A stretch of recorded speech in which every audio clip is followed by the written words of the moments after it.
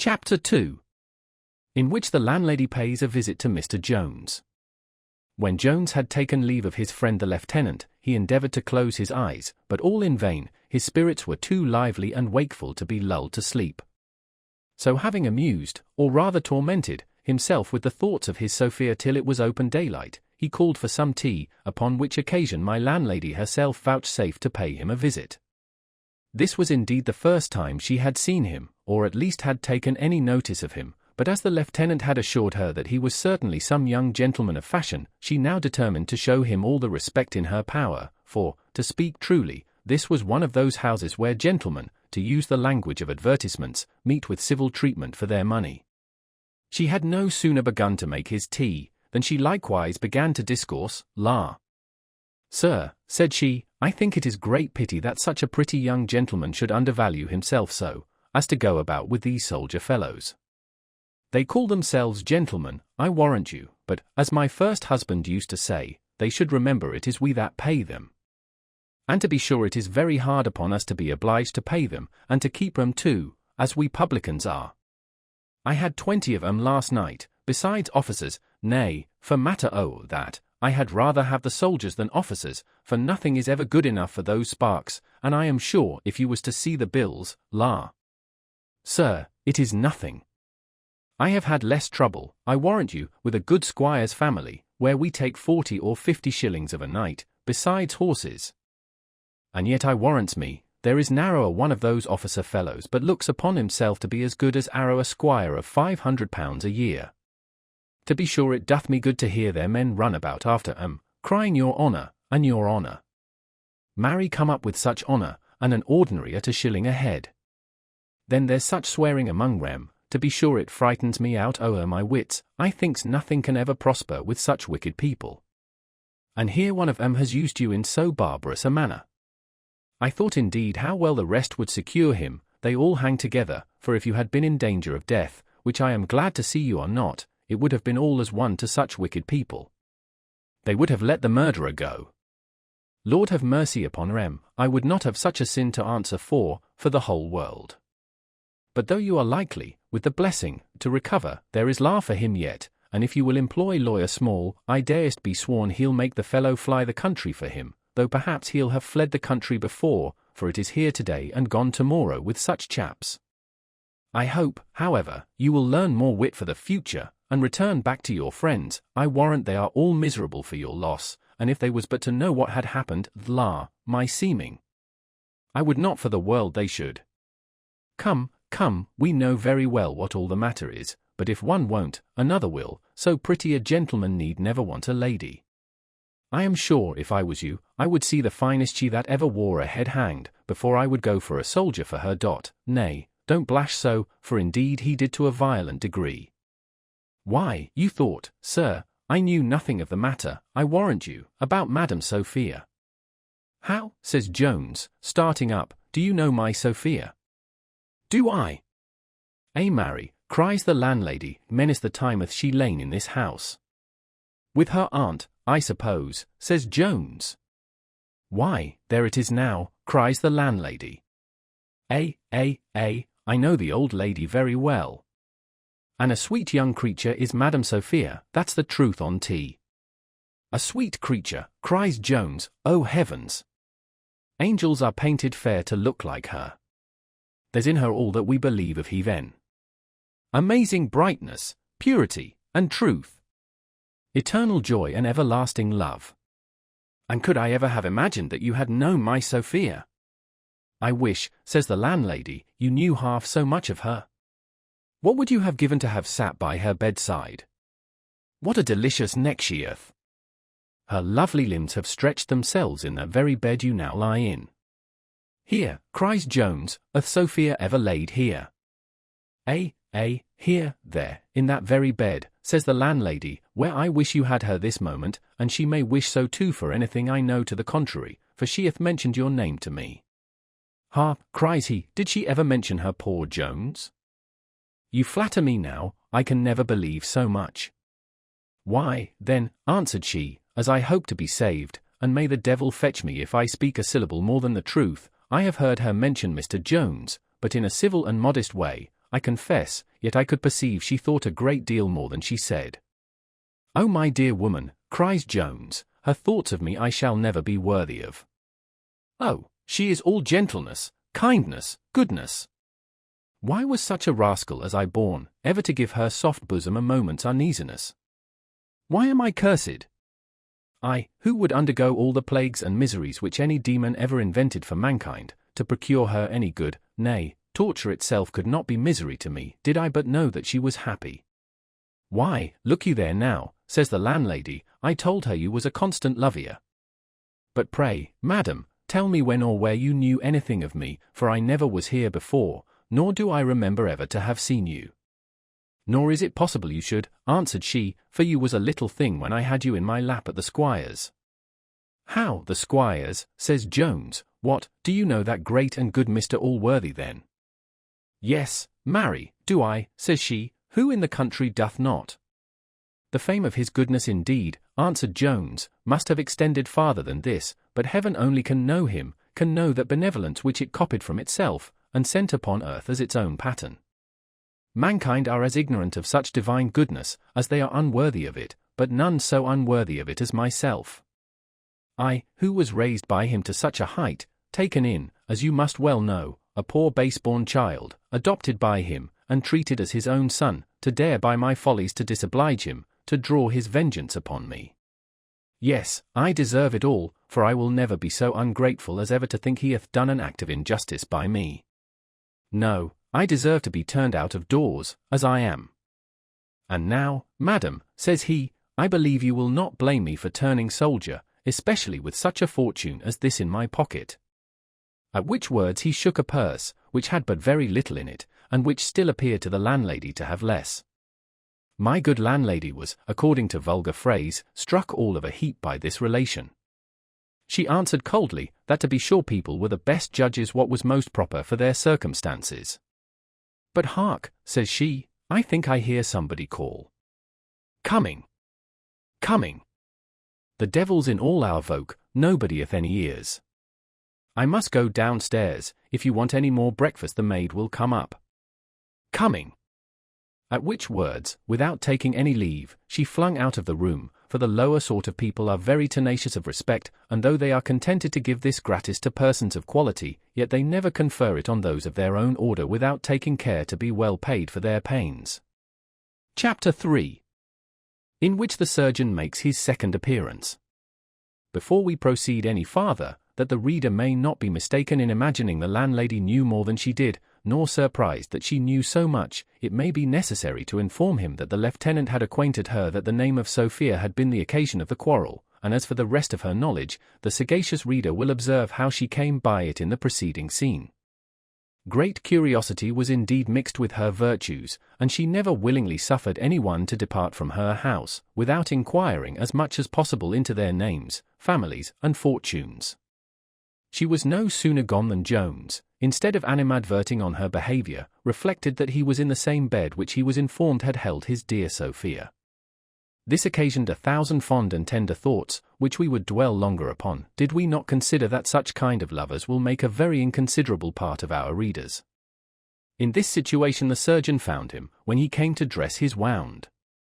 The doctor perceiving, upon examination, that his pulse was disordered, and hearing that he had not slept, declared that he was in great danger, for he apprehended a fever was coming on, which he would have prevented by bleeding, but Jones would not submit, declaring he would lose no more blood, and, Doctor, says he, if you will be so kind only to dress my head, I have no doubt of being well in a day or two. I wish, answered the surgeon, I could assure your being well in a month or two. Well, indeed. No, people are not so soon well of such contusions, but, sir, I am not at this time of day to be instructed in my operations by a patient, and I insist on making a revulsion before I dress you. Jones persisted obstinately in his refusal, and the doctor at last yielded, telling him at the same time that he would not be answerable for the ill consequence, and hoped he would do him the justice to acknowledge that he had given him a contrary advice, which the patient promised he would. The doctor retired into the kitchen, where, addressing himself to the landlady, he complained bitterly of the undutiful behaviour of his patient, who would not be blooded, though he was in a fever. "It is an eating fever then," says the landlady, "for he hath devoured 2 swinging buttered toasts this morning for breakfast." "Very likely," says the doctor, "I have known people eat in a fever, and it is very easily accounted for, because the acidity occasioned by the febrile matter may stimulate the nerves of the diaphragm, and thereby occasion a craving which will not be easily distinguishable from a natural appetite, but the aliment will not be concreted, nor assimilated into chyle, and so will corrode the vascular orifices, and thus will aggravate the febrific symptoms. Indeed, I think the gentleman in a very dangerous way, and, if he is not blooded, I am afraid will die." "Every man must die some time or other," answered the good woman, "it is no business of mine." "I hope, doctor, you would not have me hold him while you bleed him.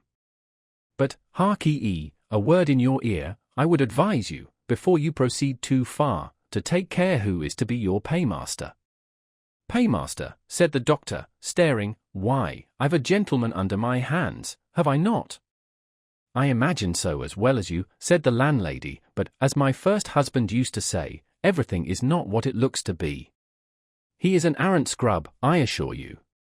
However, take no notice that I mentioned anything to you of the matter, but I think people in business oft always to let one another know such things." "And have I suffered such a fellow as this," cries the doctor, in a passion, "to instruct me? Shall I hear my practice insulted by one who will not pay me? I am glad I have made this discovery in time. I will see now whether he will be blooded or no."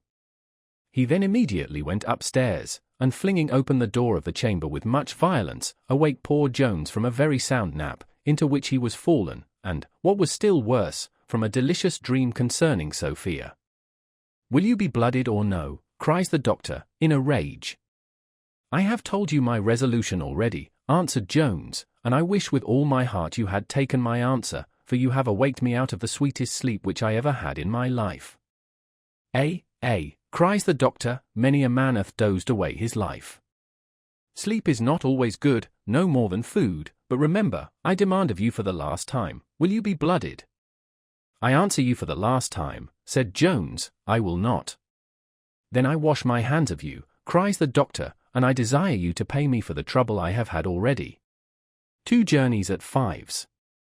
Each, 2 dressings at 5s. More, and half a crown for phlebotomy." "I hope," said Jones, "you don't intend to leave me in this condition." "Indeed but I shall," said the other. "Then," said Jones, "you have used me rascally, and I will not pay you a farthing." "Very well," cries the doctor, "the first loss is the best. What a pox did my landlady mean by sending for me to such vagabonds?" At which words he flung out of the room, and his patient turning himself about soon recovered his sleep, but his dream was unfortunately gone. Chapter 4. In which is introduced one of the pleasantest barbers that was ever recorded in history, the barber of Baghdad, or he in Don Quixote, not excepted.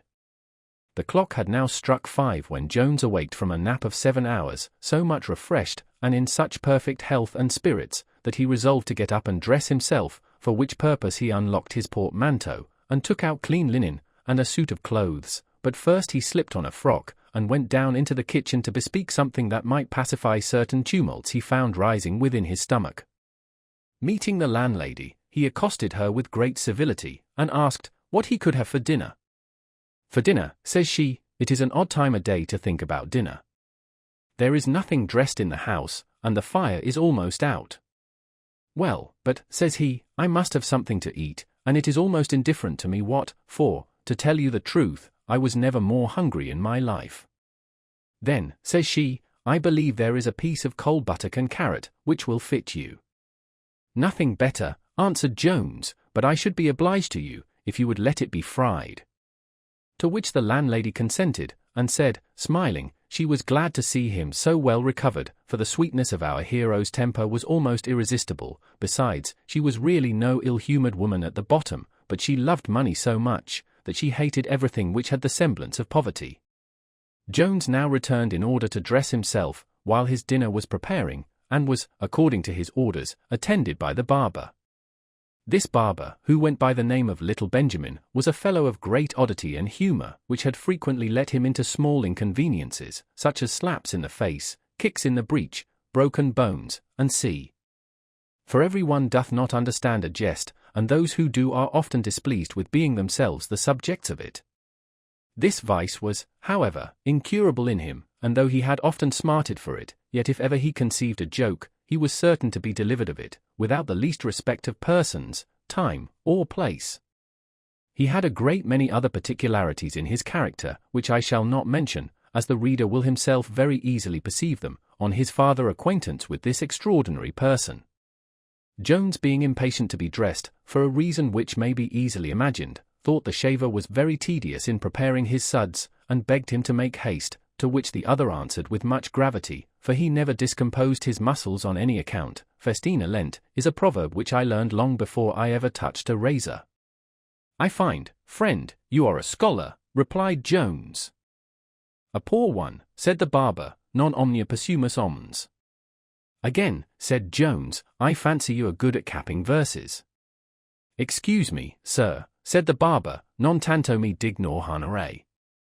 And then proceeding to his operation, sir, said he, since I have dealt in suds, I could never discover more than 2 reasons for shaving, the one is to get a beard, and the other to get rid of one. I conjecture, sir, it may not be long since you shaved from the former of these motives. Upon my word, you have had good success, for one may say of your beard, that it is ton denti gravia. I conjecture, says Jones, that thou art a very comical fellow. You mistake me widely, sir, said the barber, I am too much addicted to the study of philosophy, hinc illi lacrimi, sir, that's my misfortune. Too much learning hath been my ruin. Indeed, says Jones, I confess, friend, you have more learning than generally belongs to your trade, but I can't see how it can have injured you.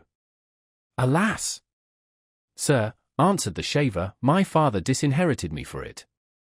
He was a dancing master, and because I could read before I could dance, he took an aversion to me, and left every farthing among his other children.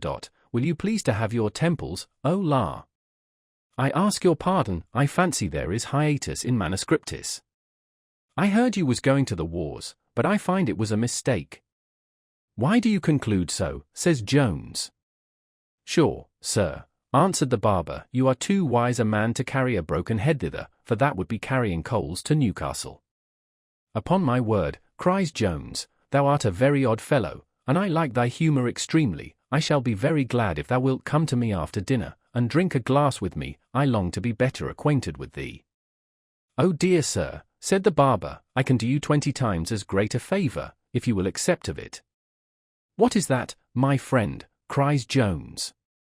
Why, I will drink a bottle with you if you please, for I dearly love good nature, and as you have found me out to be a comical fellow, so I have no skill in physiognomy, if you are not one of the best-natured gentlemen in the universe. Jones now walked downstairs neatly dressed, and perhaps the fair Adonis was not a lovelier figure, and yet he had no charms for my landlady, for as that good woman did not resemble Venus at all in her person, so neither did she in her taste.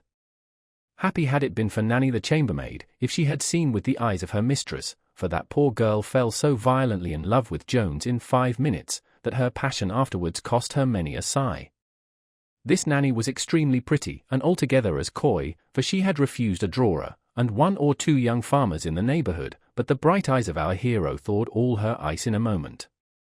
When Jones returned to the kitchen, his cloth was not yet laid, nor indeed was there any occasion it should, his dinner remaining in statu quo, as did the fire which was to dress it.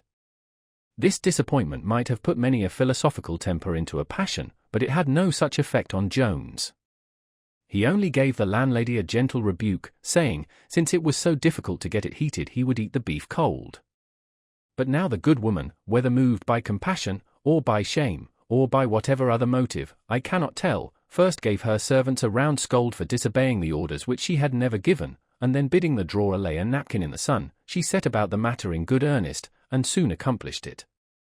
This sun, into which Jones was now conducted, was truly named, as lucus a non lucendo, for it was an apartment into which the sun had scarce ever looked. It was indeed the worst room in the house, and happy was it for Jones that it was so. However, he was now too hungry to find any fault, but having once satisfied his appetite, he ordered the drawer to carry a bottle of wine into a better room, and expressed some resentment at having been shown into a dungeon. The drawer having obeyed his commands, he was, after some time, attended by the barber, who would not indeed have suffered him to wait so long for his company had he not been listening in the kitchen to the landlady, who was entertaining a circle that she had gathered round her with the history of poor Jones, part of which she had extracted from his own lips, and the other part was her own ingenious composition, for she said he was a poor parish boy, taken into the house of Squire Allworthy, where he was bred up as an apprentice, and now turned out of doors for his misdeeds, particularly for making love to his young mistress, and probably for robbing the house, for how else should he come by the little money he hath, and this, says she, is your gentleman, forsooth. A servant of Squire Allworthy, says the barber. What's his name? Why, he told me his name was Jones, says she. Perhaps he goes by a wrong name. Nay, and he told me, too, that the squire had maintained him as his own son, though he had quarrelled with him now. And if his name be Jones, he told you the truth, said the barber, for I have relations who live in that country, nay, and some people say he is his son. Why doth he not go by the name of his father?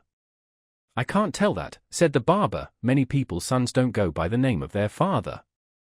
Nay, said the landlady, if I thought he was a gentleman's son, though he was a bye-blow, I should behave to him in another guess manner, for many of these bye-blows come to be great men, and, as my poor first husband used to say, never affront any customer that's a gentleman. Chapter 5. A dialogue between Mr. Jones and the barber.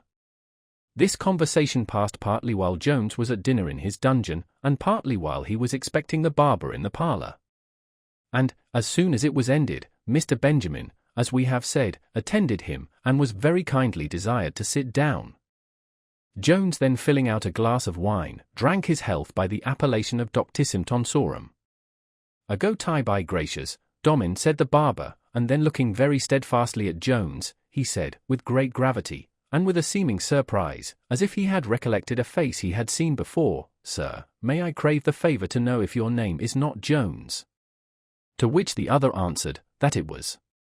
Pro deum ac hominum fidem, says the barber, how strangely things come to pass. Mr. Jones, I am your most obedient servant. I find you do not know me, which indeed is no wonder, since you never saw me but once, and then you was very young. Pray, sir, how doth the good Squire Allworthy? How doth ill Optimus omnium patronus? I find, said Jones, you do indeed know me, but I have not the like happiness of recollecting you. I do not wonder at that, cries Benjamin, but I am surprised I did not know you sooner, for you are not in the least altered. And pray, sir, may I, without offence, inquire whither you are travelling this way? Fill the glass, Mr. Barber, said Jones, and ask no more questions. Nay, sir, answered Benjamin, I would not be troublesome, and I hope you don't think me a man of an impertinent curiosity, for that is a vice which nobody can lay to my charge, but I ask pardon, for when a gentleman of your figure travels without his servants, we may suppose him to be, as we say, in casu incognito, and perhaps I ought not to have mentioned your name. I own, says Jones, I did not expect to have been so well known in this country as I find I am, yet, for particular reasons, I shall be obliged to you if you will not mention my name to any other person till I am gone from hence. Porkerwerber, answered the barber, and I wish no other here knew you but myself, for some people have tongues, but I promise you I can keep a secret. My enemies will allow me that virtue. And yet that is not the characteristic of your profession, Mr. Barber, answered Jones. Alas! Sir, replied Benjamin, non si male nunc olim sic erit. I was not born nor bred a barber, I assure you. I have spent most of my time among gentlemen, and though I say it, I understand something of gentility. And if you had thought me as worthy of your confidence as you have some other people, I should have shown you I could have kept a secret better. I should not have degraded your name in a public kitchen, for indeed, sir, some people have not used you well, for besides making a public proclamation of what you told them of a quarrel between yourself and Squire Allworthy, they added lies of their own, things which I knew to be lies. You surprise me greatly, cries Jones. Upon my word, sir, answered Benjamin, I tell the truth, and I need not tell you my landlady was the person. I am sure it moved me to hear the story, and I hope it is all false, for I have a great respect for you, I do assure you I have, and have had ever since the good nature you showed to Black George, which was talked of all over the country, and I received more than one letter about it. Indeed, it made you beloved by everybody. You will pardon me, therefore, for it was real concern at what I heard made me ask many questions, for I have no impertinent curiosity about me, but I love good nature and thence became amoris abundantia erga tii. Every profession of friendship easily gains credit with the miserable. It is no wonder therefore, if Jones, who, besides his being miserable, was extremely open-hearted, very readily believed all the professions of Benjamin, and received him into his bosom. The scraps of Latin, some of which Benjamin applied properly enough, though it did not savour of profound literature, seemed yet to indicate something superior to a common barber, and so indeed did his whole behaviour. Jones therefore believed the truth of what he had said, as to his original and education, and at length, after much entreaty, he said, "Since you have heard, my friend, so much of my affairs, and seem so desirous to know the truth, if you will have patience to hear it, I will inform you of the whole." "Patience," cries Benjamin, "that I will, if the chapter was never so long, and I am very much obliged to you for the honour you do me." Jones now began, and related the whole history, forgetting only a circumstance or two, namely, everything which passed on that day in which he had fought with Thwackum, and ended with his resolution to go to sea, till the rebellion in the north had made him change his purpose, and had brought him to the place where he then was. Little Benjamin, who had been all attention, never once interrupted the narrative, but when it was ended he could not help observing, that there must be surely something more invented by his enemies, and told Mr. Allworthy against him, or so good a man would never have dismissed one he had loved so tenderly, in such a manner. To which Jones answered, he doubted not but such villainous arts had been made use of to destroy him. And surely it was scarce possible for any one to have avoided making the same remark with the barber, who had not indeed heard from Jones one single circumstance upon which he was condemned, for his actions were not now placed in those injurious lights in which they had been misrepresented to Allworthy, nor could he mention those many false accusations which had been from time to time preferred against him to Allworthy, for with none of these he was himself acquainted. He had likewise, as we have observed, omitted many material facts in his present relation. Upon the whole, indeed, everything now appeared in such favourable colours to Jones, that malice itself would have found it no easy matter to fix any blame upon him. Not that Jones desired to conceal or to disguise the truth, nay, he would have been more unwilling to have suffered any censure to fall on Mr. Allworthy for punishing him, than on his own actions for deserving it, but, in reality, so it happened, and so it always will happen, for let a man be never so honest, the account of his own conduct will, in spite of himself, be so very favourable, that his vices will come purified through his lips, and, like foul liquors well strained, will leave all their foulness behind.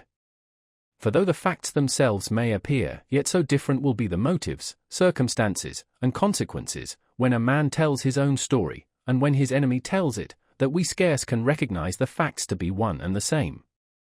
Though the barber had drank down this story with greedy ears, he was not yet satisfied. There was a circumstance behind which his curiosity, cold as it was, most eagerly longed for. Jones had mentioned the fact of his amour, and of his being the rival of Blifil, but had cautiously concealed the name of the young lady. The barber, therefore, after some hesitation, and many hums and ha's, at last begged leave to crave the name of the lady, who appeared to be the principal cause of all this mischief. Jones paused a moment, and then said, "Since I have trusted you with so much, and since, I am afraid, her name is become too public already on this occasion, I will not conceal it from you. Her name is Sophia Weston. Pro deum ac hominum fidem. Squire Weston hath a daughter grown a woman. And such a woman, cries Jones, that the world cannot match. No eye ever saw anything so beautiful, but that is her least excellence. Such sense. Such goodness. Oh, I could praise her for ever, and yet should omit half her virtues.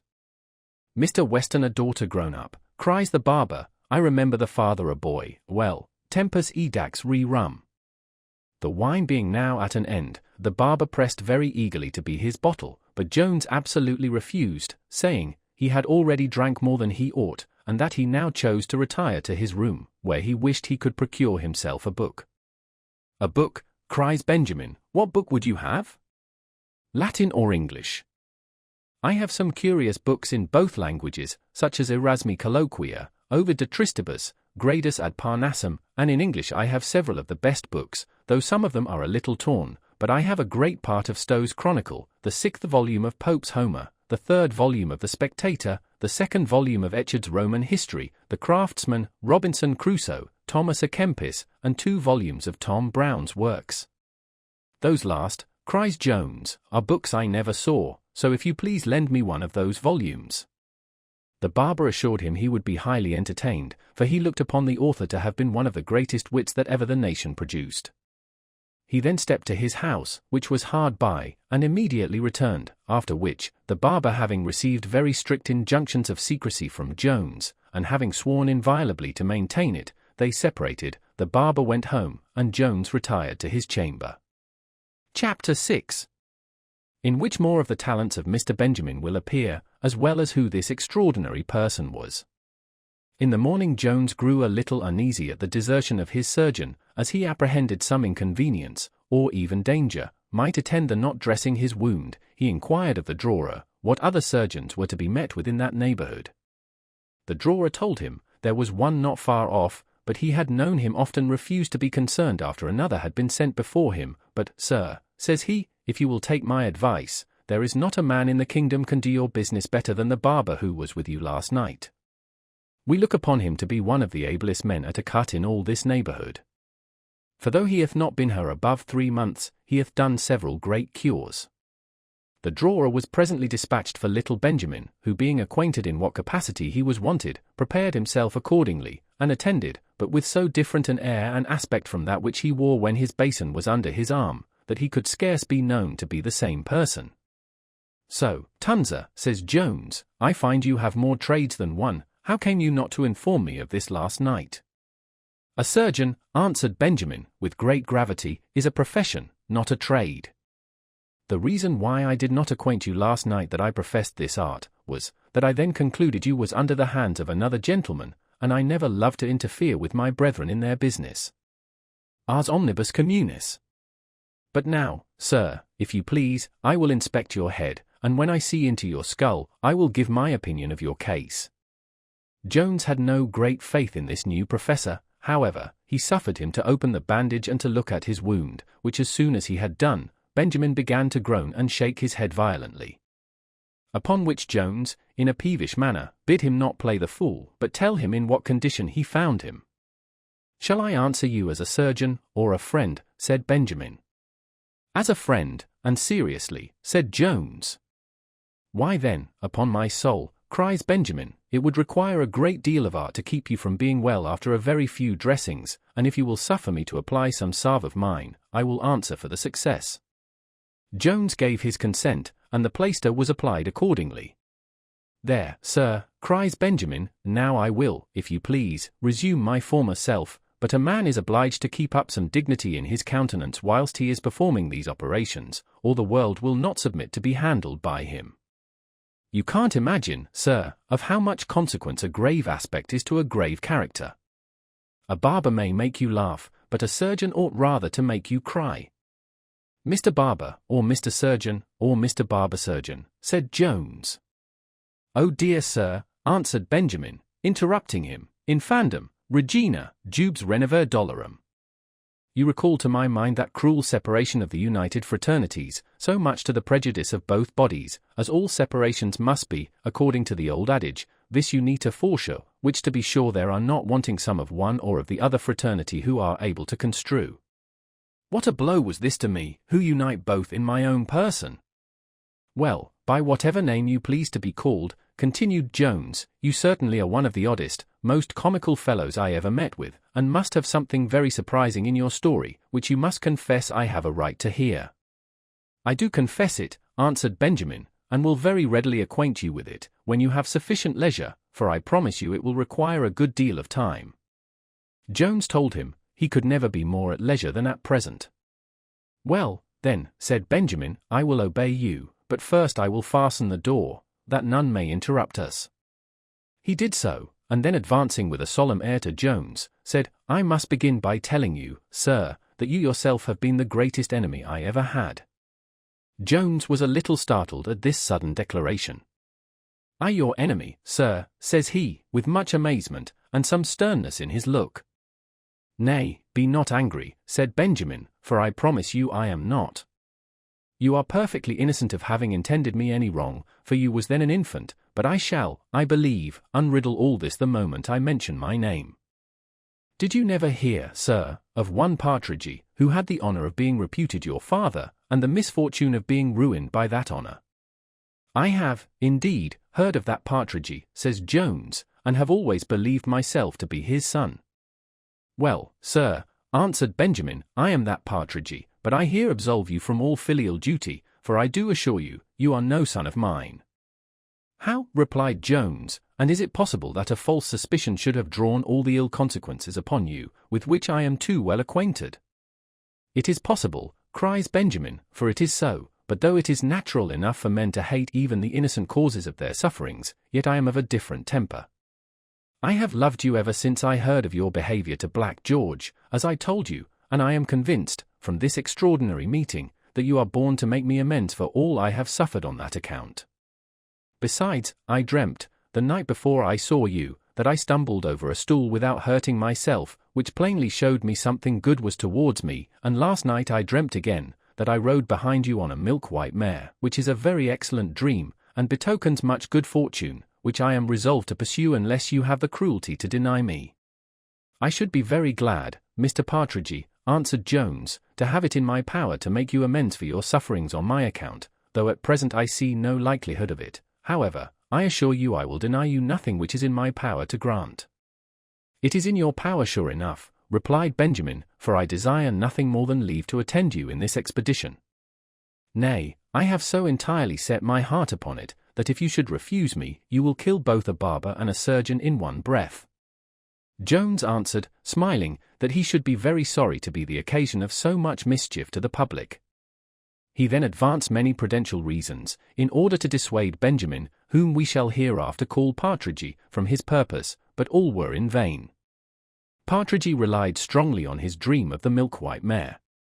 Besides, sir, says he, I promise you I have as good an inclination to the cause as any man can possibly have, and go I will, whether you admit me to go in your company or not. Jones, who was as much pleased with Partridge as Partridge could be with him, and who had not consulted his own inclination but the good of the other in desiring him to stay behind, when he found his friend so resolute, at last gave his consent, but then recollecting himself, he said, Perhaps, Mr. Partridge, you think I shall be able to support you, but I really am not, and then taking out his purse, he told out 9 guineas, which he declared were his whole fortune. Partridge answered, that his dependence was only on his future favour, for he was thoroughly convinced he would shortly have enough in his power.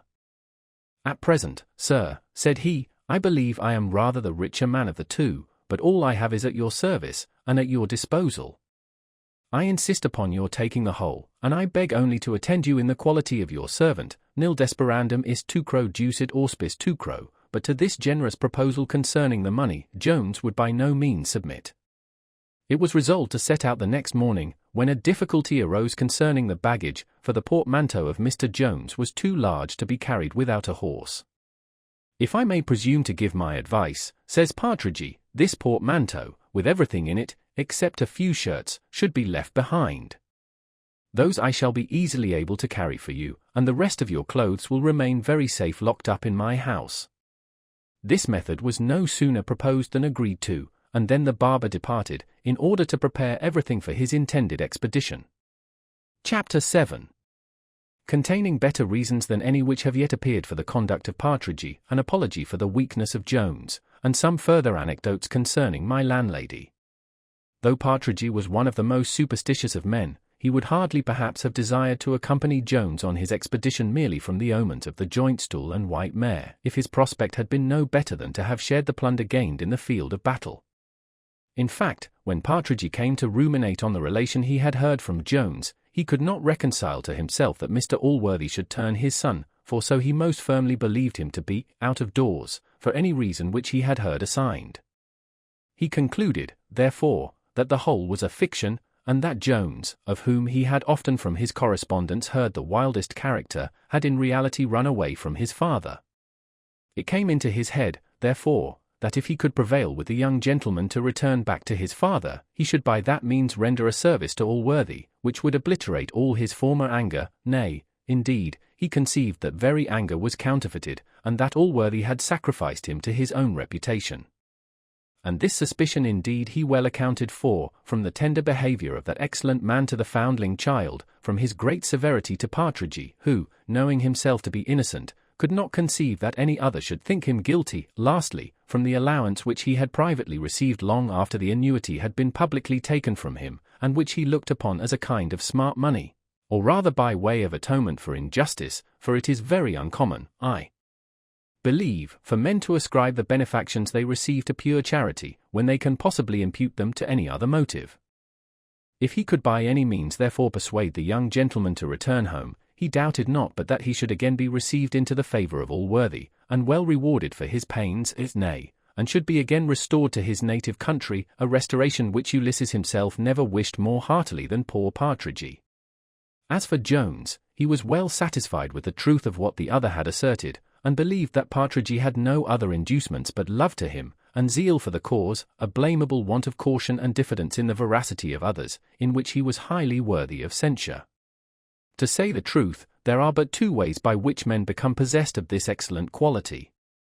The one is from long experience, and the other is from nature, which last, I presume, is often meant by genius, or great natural parts, and it is infinitely the better of the two, not only as we are masters of it much earlier in life, but as it is much more infallible and conclusive, for a man who hath been imposed on by ever so many, may still hope to find others more honest, whereas he who receives certain necessary admonitions from within, that this is impossible, must have very little understanding indeed, if he ever renders himself liable to be once deceived. As Jones had not this gift from nature, he was too young to have gained it by experience, for at the diffident wisdom which is to be acquired this way, we seldom arrive till very late in life, which is perhaps the reason why some old men are apt to despise the understandings of all those who are a little younger than themselves.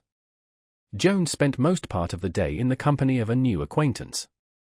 This was no other than the landlord of the house, or rather the husband of the landlady. He had but lately made his descent downstairs, after a long fit of the gout, in which distemper he was generally confined to his room during one half of the year, and during the rest, he walked about the house, smoked his pipe, and drank his bottle with his friends, without concerning himself in the least with any kind of business. He had been bred, as they call it, a gentleman, that is, bred up to do nothing, and had spent a very small fortune, which he inherited from an industrious farmer his uncle, in hunting, horse racing, and cock-fighting, and had been married by my landlady for certain purposes, which he had long since desisted from answering, for which she hated him heartily. But as he was a surly kind of fellow, so she contented herself with frequently upbraiding him by disadvantageous comparisons with her first husband, whose praise she had eternally in her mouth, and as she was for the most part mistress of the profit, so she was satisfied to take upon herself the care and government of the family, and, after a long successless struggle, to suffer her husband to be master of himself. In the evening, when Jones retired to his room, a small dispute arose between this fond couple concerning him. "What," says the wife, "you have been tippling with the gentleman, I see." "Yes," answered the husband, "we have cracked a bottle together, and a very gentlemanlike man he is, and hath a very pretty notion of horse flesh. Indeed, he is young, and hath not seen much of the world, for I believe he hath been at very few horse races." "Aho! He is one of your order, is he?" replies the landlady. "He must be a gentleman to be sure if he is a horse racer." "The devil fetch such gentry! I am sure I wish I had never seen any of them. I have reason to love horse racers truly." "That you have," says the husband, "for I was one, you know." "Yes," answered she, "you are a pure one indeed. As my first husband used to say, I may put all the good I have ever got by you in my eyes, and see never the worse." "D.N. your first husband," cries he. "Don't D.N. a better man than yourself," answered the wife. "If he had been alive, you durst not have done it." "Then you think," says he, "I have not so much courage as yourself, for you have D.N.'d him often in my hearing." "If I did," says she, "I have repented of it many's the good time and oft. And if he was so good to forgive me a word spoken in haste or so, it doth not become such a one as you to twitter me. He was a husband to me, he was, and if ever I did make use of an ill word or so in a passion, I never called him rascal. I should have told a lie, if I had called him rascal." Much more she said, but not in his hearing, for having lighted his pipe, he staggered off as fast as he could. We shall therefore transcribe no more of her speech, as it approached still nearer and nearer to a subject too indelicate to find any place in this history. Early in the morning Partridge appeared at the bedside of Jones, ready equipped for the journey, with his knapsack at his back. This was his own workmanship, for besides his other trades, he was no indifferent tailor. He had already put up his whole stock of linen in it, consisting of 4 shirts, to which he now added 8 for Mr. Jones, and then packing up the portmanteau, he was departing with it towards his own house, but was stopped in his way by the landlady, who refused to suffer any removals till after the payment of the reckoning. The landlady was, as we have said, absolute governess in these regions. It was therefore necessary to comply with her rules, so the bill was presently writ out, which amounted to a much larger sum than might have been expected from the entertainment which Jones had met with. But here we are obliged to disclose some maxims, which publicans hold to be the grand mysteries of their trade. The first is, if they have anything good in their house, which indeed very seldom happens, to produce it only to persons who travel with great equipages. 2dly, to charge the same for the very worst provisions, as if they were the best. And lastly, if any of their guests call but for little, to make them pay a double price for everything they have, so that the amount by the head may be much the same. The bill being made and discharged, Jones set forward with Partridge, carrying his knapsack, nor did the landlady condescend to wish him a good journey, for this was, it seems, an inn frequented by people of fashion, and I know not whence it is, but all those who get their livelihood by people of fashion, contract as much insolence to the rest of mankind, as if they really belonged to that rank themselves. Chapter 8. Jones arrives at Gloucester, and goes to the Bell, the character of that house, and of a pettifogger which he there meets with. Mr. Jones and Partridge, or Little Benjamin, which epithet of little was perhaps given him ironically, he being in reality near 6 feet high, having left their last quarters in the manner before described, travelled on to Gloucester without meeting any adventure worth relating. Being arrived here, they chose for their house of entertainment the Sign of the Bell, an excellent house indeed, and which I do most seriously recommend to every reader who shall visit this antient city. The master of it is brother to the great preacher Whitefield, but is absolutely untainted with the pernicious principles of Methodism, or of any other heretical sect. He is indeed a very honest plain man, and, in my opinion, not likely to create any disturbance either in church or state. His wife hath, I believe, had much pretension to beauty, and is still a very fine woman. Her person and deportment might have made a shining figure in the politest assemblies, but though she must be conscious of this and many other perfections, she seems perfectly contented with, and resigned to, that state of life to which she is called, and this resignation is entirely owing to the prudence and wisdom of her temper, for she is at present as free from any methodistical notions as her husband. I say at present, for she freely confesses that her brother's documents made at first some impression upon her, and that she had put herself to the expense of a long hood, in order to attend the extraordinary emotions of the spirit, but having found, during an experiment of 3 weeks, no emotions, she says, worth a farthing, she very wisely laid by her hood, and abandoned the sect. To be concise, she is a very friendly good-natured woman, and so industrious to oblige, that the guests must be of a very morose disposition who are not extremely well satisfied in her house. Mrs. Whitefield happened to be in the yard when Jones and his attendant marched in. Her sagacity soon discovered in the air of our hero something which distinguished him from the vulgar. She ordered her servants, therefore, immediately to show him into a room, and presently afterwards invited him to dinner with herself, which invitation he very thankfully accepted, for indeed much less agreeable company than that of Mrs. Whitefield, and a much worse entertainment than she had provided, would have been welcome after so long fasting and so long a walk. Besides Mr. Jones and the good governess of the mansion, there sat down at table an attorney of Salisbury, indeed the very same who had brought the news of Mrs. Blifil's death to Mr. Allworthy, and whose name, which I think we did not before mention, was Dowling. There was likewise present another person, who styled himself a lawyer, and who lived somewhere near Linlinch, in Somersetshire. This fellow, I say, styled himself a lawyer, but was indeed a most vile pettifogger, without sense or knowledge of any kind, one of those who may be termed train-bearers to the law, a sort of supernumeraries in the profession, who are the hackneys of attorneys, and will ride more miles for half a crown than a postboy. During the time of dinner, the Somersetshire lawyer recollected the face of Jones, which he had seen at Mr. Allworthy's, for he had often visited in that gentleman's kitchen. He therefore took occasion to inquire after the good family there with that familiarity which would have become an intimate friend or acquaintance of Mr. Allworthy, and indeed he did all in his power to insinuate himself to be such, though he had never had the honour of speaking to any person in that family higher than the butler. Jones answered all his questions with much civility, though he never remembered to have seen the pettifogger before, and though he concluded, from the outward appearance and behaviour of the man, that he usurped a freedom with his betters, to which he was by no means entitled. As the conversation of fellows of this kind is of all others the most detestable to men of any sense, the cloth was no sooner removed than Mr. Jones withdrew, and a little barbarously left poor Mrs. Whitefield to do a penance, which I have often heard Mr. Timothy Harris, and other publicans of good taste, lament, as the severest lot annexed to their calling, namely, that of being obliged to keep company with their guests. Jones had no sooner quitted the room, than the pettifogger, in a whispering tone, asked Mrs. Whitefield if she knew who that fine spark was. She answered, she had never seen the gentleman before.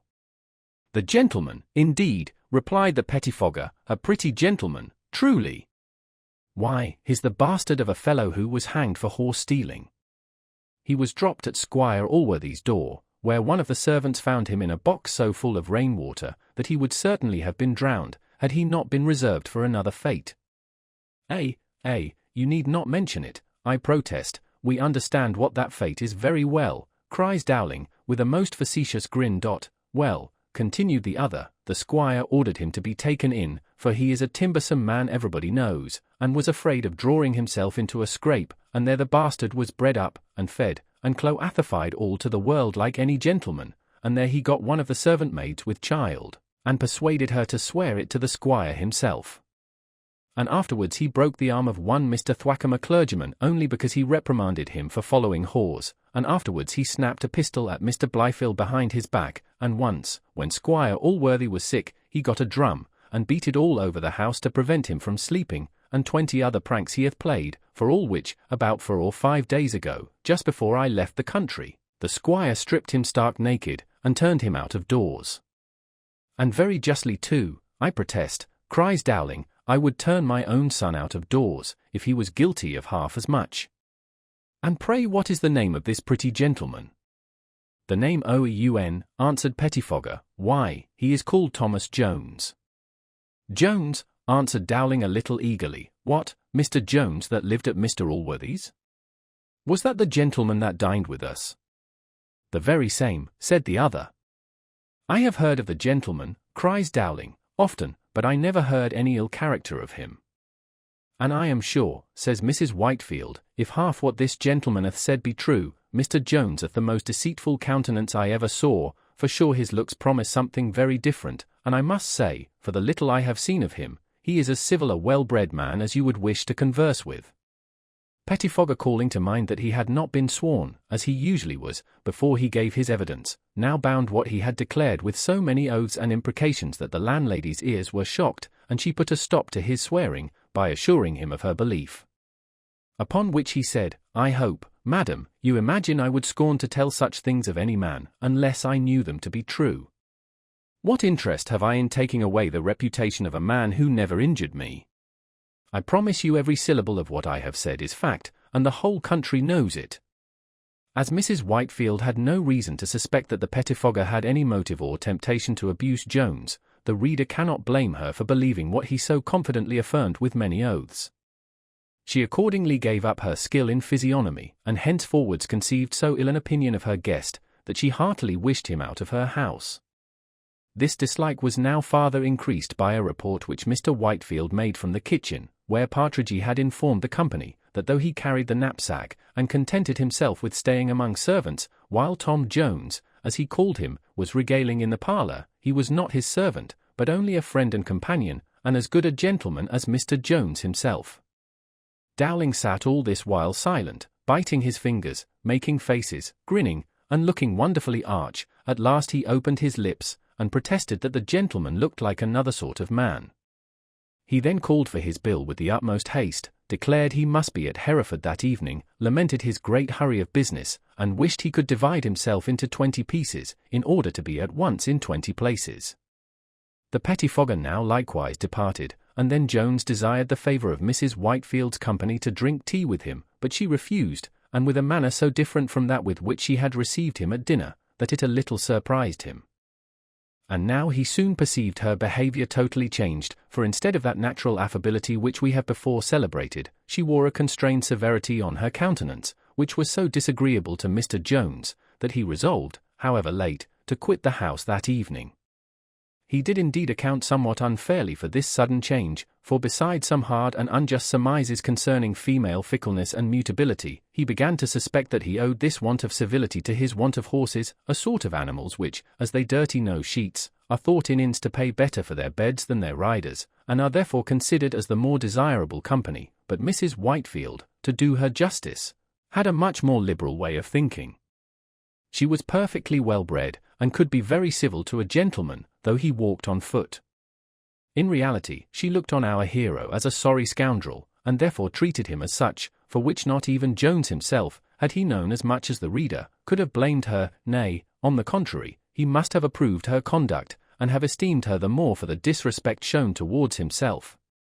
This is indeed a most aggravating circumstance, which attends depriving men unjustly of their reputation, for a man who is conscious of having an ill character cannot justly be angry with those who neglect and slight him, but ought rather to despise such as affect his conversation, unless where a perfect intimacy must have convinced them that their friend's character hath been falsely and injuriously aspersed. This was not, however, the case of Jones, for as he was a perfect stranger to the truth, so he was with good reason offended at the treatment he received.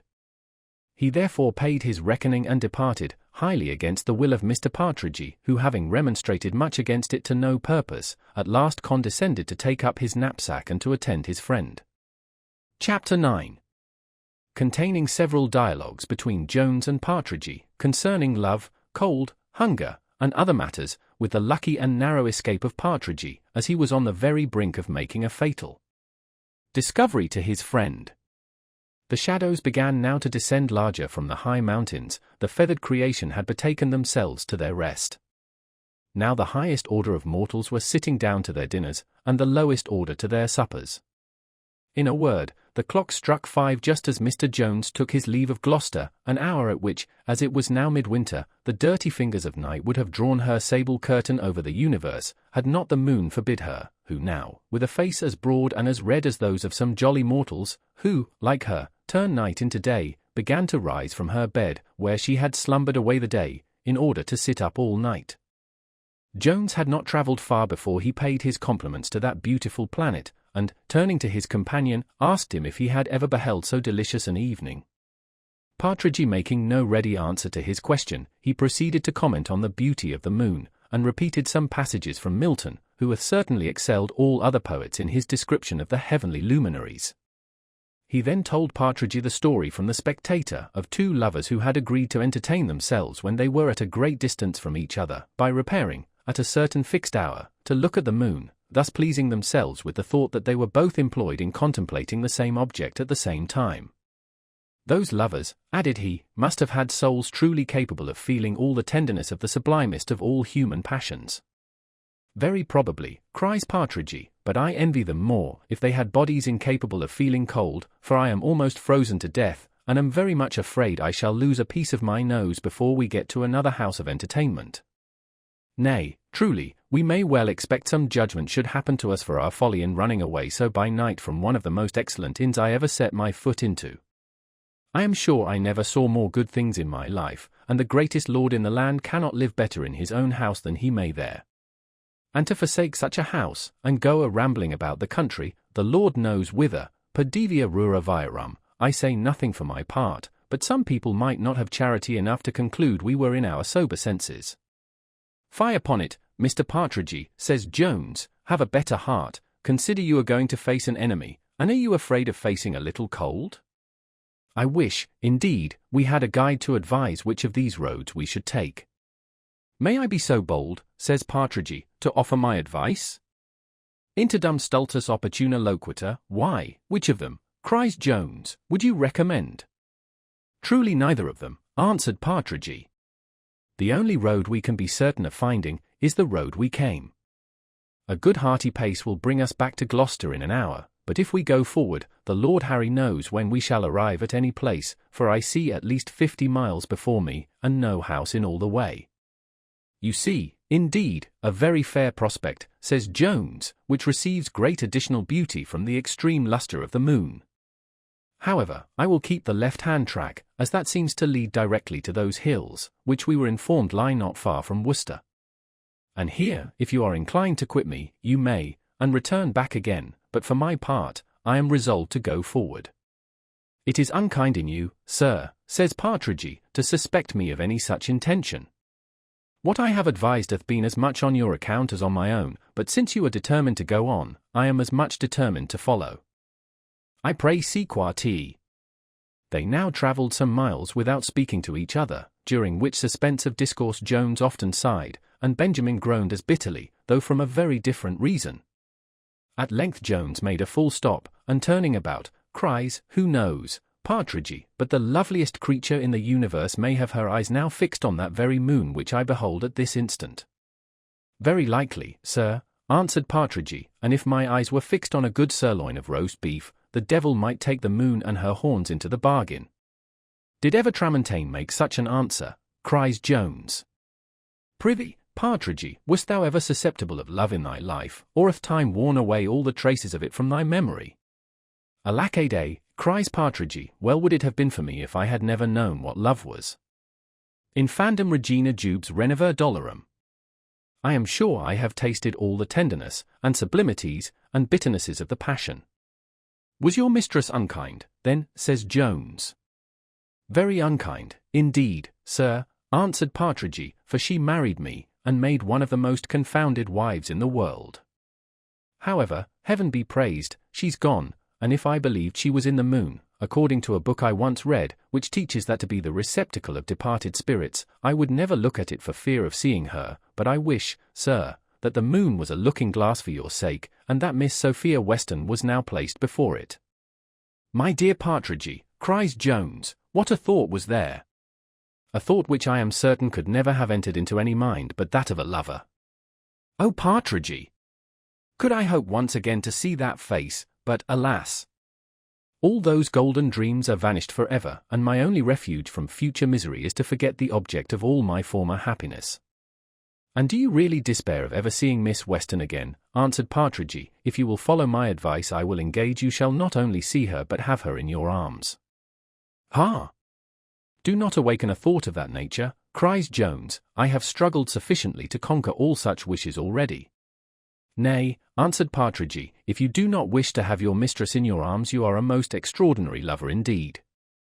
Well, well, says Jones, let us avoid this subject, but pray what is your advice? To give it you in the military phrase, then, says Partridge, as we are soldiers, to the right about. Let us return the way we came, we may yet reach Gloucester tonight, though late, whereas, if we proceed, we are likely, for aught I see, to ramble about forever without coming either to house or home. I have already told you my resolution is to go on, answered Jones, but I would have you go back. I am obliged to you for your company hither, and I beg you to accept a guinea as a small instance of my gratitude. Nay, it would be cruel in me to suffer you to go any farther, for, to deal plainly with you, my chief end and desire is a glorious death in the service of my king and country. As for your money, replied Partridge, I beg, sir, you will put it up, I will receive none of you at this time, for at present I am, I believe, the richer man of the two. And as your resolution is to go on, so mine is to follow you if you do. Nay, now my presence appears absolutely necessary to take care of you, since your intentions are so desperate, for I promise you my views are much more prudent, as you are resolved to fall in battle if you can, so I am resolved as firmly to come to no hurt if I can help it. And, indeed, I have the comfort to think there will be but little danger, for a popish priest told me the other day the business would soon be over, and he believed without a battle. A popish priest, cries Jones, I have heard is not always to be believed when he speaks in behalf of his religion. Yes, but so far, answered the other, from speaking in behalf of his religion, he assured me the Catholics did not expect to be any gainers by the change, for that Prince Charles was as good a Protestant as any in England, and that nothing but regard to right made him and the rest of the Popish party to be Jacobites. I believe him to be as much a Protestant as I believe he hath any right, says Jones, and I make no doubt of our success, but not without a battle. So that I am not so sanguine as your friend the Popish priest. Nay, to be sure, sir, answered Partridge, all the prophecies I have ever read speak of a great deal of blood to be spilt in the quarrel, and the miller with 3 thumbs, who is now alive, is to hold the horses of 3 kings, up to his knees in blood. Lord, have mercy upon us all, and send better times. With what stuff and nonsense hast thou filled thy head, answered Jones, this too, I suppose, comes from the popish priest. Monsters and prodigies are the proper arguments to support monstrous and absurd doctrines. The cause of King George is the cause of liberty and true religion. In other words, it is the cause of common sense, my boy, and I warrant you will succeed, though Briareus himself was to rise again with his 100 thumbs, and to turn miller. Partridge made no reply to this. He was, indeed, cast into the utmost confusion by this declaration of Jones. For, to inform the reader of a secret, which he had no proper opportunity of revealing before, Partridge was in truth a Jacobite, and had concluded that Jones was of the same party, and was now proceeding to join the rebels. An opinion which was not without foundation. For the tall, long-sided dame, mentioned by Hudibras, that many-eyed, many-tongued, many-mouthed, many-eared monster of Virgil, had related the story of the quarrel between Jones and the officer, with the usual regard to truth. She had, indeed, changed the name of Sophia into that of the pretender, and had reported that drinking his health was the cause for which Jones was knocked down. This Partridge had heard and most firmly believed. 'Tis no wonder, therefore, that he had thence entertained the above-mentioned opinion of Jones, and which he had almost discovered to him before he found out his own mistake. And at this the reader will be the less inclined to wonder, if he pleases to recollect the doubtful phrase in which Jones first communicated his resolution to Mr. Partridge, and, indeed, had the words been less ambiguous, Partridge might very well have construed them as he did, being persuaded as he was that the whole nation were of the same inclination in their hearts, nor did it stagger him that Jones had travelled in the company of soldiers, for he had the same opinion of the army which he had of the rest of the people. But however well affected he might be to James or Charles, he was still much more attached to little Benjamin than to either, for which reason he no sooner discovered the principles of his fellow traveller than he thought proper to conceal and outwardly give up his own to the man on whom he depended for the making his fortune, since he by no means believed the affairs of Jones to be so desperate as they really were with Mr. Allworthy, for as he had kept a constant correspondence with some of his neighbours since he left that country, he had heard much, indeed more than was true, of the great affection Mr. Allworthy bore this young man, who, as Partridge had been instructed, was to be that gentleman's heir, and whom, as we have said, he did not in the least doubt to be his son. He imagined therefore that whatever quarrel was between them, it would be certainly made up at the return of Mr. Jones, an event from which he promised great advantages, if he could take this opportunity of ingratiating himself with that young gentleman, and if he could by any means be instrumental in procuring his return, he doubted not, as we have before said, but it would as highly advance him in the favour of Mr. Allworthy. We have already observed that he was a very good-natured fellow, and he hath himself declared the violent attachment he had to the person and character of Jones, but possibly the views which I have just before mentioned might likewise have some little share in prompting him to undertake this expedition, at least in urging him to continue it, after he had discovered that his master and himself, like some prudent fathers and sons, though they travelled together in great friendship, had embraced opposite parties. I am led into this conjecture by having remarked that though love, friendship, esteem, and such like, have very powerful operations in the human mind, interest, however, is an ingredient seldom omitted by wise men when they would work others to their own purposes. This is indeed a most excellent medicine, and, like Ward's pill, flies at once to the particular part of the body on which you desire to operate, whether it be the tongue, the hand, or any other member, where it scarce ever fails of immediately producing the desired effect. Chapter 10, in which our travellers meet with a very extraordinary adventure. Just as Jones and his friend came to the end of their dialogue in the preceding chapter, they arrived at the bottom of a very steep hill. Here Jones stopped short, and directing his eyes upwards, stood for a while silent. At length he called to his companion, and said, "Partridge, I wish I was at the top of this hill. It must certainly afford a most charming prospect, especially by this light, for the solemn gloom which the moon casts on all objects is beyond expression beautiful, especially to an imagination which is desirous of cultivating melancholy ideas." "Very probably," answered Partridge, but if the top of the hill be properest to produce melancholy thoughts, I suppose the bottom is the likeliest to produce merry ones, and these I take to be much the better of the two. I protest you have made my blood run cold with the very mentioning the top of that mountain, which seems to me to be one of the highest in the world. No, no, if we look for anything, let it be for a place underground, to screen ourselves from the frost. Do so, said Jones, let it be but within hearing of this place, and I will hallo to you at my return back. Surely, sir, you are not mad, said Partridge. Indeed, I am, answered Jones, if ascending this hill be madness, but as you complain so much of the cold already, I would have you stay below. I will certainly return to you within an hour. Pardon me, sir, cries Partridge, I have determined to follow you wherever you go. Indeed he was now afraid to stay behind, for though he was coward enough in all respects, yet his chief fear was that of ghosts, with which the present time of night, and the wildness of the place, extremely well suited. At this instant Partridge espied a glimmering light through some trees, which seemed very near to them. He immediately cried out in a rapture, "Oh, sir! Heaven hath at last heard my prayers, and hath brought us to a house, perhaps it may be an inn.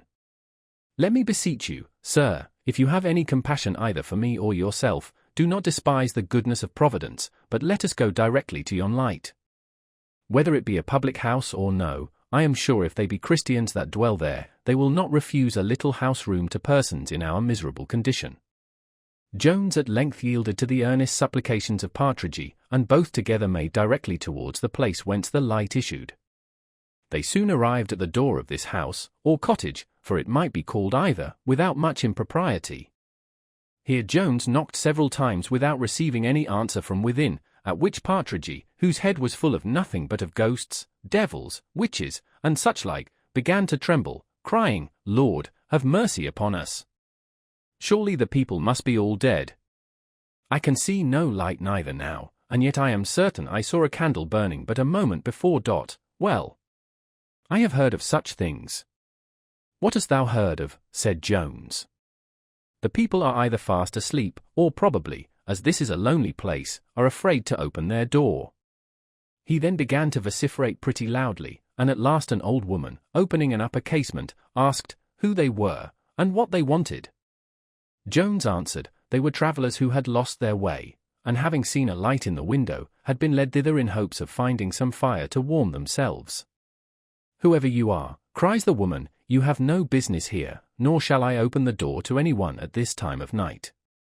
Partridge, whom the sound of a human voice had recovered from his fright, fell to the most earnest supplications to be admitted for a few minutes to the fire, saying, he was almost dead with the cold, to which fear had indeed contributed equally with the frost.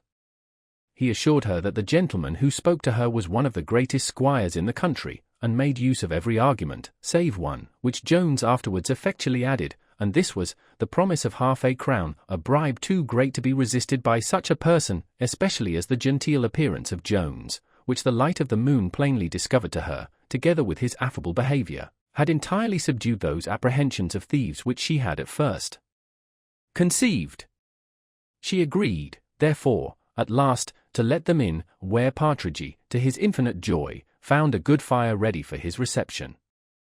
The poor fellow, however, had no sooner warmed himself, than those thoughts which were always uppermost in his mind, began a little to disturb his brain. There was no article of his creed in which he had a stronger faith than he had in witchcraft, nor can the reader conceive a figure more adapted to inspire this idea, than the old woman who now stood before him. She answered exactly to that picture drawn by Otway in his Orphan. Indeed, if this woman had lived in the reign of James I, her appearance alone would have hanged her, almost without any evidence. Many circumstances likewise conspired to confirm Partridge in his opinion. Her living, as he then imagined, by herself in so lonely a place, and in a house, the outside of which seemed much too good for her, but its inside was furnished in the most neat and elegant manner. To say the truth, Jones himself was not a little surprised at what he saw, for, besides the extraordinary neatness of the room, it was adorned with a great number of knick-knacks and curiosities, which might have engaged the attention of a virtuoso. While Jones was admiring these things, and Partridge sat trembling with the firm belief that he was in the house of a witch, the old woman said, "I hope, gentlemen, you will make what haste you can, for I expect my master presently, and I would not for double the money he should find you here." "Then you have a master," cried Jones. "Indeed, you will excuse me, good woman, but I was surprised to see all those fine things in your house." "Ah, sir," said she, "if the 20th part of these things were mine, I should think myself a rich woman. But pray, sir, do not stay much longer, for I look for him in every minute." "Why, sure he would not be angry with you," said Jones, "for doing a common act of charity." "Alack a day, sir," said she, "he is a strange man, not at all like other people. He keeps no company with anybody, and seldom walks out but by night, for he doth not care to be seen, and all the country people are as much afraid of meeting him, for his dress is enough to frighten those who are not used to it. They call him the man of the hill, for there he walks by night, and the country people are not, I believe, more afraid of the devil himself. He would be terribly angry if he found you here." "Pray, sir," says Partridge, "don't let us offend the gentleman. I am ready to walk, and was never warmer in my life. Do pray, sir, let us go. Here are pistols over the chimney, who knows whether they be charged or no, or what he may do with them?" "Fear nothing, Partridge," cries Jones, "I will secure thee from danger." "Nay, for matter o'er that, he never doth any mischief," said the woman, "but to be sure it is necessary he should keep some arms for his own safety, for his house hath been beset more than once, and it is not many nights ago that we thought we heard thieves about it. For my own part, I have often wondered that he is not murdered by some villain or other, as he walks out by himself at such hours, but then, as I said, the people are afraid of him, and besides, they think, I suppose, he hath nothing about him worth taking. I should imagine, by this collection of rarities," cries Jones, "that your master had been a traveller." "Yes, sir," answered she, "he hath been a very great one. There be few gentlemen that know more of all matters than he. I fancy he hath been crossed in love, or whatever it is I know not, but I have lived with him above these 30 years, and in all that time he hath hardly spoke to 6 living people." She then again solicited their departure, in which she was backed by Partridge, but Jones purposely protracted the time, for his curiosity was greatly raised to see this extraordinary person. Though the old woman, therefore, concluded every one of her answers with desiring him to be gone, and Partridge proceeded so far as to pull him by the sleeve, he still continued to invent new questions, till the old woman, with an affrighted countenance, declared she heard her master's signal, and at the same instant more than one voice was heard without the door, crying, "D.N. your blood, show us your money this instant. Your money, you villain, or we will blow your brains about your ears." "Oh, good heaven," cries the old woman, "some villains, to be sure, have attacked my master. Oh la! What shall I do? What shall I do?" "How," cries Jones, "how are these pistols loaded?" "Oh, good sir, there is nothing in them, indeed." "Oh, pray don't murder us, gentlemen." For in reality she now had the same opinion of those within as she had of those without. Jones made her no answer, but snatching an old broadsword which hung in the room, he instantly sallied out, where he found the old gentleman struggling with 2 ruffians, and begging for mercy. Jones asked no questions, but fell so briskly to work with his broadsword, that the fellows immediately quitted their hold, and without offering to attack our hero, betook themselves to their heels and made their escape, for he did not attempt to pursue them, being contented with having delivered the old gentleman, and indeed he concluded he had pretty well done their business, for both of them, as they ran off, cried out with bitter oaths that they were dead men.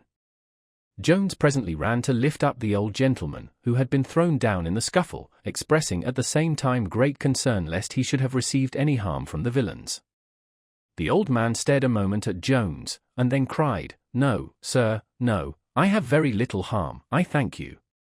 Lord have mercy upon me." "I see, sir," said Jones, "you are not free from apprehensions even of those who have had the happiness to be your deliverers, nor can I blame any suspicions which you may have, but indeed you have no real occasion for any. Here are none but your friends present. Having missed our way this cold night, we took the liberty of warming ourselves at your fire, whence we were just departing when we heard you call for assistance, which, I must say, Providence alone seems to have sent you." "Providence, indeed," cries the old gentleman, "if it be so." "So it is, I assure you," cries Jones. "Here is your own sword, sir, I have used it in your defence, and I now return it into your hand."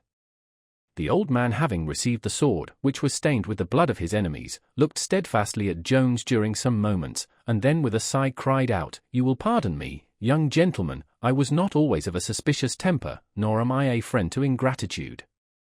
"Be thankful then," cries Jones, "to that providence to which you owe your deliverance. As to my part, I have only discharged the common duties of humanity, and what I would have done for any fellow creature in your situation." "Let me look at you a little longer," cries the old gentleman. "You are a human creature then? Well, perhaps you are. Come, pray walk into my little hut. You have been my deliverer indeed." The old woman was distracted between the fears which she had of her master, and for him, and Partridge was, if possible, in a greater fright. The former of these, however, when she heard her master speak kindly to Jones, and perceived what had happened, came again to herself, but Partridge no sooner saw the gentleman, than the strangeness of his dress infused greater terrors into that poor fellow than he had before felt, either from the strange description which he had heard, or from the uproar which had happened at the door. To say the truth, it was an appearance which might have affected a more constant mind than that of Mr. Partridge. This person was of the tallest size, with a long beard as white as snow. His body was clothed with the skin of an ass, made something into the form of a coat. He wore likewise boots on his legs, and a cap on his head, both composed of the skin of some other animals. As soon as the old gentleman came into his house, the old woman began her congratulations on his happy escape from the ruffians. "Yes," cried he, "I have escaped, indeed, thanks to my preserver." "Oh, the blessing on him," answered she, "he is a good gentleman, I warrant him. I was afraid your worship would have been angry with me for letting him in, and to be certain I should not have done it, had not I seen by the moonlight, that he was a gentleman, and almost frozen to death. And to be certain it must have been some good angel that sent him hither, and tempted me to do it. I am afraid, sir," said the old gentleman to Jones, "that I have nothing in this house which you can either eat or drink, unless you will accept a dram of brandy, of which I can give you some most excellent, and which I have had by me these 30 years. Jones declined this offer in a very civil and proper speech, and then the other asked him, whither he was travelling when he missed his way, saying, "I must own myself surprised to see such a person as you appear to be, journeying on foot at this time of night. I suppose, sir, you are a gentleman of these parts, for you do not look like one who is used to travel far without horses." "Appearances," cried Jones, "are often deceitful, men sometimes look what they are not. I assure you I am not of this country, and whither I am travelling, in reality I scarce know myself." "Whoever you are, or whithersoever you are going," answered the old man, "I have obligations to you which I can never return." "I once more," replied Jones, "affirm that you have none, for there can be no merit in having hazarded that in your service on which I set no value, and nothing is so contemptible in my eyes as life." "I am sorry, young gentleman," answered the stranger, "that you have any reason to be so unhappy at your years." "Indeed I am, sir," answered Jones, "the most unhappy of mankind." "Perhaps you have had a friend, or a mistress," replied the other. "How could you," cries Jones, "mention 2 words sufficient to drive me to distraction?" "Either of them are enough to drive any man to distraction," answered the old man. "I inquire no farther, sir, perhaps my curiosity hath led me too far already." "Indeed, sir," cries Jones, "I cannot censure a passion which I feel at this instant in the highest degree. You will pardon me when I assure you, that everything which I have seen or heard since I first entered this house hath conspired to raise the greatest curiosity in me. Something very extraordinary must have determined you to this course of life, and I have reason to fear your own history is not without misfortunes." Here the old gentleman again sighed, and remained silent for some minutes. At last, looking earnestly on Jones, he said, "I have read that a good countenance is a letter of recommendation. If so, none ever can be more strongly recommended than yourself. If I did not feel some yearnings towards you from another consideration, I must be the most ungrateful monster upon earth, and I am really concerned it is no otherwise in my power than by words to convince you of my gratitude." Jones, after a moment's hesitation, answered, that it was in his power by words to gratify him extremely. "I have confessed a curiosity," said he, "sir, need I say how much obliged I should be to you, if you would condescend to gratify it? Will you suffer me therefore to beg, unless any consideration restrains you, that you would be pleased to acquaint me what motives have induced you thus to withdraw from the society of mankind, and to betake yourself to a course of life to which it sufficiently appears you were not born. I scarce think myself at liberty to refuse you anything after what hath happened, replied the old man. If you desire therefore to hear the story of an unhappy man, I will relate it to you. Indeed you judge rightly, in thinking there is commonly something extraordinary in the fortunes of those who fly from society, for however it may seem a paradox, or even a contradiction, certain it is, that great philanthropy chiefly inclines us to avoid and detest mankind, not on account so much of their private and selfish vices, but for those of a relative kind, such as envy, malice, treachery, cruelty, with every other species of malevolence. These are the vices which true philanthropy abhors, and which rather than see and converse with, she avoids society itself. However, without a compliment to you, you do not appear to me one of those whom I should shun or detest. Nay, I must say, in what little hath dropped from you, there appears some parity in our fortunes. I hope, however, yours will conclude more successfully. Here some compliments passed between our hero and his host, and then the latter was going to begin his history, when Partridge interrupted him. His apprehensions had now pretty well left him, but some effects of his terrors remained. He therefore reminded the gentleman of that excellent brandy which he had mentioned. This was presently brought, and Partridge swallowed a large bumper. The gentleman then, without any farther preface, began as you may read in the next chapter. Chapter 11. In which the man of the hill begins to relate his history. I was born in a village of Somersetshire, called Mark, in the year 1657. My father was one of those whom they call gentlemen farmers. He had a little estate of about £300 a year of his own, and rented another estate of near the same value. He was prudent and industrious, and so good a husbandman, that he might have led a very easy and comfortable life, had not an arrant vixen of a wife soured his domestic quiet. But though this circumstance perhaps made him miserable, it did not make him poor, for he confined her almost entirely at home, and rather chose to bear eternal upbraidings in his own house, than to injure his fortune by indulging her in the extravagances she desired abroad. By this Xanthip, so was the wife of Socrates called, said Partridge, by this Xanthip he had 2 sons, of which I was the younger. He designed to give us both good education, but my elder brother, who, unhappily for him, was the favourite of my mother, utterly neglected his learning, insomuch that, after having been 5 or 6 years at school with little or no improvement, my father, being told by his master that it would be to no purpose to keep him longer there, at last complied with my mother in taking him home from the hands of that tyrant, as she called his master, though indeed he gave the lad much less correction than his idleness deserved, but much more, it seems, than the young gentleman liked, who constantly complained to his mother of his severe treatment, and she as constantly gave him a hearing. Yes, yes, cries Partridge, I have seen such mothers, I have been abused myself by them, and very unjustly. Such parents deserve correction as much as their children. Jones chid the pedagogue for his interruption, and then the stranger proceeded. My brother now, at the age of 15, bade adieu to all learning, and to everything else but to his dog and gun, with which latter he became so expert, that, though perhaps you may think it incredible, he could not only hit a standing mark with great certainty, but hath actually shot a crow as it was flying in the air. He was likewise excellent at finding a hare sitting, and was soon reputed one of the best sportsmen in the country, a reputation which both he and his mother enjoyed as much as if he had been thought the finest scholar.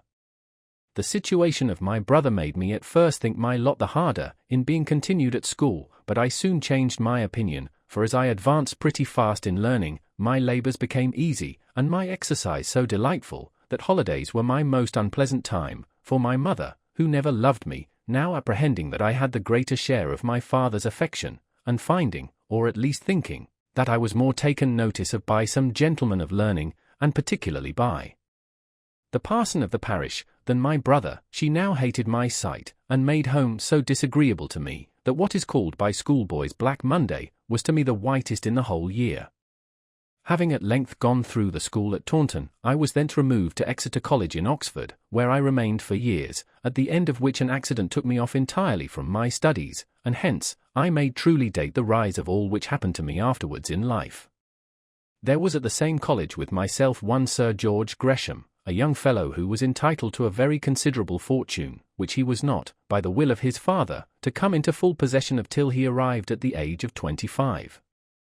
However, the liberality of his guardians gave him little cause to regret the abundant caution of his father, for they allowed him £500 a year while he remained at the university, where he kept his horses and his whore, and lived as wicked and as profligate a life as he could have done had he been never so entirely master of his fortune, for besides the 500 a year which he received from his guardians, he found means to spend 1,000 more. He was above the age of 21, and had no difficulty in gaining what credit he pleased. This young fellow, among many other tolerable bad qualities, had one very diabolical. He had a great delight in destroying and ruining the youth of inferior fortune, by drawing them into expenses which they could not afford so well as himself, and the better, and worthier, and soberer any young man was, the greater pleasure and triumph had he in his destruction. Thus acting the character which is recorded of the devil, and going about seeking whom he might devour. It was my misfortune to fall into an acquaintance and intimacy with this gentleman. My reputation of diligence in my studies made me a desirable object of his mischievous intention, and my own inclination made it sufficiently easy for him to effect his purpose, for though I had applied myself with much industry to books, in which I took great delight, there were other pleasures in which I was capable of taking much greater, for I was high-mettled, had a violent flow of animal spirits, was a little ambitious, and extremely amorous.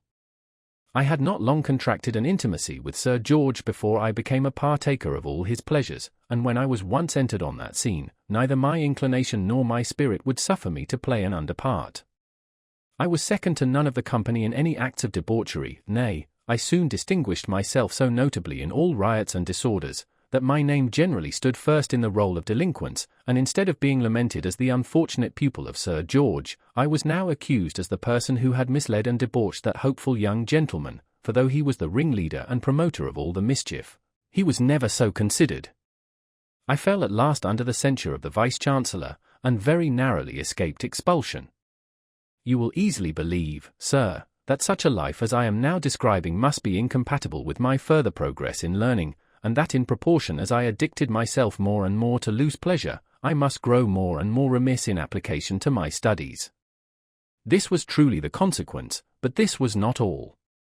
My expenses now greatly exceeded not only my former income, but those additions which I extorted from my poor generous father, on pretences of sums being necessary for preparing for my approaching degree of Bachelor of Arts. These demands, however, grew at last so frequent and exorbitant, that my father by slow degrees opened his ears to the accounts which he received from many quarters of my present behaviour, and which my mother failed not to echo very faithfully and loudly, adding, this is the fine gentleman, the scholar who doth so much honour to his family, and is to be the making of it. I thought what all this learning would come to.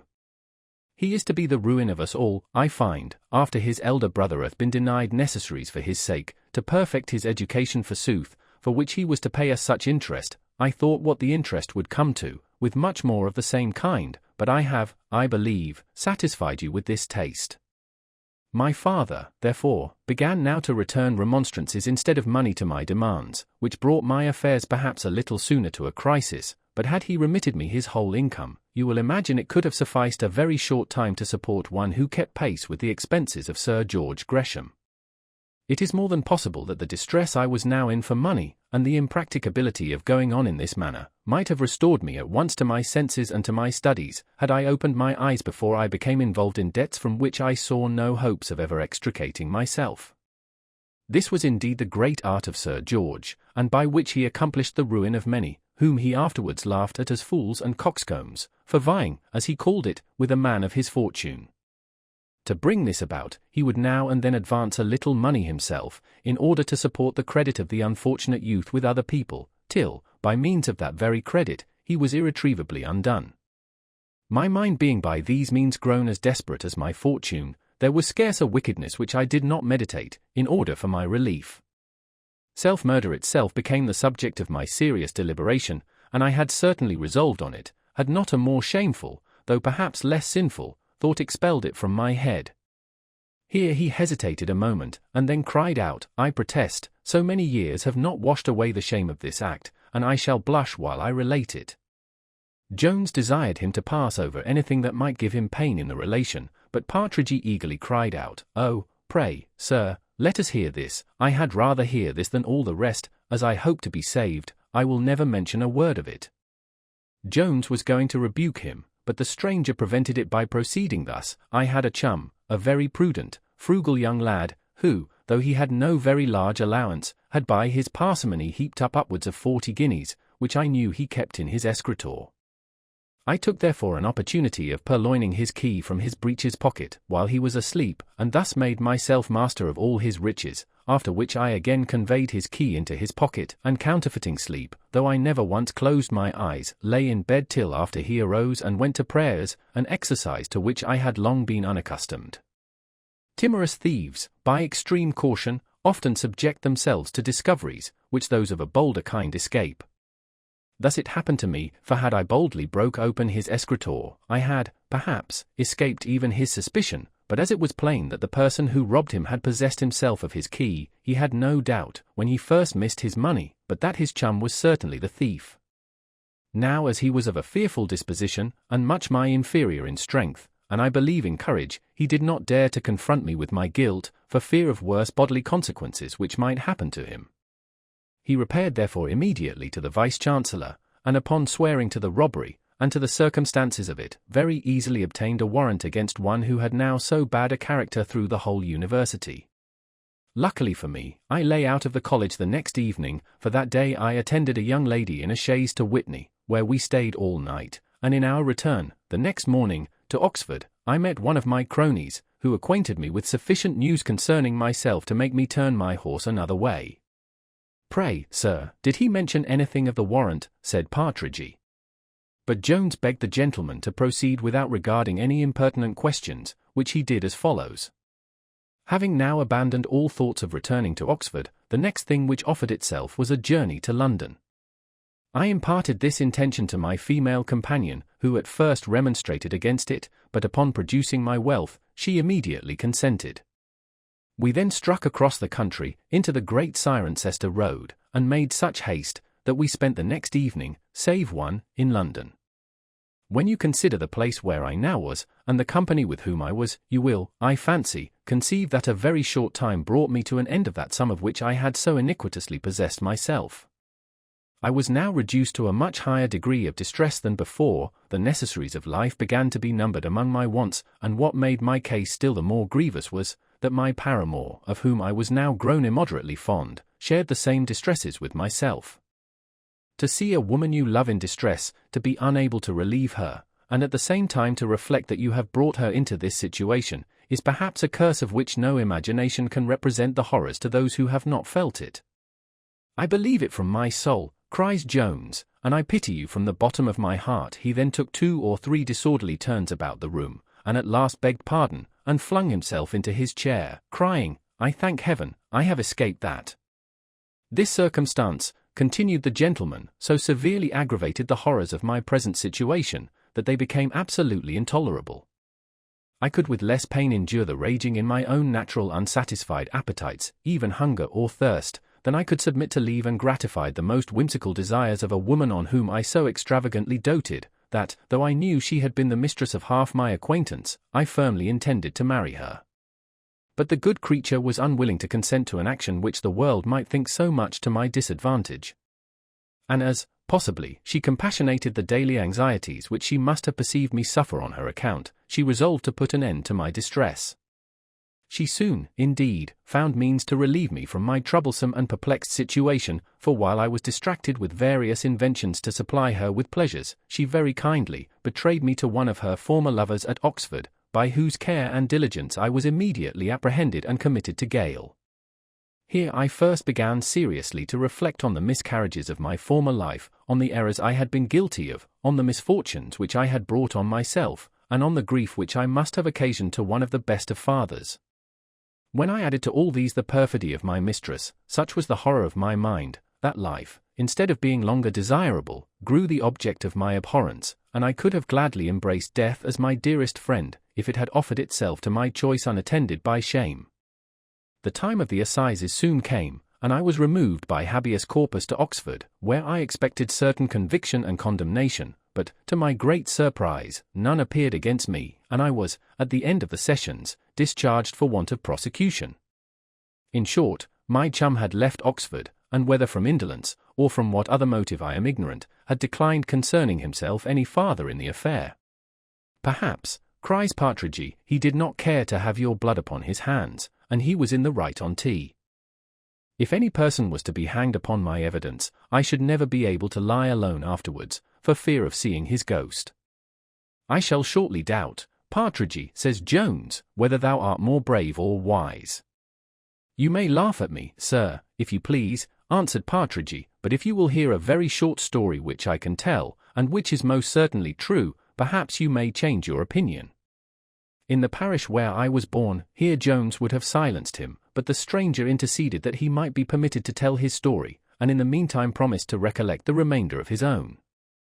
Partridge then proceeded thus: in the parish where I was born, there lived a farmer whose name was Bridle, and he had a son named Francis, a good hopeful young fellow. I was at the grammar school with him, where I remember he was got into Ovid's epistles, and he could construe you 3 lines together sometimes without looking into a dictionary.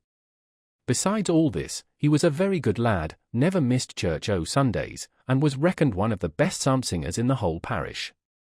He would indeed now and then take a cup too much, and that was the only fault he had. Well, but come to the ghost, cries Jones. Never fear, sir, I shall come to him soon enough, answered Partridge. You must know, then, that farmer Bridle lost a mare, a sorrel one, to the best of my remembrance, and so it fell out that this young Francis shortly afterward being at a fair at Hindon, and as I think it was on, I can't remember the day, and being as he was, what should he happen to meet but a man upon his father's mare?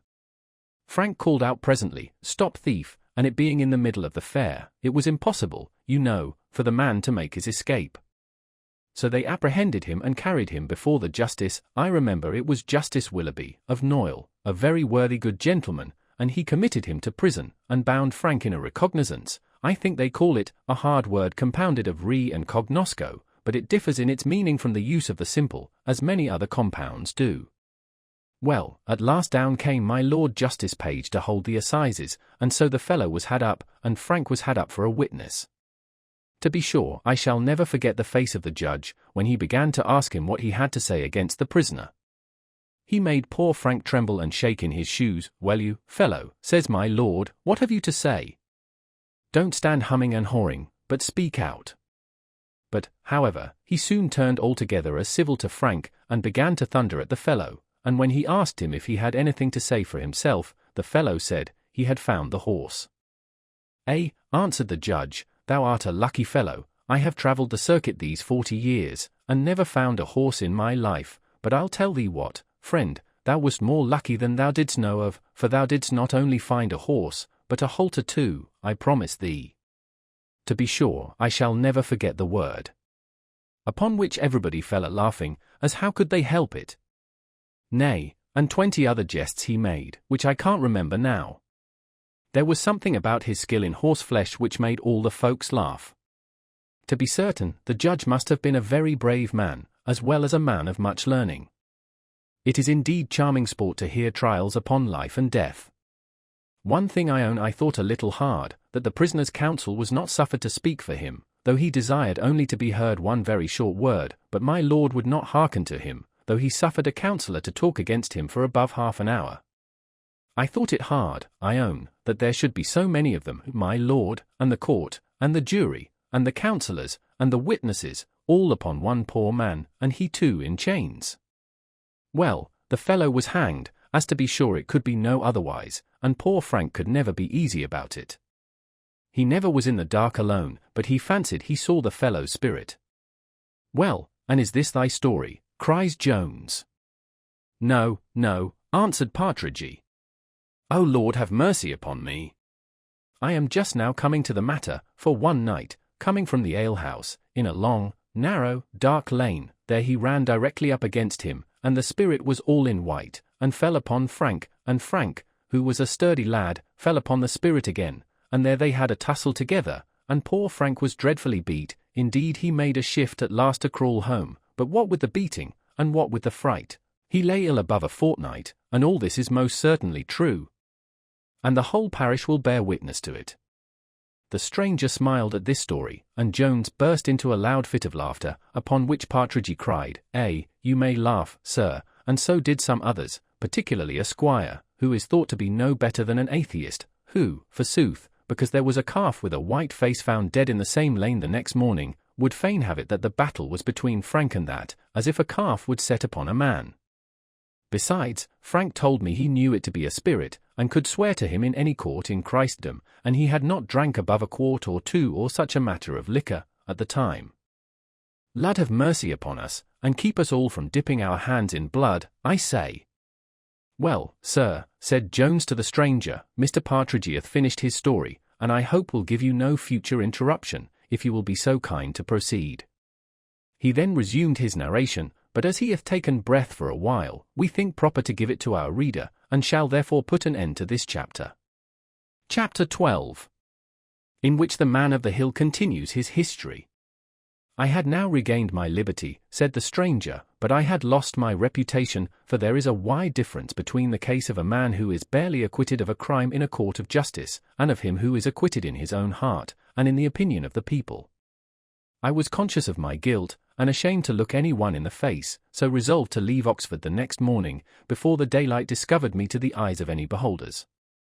When I had got clear of the city, it first entered into my head to return home to my father, and endeavour to obtain his forgiveness, but as I had no reason to doubt his knowledge of all which had passed, and as I was well assured of his great aversion to all acts of dishonesty, I could entertain no hopes of being received by him, especially since I was too certain of all the good offices in the power of my mother. Nay, had my father's pardon been as sure, as I conceived his resentment to be, I yet question whether I could have had the assurance to behold him, or whether I could, upon any terms, have submitted to live and converse with those who, I was convinced, knew me to have been guilty of so base an action.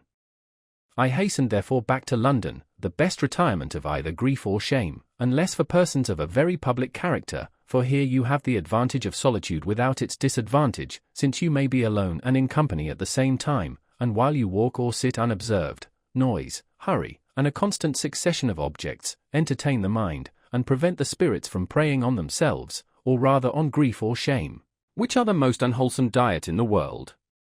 And on which, though there are many who never taste either but in public, there are some who can feed very plentifully and very fatally when alone. But as there is scarce any human good without its concomitant evil, so there are people who find an inconvenience in this unobserving temper of mankind, I mean persons who have no money, for as you are not put out of countenance, so neither are you clothed or fed by those who do not know you.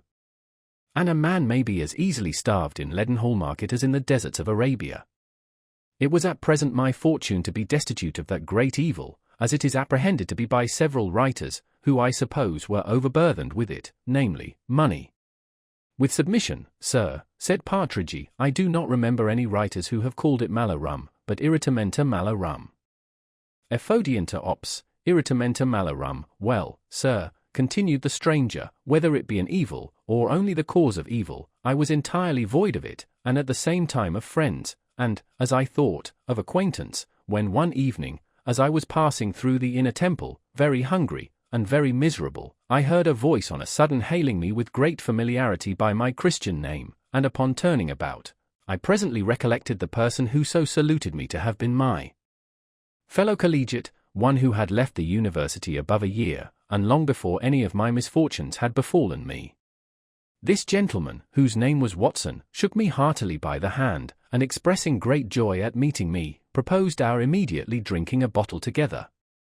I first declined the proposal, and pretended business, but as he was very earnest and pressing, hunger at last overcame my pride, and I fairly confessed to him I had no money in my pocket, yet not without framing a lie for an excuse, and imputing it to my having changed my breeches that morning.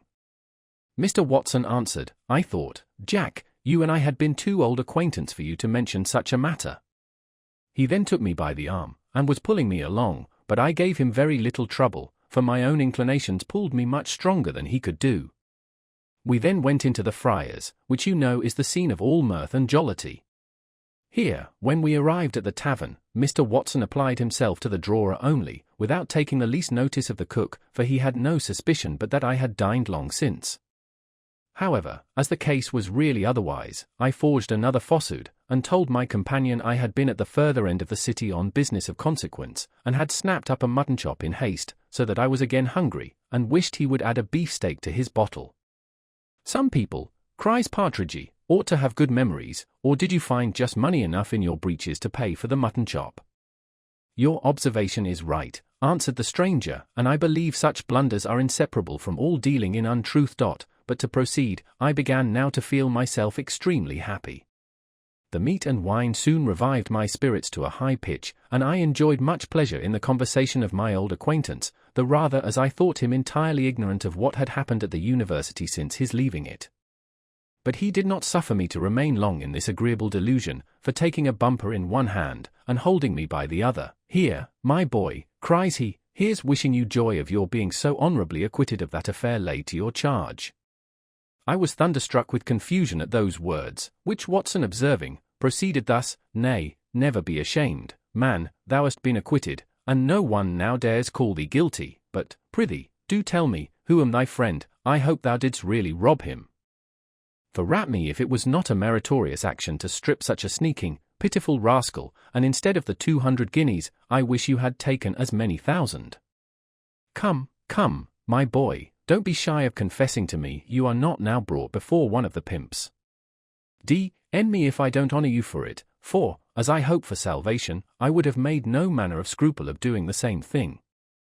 This declaration a little relieved my abashment, and as wine had now somewhat opened my heart, I very freely acknowledged the robbery, but acquainted him that he had been misinformed as to the sum taken, which was little more than a fifth part of what he had mentioned. "I am sorry for it with all my heart," quoth he, "and I wish thee better success another time. Though, if you will take my advice, you shall have no occasion to run any such risk. Here," said he, taking some dice out of his pocket, "here's the stuff. Here are the implements, here are the little doctors which cure the distempers of the purse. Follow but my counsel, and I will show you a way to empty the pocket of a queer cull without any danger of the nubbing cheat." "Nubbing cheat," cries Partridge, "pray, sir, what is that?" "Why that, sir," says the stranger, "is a cant phrase for the gallows, for as gamesters differ little from highwaymen in their morals, so do they very much resemble them in their language." We had now each drank our bottle, when Mr. Watson said, the board was sitting, and that he must attend, earnestly pressing me at the same time to go with him and try my fortune. I answered he knew that was at present out of my power, as I had informed him of the emptiness of my pocket. To say the truth, I doubted not from his many strong expressions of friendship, but that he would offer to lend me a small sum for that purpose, but he answered, "Never mind that, man, e'en boldly run a levant." Partridge was going to inquire the meaning of that word, but Jones stopped his mouth, "But be circumspect as to the man. I will tip you the proper person, which may be necessary, as you do not know the town, nor can distinguish a rum cull from a queer one." The bill was now brought, when Watson paid his share, and was departing. I reminded him, not without blushing, of my having no money. He answered, "That signifies nothing, score it behind the door, or make a bold brush and take no notice. Or, stay," says he, "I will go downstairs first, and then do you take up my money, and score the whole reckoning at the bar, and I will wait for you at the corner." I expressed some dislike at this, and hinted my expectations that he would have deposited the whole, but he swore he had not another sixpence in his pocket. He then went down, and I was prevailed on to take up the money and follow him, which I did close enough to hear him tell the drawer the reckoning was upon the table. The drawer passed by me upstairs, but I made such haste into the street that I heard nothing of his disappointment, nor did I mention a syllable at the bar, according to my instructions. We now went directly to the gaming table, where Mr. Watson, to my surprise, pulled out a large sum of money and placed it before him, as did many others, all of them, no doubt, considering their own heaps as so many decoy birds, which were to entice and draw over the heaps of their neighbours. Here it would be tedious to relate all the freaks which fortune, or rather the dice, played in this her temple. Mountains of gold were in a few moments reduced to nothing at one part of the table, and rose as suddenly in another. The rich grew in a moment poor, and the poor as suddenly became rich, so that it seemed a philosopher could nowhere have so well instructed his pupils in the contempt of riches, at least he could nowhere have better inculcated the incertainty of their duration. For my own part, after having considerably improved my small estate, I at last entirely demolished it. Mr. Watson, too, after much variety of luck, rose from the table in some heat, and declared he had lost a cool 100, and would play no longer.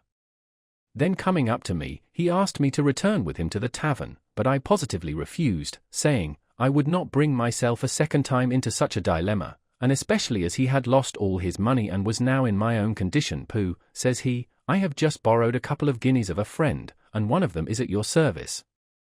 He immediately put one of them into my hand, and I no longer resisted his inclination. I was at first a little shocked at returning to the same house whence we had departed in so unhandsome a manner, but when the drawer, with very civil address, told us he believed we had forgot to pay our reckoning, I became perfectly easy, and very readily gave him a guinea, bid him pay himself, and acquiesced in the unjust charge which had been laid on my memory. Mr. Watson now bespoke the most extravagant supper he could well think of, and though he had contented himself with simple claret before, nothing now but the most precious Burgundy would serve his purpose. Our company was soon increased by the addition of several gentlemen from the gaming table, most of whom, as I afterwards found, came not to the tavern to drink, but in the way of business, for the true gamesters pretended to be ill, and refused their glass, while they plied heartily 2 young fellows, who were to be afterwards pillaged, as indeed they were without mercy. Of this plunder I had the good fortune to be a sharer, though I was not yet let into the secret. There was one remarkable accident attended this tavern play, for the money by degrees totally disappeared, so that though at the beginning the table was half covered with gold, yet before the play ended, which it did not till the next day, being Sunday, at noon, there was scarce a single guinea to be seen on the table, and this was the stranger, as every person present, except myself, declared he had lost, and what was become of the money, unless the devil himself carried it away, is difficult to determine. Most certainly he did, says Partridge, for evil spirits can carry away anything without being seen, though there were never so many folk in the room, and I should not have been surprised if he had carried away all the company of a set of wicked wretches, who were at play in sermon time. And I could tell you a true story, if I would, where the devil took a man out of bed from another man's wife, and carried him away through the keyhole of the door. I've seen the very house where it was done, and nobody hath lived in it these 30 years. Though Jones was a little offended by the impertinence of Partridge, he could not however avoid smiling at his simplicity. The stranger did the same, and then proceeded with his story, as will be seen in the next chapter. Chapter 13. In which the foregoing story is farther continued. My fellow collegiate had now entered me in a new scene of life. I soon became acquainted with the whole fraternity of sharpers, and was let into their secrets, I mean, into the knowledge of those gross cheats which are proper to impose upon the raw and unexperienced, for there are some tricks of a finer kind, which are known only to a few of the gang, who are at the head of their profession, a degree of honour beyond my expectation, for drink, to which I was immoderately addicted, and the natural warmth of my passions, prevented me from arriving at any great success in an art which requires as much coolness as the most austere school of philosophy.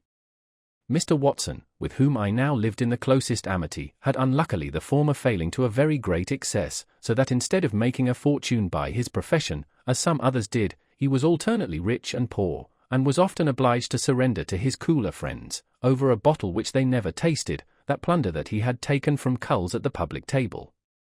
However, we both made a shift to pick up an uncomfortable livelihood, and for 2 years I continued of the calling, during which time I tasted all the varieties of fortune, sometimes flourishing in affluence, and at others being obliged to struggle with almost incredible difficulties. Today wallowing in luxury, and tomorrow reduced to the coarsest and most homely fare. My fine clothes being often on my back in the evening, and at the pawnshop the next morning. One night, as I was returning penniless from the gaming table, I observed a very great disturbance, and a large mob gathered together in the street. As I was in no danger from pickpockets, I ventured into the crowd, where upon inquiry I found that a man had been robbed and very ill-used by some ruffians. The wounded man appeared very bloody, and seemed scarce able to support himself on his legs.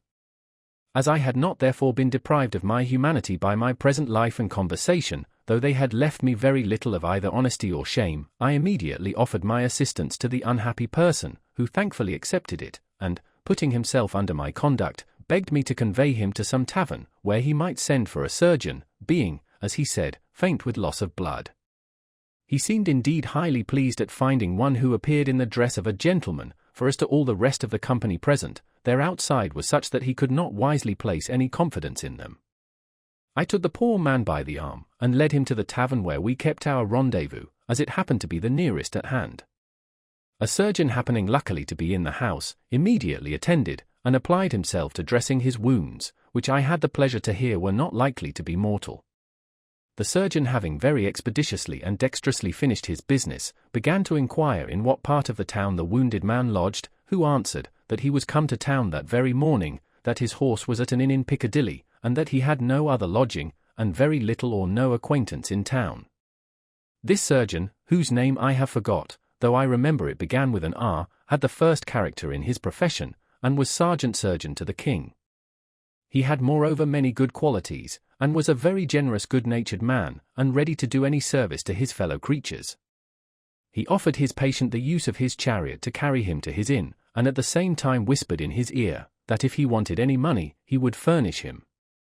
The poor man was not now capable of returning thanks for this generous offer, for having had his eyes for some time steadfastly on me, he threw himself back in his chair, crying, "Oh, my son! My son!" and then fainted away. Many of the people present imagined this accident had happened through his loss of blood, but I, who at the same time began to recollect the features of my father, was now confirmed in my suspicion, and satisfied that it was he himself who appeared before me. I presently ran to him, raised him in my arms, and kissed his cold lips with the utmost eagerness.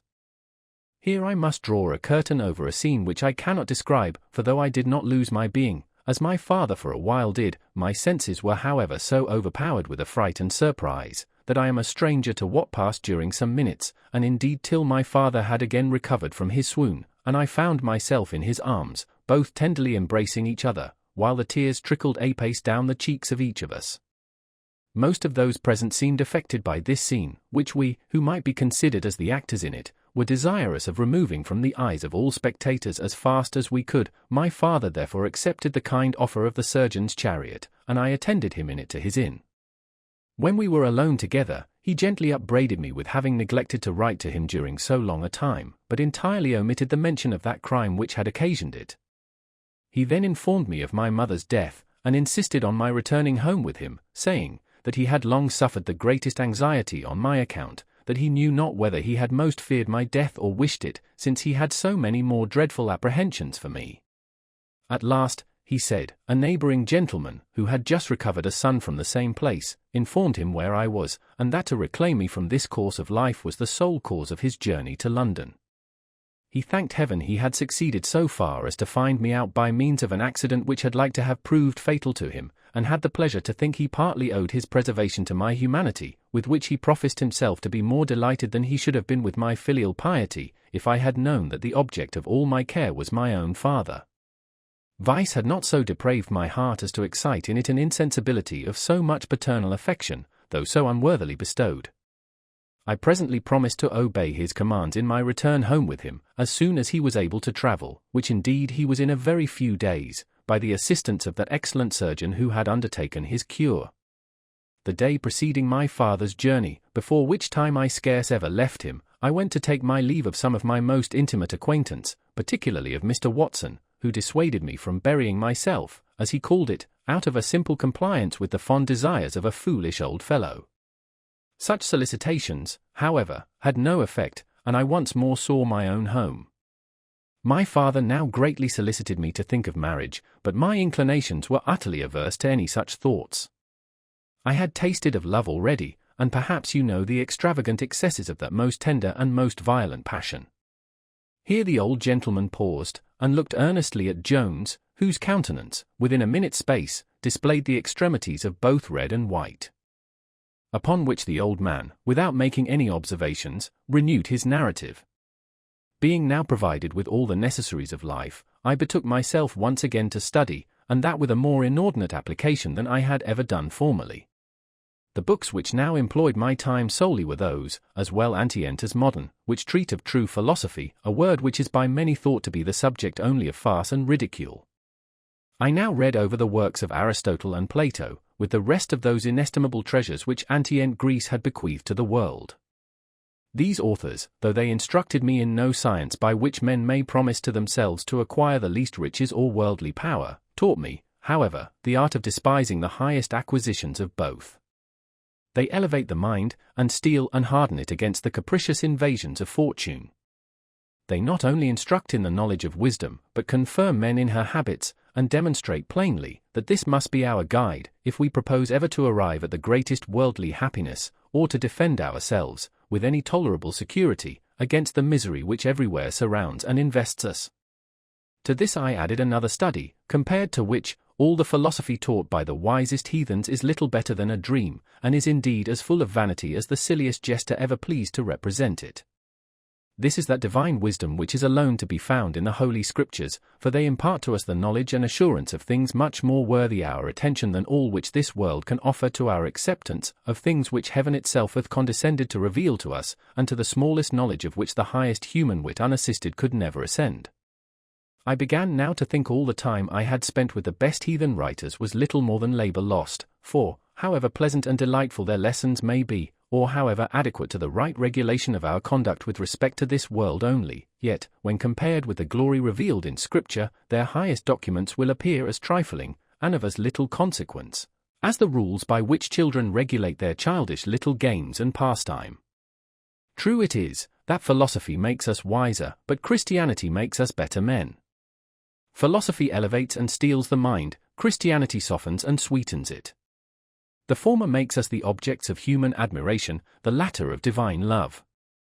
That ensures us a temporal, but this an eternal happiness. But I am afraid I tire you with my rhapsody. Not at all, cries Partridge, Lud forbid we should be tired with good things. I had spent, continued the stranger, about 4 years in the most delightful manner to myself, totally given up to contemplation, and entirely unembarrassed with the affairs of the world, when I lost the best of fathers, and one whom I so entirely loved, that my grief at his loss exceeds all description. I now abandoned my books, and gave myself up for a whole month to the effects of melancholy and despair. Time, however, the best physician of the mind, at length brought me relief. Tempus edax rerum, said Partridge. I then, continued the stranger, betook myself again to my former studies, which I may say perfected my cure, for philosophy and religion may be called the exercises of the mind, and when this is disordered, they are as wholesome as exercise can be to a distempered body. They do indeed produce similar effects with exercise, for they strengthen and confirm the mind, till man becomes, in the noble strain of Horace, fortis, it incipso totus teres ac rotundus. Externi eni quid valit per lave moari. Inquem manca rut semper fortuna. Asterisk. Firm in himself, who on himself relies. Polished and round, who runs his proper course. And breaks misfortunes with superior force. Mr. Francis. Here Jones smiled at some conceit which intruded itself into his imagination, but the stranger, I believe, perceived it not, and proceeded thus. My circumstances were now greatly altered by the death of that best of men, for my brother, who was now become master of the house, differed so widely from me in his inclinations, and our pursuits in life had been so very various, that we were the worst of company to each other. But what made our living together still more disagreeable, was the little harmony which could subsist between the few who resorted to me, and the numerous train of sportsmen who often attended my brother from the field to the table, for such fellows, besides the noise and nonsense with which they persecute the ears of sober men, endeavour always to attack them with affront and contempt. This was so much the case, that neither I myself, nor my friends, could ever sit down to a meal with them without being treated with derision, because we were unacquainted with the phrases of sportsmen. For men of true learning, and almost universal knowledge, always compassionate the ignorance of others, but fellows who excel in some little, low, contemptible art, are always certain to despise those who are unacquainted with that art. In short, we soon separated, and I went, by the advice of a physician, to drink the Bath waters, for my violent affliction, added to a sedentary life, had thrown me into a kind of paralytic disorder, for which those waters are accounted an almost certain cure. The second day after my arrival, as I was walking by the river, the sun shone so intensely hot, though it was early in the year, that I retired to the shelter of some willows, and sat down by the river side. Here I had not been seated long before I heard a person on the other side of the willow sighing and bemoaning himself bitterly. On a sudden, having uttered a most impious oath, he cried, "I am resolved to bear it no longer," and directly threw himself into the water. I immediately started, and ran towards the place, calling at the same time as loudly as I could for assistance. An angler happened luckily to be fishing a little below me, though some very high sedge had hid him from my sight. He immediately came up, and both of us together, not without some hazard of our lives, drew the body to the shore.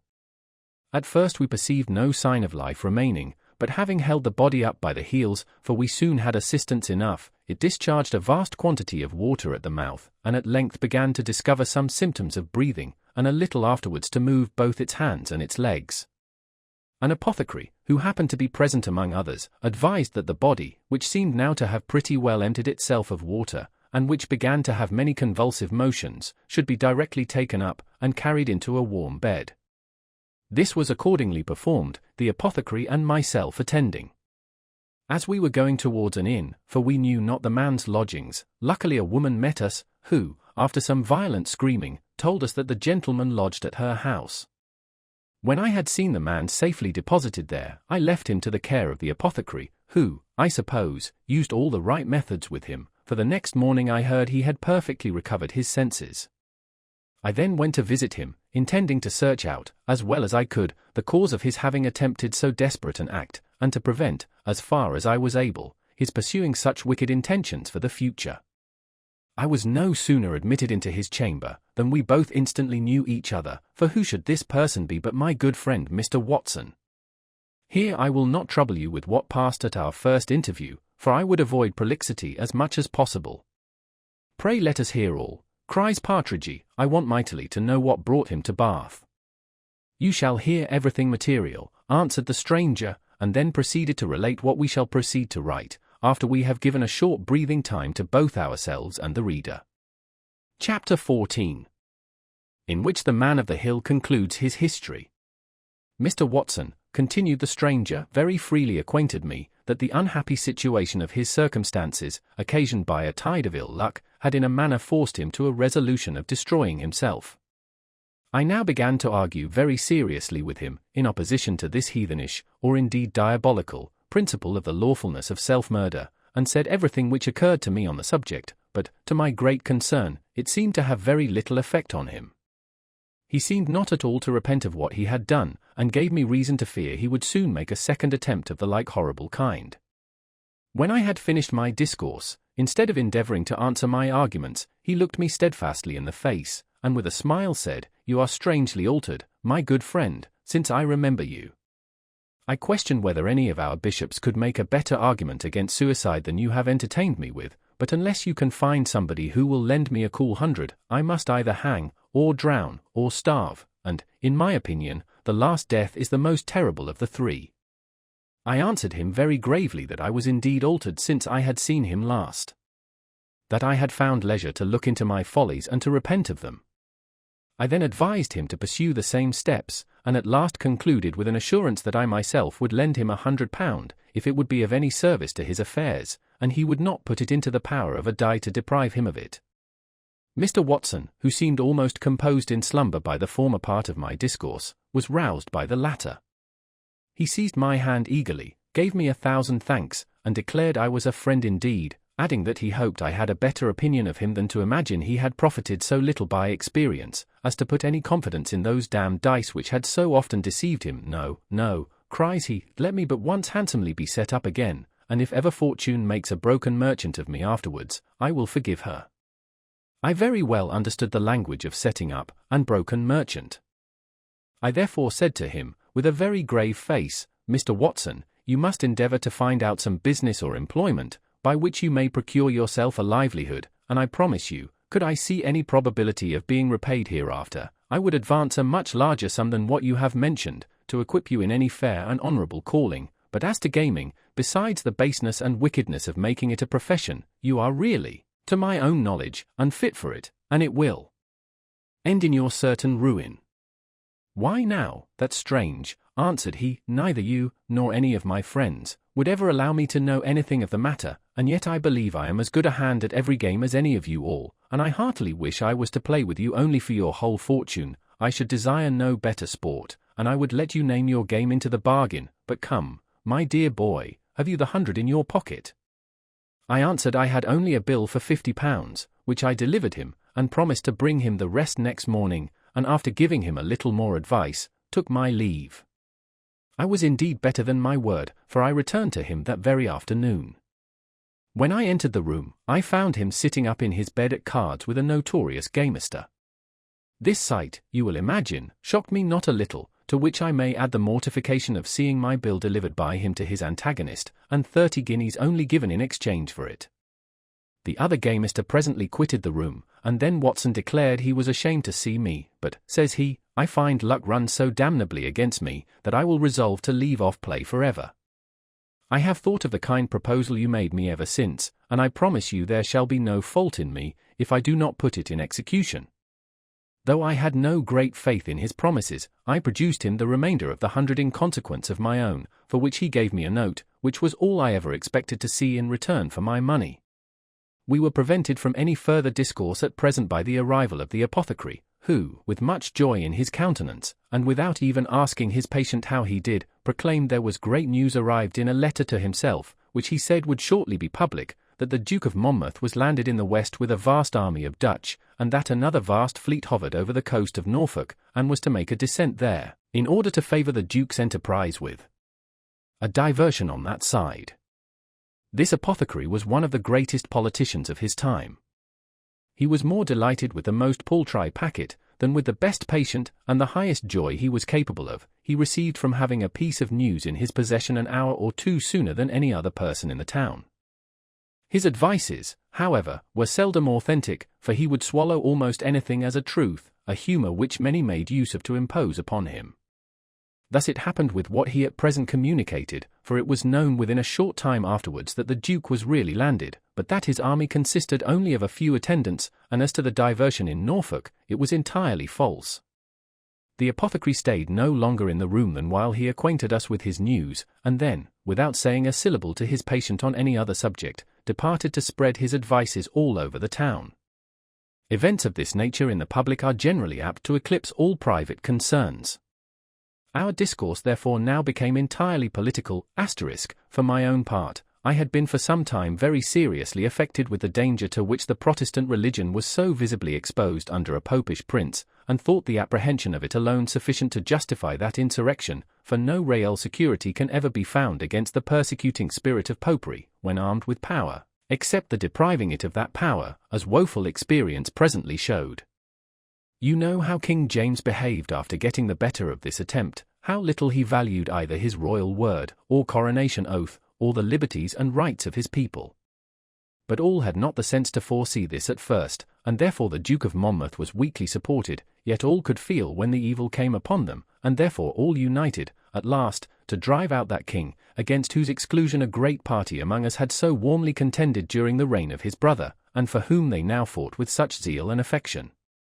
What you say, interrupted Jones, is very true, and it has often struck me, as the most wonderful thing I ever read of in history, that so soon after this convincing experience which brought our whole nation to join so unanimously in expelling King James, for the preservation of our religion and liberties, there should be a party among us mad enough to desire the placing his family again on the throne.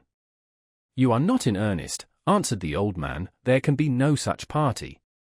As bad an opinion as I have of mankind, I cannot believe them infatuated to such a degree. There may be some hot-headed papists led by their priests to engage in this desperate cause, and think it a holy war, but that Protestants, that are members of the Church of England, should be such apostates, such fellows de se, I cannot believe it. No, no, young man, unacquainted as I am with what has passed in the world for these last 30 years, I cannot be so imposed upon as to credit so foolish a tale, but I see you have a mind to sport with my ignorance. Can it be possible, replied Jones, that you have lived so much out of the world as not to know that during that time there have been 2 rebellions in favour of the son of King James, one of which is now actually raging in the very heart of the kingdom? At these words the old gentleman started up, and in a most solemn tone of voice, conjured Jones by his Maker to tell him if what he said was really true, which the other as solemnly affirming, he walked several turns about the room in a profound silence, then cried, then laughed, and at last fell down on his knees, and blessed God, in a loud thanksgiving prayer, for having delivered him from all society with human nature, which could be capable of such monstrous extravagances. After which, being reminded by Jones that he had broke off his story, he resumed it again in this manner. As mankind, in the days I was speaking of, was not yet arrived at that pitch of madness which I find they are capable of now, and which, to be sure, I have only escaped by living alone, and at a distance from the contagion, there was a considerable rising in favour of Monmouth, and my principles strongly inclining me to take the same part, I determined to join him, and Mr. Watson, from different motives concurring in the same resolution, for the spirit of a gamester will carry a man as far upon such an occasion as the spirit of patriotism. We soon provided ourselves with all necessaries, and went to the Duke at Bridgewater. The unfortunate event of this enterprise you are, I conclude, as well acquainted with as myself. I escaped, together with Mr. Watson, from the battle at Sedgemoor, in which action I received a slight wound. We rode near 40 miles together on the Exeter road, and then abandoning our horses, scrambled as well as we could through the fields and by roads, till we arrived at a little wild hut on a common, where a poor old woman took all the care of us she could, and dressed my wound with salve, which quickly healed it. Pray, sir, where was the wound? Says Partridge. The stranger satisfied him it was in his arm, and then continued his narrative. Here, sir, said he, Mr. Watson left me the next morning, in order, as he pretended, to get us some provision from the town of Columpton, but can I relate it, or can you believe it, this Mr. Watson, this friend, this base, barbarous, treacherous villain, betrayed me to a party of horse belonging to King James, and at his return delivered me into their hands. The soldiers, being 6 in number, had now seized me, and were conducting me to Taunton Gaol, but neither my present situation, nor the apprehensions of what might happen to me, were half so irksome to my mind as the company of my false friend, who, having surrendered himself, was likewise considered as a prisoner, though he was better treated, as being to make his peace at my expense. He at first endeavoured to excuse his treachery, but when he received nothing but scorn and upbraiding from me, he soon changed his note, abused me as the most atrocious and malicious rebel, and laid all his own guilt to my charge, who, as he declared, had solicited, and even threatened him, to make him take up arms against his gracious as well as lawful sovereign. This false evidence, for in reality he had been much the forwarder of the two, stung me to the quick, and raised an indignation scarce conceivable by those who have not felt it. However, fortune at length took pity on me, for as we were got a little beyond Wellington, in a narrow lane, my guards received a false alarm, that near 50 of the enemy were at hand, upon which they shifted for themselves, and left me and my betrayer to do the same. That villain immediately ran from me, and I am glad he did, or I should have certainly endeavoured, though I had no arms, to have executed vengeance on his baseness.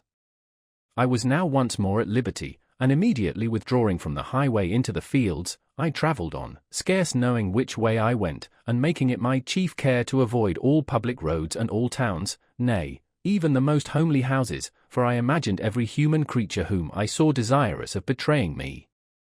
At last, after rambling several days about the country, during which the fields afforded me the same bed and the same food which nature bestows on our savage brothers of the creation, I at length arrived at this place, where the solitude and wildness of the country invited me to fix my abode. The first person with whom I took up my habitation was the mother of this old woman, with whom I remained concealed till the news of the glorious Revolution put an end to all my apprehensions of danger, and gave me an opportunity of once more visiting my own home, and of inquiring a little into my affairs, which I soon settled as agreeably to my brother as to myself, having resigned everything to him, for which he paid me the sum of £1,000, and settled on me an annuity for life. His behaviour in this last instance, as in all others, was selfish and ungenerous. I could not look on him as my friend, nor indeed did he desire that I should, so I presently took my leave of him, as well as of my other acquaintance, and from that day to this, my history is little better than a blank. And is it possible, sir, said Jones, that you can have resided here from that day to this? Oh no, sir, answered the gentleman, I have been a great traveller, and there are few parts of Europe with which I am not acquainted.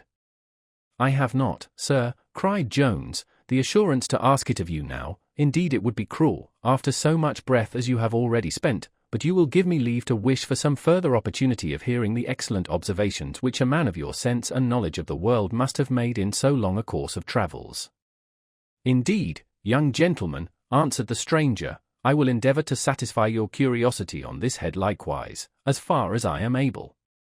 Jones attempted fresh apologies, but was prevented, and while he and Partridge sat with greedy and impatient ears, the stranger proceeded as in the next chapter. *E the rest of this paragraph and the two following paragraphs in the first edition were as follows. For my own part, I had been for some time very seriously affected with the danger to which the Protestant religion was so visibly exposed, that nothing but the immediate interposition of Providence seemed capable of preserving it, for King James had indeed declared war against the Protestant cause. He had brought known papists into the army and attempted to bring them into the church and into the university. Popish priests swarmed through the nation, appeared publicly in their habits, and boasted that they should shortly walk in procession through the streets. Our own clergy were forbid to preach against popery, and bishops were ordered to suppend those who did, and to do the business at once. An illegal ecclesiastical commission was erected, little inferior to an inquisition, of which probably it was intended to be the ringleader. Thus, as our duty to the king can never be called more than our second duty, he had discharged us from this by making it incompatible with our preserving the first, which is surely to heaven. Besides this, he had dissolved his subjects from their allegiance by breaking his coronation oath, to which their allegiance is annexed, for he had imprisoned bishops because they would not give up their religion, and turned out judges because they would not absolutely surrender the law into his hands. Nay, he seized this himself, and when he claimed a dispensing power, he declared himself, in fact, as absolute as any tyrant ever was or can be. I have recapitulated these matters in full, lest some of them should have been omitted in history, and I think nothing less than such provocations as I have here mentioned, nothing less than certain and imminent danger to their religion and liberties, can justify or even mitigate the dreadful sin of rebellion in any people. I promise you, sir, says Jones, all these facts, and more, I have read in history, but I will tell you a fact which is not yet recorded and of which I suppose you are ignorant. There is actually now a rebellion on foot in this kingdom in favour of the son of that very King James, a professed papist, more bigoted, if possible, than his father, and this carried on by Protestants against a king who hath never in one single instance made the least invasion on our liberties. Prodigious indeed, answered the stranger. You tell me what would be incredible of a nation which did not deserve the character that Virgil gives of a woman, varium it mutabile semper. Surely this is to be unworthy of the care which Providence seems to have taken of us in the preservation of our religion against the powerful designs and constant machinations of popery, a preservation so strange and unaccountable that I almost think we may appeal to it as to a miracle for the proof of its holiness. Prodigious indeed. A Protestant rebellion in favour of a popish prince. The folly of mankind is as wonderful as their knavery, but to conclude my story, I resolved to take arms in defence of my country, of my religion, and my liberty, and Mr. Watson joined in the same resolution. We soon provided ourselves with the necessaries and joined the Duke at Bridgewater. The unfortunate event of this enterprise you are perhaps better acquainted with than myself. I escaped together with Mr. Watson from the battle at Sedgemoor. Chapter 15. A brief history of Europe, and a curious discourse between Mr. Jones and the man of the hill. In Italy the landlords are very silent. In France they are more talkative, but yet civil. In Germany and Holland they are generally very impertinent. And as for their honesty, I believe it is pretty equal in all those countries. The laquais à louange are sure to lose no opportunity of cheating you, and as for the postilions, I think they are pretty much alike all the world over. These, sir, are the observations on men which I made in my travels, for these were the only men I ever conversed with. My design, when I went abroad, was to divert myself by seeing the wondrous variety of prospects, beasts, birds, fishes, insects, and vegetables, with which God has been pleased to enrich the several parts of this globe, a variety which, as it must give great pleasure to a contemplative beholder, so doth it admirably display the power, and wisdom, and goodness of the Creator.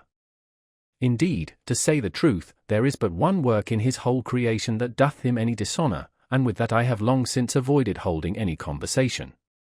You will pardon me, cries Jones, but I have always imagined that there is in this very work you mention as great variety as in all the rest, for, besides the difference of inclination, customs and climates have, I am told, introduced the utmost diversity into human nature. Very little indeed, answered the other. Those who travel in order to acquaint themselves with the different manners of men might spare themselves much pains by going to a carnival at Venice, for there they will see at once all which they can discover in the several courts of Europe. The same hypocrisy, the same fraud, in short, the same follies and vices dressed in different habits. In Spain, these are equipped with much gravity, and in Italy, with vast splendour. In France, a knave is dressed like a fop, and in the northern countries, like a sloven. But human nature is everywhere the same, everywhere the object of detestation and scorn. As for my own part, I pass through all these nations as you perhaps may have done through a crowd at a show, jostling to get by them, holding my nose with one hand, and defending my pockets with the other, without speaking a word to any of them, while I was pressing on to see what I wanted to see, which, however entertaining it might be in itself, scarce made me amends for the trouble the company gave me. Did not you find some of the nations among which you travelled less troublesome to you than others? Said Jones. Oh yes, replied the old man, the Turks were much more tolerable to me than the Christians, for they are men of profound taciturnity, and never disturb a stranger with questions. Now and then indeed they bestow a short curse upon him, or spit in his face as he walks the streets, but then they have done with him, and a man may live an age in their country without hearing a dozen words from them. But of all the people I ever saw, heaven defend me from the French. With their damned prate and civilities, and doing the honour of their nation to strangers, as they are pleased to call it, but indeed setting forth their own vanity, they are so troublesome, that I had infinitely rather pass my life with the Hottentots than set my foot in Paris again. They are a nasty people, but their nastiness is mostly without, whereas, in France, and some other nations that I won't name, it is all within, and makes them stink much more to my reason than that of Hottentots does to my nose. Thus, sir, I have ended the history of my life, for as to all that series of years during which I have lived retired here, it affords no variety to entertain you, and may be almost considered as one day, the retirement has been so complete, that I could hardly have enjoyed a more absolute solitude in the deserts of the Thebaeus than here in the midst of this populous kingdom. As I have no estate, I am plagued with no tenants or stewards, my annuity is paid me pretty regularly, as indeed it ought to be, for it is much less than what I might have expected in return for what I gave up. Visits I admit none, and the old woman who keeps my house knows that her place entirely depends upon her saving me all the trouble of buying the things that I want, keeping off all solicitation or business from me, and holding her tongue whenever I am within hearing. As my walks are all by night, I am pretty secure in this wild unfrequented place from meeting any company. Some few persons I have met by chance, and sent them home heartily frighted, as from the oddness of my dress and figure they took me for a ghost or a hobgoblin. But what has happened tonight shows that even here I cannot be safe from the villainy of men, for without your assistance I had not only been robbed, but very probably murdered. The rest of this paragraph is omitted in the third edition. Jones thanked the stranger for the trouble he had taken in relating his story, and then expressed some wonder how he could possibly endure a life of such solitude, in which, says he, you may well complain of the want of variety. Indeed, I am astonished how you have filled up, or rather killed, so much of your time.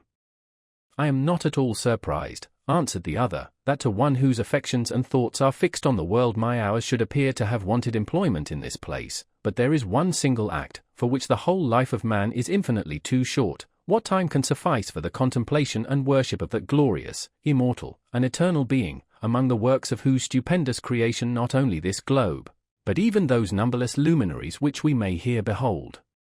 spangling all the sky, though they should many of them be suns lighting different systems of worlds, may possibly appear but as a few atoms opposed to the whole earth which we inhabit.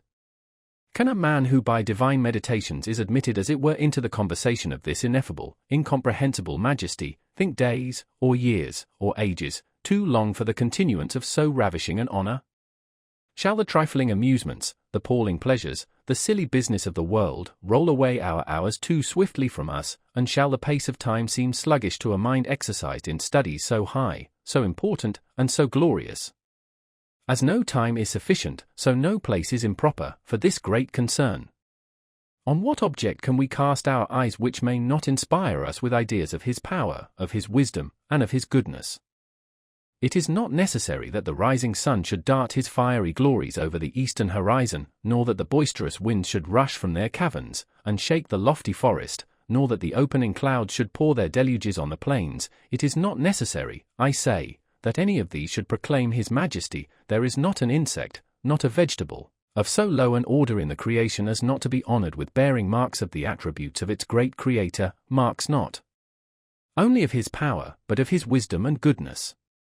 Man alone, the king of this globe, the last and greatest work of the Supreme Being, below the sun, man alone hath basely dishonored his own nature, and by dishonesty, cruelty, ingratitude, and treachery, hath called his Maker's goodness in question, by puzzling us to account how a benevolent being should form so foolish and so vile an animal. Yet this is the being from whose conversation you think, I suppose, that I have been unfortunately restrained, and without whose blessed society, life, in your opinion, must be tedious and insipid. In the former part of what you said, replied Jones, I most heartily and readily concur, but I believe, as well as hope, that the abhorrence which you express for mankind in the conclusion is much too general. Indeed, you here fall into an error, which in my little experience I have observed to be a very common one, by taking the character of mankind from the worst and basest among them, whereas, indeed, as an excellent writer observes, nothing should be esteemed as characteristical of a species, but what is to be found among the best and most perfect individuals of that species. This error, I believe, is generally committed by those who from want of proper caution in the choice of their friends and acquaintance, have suffered injuries from bad and worthless men, 2 or 3 instances of which are very unjustly charged on all human nature. I think I had experience enough of it, answered the other. My first mistress and my first friend betrayed me in the basest manner, and in matters which threatened to be of the worst of consequences, even to bring me to a shameful death. But you will pardon me, cries Jones, if I desire you to reflect who that mistress and who that friend were. What better, my good sir, could be expected in love derived from the stews, or in friendship first produced and nourished at the gaming table? To take the characters of women from the former instance, or of men from the latter, would be as unjust as to assert that air is a nauseous and unwholesome element, because we find it so in a Jakes. I have lived but a short time in the world, and yet have known men worthy of the highest friendship, and women of the highest love. Alas! Young man, answered the stranger, you have lived, you confess, but a very short time in the world. I was somewhat older than you when I was of the same opinion. You might have remained so still, replies Jones, if you had not been unfortunate, I will venture to say incautious, in the placing your affections. If there was, indeed, much more wickedness in the world than there is, it would not prove such general assertions against human nature, since much of this arrives by mere accident, and many a man who commits evil is not totally bad and corrupt in his heart. In truth, none seem to have any title to assert human nature to be necessarily and universally evil, but those whose own minds afford them one instance of this natural depravity, which is not, I am convinced, your case. And such, said the stranger, will be always the most backward to assert any such thing. Knaves will no more endeavor to persuade us of the baseness of mankind, than a highwayman will inform you that there are thieves on the road. This would, indeed, be a method to put you on your guard, and to defeat their own purposes.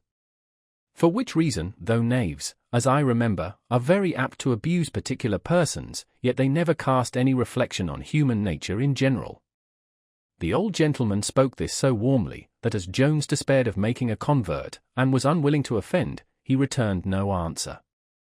The day now began to send forth its first streams of light, when Jones made an apology to the stranger for having stayed so long, and perhaps detained him from his rest. The stranger answered, he never wanted rest less than at present, for that day and night were in different seasons to him, and that he commonly made use of the former for the time of his repose and of the latter for his walks and lucubrations. However, said he, it is now a most lovely morning, and if you can bear any longer to be without your own rest or food, I will gladly entertain you with the sight of some very fine prospects which I believe you have not yet seen. Jones very readily embraced this offer, and they immediately set forward together from the cottage. As for Partridge, he had fallen into a profound repose just as the stranger had finished his story, for his curiosity was satisfied, and the subsequent discourse was not forcible enough in its operation to conjure down the charms of sleep. Jones therefore left him to enjoy his nap, and as the reader may perhaps be at this season glad of the same favour, we will here put an end to the 8th book of our history. Book 9. Containing 12 hours. Chapter 1. Of those who lawfully may, and of those who may not, write such histories as this. Among other good uses for which I have thought proper to institute these several introductory chapters, I have considered them as a kind of mark or stamp, which may hereafter enable a very indifferent reader to distinguish what is true and genuine in this historic kind of writing, from what is false and counterfeit. Indeed, it seems likely that some such mark may shortly become necessary, since the favourable reception which 2 or 3 authors have lately procured for their works of this nature from the public, will probably serve as an encouragement to many others to undertake the like. Thus a swarm of foolish novels and monstrous romances will be produced, either to the great impoverishing of booksellers, or to the great loss of time and deprivation of morals in the reader, nay, often to the spreading of scandal and calumny, and to the prejudice of the characters of many worthy and honest people. I question not but the ingenious author of the Spectator was principally induced to prefix Greek and Latin mottos to every paper, from the same consideration of guarding against the pursuit of those scribblers, who having no talents of a writer but what is taught by the writing master, are yet nowise afraid nor ashamed to assume the same titles with the greatest genius, than their good brother in the fable was of braying in the lion's skin. By the device therefore of his motto, it became impracticable for any man to presume to imitate the spectators, without understanding at least one sentence in the learned languages. In the same manner I have now secured myself from the imitation of those who are utterly incapable of any degree of reflection, and whose learning is not equal to an essay.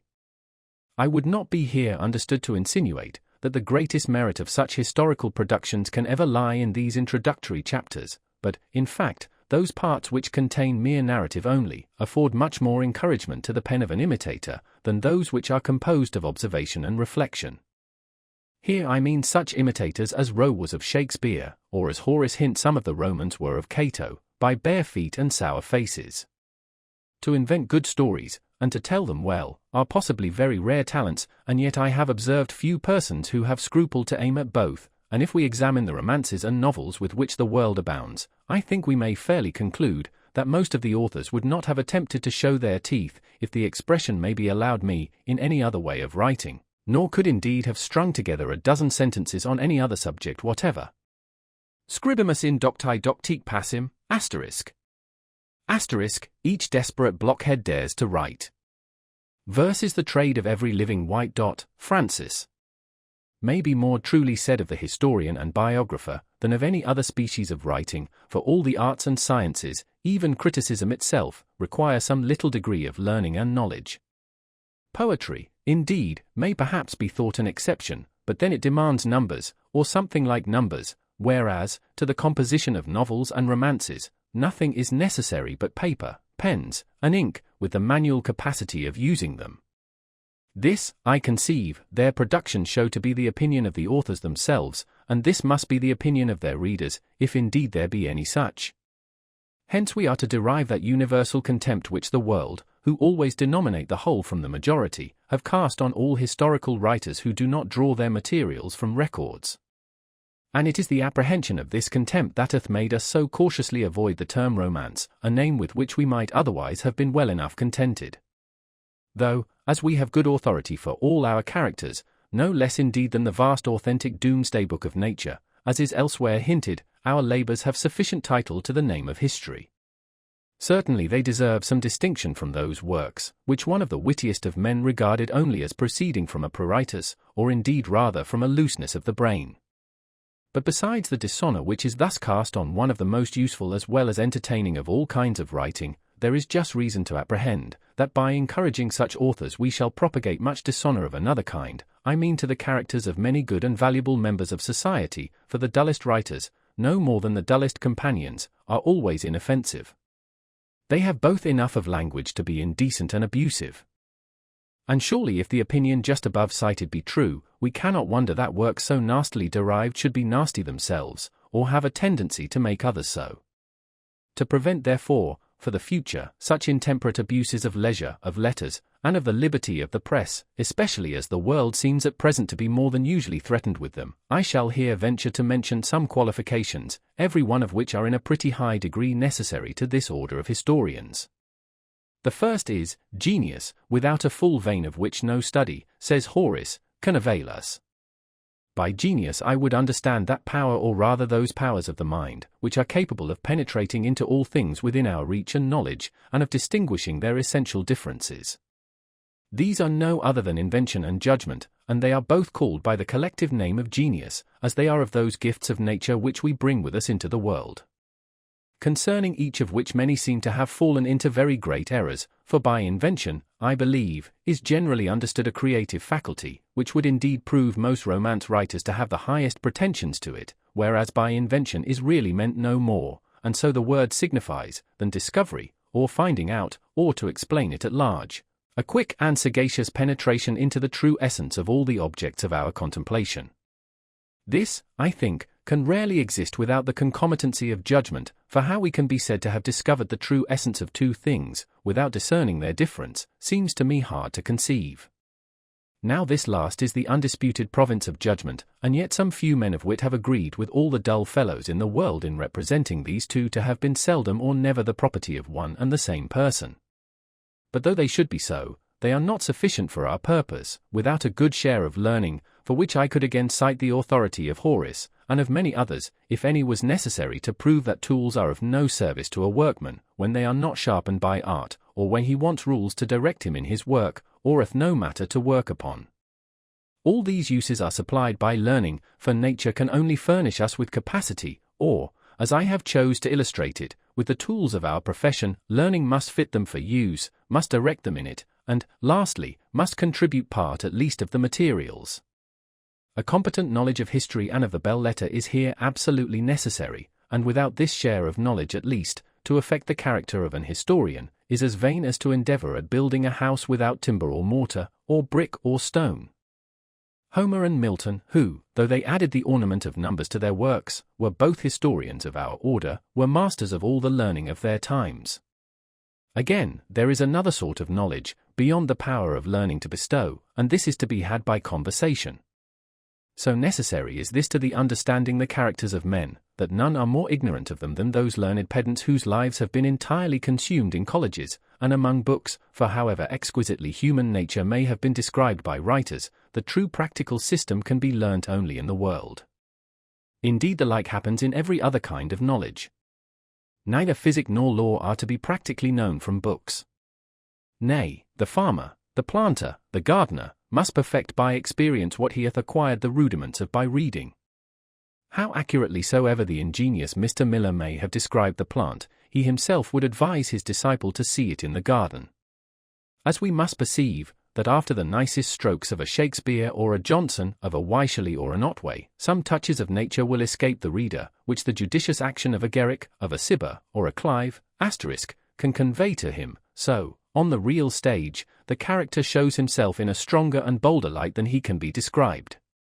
And if this be the case in those fine and nervous descriptions which great authors themselves have taken from life, how much more strongly will it hold when the writer himself takes his lines not from nature, but from books?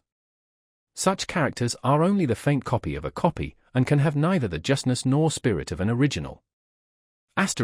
There is a peculiar propriety in mentioning this great actor, and these two most justly celebrated actresses, in this place, as they have all formed themselves on the study of nature only, and not on the imitation of their predecessors.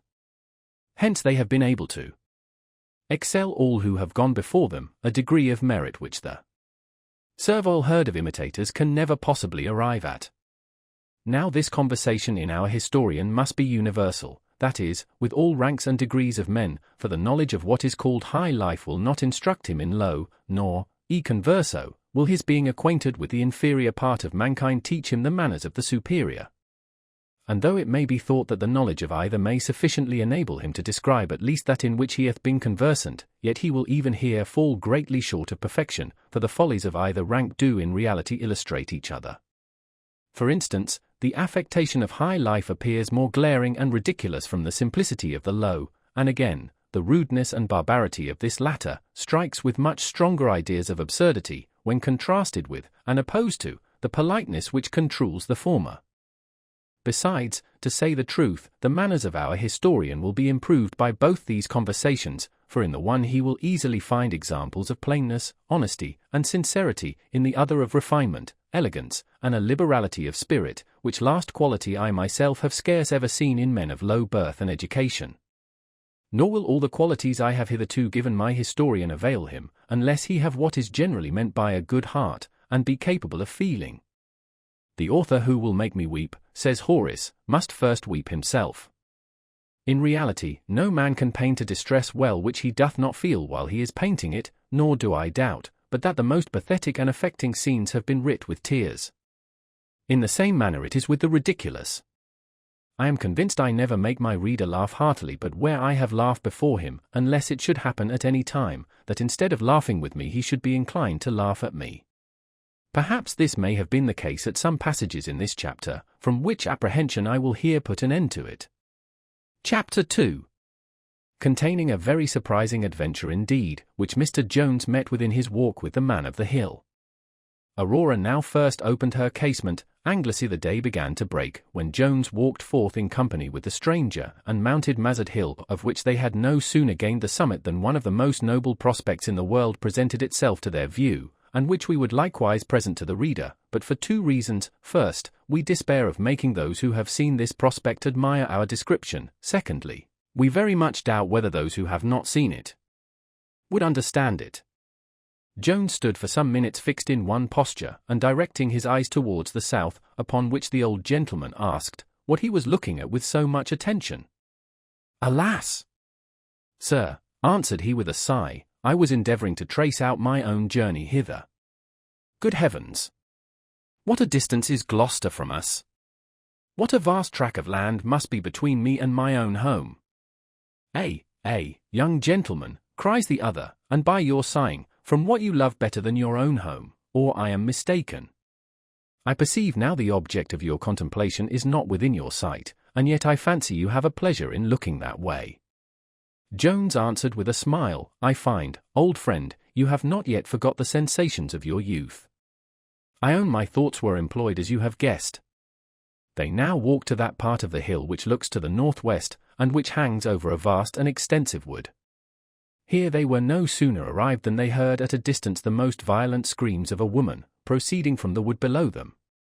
Jones listened a moment, and then, without saying a word to his companion, for indeed the occasion seemed sufficiently pressing, ran, or rather slid, down the hill, and, without the least apprehension or concern for his own safety, made directly to the thicket whence the sound had issued.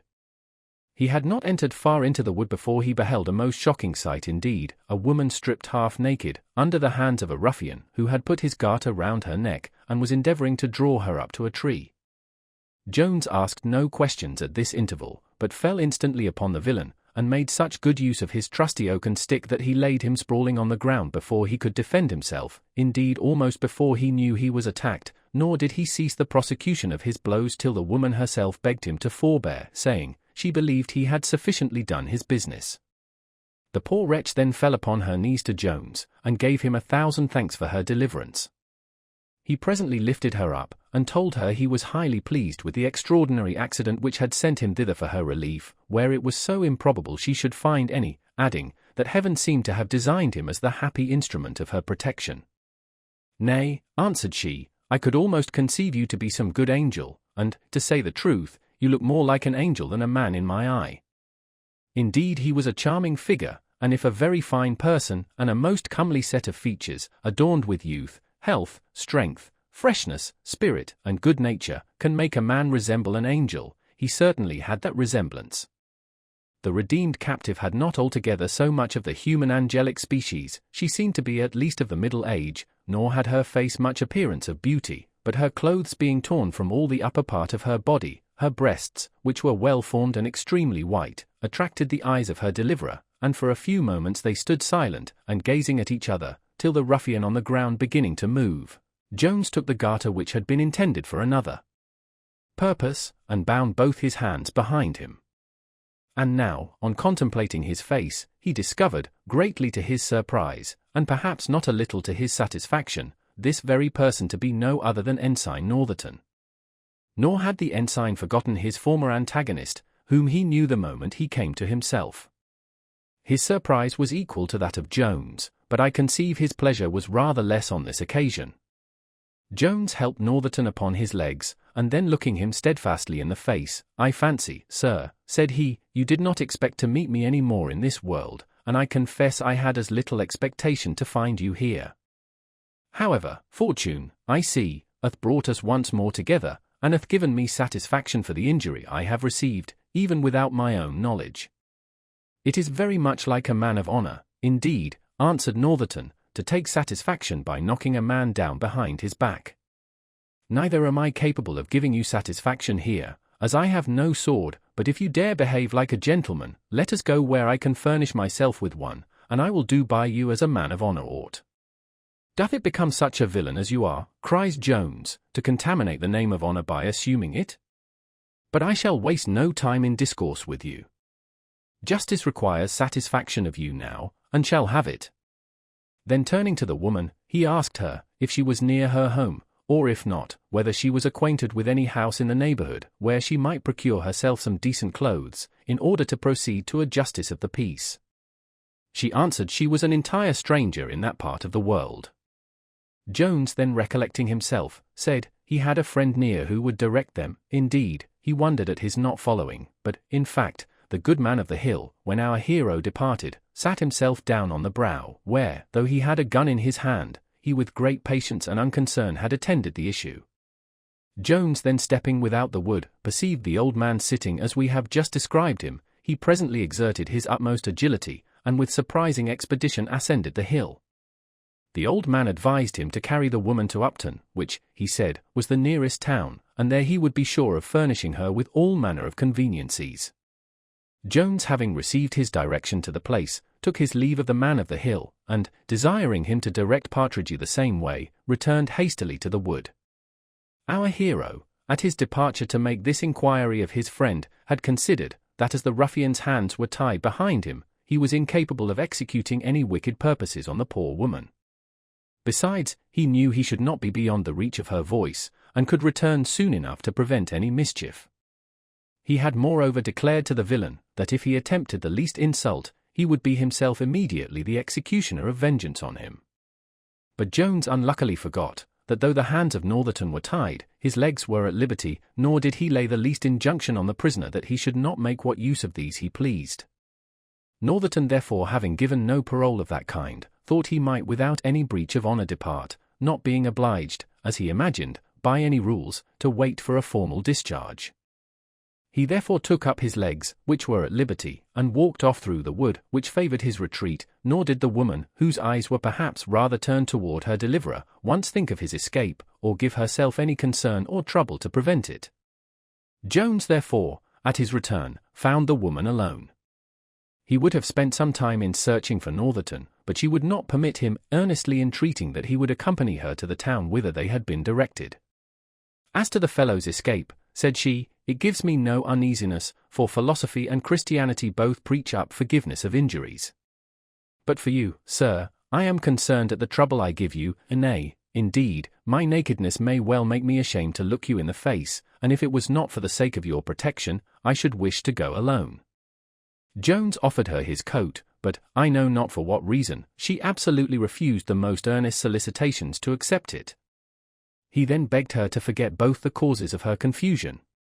"With regard to the former," says he, "I have done no more than my duty in protecting you, and as for the latter, I will entirely remove it, by walking before you all the way, for I would not have my eyes offend you, and I could not answer for my power of resisting the attractive charms of so much beauty." Thus our hero and the redeemed lady walked in the same manner as Orpheus and Eurydice marched heretofore, but though I cannot believe that Jones was designedly tempted by his fair one to look behind him, yet as she frequently wanted his assistance to help her over stiles, and had besides many trips and other accidents, he was often obliged to turn about. However, he had better fortune than what attended poor Orpheus, for he brought his companion, or rather follower, safe into the famous town of Upton. Chapter 3. The arrival of Mr. Jones with his lady at the inn, with a very full description of the Battle of Upton.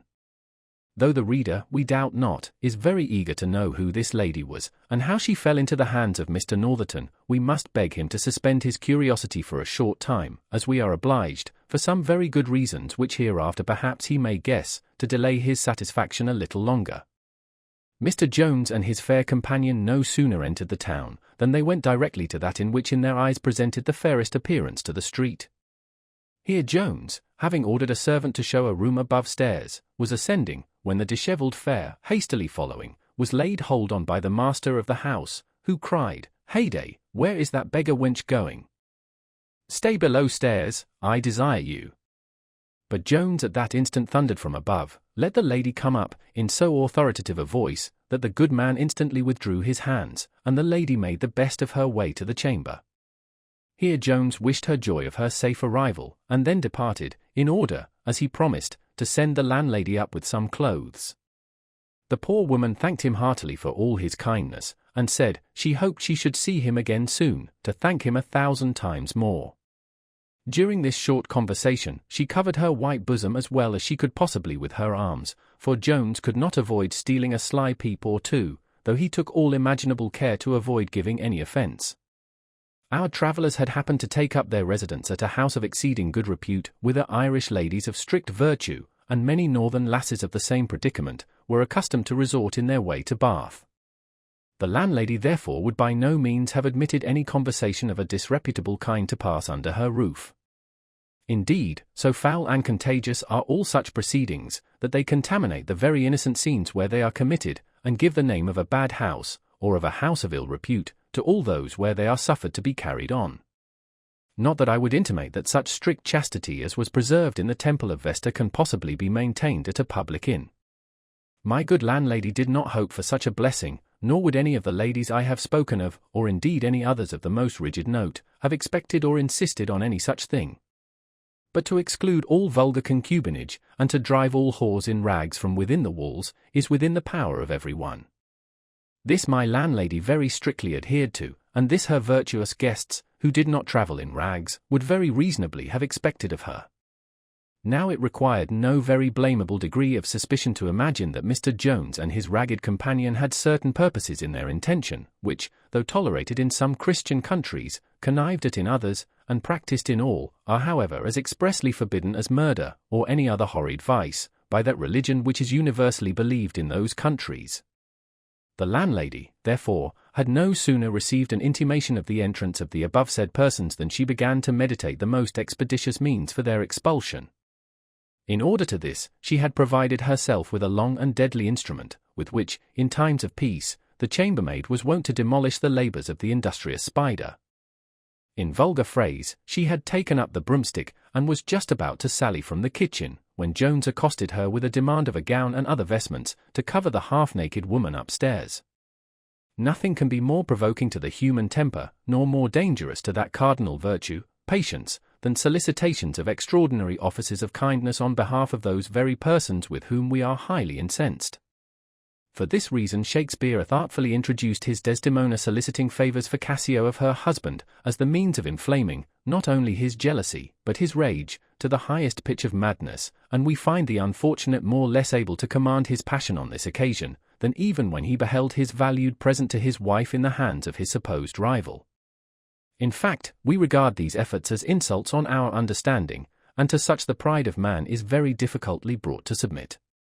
My landlady, though a very good-tempered woman, had, I suppose, some of this pride in her composition, for Jones had scarce ended his request, when she fell upon him with a certain weapon, which, though it be neither long, nor sharp, nor hard, nor indeed threatens from its appearance with either death or wound, hath been however held in great dread and abhorrence by many wise men, nay, by many brave ones, insomuch that some who have dared to look into the mouth of a loaded cannon have not dared to look into a mouth where this weapon was brandished, and rather than run the hazard of its execution, have contented themselves with making a most pitiful and sneaking figure in the eyes of all their acquaintance.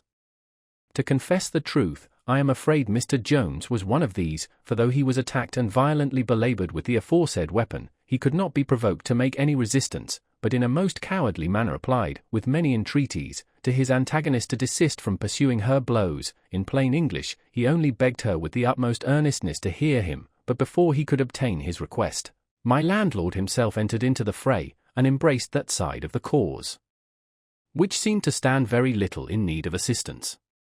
There are a sort of heroes who are supposed to be determined in their choosing or avoiding a conflict by the character and behavior of the person whom they are to engage. These are said to know their men, and Jones, I believe, knew his woman, for though he had been so submissive to her, he was no sooner attacked by her husband, than he demonstrated an immediate spirit of resentment, and enjoined him silence under a very severe penalty, no less than that, I think, of being converted into fuel for his own fire.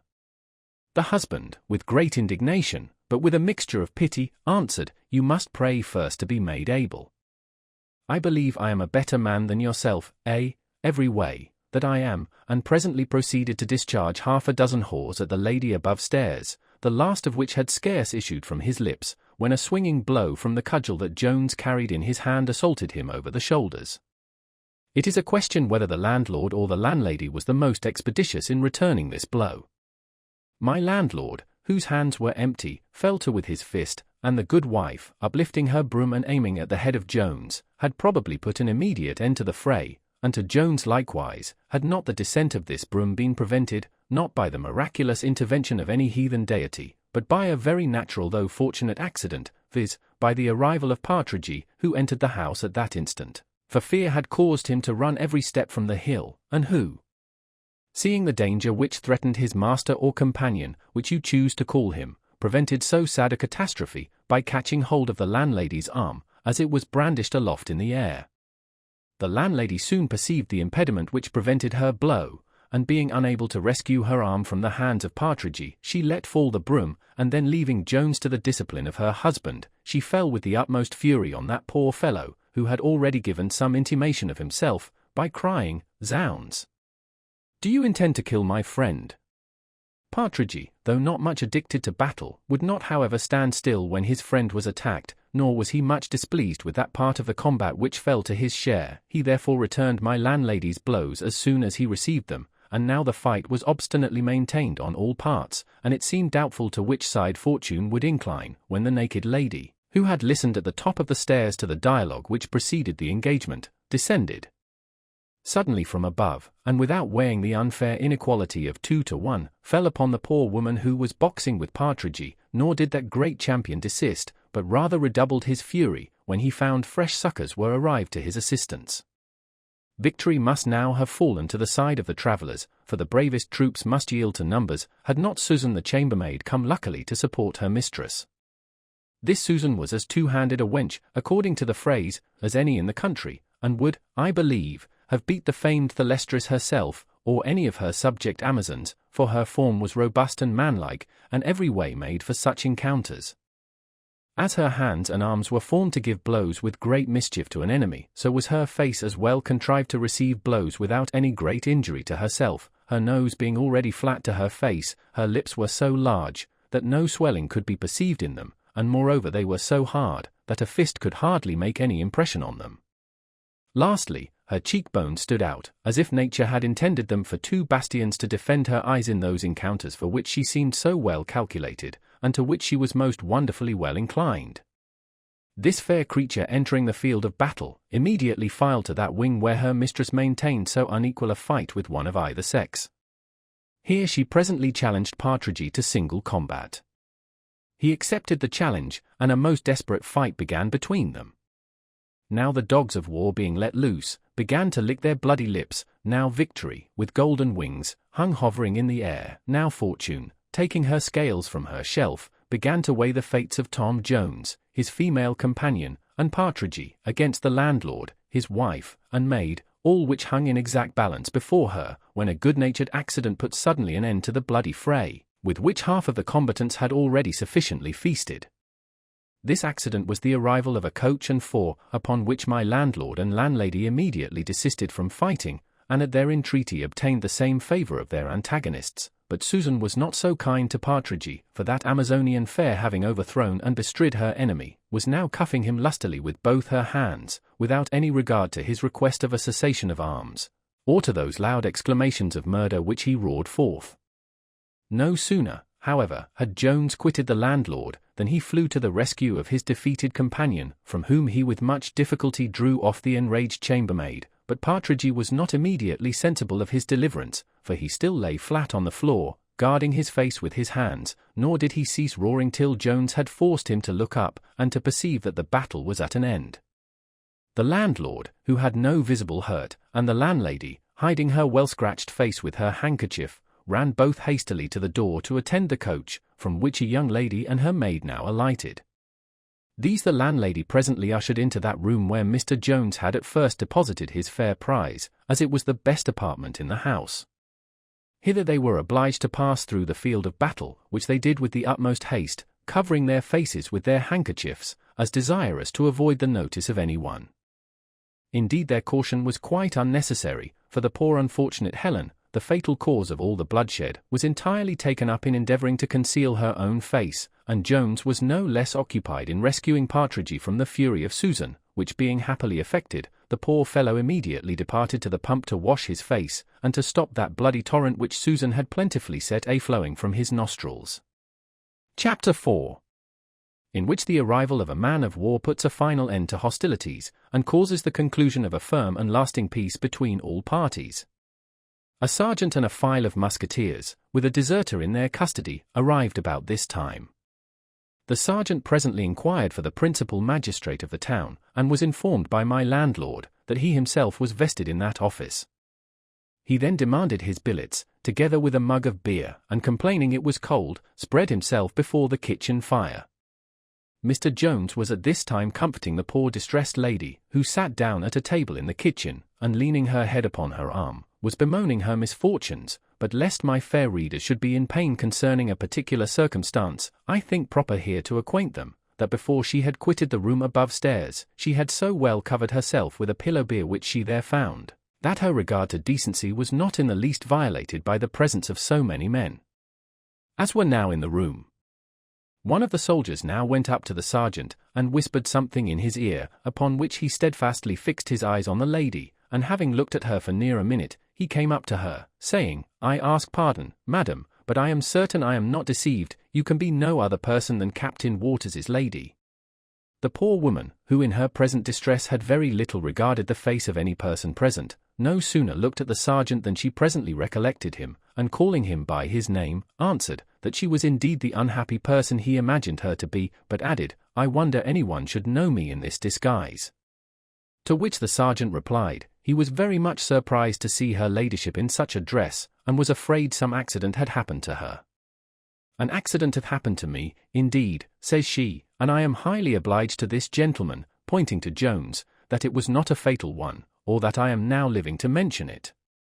"Whatever the gentleman hath done," cries the sergeant, "I am sure the captain will make him amends for it, and if I can be of any service, your ladyship may command me, and I shall think myself very happy to have it in my power to serve your ladyship, and so indeed may any one, for I know the captain will well reward them for it." The landlady, who heard from the stairs all that passed between the sergeant and Mrs. Waters, came hastily down, and running directly up to her, began to ask pardon for the offences she had committed, begging that all might be imputed to ignorance of her quality, for lud. "Madam," says she, "how should I have imagined that a lady of your fashion would appear in such a dress? I am sure, madam, if I had once suspected that your ladyship was your ladyship, I would sooner have burnt my tongue out, than have said what I have said, and I hope your ladyship will accept of a gown, till you can get your own clothes." "Prithee, woman," says Mrs. Waters, "cease your impertinence. How can you imagine I should concern myself about anything which comes from the lips of such low creatures as yourself? But I am surprised at your assurance in thinking, after what is past, that I will condescend to put on any of your dirty things. I would have you know, creature, I have a spirit above that." Here Jones interfered, and begged Mrs. Waters to forgive the landlady, and to accept her gown, for I must confess, cries he, our appearance was a little suspicious when first we came in, and I am well assured all this good woman did was, as she professed, out of regard to the reputation of her house. Yes, upon my truly was it, says she, the gentleman speaks very much like a gentleman, and I see very plainly is so, and to be certain the house is well known to be a house of as good reputation as any on the road, and though I say it, is frequented by gentry of the best quality, both Irish and English. I defy anybody to say black is my eye, for that matter. And, as I was saying, if I had known your ladyship to be your ladyship, I would as soon have burnt my fingers as have affronted your ladyship, but truly where gentry come and spend their money, I am not willing that they should be scandalized by a set of poor shabby vermin, that, wherever they go, leave more lice than money behind them. Such folks never raise my compassion, for to be certain it is foolish to have any for them, and if our justices did as they ought, they would be all whipped out of the kingdom, for to be certain it is what is most fitting for them. But as for your ladyship, I am heartily sorry your ladyship hath had a misfortune, and if your ladyship will do me the honour to wear my clothes till you can get some of your ladyship's own, to be certain the best I have is at your ladyship's service. Whether cold, shame, or the persuasions of Mr. Jones prevailed most on Mrs. Waters, I will not determine, but she suffered herself to be pacified by this speech of my landlady, and retired with that good woman, in order to apparel herself in a decent manner. My landlord was likewise beginning his oration to Jones, but was presently interrupted by that generous youth, who shook him heartily by the hand, and assured him of entire forgiveness, saying, if you are satisfied, my worthy friend, I promise you I am, and indeed, in one sense, the landlord had the better reason to be satisfied, for he had received a bellyful of drubbing, whereas Jones had scarce felt a single blow. Partridge, who had been all this time washing his bloody nose at the pump, returned into the kitchen at the instant when his master and the landlord were shaking hands with each other. As he was of a peaceable disposition, he was pleased with those symptoms of reconciliation, and though his face bore some marks of Susan's fist, and many more of her nails, he rather chose to be contented with his fortune in the last battle than to endeavour at bettering it in another. The heroic Susan was likewise well contented with her victory, though it had cost her a black eye, which Partridge had given her at the first onset. Between these two, therefore, a league was struck, and those hands which had been the instruments of war became now the mediators of peace. Matters were thus restored to a perfect calm, at which the sergeant, though it may seem so contrary to the principles of his profession, testified his approbation. "Why now, that's friendly," said he. "D.N. me, I hate to see two people bear ill will to one another after they have had a tussle. The only way when friends quarrel is to see it out fairly in a friendly manner, as a man may call it, either with a fist, or sword, or pistol, according as they like, and then let it be all over. For my own part, D.N. me if ever I love my friend better than when I am fighting with him. To bear malice is more like a Frenchman than an Englishman." He then proposed a libation as a necessary part of the ceremony at all treaties of this kind.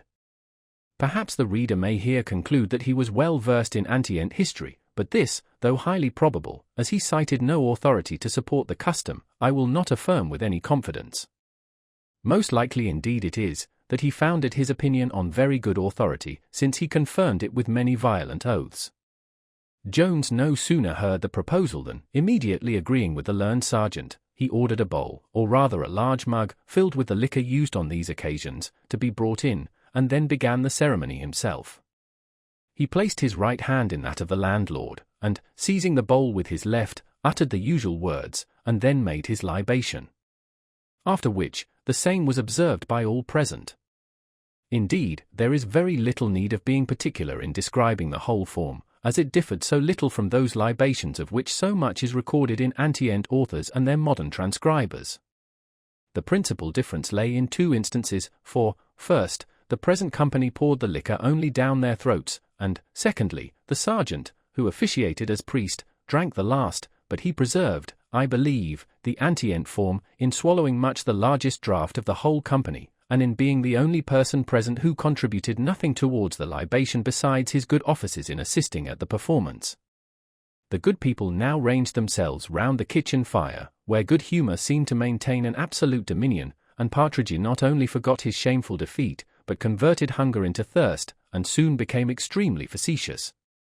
We must however quit this agreeable assembly for a while, and attend Mr. Jones to Mrs. Waters's apartment, where the dinner which he had bespoke was now on the table. Indeed, it took no long time in preparing, having been all dressed 3 days before, and required nothing more from the cook than to warm it over again.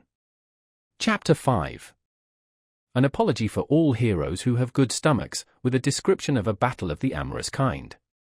Heroes, notwithstanding the high ideas which, by the means of flatterers, they may entertain of themselves, or the world may conceive of them, have certainly more of mortal than divine about them. However elevated their minds may be, their bodies at least, which is much the major part of most, are liable to the worst infirmities, and subject to the vilest offices of human nature. Among these latter, the act of eating, which hath by several wise men been considered as extremely mean and derogatory from the philosophic dignity, must be in some measure performed by the greatest prince, hero, or philosopher upon earth. Nay, sometimes nature hath been so frolicsome as to exact of these dignified characters a much more exorbitant share of this office than she hath obliged those of the lowest order to perform. To say the truth, as no known inhabitant of this globe is really more than man, so none need be ashamed of submitting to what the necessities of man demand. But when those great personages I have just mentioned condescend to aim at confining such low offices to themselves, as when, by hoarding or destroying, they seem desirous to prevent any others from eating, then they surely become very low and despicable. Now, after this short preface, we think it no disparagement to our hero to mention the immoderate ardour with which he laid about him at this season. Indeed, it may be doubted whether Ulysses, who by the way seems to have had the best stomach of all the heroes in that eating poem of the Odyssey, ever made a better meal. 3 pounds at least of that flesh which formerly had contributed to the composition of an ox was now honoured with becoming part of the individual Mr. Jones. This particular we thought ourselves obliged to mention, as it may account for our hero's temporary neglect of his fair companion, who eat but very little, and was indeed employed in considerations of a very different nature, which passed unobserved by Jones, till he had entirely satisfied that appetite which a fast of 24 hours had procured him, but his dinner was no sooner ended than his attention to other matters revived. With these matters therefore we shall now proceed to acquaint the reader. Mr. Jones, of whose personal accomplishments we have hitherto said very little, was, in reality, one of the handsomest young fellows in the world. His face, besides being the picture of health, had in it the most apparent marks of sweetness and good nature.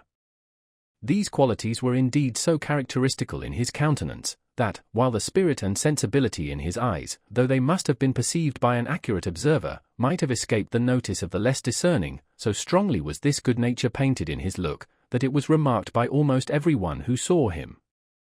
It was, perhaps, as much owing to this as to a very fine complexion that his face had a delicacy in it almost inexpressible, and which might have given him an air rather too effeminate, had it not been joined to a most masculine person and mien, which latter had as much in them of the Hercules as the former had of the Adonis.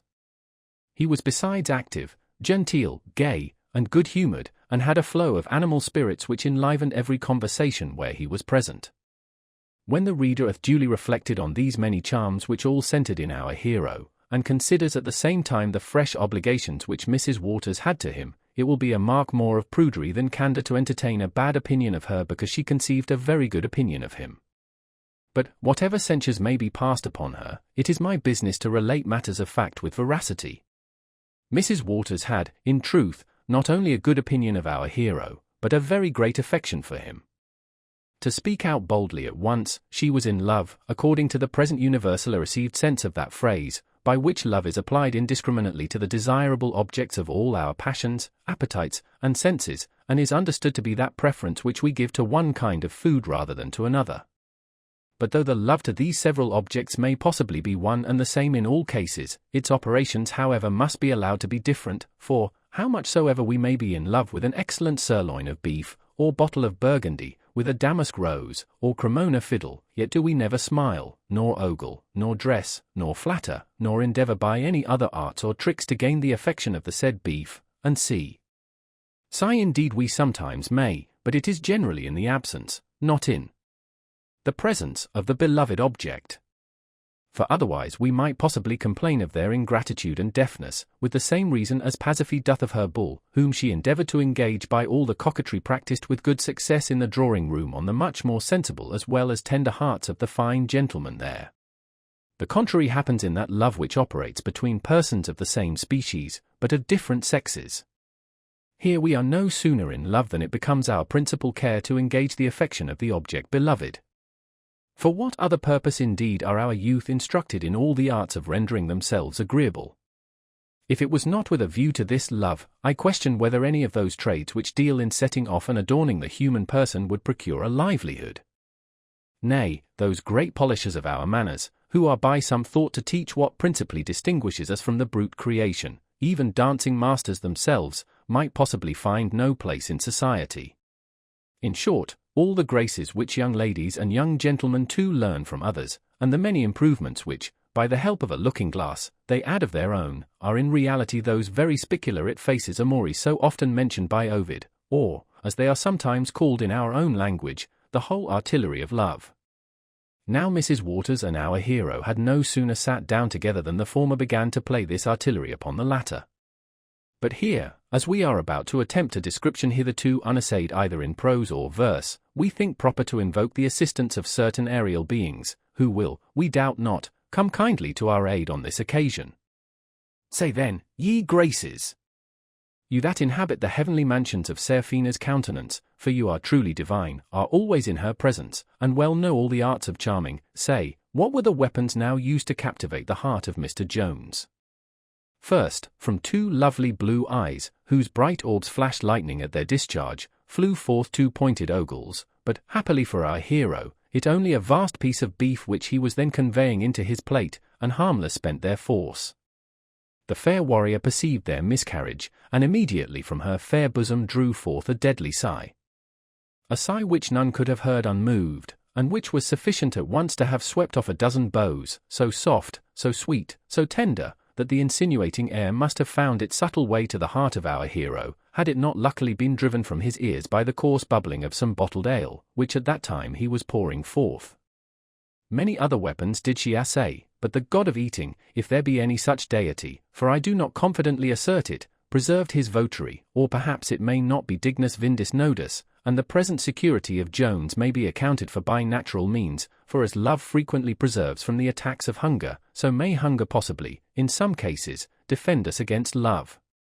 The fair one, enraged at her frequent disappointments, determined on a short cessation of arms, which interval she employed in making ready every engine of amorous warfare for the renewing of the attack when dinner should be over.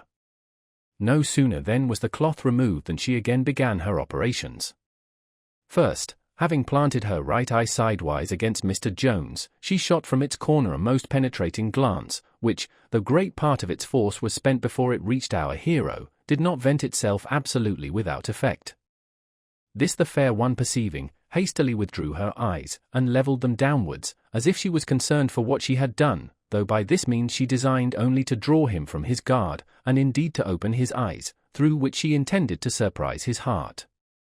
And now, gently lifting up those two bright orbs which had already begun to make an impression on poor Jones, she discharged a volley of small charms at once from her whole countenance in a smile. Not a smile of mirth, nor of joy, but a smile of affection, which most ladies have always ready at their command, and which serves them to show at once their good humour, their pretty dimples, and their white teeth. This smile our hero received full in his eyes, and was immediately staggered with its force. He then began to see the designs of the enemy, and indeed to feel their success. A parley now was set on foot between the parties, during which the artful fair so slyly and imperceptibly carried on her attack, that she had almost subdued the heart of our hero before she again repaired to acts of hostility. To confess the truth, I am afraid Mr. Jones maintained a kind of Dutch defence, and treacherously delivered up the garrison, without duly weighing his allegiance to the fair Sophia. In short, no sooner had the amorous parley ended and the lady had unmasked the royal battery, by carelessly letting her handkerchief drop from her neck, than the heart of Mr. Jones was entirely taken, and the fair conqueror enjoyed the usual fruits of her victory. Here the Graces think proper to end their description, and here we think proper to end the chapter. Chapter 6. A friendly conversation in the kitchen, which had a very common, though not very friendly, conclusion.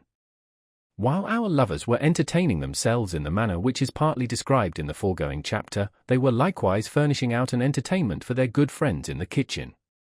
And this in a double sense, by affording them matter for their conversation, and, at the same time, drink to enliven their spirits. There were now assembled round the kitchen fire, besides my landlord and landlady, who occasionally went backward and forward, Mr. Partridge, the sergeant, and the coachman who drove the young lady and her maid. Partridge, having acquainted the company with what he had learnt from the man of the hill concerning the situation in which Mrs. Waters had been found by Jones, the sergeant proceeded to that part of her history which was known to him. He said she was the wife of Mr. Waters, who was a captain in their regiment, and had often been with him at quarters. Some folks, says he, used indeed to doubt whether they were lawfully married in a church or no. But, for my part, that's no business of mine. I must own, if I was put to my corporal oath, I believe she is little better than one of us, and I fancy the captain may go to heaven when the sun shines upon a rainy day. But if he does, that is neither here nor there, for he won't want company. And the lady, to give the devil his due, is a very good sort of lady, and loves the cloth, and is always desirous to do strict justice to it, for she hath begged off many a poor soldier, and, by her goodwill, would never have any of them punished. But yet, to be sure, Ensign Northerton and she were very well acquainted together at our last quarters. That is the very right and truth of the matter. But the captain, he knows nothing about it, and as long as there is enough for him too, what does it signify? He loves her not a bit the worse, and I am certain would run any man through the body that was to abuse her. Therefore I won't abuse her, for my part. I only repeat what other folks say, and, to be certain, what everybody says, there must be some truth in. A great deal of truth, I warrant you, cries Partridge, veritas odium parit, all a parcel of scandalous stuff, answered the mistress of the house. I am sure, now she is dressed, she looks like a very good sort of lady, and she behaves herself like one, for she gave me a guinea for the use of my clothes. A very good lady indeed, cries the landlord, and if you had not been a little too hasty, you would not have quarrelled with her as you did at first. You need mention that with my truly, answered she, if it had not been for your nonsense, nothing had happened. You must be meddling with what did not belong to you, and throw in your fool's discourse. Well, answered he, what's past cannot be mended, so there's an end of the matter. Yes, cries she, for this once, but will it be mended ever the more hereafter? This is not the first time I have suffered for your numbskull's pate. I wish you would always hold your tongue in the house, and meddle only in matters without doors, which concern you. Don't you remember what happened about 7 years ago? Nay, my dear, returned he, don't rip up old stories. Come, all's well, and I am sorry for what I have done. The landlady was going to reply, but was prevented by the peacemaking sergeant, sorely to the displeasure of Partridge, who was a great lover of what is called fun, and a great promoter of those harmless quarrels which tend rather to the production of comical than tragical incidents. The sergeant asked Partridge whither he and his master were travelling. None of your magisters, answered Partridge, I am no man's servant, I assure you, for, though I have had misfortunes in the world, I write gentleman after my name, and, as poor and simple as I may appear now, I have taught grammar school in my time, said he mihi. Non sum quod fue. No offence, I hope, sir, said the sergeant. Where, then, if I may venture to be so bold, may you and your friend be travelling? You have now denominated us right, says Partridge. Amici sumus. And I promise you my friend is one of the greatest gentlemen in the kingdom, at which words both landlord and landlady pricked up their ears. He is the heir of Squire Allworthy.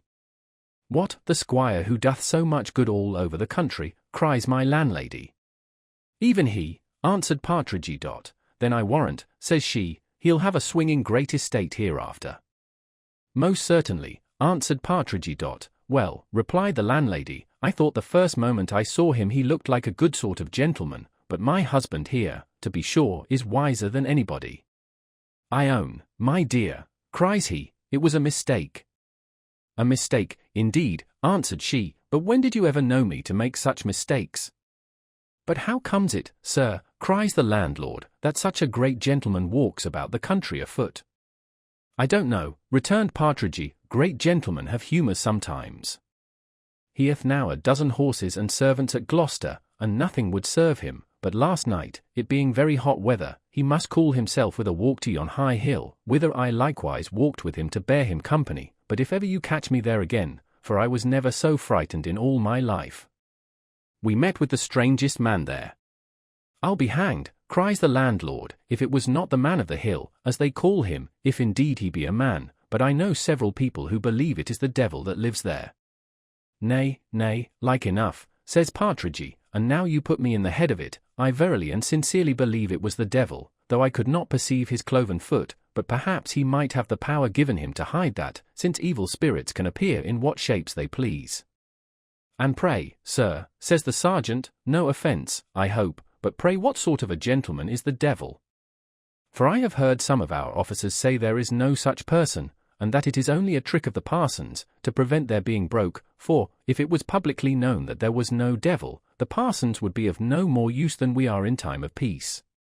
Those officers, says Partridge, are very great scholars, I suppose.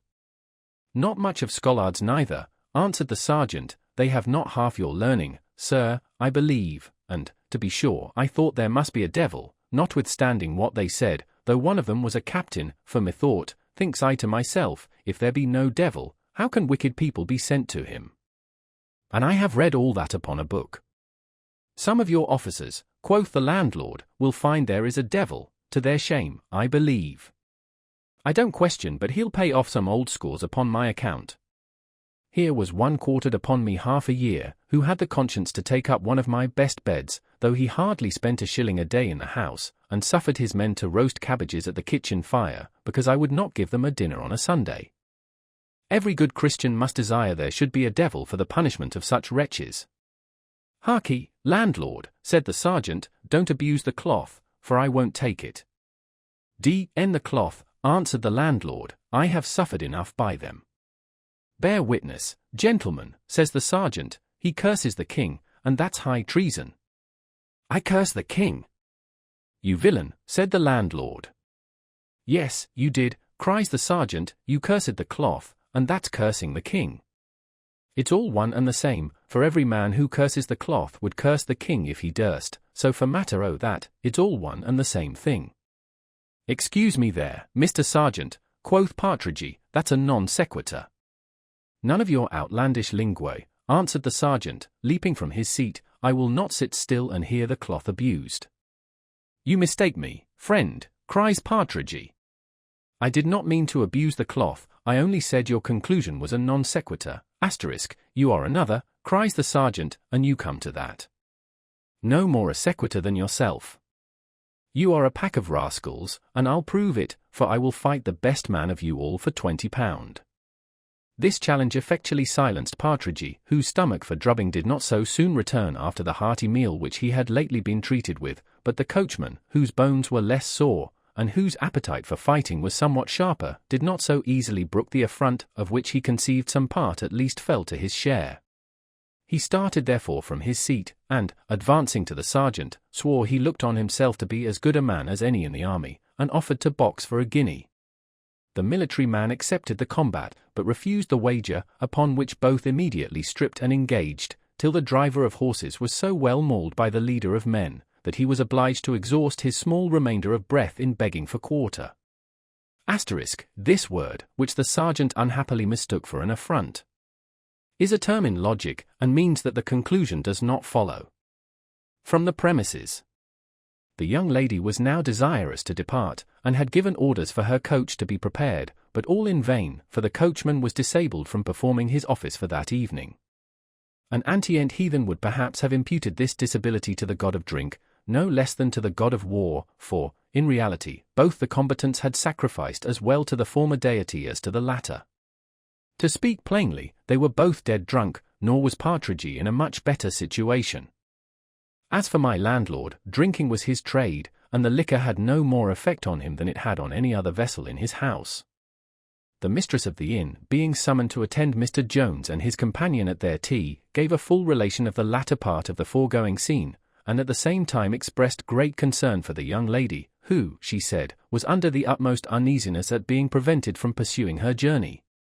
She is a sweet pretty creature, added she, and I am certain I have seen her face before.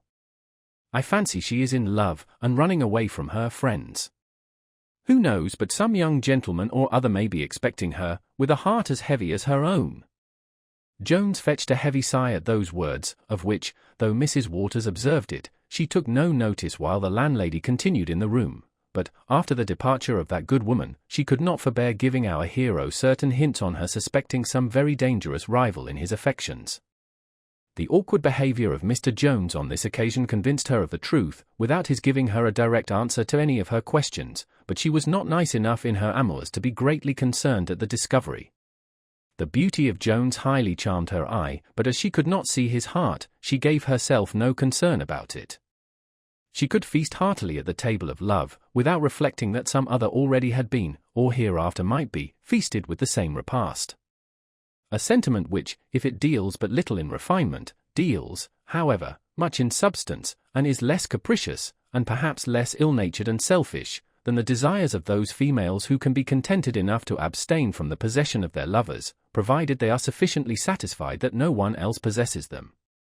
Chapter 7. Containing a fuller account of Mrs. Waters, and by what means she came into that distressful situation from which she was rescued by Jones.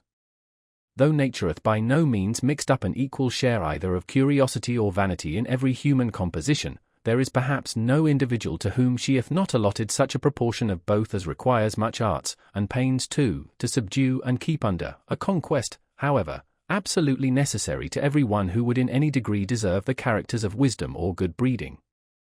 As Jones, therefore, might very justly be called a well-bred man, he had stifled all that curiosity which the extraordinary manner in which he had found Mrs. Waters must be supposed to have occasioned. He had, indeed, at first thrown out some few hints to the lady, but, when he perceived her industriously avoiding any explanation, he was contented to remain in ignorance, the rather as he was not without suspicion that there were some circumstances which must have raised her blushes, had she related the whole truth. Now, since it is possible that some of our readers may not so easily acquiesce under the same ignorance, and as we are very desirous to satisfy them all, we have taken uncommon pains to inform ourselves of the real fact, with the relation of which we shall conclude this book. This lady, then, had lived some years with one Captain Waters, who was a captain in the same regiment to which Mr. Northerton belonged. She passed for that gentleman's wife, and went by his name, and yet, as the sergeant said, there were some doubts concerning the reality of their marriage, which we shall not at present take upon us to resolve. Mrs. Waters, I am sorry to say it, had for some time contracted an intimacy with the above-mentioned ensign, which did no great credit to her reputation. That she had a remarkable fondness for that young fellow is most certain, but whether she indulged this to any very criminal lengths is not so extremely clear, unless we will suppose that women never grant every favour to a man but one, without granting him that one also. The division of the regiment to which Captain Waters belonged had 2 days preceded the march of that company to which Mr. Northerton was the ensign, so that the former had reached Worcester the very day after the unfortunate re-encounter between Jones and Northerton which we have before recorded. Now, it had been agreed between Mrs. Waters and the captain that she would accompany him in his march as far as Worcester, where they were to take their leave of each other, and she was thence to return to Bath, where she was to stay till the end of the winter's campaign against the rebels. With this agreement Mr. Northerton was made acquainted. To say the truth, the lady had made him an assignation at this very place, and promised to stay at Worcester till his division came thither, with what view, and for what purpose, must be left to the reader's divination, for, though we are obliged to relate facts, we are not obliged to do a violence to our nature by any comments to the disadvantage of the loveliest part of the creation. Northerton no sooner obtained a release from his captivity, as we have seen, than he hasted away to overtake Mrs. Waters, which, as he was a very active nimble fellow, he did at the last-mentioned city, some few hours after Captain Waters had left her. At his first arrival he made no scruple of acquainting her with the unfortunate accident, which he made appear very unfortunate indeed, for he totally extracted every particle of what could be called fault, at least in a court of honour, though he left some circumstances which might be questionable in a court of law. Women, to their glory be it spoken, are more generally capable of that violent and apparently disinterested passion of love, which seeks only the good of its object, than men. Mrs. Waters, therefore, was no sooner apprised of the danger to which her lover was exposed, than she lost every consideration besides that of his safety, and this being a matter equally agreeable to the gentleman, it became the immediate subject of debate between them. After much consultation on this matter, it was at length agreed that the ensign should go across the country to Hereford, whence he might find some conveyance to one of the seaports in Wales, and thence might make his escape abroad. In all which expedition Mrs. Waters declared she would bear him company, and for which she was able to furnish him with money, a very material article to Mr. Northerton, she having then in her pocket 3 bank notes to the amount of £90, besides some cash, and a diamond ring of pretty considerable value on her finger. All which she, with the utmost confidence, revealed to this wicked man, little suspecting she should by these means inspire him with a design of robbing her. Now, as they must, by taking horses from Worcester, have furnished any pursuers with the means of hereafter discovering their route, the ensign proposed, and the lady presently agreed, to make their first stage on foot, for which purpose the hardness of the frost was very seasonable. The main part of the lady's baggage was already at Bath, and she had nothing with her at present besides a very small quantity of linen, which the gallant undertook to carry in his own pockets. All things, therefore, being settled in the evening, they arose early the next morning, and at 5 o'clock departed from Worcester, it being then above 2 hours before day, but the moon, which was then at the full, gave them all the light she was capable of affording. Mrs. Waters was not of that delicate race of women who are obliged to the invention of vehicles for the capacity of removing themselves from one place to another, and with whom consequently a coach is reckoned among the necessaries of life. Her limbs were indeed full of strength and agility, and, as her mind was no less animated with spirit, she was perfectly able to keep pace with her nimble lover. Having travelled on for some miles in a high road, which Northerton said he was informed led to Hereford, they came at the break of day to the side of a large wood, where he suddenly stopped, and, affecting to meditate a moment with himself, expressed some apprehensions from travelling any longer in so public a way. Upon which he easily persuaded his fair companion to strike with him into a path which seemed to lead directly through the wood, and which at length brought them both to the bottom of Mazard Hill. Whether the execrable scheme which he now attempted to execute was the effect of previous deliberation, or whether it now first came into his head, I cannot determine. But being arrived in this lonely place, where it was very improbable he should meet with any interruption, he suddenly slipped his garter from his leg, and, laying violent hands on the poor woman, endeavoured to perpetrate that dreadful and detestable fact which we have before commemorated, and which the providential appearance of Jones did so fortunately prevent. Happy was it for Mrs. Waters that she was not of the weakest order of females, for no sooner did she perceive, by his tying a knot in his garter, and by his declarations, what his hellish intentions were, than she stood stoutly to her defence, and so strongly struggled with her enemy, screaming all the while for assistance, that she delayed the execution of the villain's purpose several minutes, by which means Mr. Jones came to her relief at that very instant when her strength failed and she was totally overpowered, and delivered her from the ruffian's hands, with no other loss than that of her clothes, which were torn from her back, and of the diamond ring, which during the contention either dropped from her finger, or was wrenched from it by Northerton. Thus, reader, we have given thee the fruits of a very painful inquiry which for thy satisfaction we have made into this matter. And here we have opened to thee a scene of folly as well as villainy, which we could scarce have believed a human creature capable of being guilty of, had we not remembered that this fellow was at that time firmly persuaded that he had already committed a murder, and had forfeited his life to the law. As he concluded therefore that his only safety lay in flight, he thought the possessing himself of this poor woman's money and ring would make him amends for the additional burthen he was to lay on his conscience. And here, reader, we must strictly caution thee that thou dost not take any occasion, from the misbehaviour of such a wretch as this, to reflect on so worthy and honourable a body of men as are the officers of our army in general. Thou wilt be pleased to consider that this fellow, as we have already informed thee, had neither the birth nor education of a gentleman, nor was a proper person to be enrolled among the number of such. If, therefore, his baseness can justly reflect on any besides himself, it must be only on those who gave him his commission. Book X, in which the history goes forward about 12 hours. Chapter 1. Containing instructions very necessary to be perused by modern critics. Reader, it is impossible we should know what sort of person thou wilt be, for, perhaps, thou mayest be as learned in human nature as Shakespeare himself was, and, perhaps, thou mayest be no wiser than some of his editors. Now, lest this latter should be the case, we think proper, before we go any farther together, to give thee a few wholesome admonitions, that thou mayest not as grossly misunderstand and misrepresent us, as some of the said editors have misunderstood and misrepresented their author. First, then, we warn thee not too hastily to condemn any of the incidents in this our history as impertinent and foreign to our main design, because thou dost not immediately conceive in what manner such incident may conduce to that design. This work may, indeed, be considered as a great creation of our own, and for a little reptile of a critic to presume to find fault with any of its parts, without knowing the manner in which the whole is connected, and before he comes to the final catastrophe, is a most presumptuous absurdity. The allusion and metaphor we have here made use of, we must acknowledge to be infinitely too great for our occasion, but there is, indeed, no other which is at all adequate to express the difference between an author of the first rate and a critic of the lowest.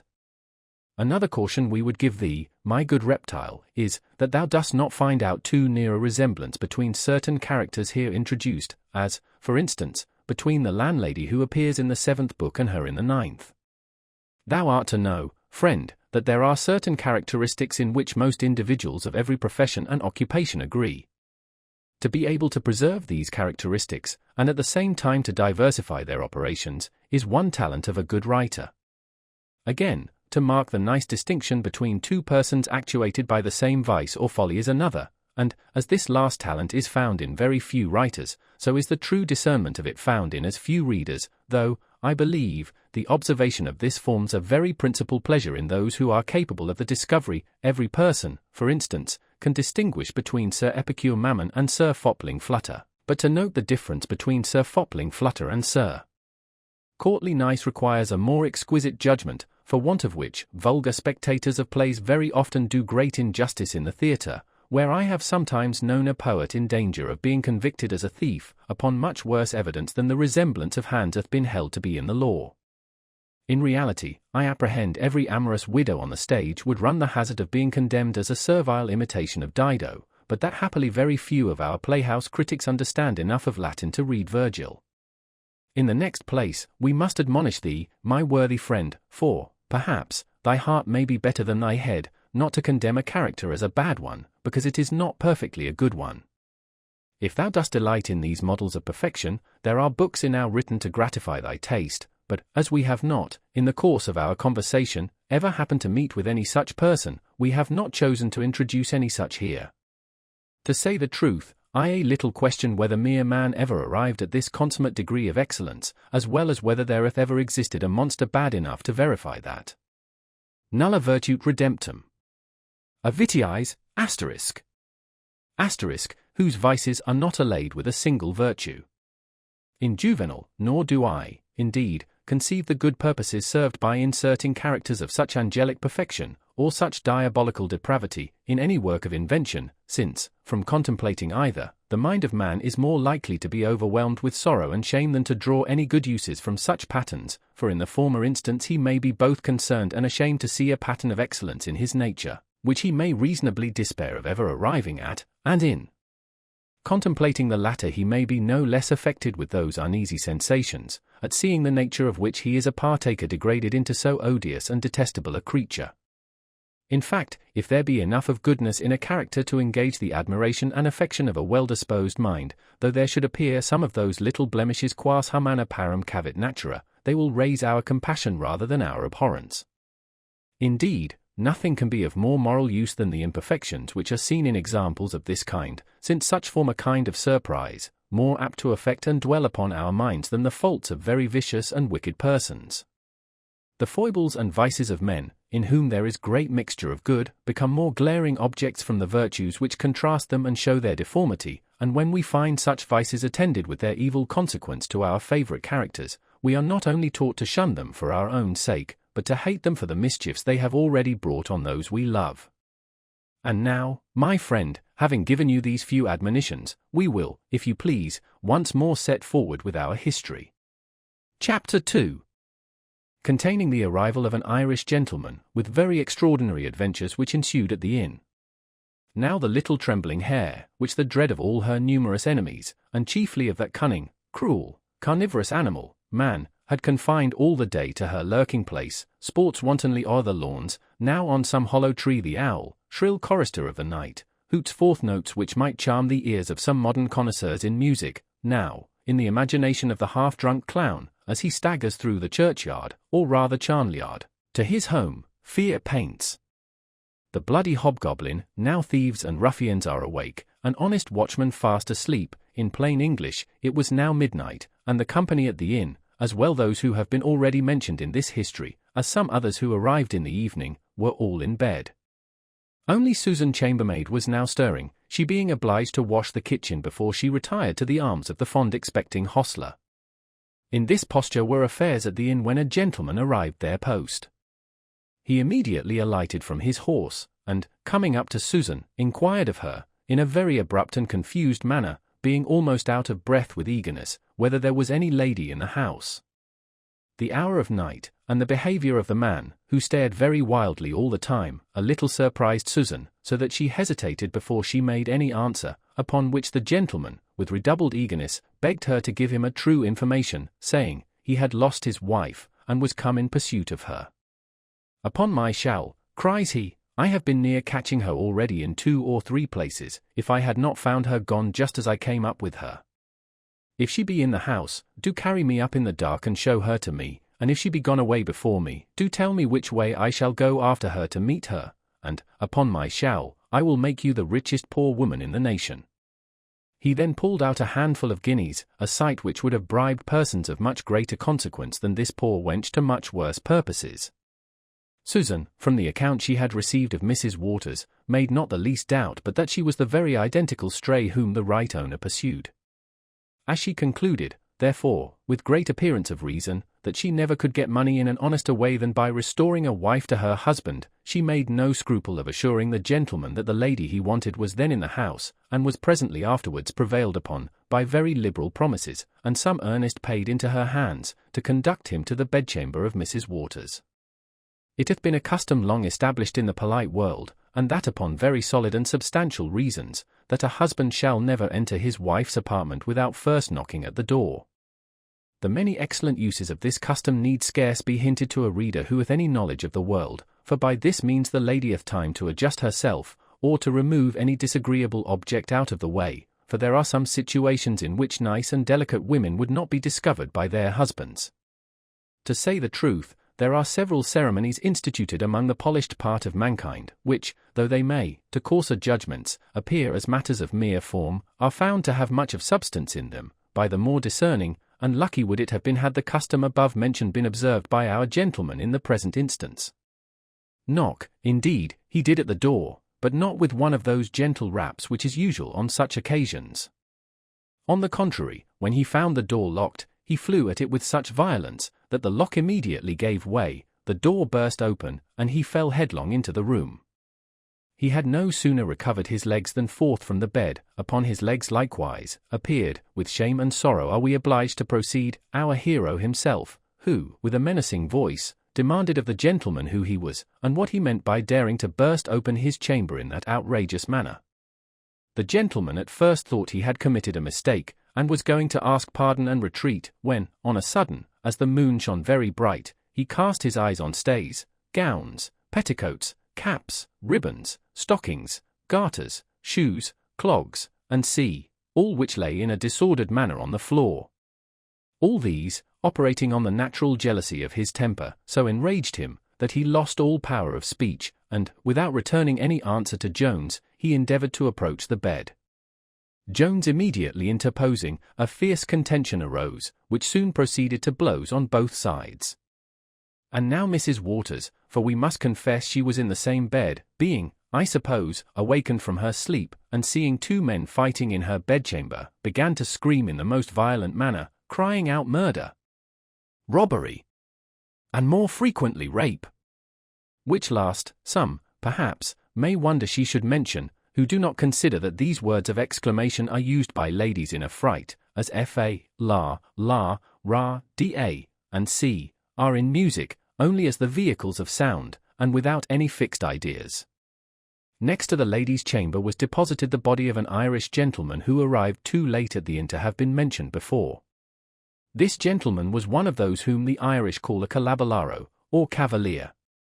He was a younger brother of a good family, and, having no fortune at home, was obliged to look abroad in order to get one, for which purpose he was proceeding to the Bath, to try his luck with cards and the women. This young fellow lay in bed reading one of Mrs. Benn's novels, for he had been instructed by a friend that he would find no more effectual method of recommending himself to the ladies than the improving his understanding, and filling his mind with good literature. He no sooner, therefore, heard the violent uproar in the next room, than he leapt from his bolster, and, taking his sword in one hand, and the candle which burned by him in the other, he went directly to Mrs. Waters's chamber. If the sight of another man in his shirt at first added some shock to the decency of the lady, it made her presently amends by considerably abating her fears, for no sooner had the Calabalaro entered the room than he cried out, "Mr. Fitzpatrick, what the devil is the manering of this?" Upon which the other immediately answered, "Oh, Mr. Maclachlan, I am rejoiced you are here. This villain hath debauched my wife, and is got into bed with her." "What wife?" cries Maclachlan. "Do not I know Mrs. Fitzpatrick very well, and don't I see that the lady, whom the gentleman who stands here in his shirt is lying in bed with, is none of her?"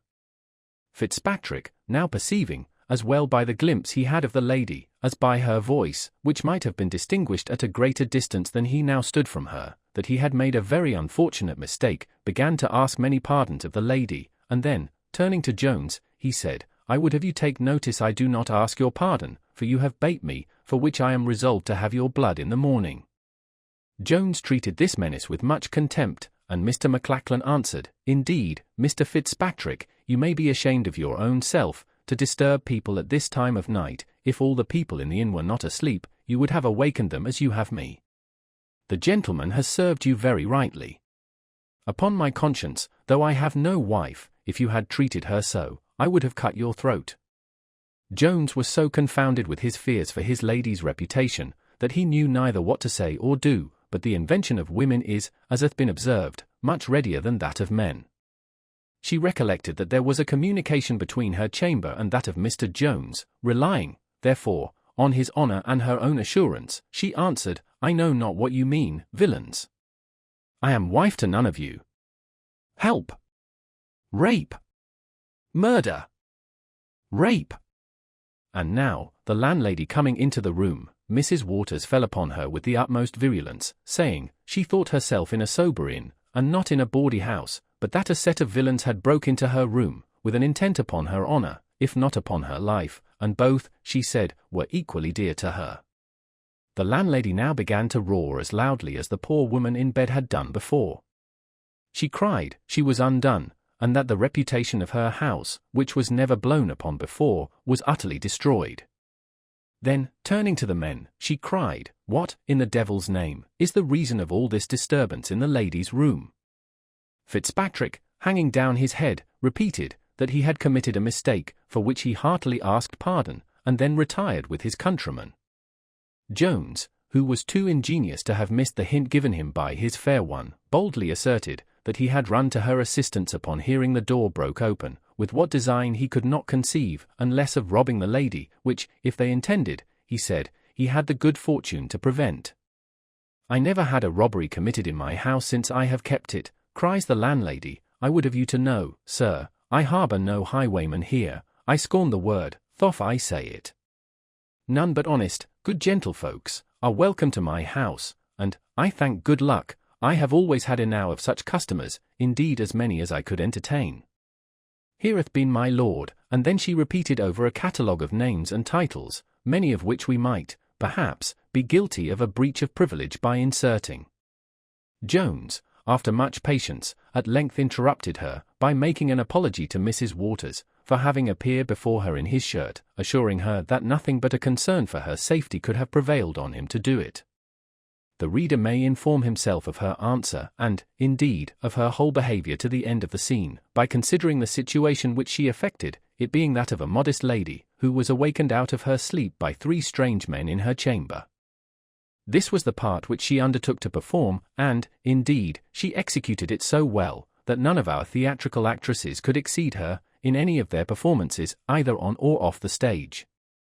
And hence, I think, we may very fairly draw an argument, to prove how extremely natural virtue is to the fair sex, for, though there is not, perhaps, 1 in 10,000 who is capable of making a good actress, and even among these we rarely see 2 who are equally able to personate the same character, yet this of virtue they can all admirably well put on, and as well those individuals who have it not, as those who possess it, can all act it to the utmost degree of perfection.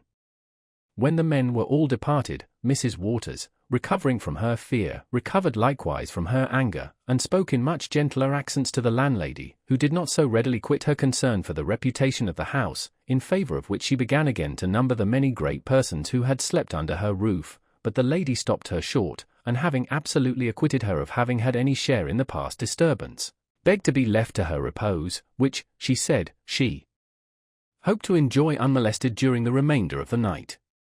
Upon which the landlady, after much civility and many courtesies, took her leave. Chapter 3.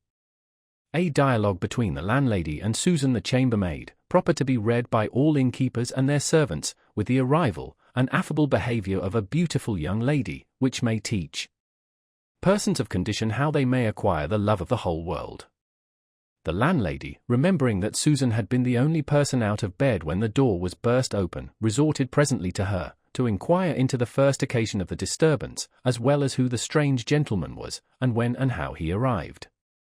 Susan related the whole story, which the reader knows already, varying the truth only in some circumstances, as she saw convenient, and totally concealing the money which she had received.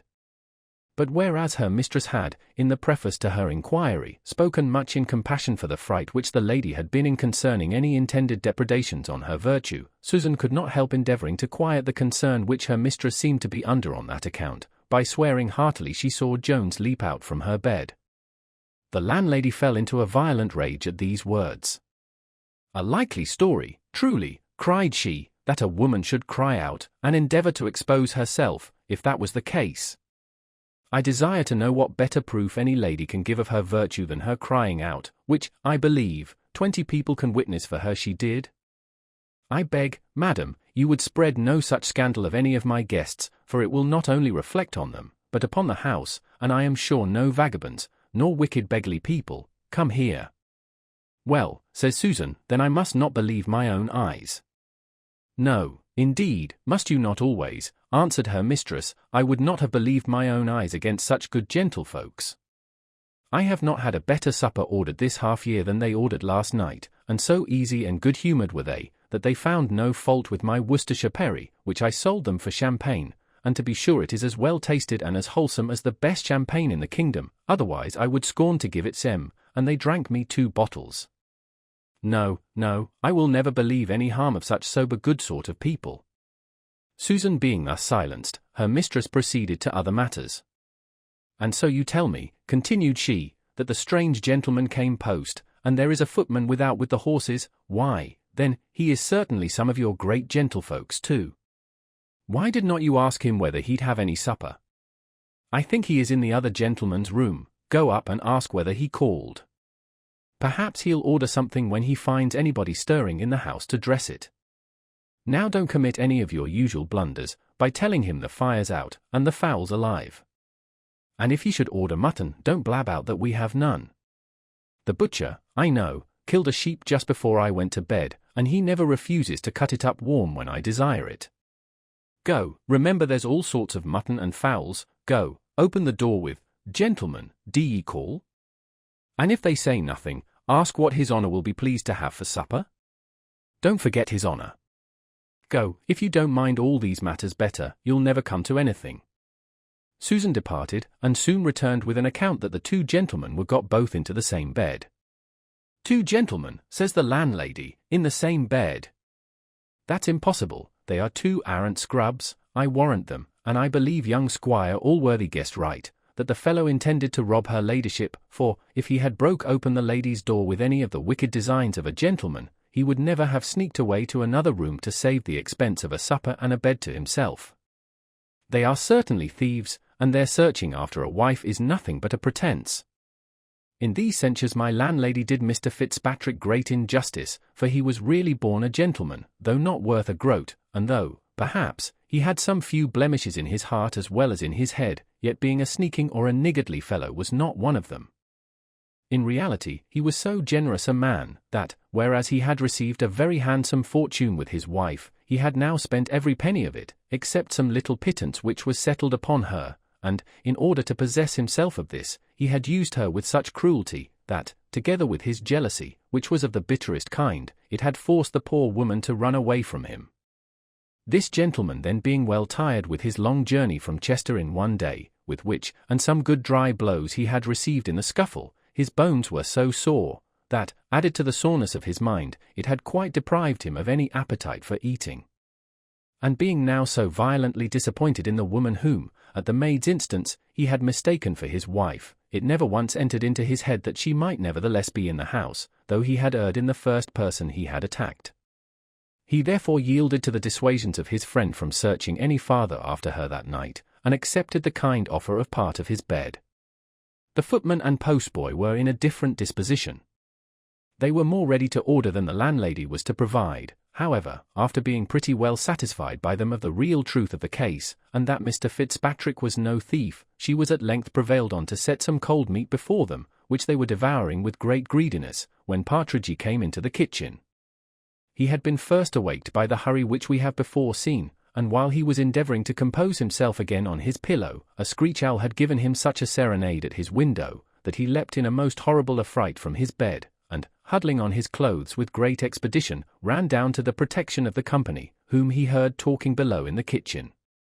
His arrival detained my landlady from returning to her rest, for she was just about to leave the other two guests to the care of Susan, but the friend of young Squire Allworthy was not to be so neglected, especially as he called for a pint of wine to be mulled. She immediately obeyed, by putting the same quantity of perry to the fire, for this readily answered to the name of every kind of wine. The Irish footman was retired to bed, and the postboy was going to follow, but Partridge invited him to stay and partake of his wine, which the lad very thankfully accepted. The schoolmaster was indeed afraid to return to bed by himself, and as he did not know how soon he might lose the company of my landlady, he was resolved to secure that of the boy, in whose presence he apprehended no danger from the devil or any of his adherents. And now arrived another postboy at the gate, upon which Susan, being ordered out, returned, introducing two young women in riding habits, one of which was so very richly laced, that Partridge and the postboy instantly started from their chairs, and my landlady fell to her courtesies, and her ladyship's, with great eagerness. The lady in the rich habit said, with a smile of great condescension, "If you will give me leave, madam, I will warm myself a few minutes at your kitchen fire, for it is really very cold, but I must insist on disturbing no one from his seat." This was spoken on account of Partridge, who had retreated to the other end of the room, struck with the utmost awe and astonishment at the splendour of the lady's dress. Indeed, she had a much better title to respect than this, for she was one of the most beautiful creatures in the world. The lady earnestly desired Partridge to return to his seat, but could not prevail. She then pulled off her gloves, and displayed to the fire two hands, which had every property of snow in them, except that of melting. Her companion, who was indeed her maid, likewise pulled off her gloves, and discovered what bore an exact resemblance, in cold and colour, to a piece of frozen beef. "I wish, madam," quoth the latter, "your ladyship would not think of going any farther tonight. I am terribly afraid your ladyship will not be able to bear the fatigue." "Why sure," cries the landlady, "her ladyship's honour can never intend it." "Oh, bless me! Farther tonight, indeed! Let me beseech your ladyship not to think on tea, but, to be sure, your ladyship can't. What will your honour be pleased to have for supper? I have mutton of all kinds, and some nice chicken." "I think, madam," said the lady, "it would be rather breakfast than supper, but I can't eat anything, and, if I stay, shall only lie down for an hour or two. However, if you please, madam, you may get me a little sack whey, made very small and thin." "Yes, madam," cries the mistress of the house, "I have some excellent white wine." "You have no sack, then," says the lady. "Yes, and tea please your honour, I may challenge the country for that, but let me beg your ladyship to eat something." "Upon my word, I can't eat a morsel," answered the lady, "and I shall be much obliged to you if you will please to get my apartment ready as soon as possible, for I am resolved to be on horseback again in 3 hours." "Why, Susan," cries the landlady, "is there a fire lit yet in the Wild Goose?" "I am sorry, madam, all my best rooms are full. Several people of the first quality are now in bed. Here's a great young squire, and many other great gentlefolks of quality." Susan answered, that the Irish gentlemen were got into the wild goose. Was ever anything like it, says the mistress, why the devil would you not keep some of the best rooms for the quality, when you know scarce a day passes without some calling here, if they be gentlemen, I am certain, when they know it is for her ladyship, they will get up again. Not upon my account, says the lady, I will have no person disturbed for me. If you have a room that is commonly decent, it will serve me very well, though it be never so plain. I beg, madam, you will not give yourself so much trouble on my account. Oh, madam, cries the other, I have several very good rooms for that matter, but none good enough for your honour's ladyship. However, as you are so condescending to take up with the best I have, do, Susan, get a fire in the Rose this minute. Will your ladyship be pleased to go up now, or stay till the fire is lighted?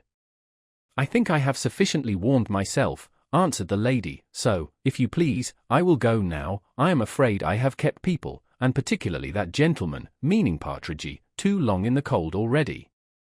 Indeed, I cannot bear to think of keeping any person from the fire this dreadful weather.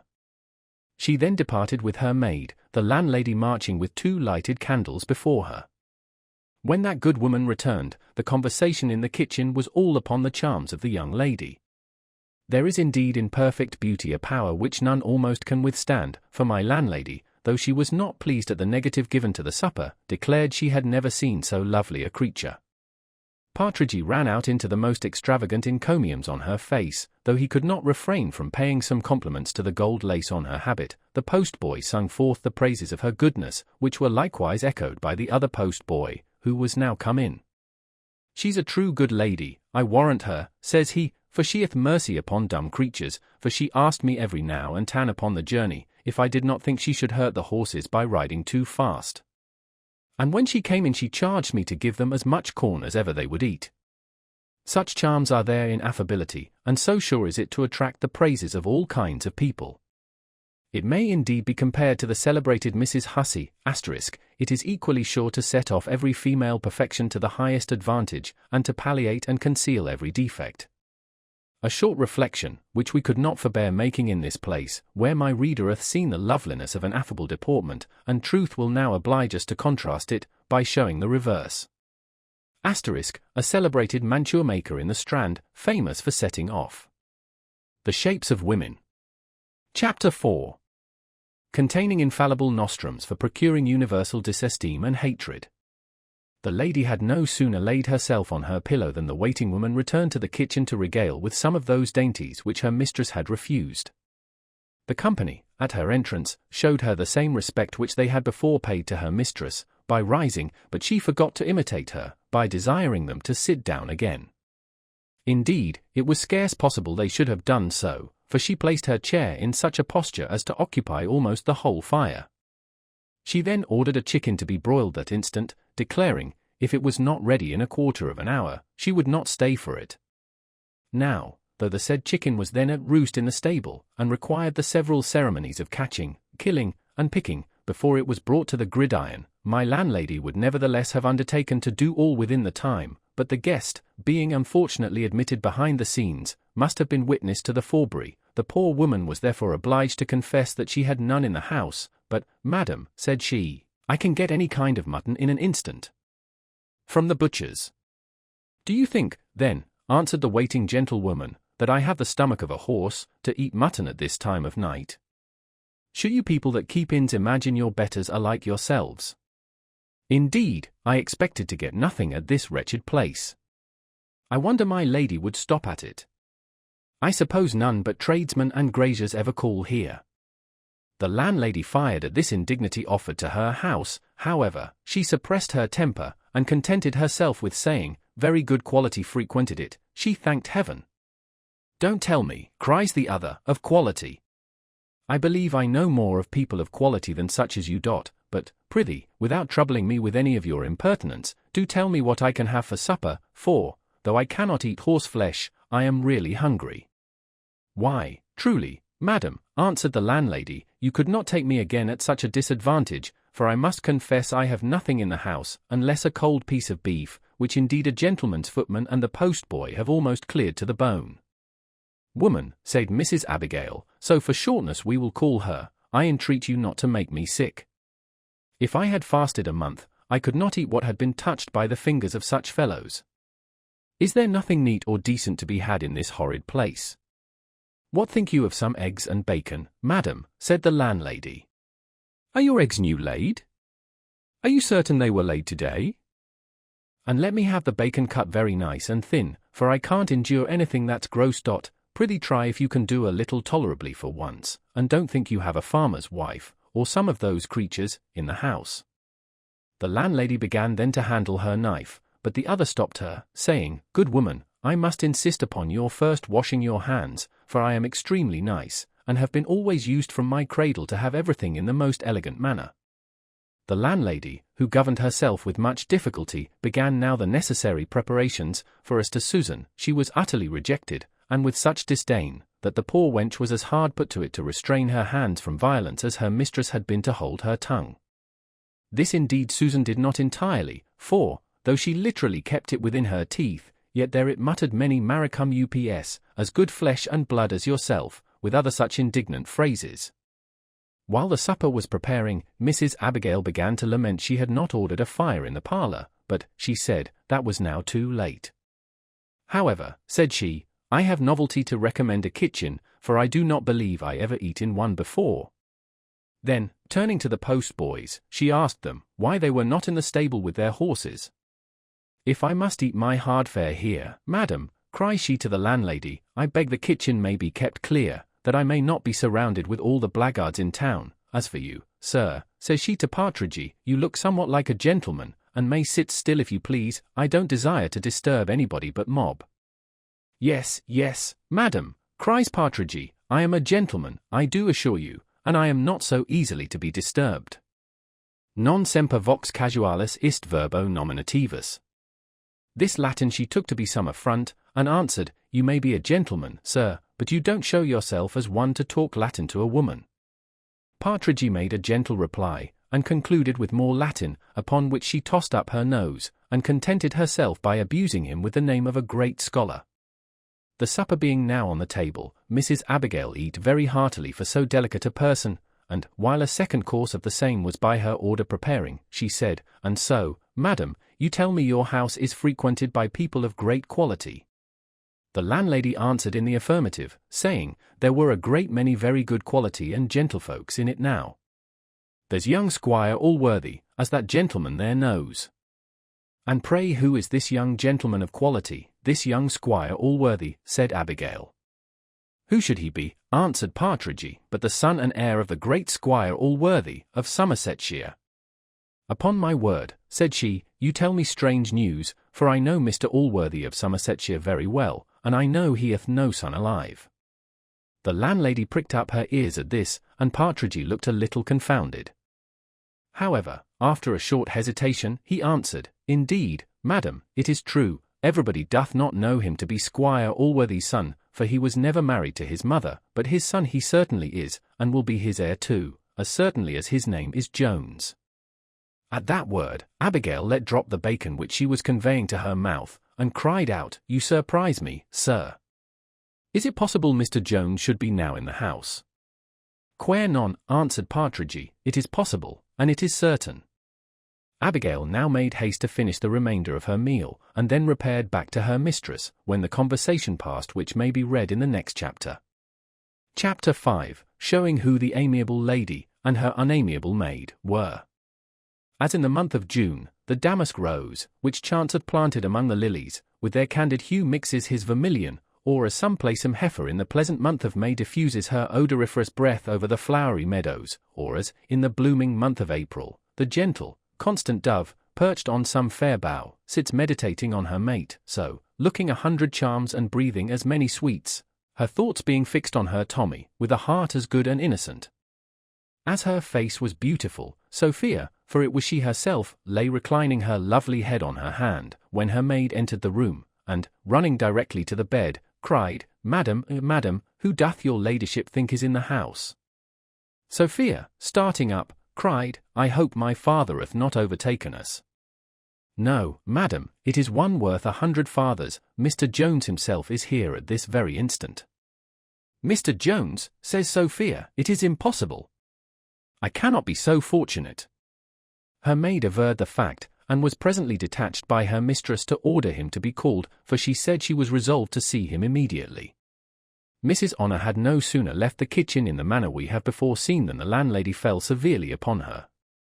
The poor woman had indeed been loading her heart with foul language for some time, and now it scoured out of her mouth, as filth doth from a mud cart, when the board which confines it is removed. Partridge likewise shovelled in his share of calumny, and, what may surprise the reader, not only bespattered the maid, but attempted to sully the lily-white character of Sophia herself. Never a barrel the better herring, cries he, nociter a socio, is a true saying. It must be confessed, indeed, that the lady in the fine garments is the civiller of the two, but I warrant neither of them are a bit better than they should be. A couple of Bath trulls, I'll answer for them, your quality don't ride about at this time o'ernight without servants. Spodlikins, and that's true, cries the landlady, you have certainly hit upon the very matter, for quality don't come into a house without bespeaking a supper, whether they eat or no. While they were thus discoursing, Mrs. Honor returned and discharged her commission, by bidding the landlady immediately wake Mr. Jones, and tell him a lady wanted to speak with him. The landlady referred her to Partridge, saying, he was the squire's friend, but, for her part, she never called men folks, especially gentlemen, and then walked sullenly out of the kitchen. Honor applied herself to Partridge, but he refused, for my friend, cries he, went to bed very late, and he would be very angry to be disturbed so soon. Mrs. Honor insisted still to have him called, saying, she was sure, instead of being angry, that he would be to the highest degree delighted when he knew the occasion. Another time, perhaps, he might, cries Partridge, but non omnia possumus omnes. One woman is enough at once for a reasonable man. What do you mean by one woman, fellow, cries Honor. None of your fellow, answered Partridge. He then proceeded to inform her plainly that Jones was in bed with a wench, and made use of an expression too indelicate to be here inserted, which so enraged Mrs. Honor, that she called him jackanapes, and returned in a violent hurry to her mistress, whom she acquainted with the success of her errand, and with the account she had received, which, if possible, she exaggerated, being as angry with Jones as if he had pronounced all the words that came from the mouth of Partridge. She discharged a torrent of abuse on the master, and advised her mistress to quit all thoughts of a man who had never shown himself deserving of her. She then ripped up the story of Molly Seagrim, and gave the most malicious turn to his formerly quitting Sophia herself, which, I must confess, the present incident not a little countenanced. The spirits of Sophia were too much dissipated by concern to enable her to stop the torrent of her maid. At last, however, she interrupted her, saying, I never can believe this, some villain hath belied him. You say you had it from his friend, but surely it is not the office of a friend to betray such secrets. I suppose, cries Honor, the fellow is his pimp, for I never saw so ill-looked a villain. Besides, such profligate rakes as Mr. Jones are never ashamed of these matters. To say the truth, this behaviour of Partridge was a little inexcusable, but he had not slept off the effect of the dose which he swallowed the evening before, which had, in the morning, received the addition of above a pint of wine, or indeed rather of malt spirits, for the perry was by no means pure. Now, that part of his head which nature designed for the reservoir of drink being very shallow, a small quantity of liquor overflowed it, and opened the sluices of his heart, so that all the secrets there deposited run out. These sluices were indeed, naturally, very ill secured. To give the best-natured turn we can to his disposition, he was a very honest man, for, as he was the most inquisitive of mortals, and eternally prying into the secrets of others, so he very faithfully paid them by communicating, in return, everything within his knowledge. While Sophia, tormented with anxiety, knew not what to believe, nor what resolution to take, Susan arrived with the sack whey. Mrs. Honor immediately advised her mistress, in a whisper, to pump this wench, who probably could inform her of the truth. Sophia approved it, and began as follows, Come hither, child, now answer me truly what I am going to ask you, and I promise you I will very well reward you. Is there a young gentleman in this house, a handsome young gentleman, that— Here Sophia blushed and was confounded. A young gentleman, cries Honor, that came hither in company with that saucy rascal who is now in the kitchen. Susan answered, there was. Do you know anything of any lady, continues Sophia, any lady? I don't ask you whether she is handsome or no, perhaps she is not, that's nothing to the purpose, but do you know of any lady? La, madam, cries Honor, you will make a very bad examiner. Harkee, child, says she, is not that very young gentleman now in bed with some nasty troll or other? Here Susan smiled, and was silent. Answer the question, child, says Sophia, and here's a guinea for you. A guinea? Madam, cries Susan, la, what's a guinea? If my mistress should know it, I shall certainly lose my place that very instant. Here's another for you, says Sophia, and I promise you faithfully your mistress shall never know it. Susan, after a very short hesitation, took the money, and told the whole story, concluding with saying, if you have any great curiosity, madam, I can steal softly into his room, and see whether he be in his own bed or no.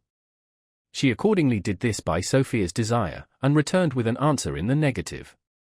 Sophia now trembled and turned pale.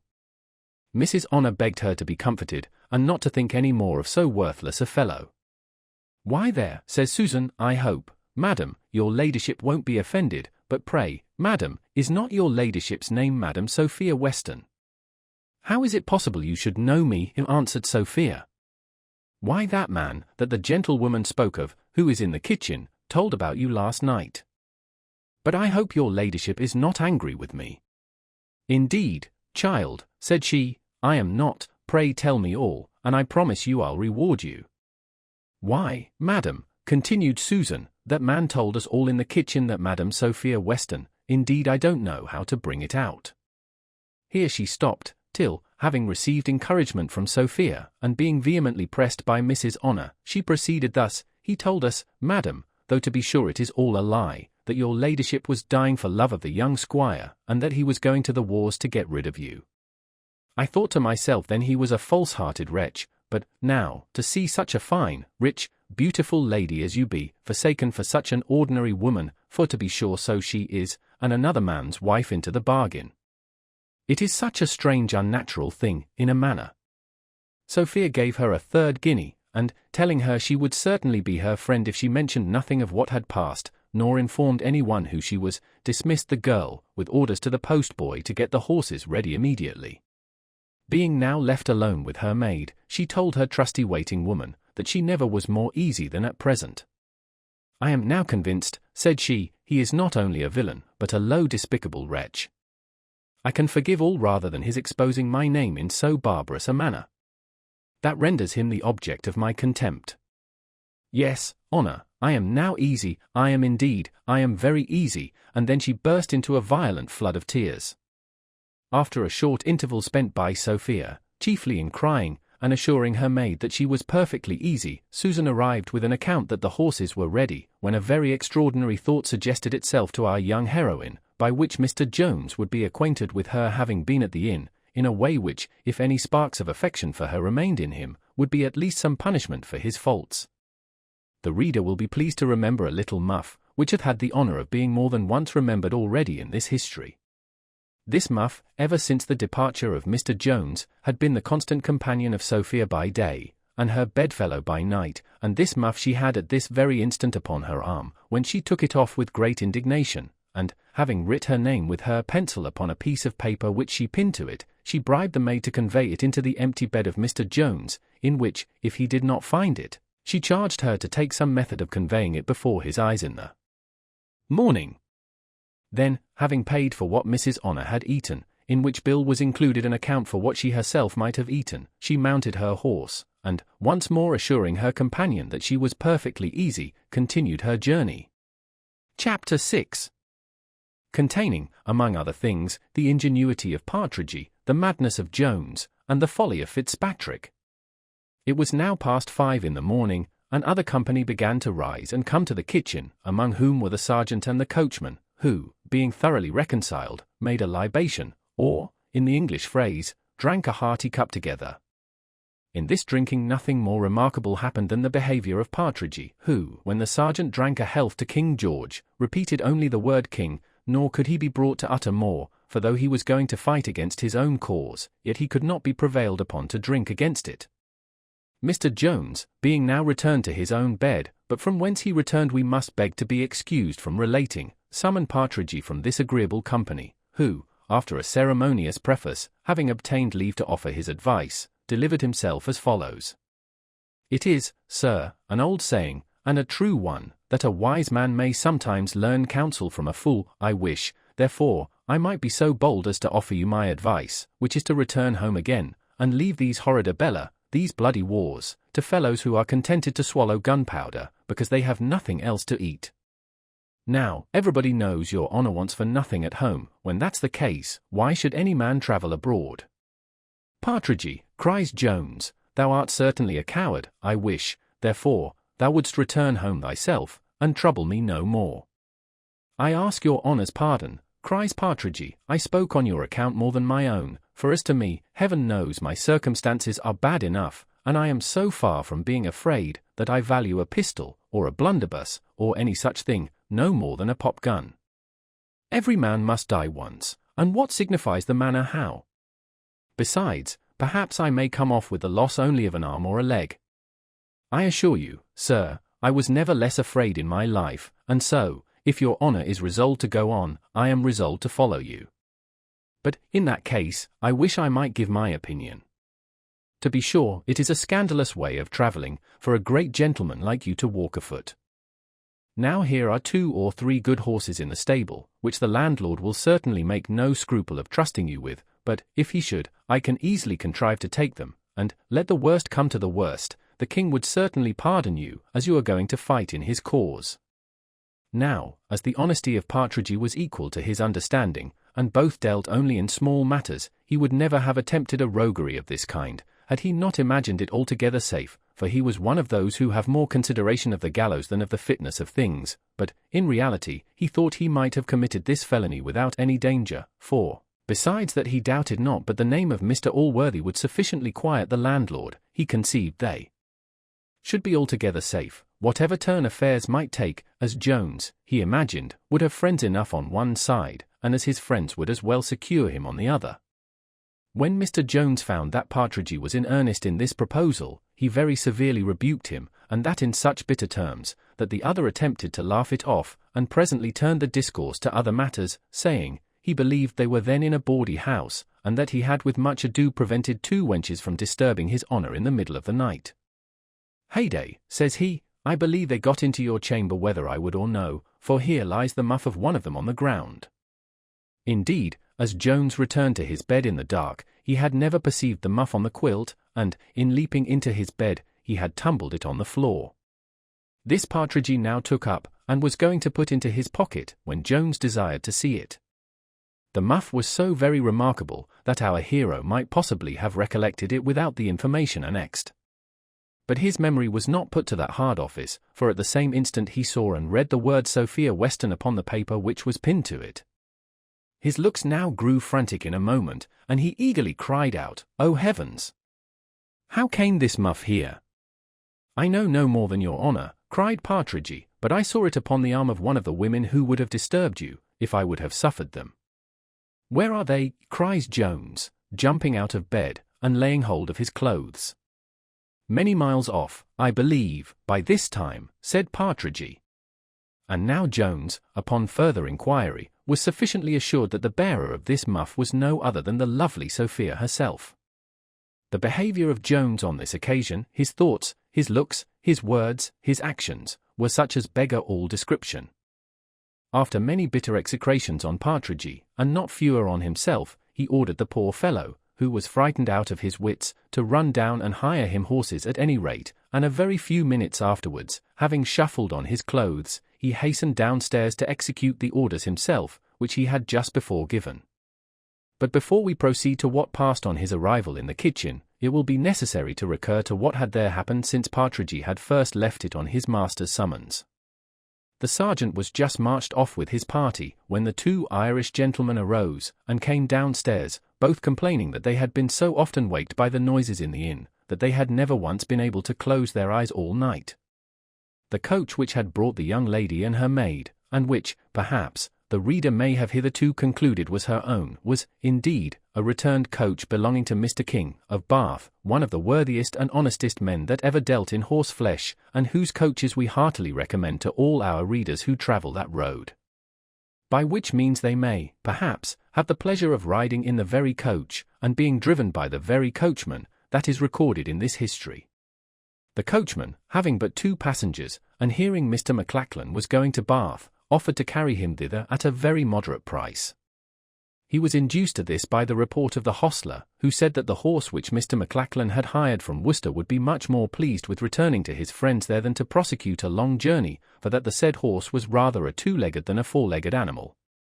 Mr. McLachlan immediately closed with the proposal of the coachman, and, at the same time, persuaded his friend Fitzpatrick to accept of the 4th place in the coach.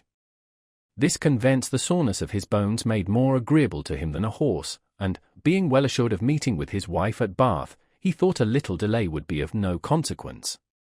McLachlan, who was much the sharper man of the 2, no sooner heard that this lady came from Chester, with the other circumstances which he learned from the hostler, than it came into his head that she might possibly be his friend's wife, and presently acquainted him with this suspicion, which had never once occurred to Fitzpatrick himself. To say the truth, he was one of those compositions which nature makes up in too great a hurry, and forgets to put any brains into their head.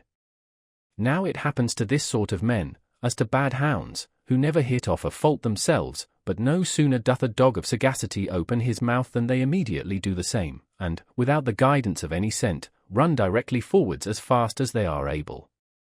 In the same manner, the very moment Mr. McLachlan had mentioned his apprehension, Mr. Fitzpatrick instantly concurred, and flew directly upstairs, to surprise his wife, before he knew where she was, and unluckily, as fortune loves to play tricks with those gentlemen who put themselves entirely under her conduct, ran his head against several doors and posts to no purpose. Much kinder was she to me, when she suggested that simile of the hounds, just before inserted, since the poor wife may, on these occasions, be so justly compared to a hunted hare. Like that little wretched animal, she pricks up her ears to listen after the voice of her pursuer, like her, flies away trembling when she hears it, and, like her, is generally overtaken and destroyed in the end. This was not however the case at present, for after a long fruitless search, Mr. Fitzpatrick returned to the kitchen, where, as if this had been a real chase, entered a gentleman hallooing as hunters do when the hounds are at a fault. He was just alighted from his horse, and had many attendants at his heels. Here, reader, it may be necessary to acquaint thee with some matters, which, if thou dost know already, thou art wiser than I take thee to be. And this information thou shalt receive in the next chapter. Chapter 7. In which are concluded the adventures that happened at the inn at Upton. In the first place, then, this gentleman just arrived was no other person than Squire Weston himself, who was come hither in pursuit of his daughter, and, had he fortunately been 2 hours earlier, he had not only found her, but his niece into the bargain, for such was the wife of Mr. Fitzpatrick, who had run away with her 5 years before, out of the custody of that sage lady, Madam Weston. Now this lady had departed from the inn much about the same time with Sophia, for, having been waked by the voice of her husband, she had sent up for the landlady, and being by her apprised of the matter, had bribed the good woman, at an extravagant price, to furnish her with horses for her escape. Such prevalence had money in this family, and though the mistress would have turned away her maid for a corrupt hussy, if she had known as much as the reader, yet she was no more proof against corruption herself than poor Susan had been. Mr. Weston and his nephew were not known to one another, nor indeed would the former have taken any notice of the latter if he had known him, for, this being a stolen match, and consequently an unnatural one in the opinion of the good squire, he had, from the time of her committing it, abandoned the poor young creature, who was then no more than 18, as a monster, and had never since suffered her to be named in his presence. The kitchen was now a scene of universal confusion, Weston inquiring after his daughter, and Fitzpatrick as eagerly after his wife, when Jones entered the room, unfortunately having Sophia's muff in his hand. As soon as Weston saw Jones, he set up the same holler as is used by sportsmen when their game is in view. He then immediately run up and laid hold of Jones, crying, "We have got the dog fox, I warrant the bitch is not far off." The jargon which followed for some minutes, where many spoke different things at the same time, as it would be very difficult to describe, so would it be no less unpleasant to read. Jones having, at length, shaken Mr. Weston off, and some of the company having interfered between them, our hero protested his innocence as to knowing anything of the lady, when Parson Supple stepped up, and said, "It is folly to deny it, for why, the marks of guilt are in thy hands. I will myself asseverate and bind it by an oath, that the muff thou bearest in thy hand belongeth unto Madam Sophia, for I have frequently observed her, of later days, to bear it about her. My daughter's muff, cries the squire in a rage. Hath he got my daughter's muff? Bear witness the goods are found upon him. I'll have him before a justice of peace this instant. Where is my daughter, villain? Sir, said Jones, I beg you would be pacified. The muff, I acknowledge, is the young lady's, but, upon my honour, I have never seen her. At these words Weston lost all patience, and grew inarticulate with rage. Some of the servants had acquainted Fitzpatrick who Mr. Weston was. The good Irishman, therefore, thinking he had now an opportunity to do an act of service to his uncle, and by that means might possibly obtain his favour, stepped up to Jones, and cried out, Upon my conscience, sir, you may be ashamed of denying your having seen the gentleman's daughter before my face, when you know I found you there upon the bed together.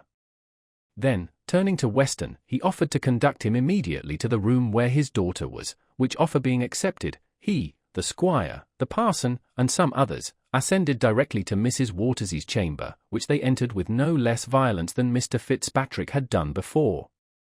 The poor lady started from her sleep with as much amazement as terror, and beheld at her bedside a figure which might very well be supposed to have escaped out of Bedlam. Such wildness and confusion were in the looks of Mr. Weston, who no sooner saw the lady than he started back, showing sufficiently by his manner, before he spoke, that this was not the person sought after. So much more tenderly do women value their reputation than their persons, that, though the latter seemed now in more danger than before, yet, as the former was secure, the lady screamed not with such violence as she had done on the other occasion. However, she no sooner found herself alone than she abandoned all thoughts of further repose, and, as she had sufficient reason to be dissatisfied with her present lodging, she dressed herself with all possible expedition. Mr. Weston now proceeded to search the whole house, but to as little purpose as he had disturbed poor Mrs. Waters. He then returned disconsolate into the kitchen, where he found Jones in the custody of his servants. This violent uproar had raised all the people in the house, though it was yet scarcely daylight. Among these was a grave gentleman, who had the honour to be in the commission of the peace for the county of Worcester, of which Mr. Weston was no sooner informed than he offered to lay his complaint before him. The justice declined executing his office, as he said he had no clerk present, nor no book about justice business, and that he could not carry all the law in his head about stealing away daughters, and such sort of things. Here Mr. Fitzpatrick offered to lend him his assistance, informing the company that he had been himself bred to the law. And indeed he had served 3 years as clerk to an attorney in the north of Ireland, when, choosing a genteeler walk in life, he quitted his master, came over to England, and set up that business which requires no apprenticeship, namely, that of a gentleman, in which he had succeeded, as hath been already partly mentioned. Mr. Fitzpatrick declared that the law concerning daughters was out of the present case, that stealing a muff was undoubtedly felony, and the goods being found upon the person were sufficient evidence of the fact. The magistrate, upon the encouragement of so learned a coadjutor, and upon the violent intercession of the squire, was at length prevailed upon to seat himself in the chair of justice, where being placed, upon viewing the muff which Jones still held in his hand, and upon the parson swearing it to be the property of Mr. Weston, he desired Mr. Fitzpatrick to draw up a commitment, which he said he would sign. Jones now desired to be heard, which was at last, with difficulty, granted him. He then produced the evidence of Mr. Partridge as to the finding it, but, what was still more, Susan deposed that Sophia herself had delivered the muff to her, and had ordered her to convey it into the chamber where Mr. Jones had found it. Whether a natural love of justice, or the extraordinary comeliness of Jones, had wrought on Susan to make the discovery, I will not determine, but such were the effects of her evidence, that the magistrate, throwing himself back in his chair, declared that the matter was now altogether as clear on the side of the prisoner as it had before been against him, with which the parson concurred, saying, "The Lord forbid he should be instrumental in committing an innocent person to durance." The justice then arose, acquitted the prisoner, and broke up the court. Mr. Weston now gave every one present a hearty curse, and, immediately ordering his horses, departed in pursuit of his daughter, without taking the least notice of his nephew Fitzpatrick, or returning any answer to his claim of kindred, notwithstanding all the obligations he had just received from that gentleman. In the violence, moreover, of his hurry, and of his passion, he luckily forgot to demand the muff of Jones. I say luckily, for he would have died on the spot rather than have parted with it. Jones likewise, with his friend Partridge, set forward the moment he had paid his reckoning, in quest of his lovely Sophia, whom he now resolved never more to abandon the pursuit of. Nor could he bring himself even to take leave of Mrs. Waters, of whom he detested the very thoughts, as she had been, though not designedly, the occasion of his missing the happiest interview with Sophia, to whom he now vowed eternal constancy. As for Mrs. Waters, she took the opportunity of the coach which was going to Bath, for which place she set out in company with the 2 Irish gentlemen, the landlady kindly lending her clothes, in return for which she was contented only to receive about double their value, as a recompense for the loan. Upon the road she was perfectly reconciled to Mr. Fitzpatrick, who was a very handsome fellow, and indeed did all she could to console him in the absence of his wife. Thus ended the many odd adventures which Mr. Jones encountered at his inn at Upton, where they talk, to this day, of the beauty and lovely behaviour of the charming Sophia, by the name of the Somersetshire Angel. Chapter 8. In which the history goes backward. Before we proceed any farther in our history, it may be proper to look a little back, in order to account for the extraordinary appearance of Sophia and her father at the inn at Upton. The reader may be pleased to remember that, in the 9th chapter of the 7th book of our history, we left Sophia, after a long debate between love and duty, deciding the cause, as it usually, I believe, happens, in favour of the former. This debate had arisen, as we have there shown, from a visit which her father had just before made her, in order to force her consent to a marriage with Blifil, and which he had understood to be fully implied in her acknowledgment that she neither must nor could refuse any absolute command of his. Now from this visit the squire retired to his evening potation, overjoyed at the success he had gained with his daughter, and, as he was of a social disposition, and willing to have partakers in his happiness, the beer was ordered to flow very liberally into the kitchen, so that before 11 in the evening there was not a single person sober in the house except only Mrs. Weston herself and the charming Sophia. Early in the morning a messenger was despatched to summon Mr. Blifil, for, though the squire imagined that young gentleman had been much less acquainted than he really was with the former aversion of his daughter, as he had not, however, yet received her consent, he longed impatiently to communicate it to him, not doubting but that the intended bride herself would confirm it with her lips. As to the wedding, it had the evening before been fixed, by the male parties, to be celebrated on the next morning save one.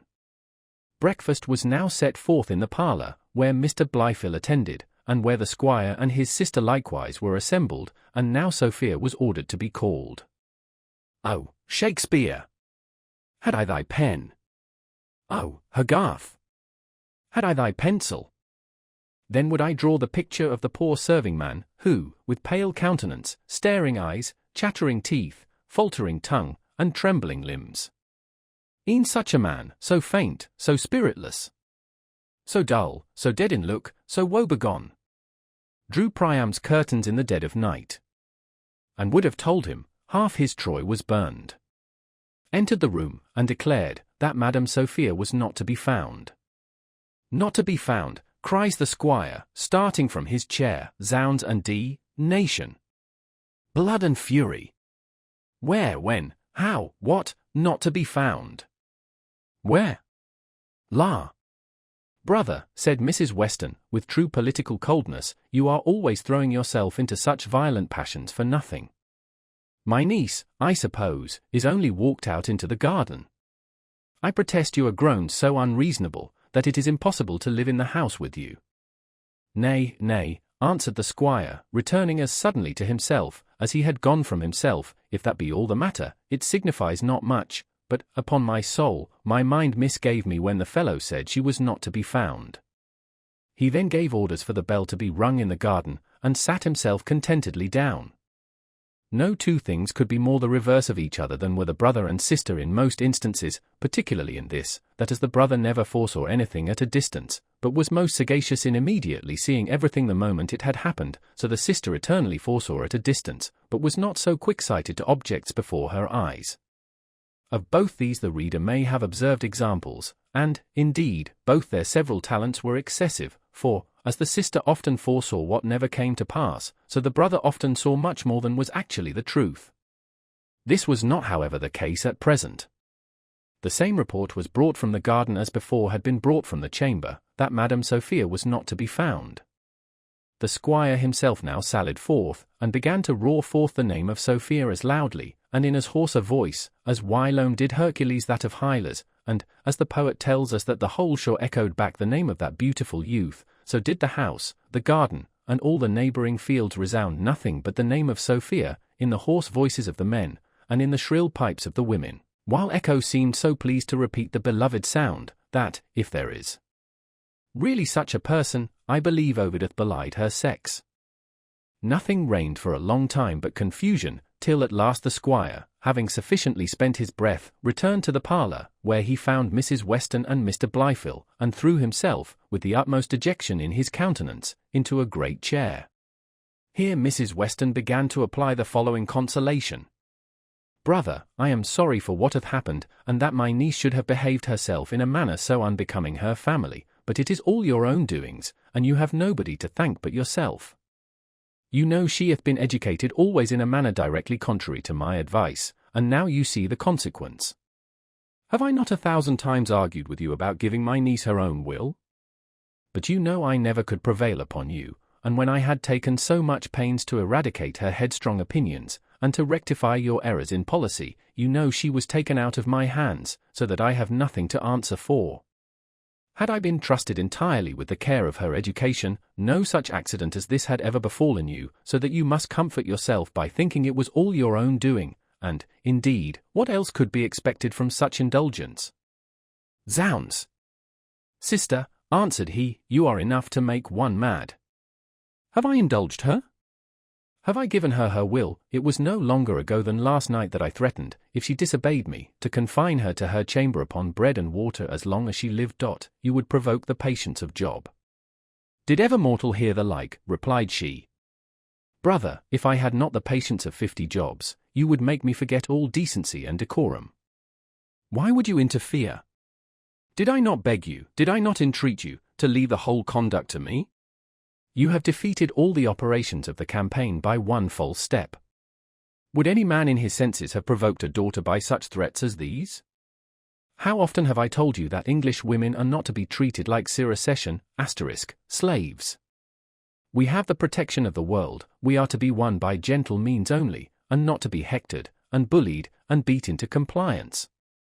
I thank heaven no Salic law governs here. Brother, you have a roughness in your manner which no woman but myself would bear. I do not wonder my niece was frightened and terrified into taking this measure, and, to speak honestly, I think my niece will be justified to the world for what she hath done.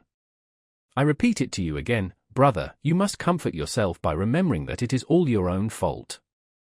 How often have I advised, here Weston rose hastily from his chair, and, venting 2 or 3 horrid imprecations, ran out of the room. Possibly Circassian. When he was departed, his sister expressed more bitterness, if possible, against him than she had done while he was present, for the truth of which she appealed to Mr. Blifil, who, with great complaisance, acquiesced entirely in all she said, but excused all the faults of Mr. Weston, as they must be considered, he said, to have proceeded from the too inordinate fondness of a father, which must be allowed the name of an amiable weakness. So much the more inexcusable, answered the lady, for whom doth he ruin by his fondness but his own child? To which Blifil immediately agreed. Mrs. Weston then began to express great confusion on the account of Mr. Blifil, and of the usage which he had received from a family to which he intended so much honour. On this subject she treated the folly of her niece with great severity, but concluded with throwing the whole on her brother, who, she said, was inexcusable to have proceeded so far without better assurances of his daughter's consent, but he was, says she, always of a violent, headstrong temper, and I can scarce forgive myself for all the advice I have thrown away upon him. After much of this kind of conversation, which, perhaps, would not greatly entertain the reader, was it here particularly related, Mr. Blifil took his leave and returned home, not highly pleased with his disappointment, which, however, the philosophy which he had acquired from Square, and the religion infused into him by Thwackum, together with somewhat else, taught him to bear rather better than more passionate lovers bear these kinds of evils. Chapter 9. The Escape of Sophia.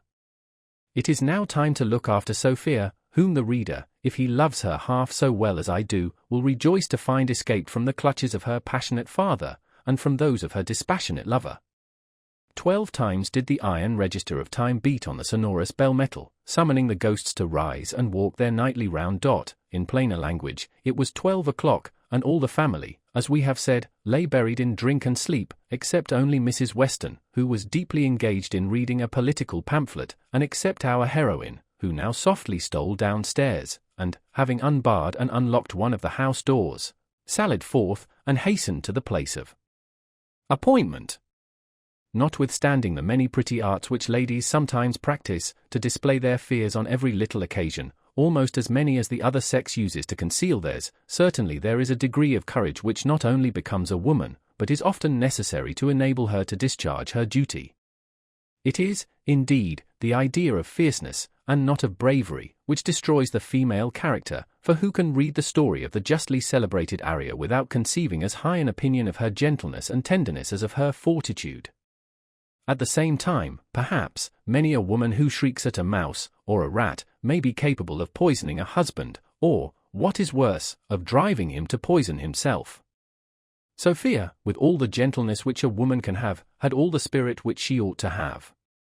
When, therefore, she came to the place of appointment, and, instead of meeting her maid, as was agreed, saw a man ride directly up to her, she neither screamed out nor fainted away. Not that her pulse then beat with its usual regularity, for she was, at first, under some surprise and apprehension, but these were relieved almost as soon as raised, when the man, pulling off his hat, asked her, in a very submissive manner, if her ladyship did not expect to meet another lady, and then proceeded to inform her that he was sent to conduct her to that lady.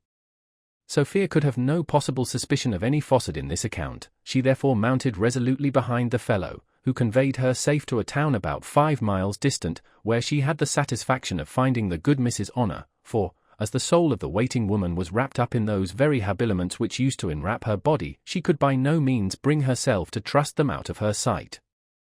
Upon these, therefore, she kept guard in person, while she detached the aforesaid fellow after her mistress, having given him all proper instructions.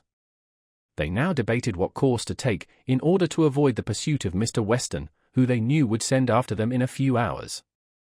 The London road had such charms for Honor, that she was desirous of going on directly, alleging that, as Sophia could not be missed till 8 or 9 the next morning, her pursuers would not be able to overtake her, even though they knew which way she had gone. But Sophia had too much at stake to venture anything to chance, nor did she dare trust too much to her tender limbs, in a contest which was to be decided only by swiftness. She resolved, therefore, to travel across the country, for at least 20 or 30 miles, and then to take the direct road to London.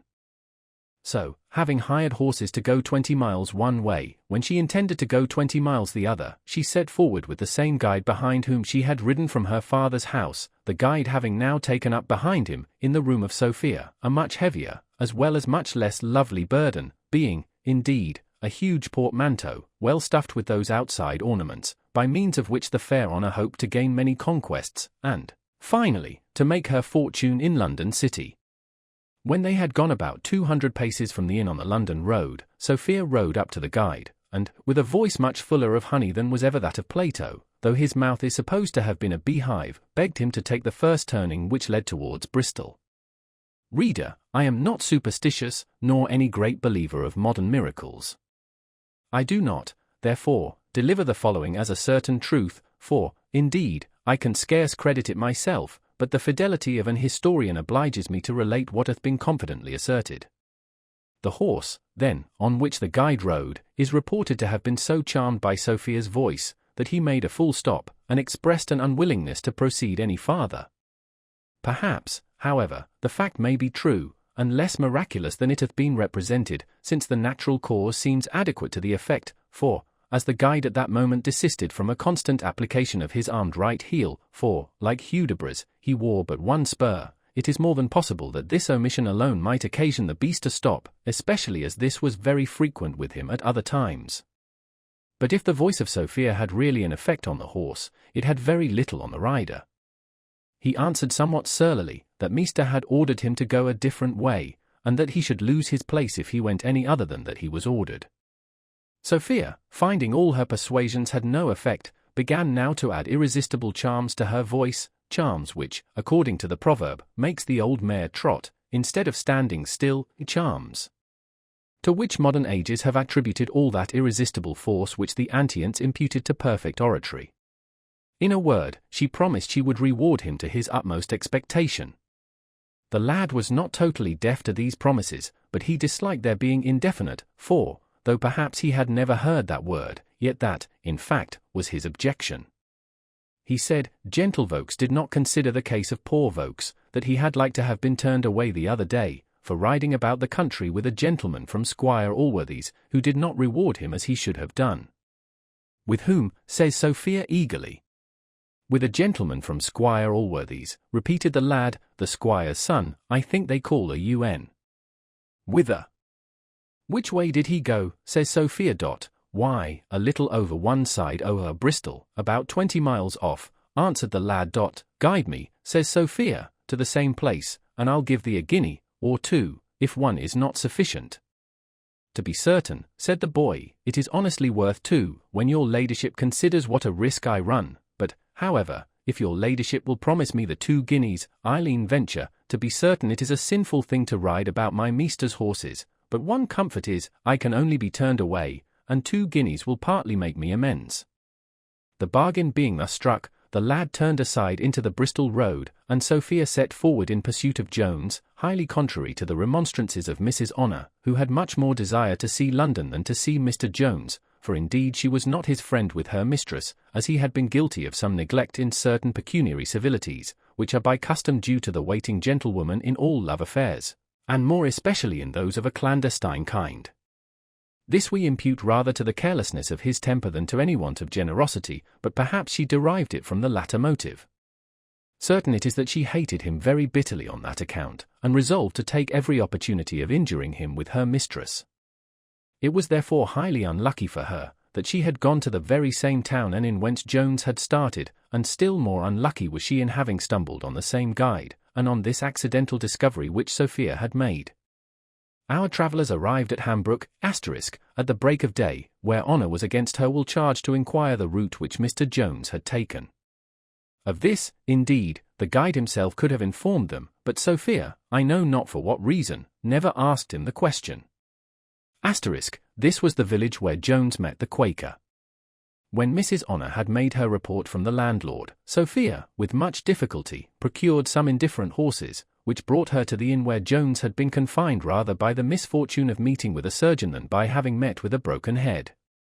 Here Honor, being again charged with a commission of inquiry, had no sooner applied herself to the landlady, and had described the person of Mr. Jones, than that sagacious woman began, in the vulgar phrase, to smell a rat. When Sophia therefore entered the room, instead of answering the maid, the landlady, addressing herself to the mistress, began the following speech, Good lack a day. Why there now, who would have thought it? I protest the loveliest couple that ever I beheld. I fackins, madam, it is no wonder the squire run on so about your ladyship.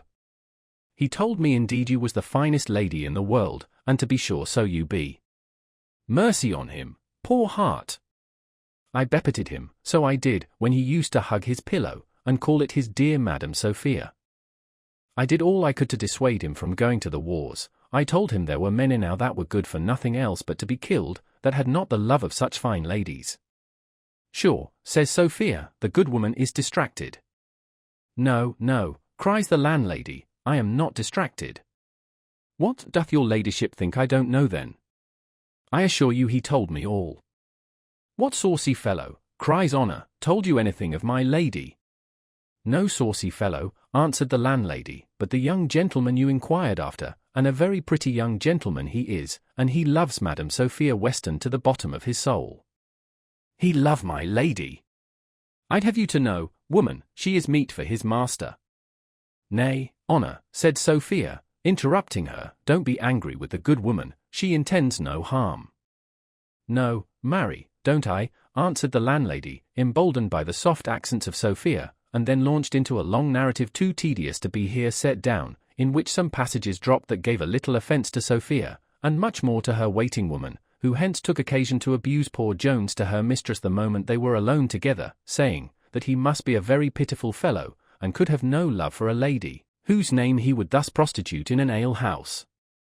Sophia did not see his behaviour in so very disadvantageous a light, and was perhaps more pleased with the violent raptures of his love, which the landlady exaggerated as much as she had done every other circumstance, than she was offended with the rest, and indeed she imputed the whole to the extravagance, or rather ebullience, of his passion, and to the openness of his heart.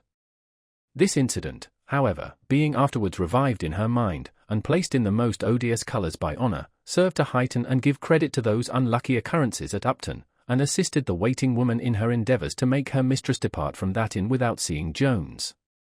The landlady, finding Sophia intended to stay no longer than till her horses were ready, and that without either eating or drinking, soon withdrew, when Honor began to take her mistress to task, for indeed she used great freedom, and after a long harangue, in which she reminded her of her intention to go to London, and gave frequent hints of the impropriety of pursuing a young fellow, she at last concluded with this serious exhortation: "For heaven's sake, madam, consider what you are about, and whither you are going." This advice to a lady who had already rode near 40 miles, and in no very agreeable season, may seem foolish enough. It may be supposed she had well considered and resolved this already. Nay, Mrs. Honor, by the hint she threw out, seemed to think so, and this I doubt not is the opinion of many readers, who have, I make no doubt, been long since well convinced of the purpose of our heroine, and have heartily condemned her for it as a wanton baggage. But in reality this was not the case. Sophia had been lately so distracted between hope and fear, her duty and love to her father, her hatred to Blifil, her compassion, and, why should we not confess the truth, her love for Jones, which last the behaviour of her father, of her aunt, of every one else, and more particularly of Jones himself, had blown into a flame, that her mind was in that confused state which may be truly said to make us ignorant of what we do, or whither we go, or rather, indeed, indifferent as to the consequence of either. The prudent and sage advice of her maid produced, however, some cool reflection, and she at length determined to go to Gloucester, and thence to proceed directly to London. But, unluckily, a few miles before she entered that town, she met the hack attorney, who, as is before mentioned, had dined there with Mr. Jones. This fellow, being well known to Mrs. Honor, stopped and spoke to her, of which Sophia at that time took little notice, more than to inquire who he was. But, having had a more particular account from Honor of this man afterwards at Gloucester, and hearing of the great expedition he usually made in travelling, for which, as hath been before observed, he was particularly famous, recollecting, likewise, that she had overheard Mrs. Honor inform him that they were going to Gloucester, she began to fear lest her father might, by this fellow's means, be able to trace her to that city, wherefore, if she should there strike into the London road, she apprehended he would certainly be able to overtake her. She therefore altered her resolution, and, having hired horses to go a week's journey away which she did not intend to travel, she again set forward after a light refreshment, contrary to the desire and earnest entreaties of her maid, and to the no less vehement remonstrances of Mrs. Whitefield, who, from good breeding, or perhaps from good nature, for the poor young lady appeared much fatigued, pressed her very heartily to stay that evening at Gloucester. Having refreshed herself only with some tea, and with lying about 2 hours on the bed, while her horses were getting ready, she resolutely left Mrs. Whitefield's about 11 at night, and, striking directly into the Worcester road, within less than 4 hours arrived at that very inn where we last saw her. Having thus traced our heroine very particularly back from her departure, till her arrival at Upton, we shall in a very few words bring her father to the same place, who, having received the first sent from the post-boy, who conducted his daughter to Hambrook, very easily traced her afterwards to Gloucester, whence he pursued her to Upton, as he had learned Mr. Jones had taken that route, for Partridge, to use the squire's expression, left everywhere a strong scent behind him, and he doubted not in the least but Sophia travelled, or, as he phrased it, ran, the same way. He used indeed a very coarse expression, which need not be here inserted, as fox hunters, who alone will understand it, will easily suggest it to themselves. Book 11. Containing about 3 days. Chapter 1. A Crust for the Critics.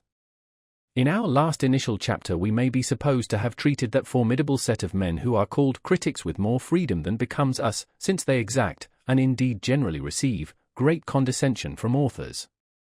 We shall in this, therefore, give the reasons of our conduct to this august body, and here we shall, perhaps, place them in a light in which they have not hitherto been seen. This word critic is of Greek derivation, and signifies judgment. Hence I presume some persons who have not understood the original, and have seen the English translation of the primitive, have concluded that it meant judgment in the legal sense, in which it is frequently used as equivalent to condemnation. I am the rather inclined to be of that opinion, as the greatest number of critics hath of late years been found amongst the lawyers. Many of these gentlemen, from despair, perhaps, of ever rising to the bench in Westminster Hall, have placed themselves on the benches at the playhouse, where they have exerted their judicial capacity, and have given judgment, i.e., condemned without mercy.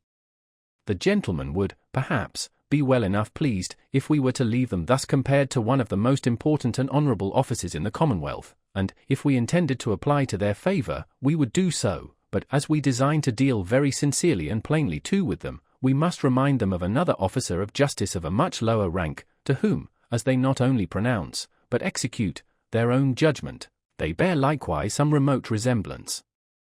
But in reality there is another light, in which these modern critics may, with great justice and propriety, be seen, and this is that of a common slanderer. If a person who pries into the characters of others, with no other design but to discover their faults, and to publish them to the world, deserves the title of a slanderer of the reputations of men, why should not a critic, who reads with the same malevolent view, be as properly styled the slanderer of the reputation of books? Viceth not, I believe, a more abject slave, society produces not a more odious vermin, nor can the devil receive a guest more worthy of him, nor possibly more welcome to him, than a slanderer. The world, I am afraid, regards not this monster with half the abhorrence which he deserves, and I am more afraid to assign the reason of this criminal lenity shown towards him, yet it is certain that the thief looks innocent in the comparison, nay, the murderer himself can seldom stand in competition with his guilt, for slander is a more cruel weapon than a sword, as the wounds which the former gives are always incurable. One method, indeed, there is of killing, and that the basest and most execrable of all, which bears an exact analogy to the vice here disclaimed against, and that is poison, a means of revenge so base, and yet so horrible, that it was once wisely distinguished by our laws from all other murders, in the peculiar severity of the punishment.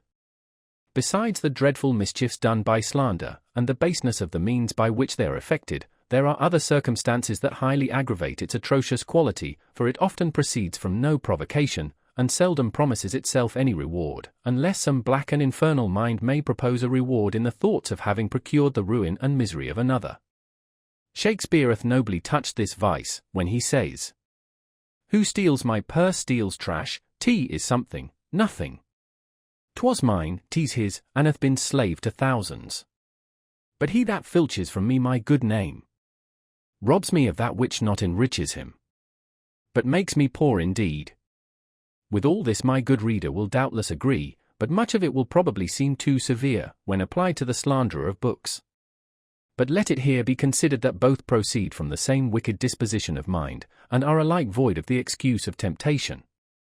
Nor shall we conclude the injury done this way to be very slight, when we consider a book as the author's offspring, and indeed as the child of his brain. The reader who hath suffered his muse to continue hitherto in a virgin state can have but a very inadequate idea of this kind of paternal fondness. To such we may parody the tender exclamation of Macduff, "Alas! Thou hast written no book." But the author whose muse hath brought forth will feel the pathetic strain, perhaps will accompany me with tears, especially if his darling be already no more, while I mention the uneasiness with which the big muse bears about her burden, the painful labour with which she produces it, and, lastly, the care, the fondness, with which the tender father nourishes his favourite, till it be brought to maturity, and produced into the world. Nor is there any paternal fondness which seems less to savour of absolute instinct, and which may so well be reconciled to worldly wisdom, as this. These children may most truly be called the riches of their father, and many of them have with true filial piety fed their parent in his old age, so that not only the affection, but the interest, of the author may be highly injured by these slanderers, whose poisonous breath brings his book to an untimely end. Lastly, the slander of a book is, in truth, the slander of the author, for, as no one can call another bastard, without calling the mother a whore, so neither can any one give the names of sad stuff, horrid nonsense, and to a book, without calling the author a blockhead, which, though in a moral sense it is a preferable appellation to that of villain, is perhaps rather more injurious to his worldly interest. Now, however ludicrous all this may appear to some, others, I doubt not, will feel and acknowledge the truth of it, nay, may, perhaps, think I have not treated the subject with decent solemnity, but surely a man may speak truth with a smiling countenance. In reality, to depreciate a book maliciously, or even wantonly, is at least a very ill-natured office, and a morose snarling critic may, I believe, be suspected to be a bad man. I will therefore endeavour, in the remaining part of this chapter, to explain the marks of this character, and to show what criticism I here intend to obviate, for I can never be understood, unless by the very persons here meant, to insinuate that there are no proper judges of writing, or to endeavour to exclude from the commonwealth of literature any of those noble critics to whose labours the learned world are so greatly indebted. Such were Aristotle, Horace, and Longinus, among the Antients, Dacier and Bossu among the French, and some perhaps among us, who have certainly been duly authorized to execute at least a judicial authority in foro literario. But without ascertaining all the proper qualifications of a critic, which I have touched on elsewhere, I think I may very boldly object to the censures of any one passed upon works which he hath not himself read. Such censurers as these, whether they speak from their own guess or suspicion, or from the report and opinion of others, may properly be said to slander the reputation of the book they condemn. Such may likewise be suspected of deserving this character, who, without assigning any particular faults, condemn the whole in general defamatory terms, such as vile, dull, d stuff, and c, and particularly by the use of the monosyllable low, a word which becomes the mouth of no critic who is not right honourable. Again, though there may be some faults justly assigned in the work, yet, if those are not in the most essential parts, or if they are compensated by greater beauties, it will savour rather of the malice of a slanderer than of the judgment of a true critic to pass a severe sentence upon the whole, merely on account of some vicious part. This is directly contrary to the sentiments of Horace. Verum ubi plura nitent in carmine, non ego porsis. Offenda maculis, qua sort incuria feudit. Aut humana parum cavit natura. But where the beauties, more in number, shine. I am not angry when a casual line, that with some trivial faults unequal flows, a careless hand or human frailty shows. Mr. Francis. For, as Marshall says, a litter non fit, a vite, liber. No book can be otherwise composed. All beauty of character, as well as of countenance, and indeed of everything human, is to be tried in this manner. Cruel indeed would it be if such a work as this history, which hath employed some thousands of hours in the composing, should be liable to be condemned, because some particular chapter, or perhaps chapters, may be obnoxious to very just and sensible objections. And yet nothing is more common than the most rigorous sentence upon books supported by such objections, which, if they were rightly taken, and that they are not always, do by no means go to the merit of the whole. In the theatre especially, a single expression which doth not coincide with the taste of the audience, or with any individual critic of that audience, is sure to be hissed, and one scene which should be disapproved would hazard the whole piece. To write within such severe rules as these is as impossible as to live up to some splenetic opinions, and if we judge according to the sentiments of some critics, and of some Christians, no author will be saved in this world, and no man in the next. Chapter 2. The adventures which Sophia met with after her leaving Upton.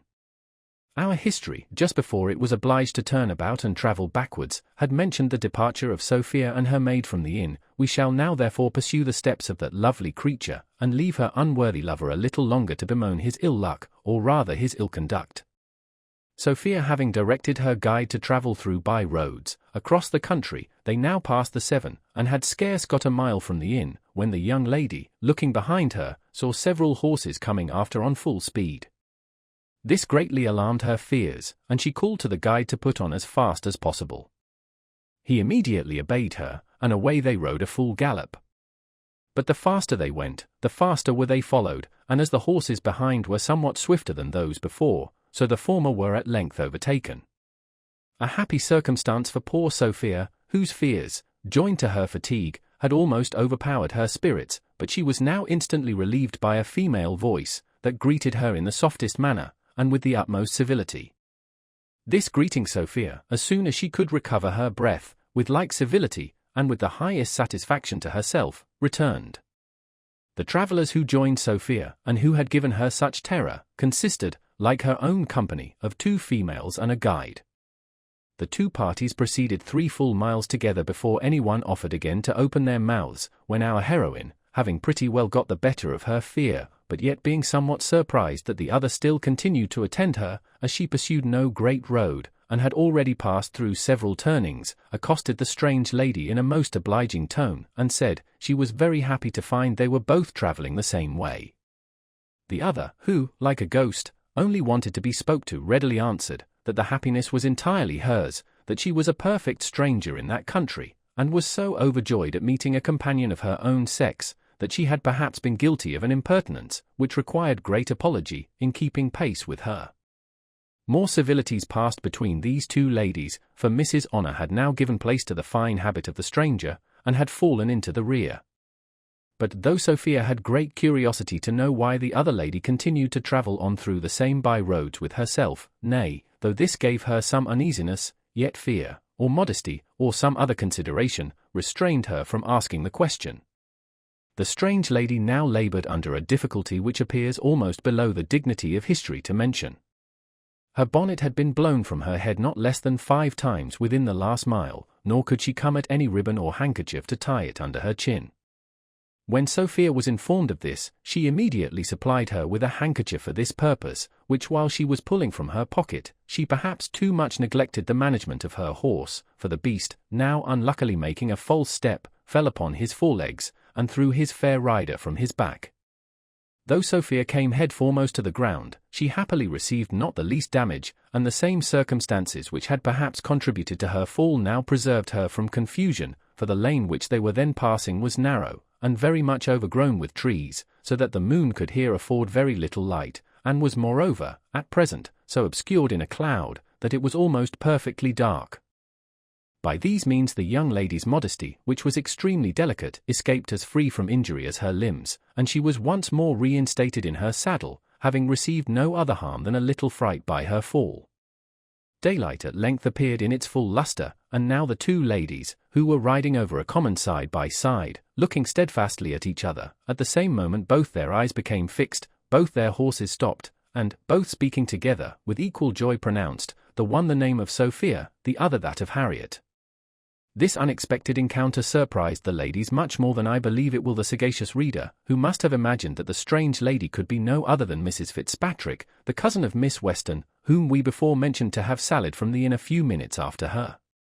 So great was the surprise and joy which these two cousins conceived at this meeting, for they had formerly been most intimate acquaintance and friends, and had long lived together with their Aunt Weston, that it is impossible to recount half the congratulations which passed between them, before either asked a very natural question of the other, namely, whither she was going.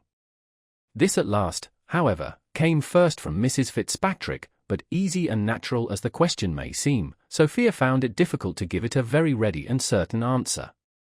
She begged her cousin therefore to suspend all curiosity till they arrived at some inn, which I suppose, says she, can hardly be far distant, and, believe me, Harriet, I suspend as much curiosity on my side, for, indeed, I believe our astonishment is pretty equal.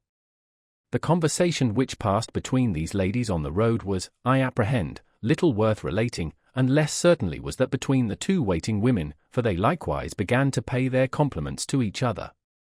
As for the guides, they were debarred from the pleasure of discourse, the one being placed in the van, and the other obliged to bring up the rear.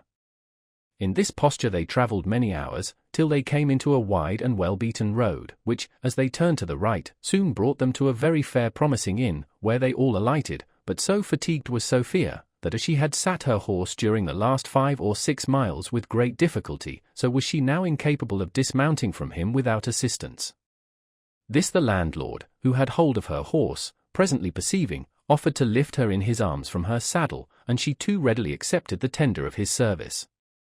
Indeed, fortune seems to have resolved to put Sophia to the blush that day, and the second malicious attempt succeeded better than the first, for my landlord had no sooner received the young lady in his arms, than his feet, which the gout had lately very severely handled, gave way, and down he tumbled, but, at the same time, with no less dexterity than gallantry, contrived to throw himself under his charming burden, so that he alone received any bruise from the fall, for the great injury which happened to Sophia was a violent shock given to her modesty by an immoderate grin, which, at her rising from the ground, she observed in the countenances of most of the bystanders. This made her suspect what had really happened, and what we shall not here relate for the indulgence of those readers who are capable of laughing at the offence given to a young lady's delicacy.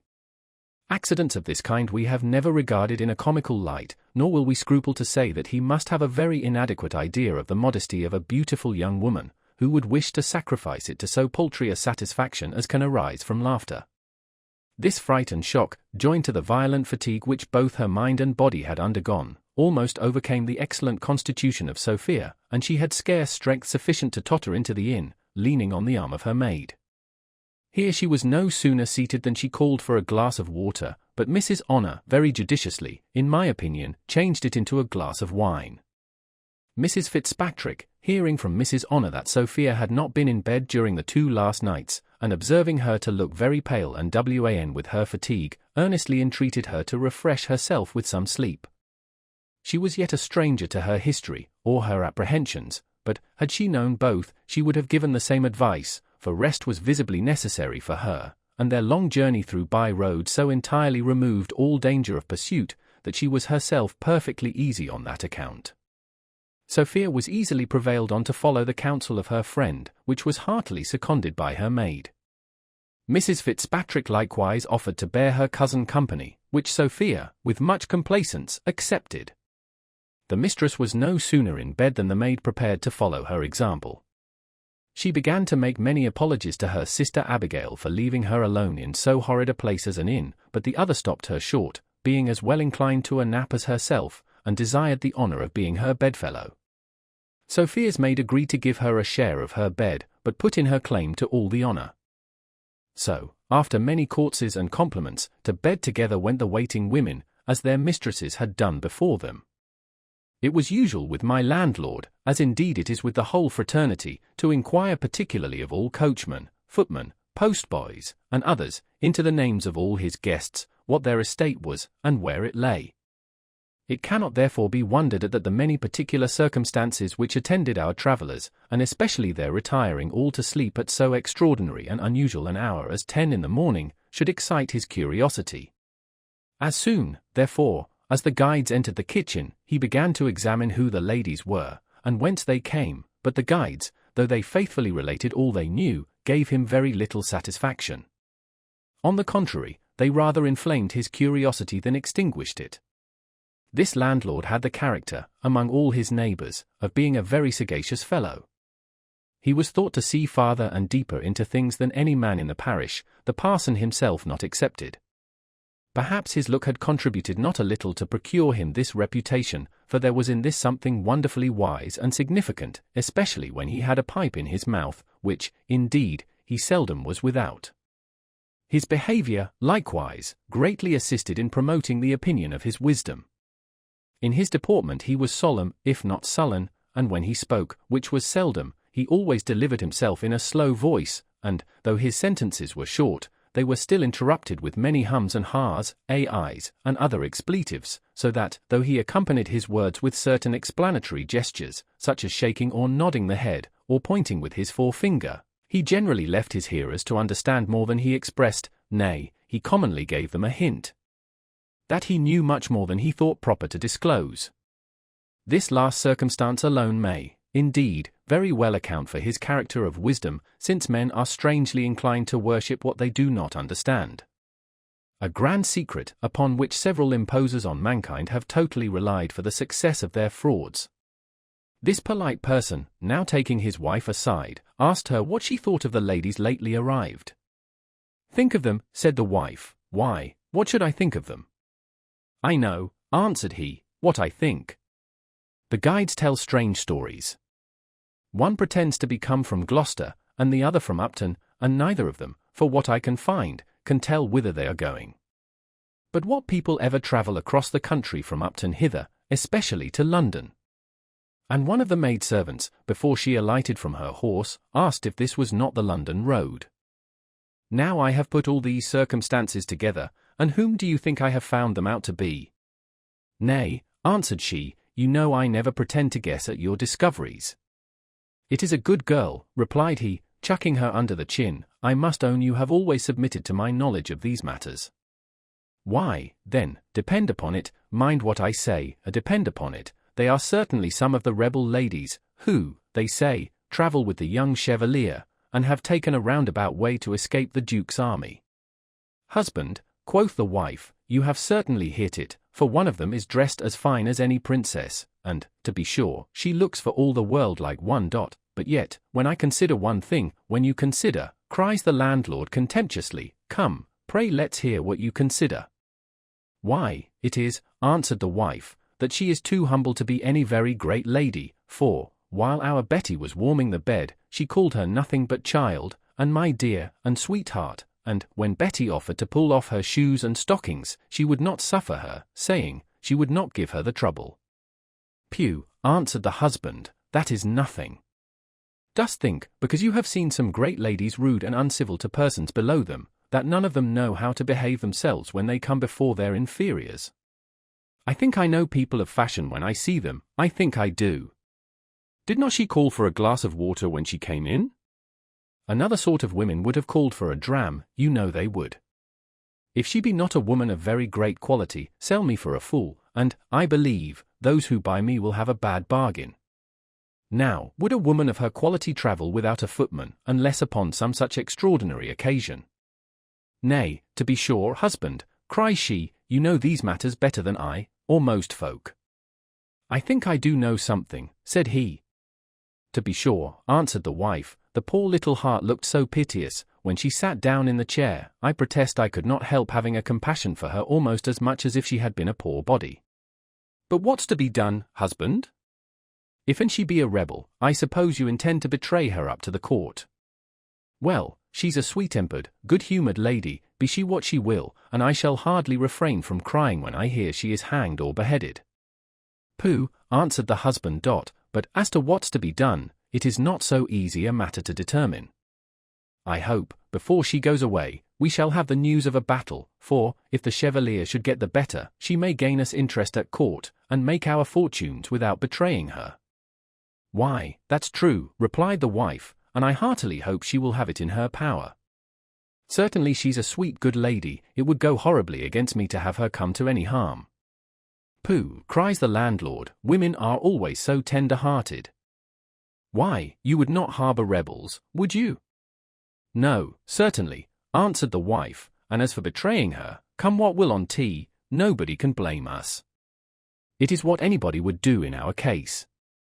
While our politic landlord, who had not, we see, undeservedly the reputation of great wisdom among his neighbours, was engaged in debating this matter with himself, for he paid little attention to the opinion of his wife, news arrived that the rebels had given the Duke the slip, and had got a day's march towards London, and soon after arrived a famous Jacobite squire, who, with great joy in his countenance, shook the landlord by the hand, saying, All's our own, boy, 10,000 honest Frenchmen are landed in Suffolk. Old England forever. 10,000 French, my brave lad. I am going to tap away directly. This news determined the opinion of the wise man, and he resolved to make his court to the young lady when she arose, for he had now, he said, discovered that she was no other than Madam Jenny Cameron herself. Chapter 3. A very short chapter, in which however is a sun, a moon, a star, and an angel.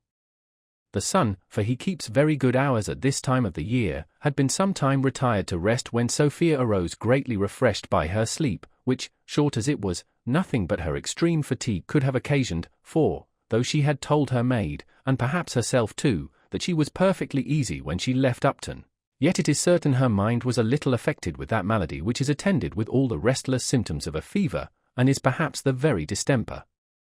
Which physicians mean, if they mean anything, by the fever on the spirits. Mrs. Fitzpatrick likewise left her bed at the same time, and, having summoned her maid, immediately dressed herself. She was really a very pretty woman, and, had she been in any other company but that of Sophia, might have been thought beautiful, but when Mrs. Honour of her own accord attended, for her mistress would not suffer her to be waked, and had equipped our heroine, the charms of Mrs. Fitzpatrick, who had performed the office of the morning star, and had preceded greater glories, shared the fate of that star, and were totally eclipsed the moment those glories shone forth. Perhaps Sophia never looked more beautiful than she did at this instant. We ought not, therefore, to condemn the maid of the inn for her hyperbole, who, when she descended, after having lighted the fire, declared, and ratified it with an oath, that if ever there was an angel upon earth, she was now above stairs. Sophia had acquainted her cousin with her design to go to London, and Mrs. Fitzpatrick had agreed to accompany her, for the arrival of her husband at Upton had put an end to her design of going to Bath, or to her Aunt Weston. They had therefore no sooner finished their tea than Sophia proposed to set out, the moon then shining extremely bright, and as for the frost she defied it, nor had she any of those apprehensions which many young ladies would have felt at travelling by night, for she had, as we have before observed, some little degree of natural courage, and this, her present sensations, which bordered somewhat on despair, greatly increased. Besides, as she had already travelled twice with safety by the light of the moon, she was the better emboldened to trust to it a third time. The disposition of Mrs. Fitzpatrick was more timorous, for, though the greater terrors had conquered the less, and the presence of her husband had driven her away at so unseasonable an hour from Upton, yet, being now arrived at a place where she thought herself safe from his pursuit, these lesser terrors of I know not what operated so strongly, that she earnestly entreated her cousin to stay till the next morning, and not expose herself to the dangers of travelling by night. Sophia, who was yielding to an excess, when she could neither laugh nor reason her cousin out of these apprehensions, at last gave way to them. Perhaps, indeed, had she known of her father's arrival at Upton, it might have been more difficult to have persuaded her, for as to Jones, she had, I am afraid, no great horror at the thoughts of being overtaken by him. Nay, to confess the truth, I believe she rather wished than feared it, though I might honestly enough have concealed this wish from the reader, as it was one of those secret spontaneous emotions of the soul to which the reason is often a stranger. When our young ladies had determined to remain all that evening in their inn, they were attended by the landlady, who desired to know what their ladyships would be pleased to eat. Such charms were there in the voice, in the manner, and in the affable deportment of Sophia, that she ravished the landlady to the highest degree, and that good woman, concluding that she had attended Jenny Cameron, became in a moment a stanch Jacobite, and wished heartily well to the young pretender's cause, from the great sweetness and affability with which she had been treated by his supposed mistress. The two cousins began now to impart to each other their reciprocal curiosity to know what extraordinary accidents on both sides occasioned this so strange and unexpected meeting. At last Mrs. Fitzpatrick, having obtained of Sophia a promise of communicating likewise in her turn, began to relate what the reader, if he is desirous to know her history, may read in the ensuing chapter. Chapter 4. The History of Mrs. Fitzpatrick. Mrs. Fitzpatrick, after a silence of a few moments, fetching a deep sigh, thus began. It is natural to the unhappy to feel a secret concern in recollecting those periods of their lives which have been most delightful to them. The remembrance of past pleasures affects us with a kind of tender grief, like what we suffer for departed friends, and the ideas of both may be said to haunt our imaginations. For this reason, I never reflect without sorrow on those days, the happiest far of my life, which we spent together when both were under the care of my Aunt Weston. Alas! Why are Miss Graveairs and Miss Giddy no more? You remember, I am sure, when we knew each other by no other names. Indeed, you gave the latter appellation with too much cause. I have since experienced how much I deserved it. You, my Sophia, was always my superior in everything, and I heartily hope you will be so in your fortune. I shall never forget the wise and matronly advice you once gave me, when I lamented being disappointed of a ball, though you could not be then 14 years old.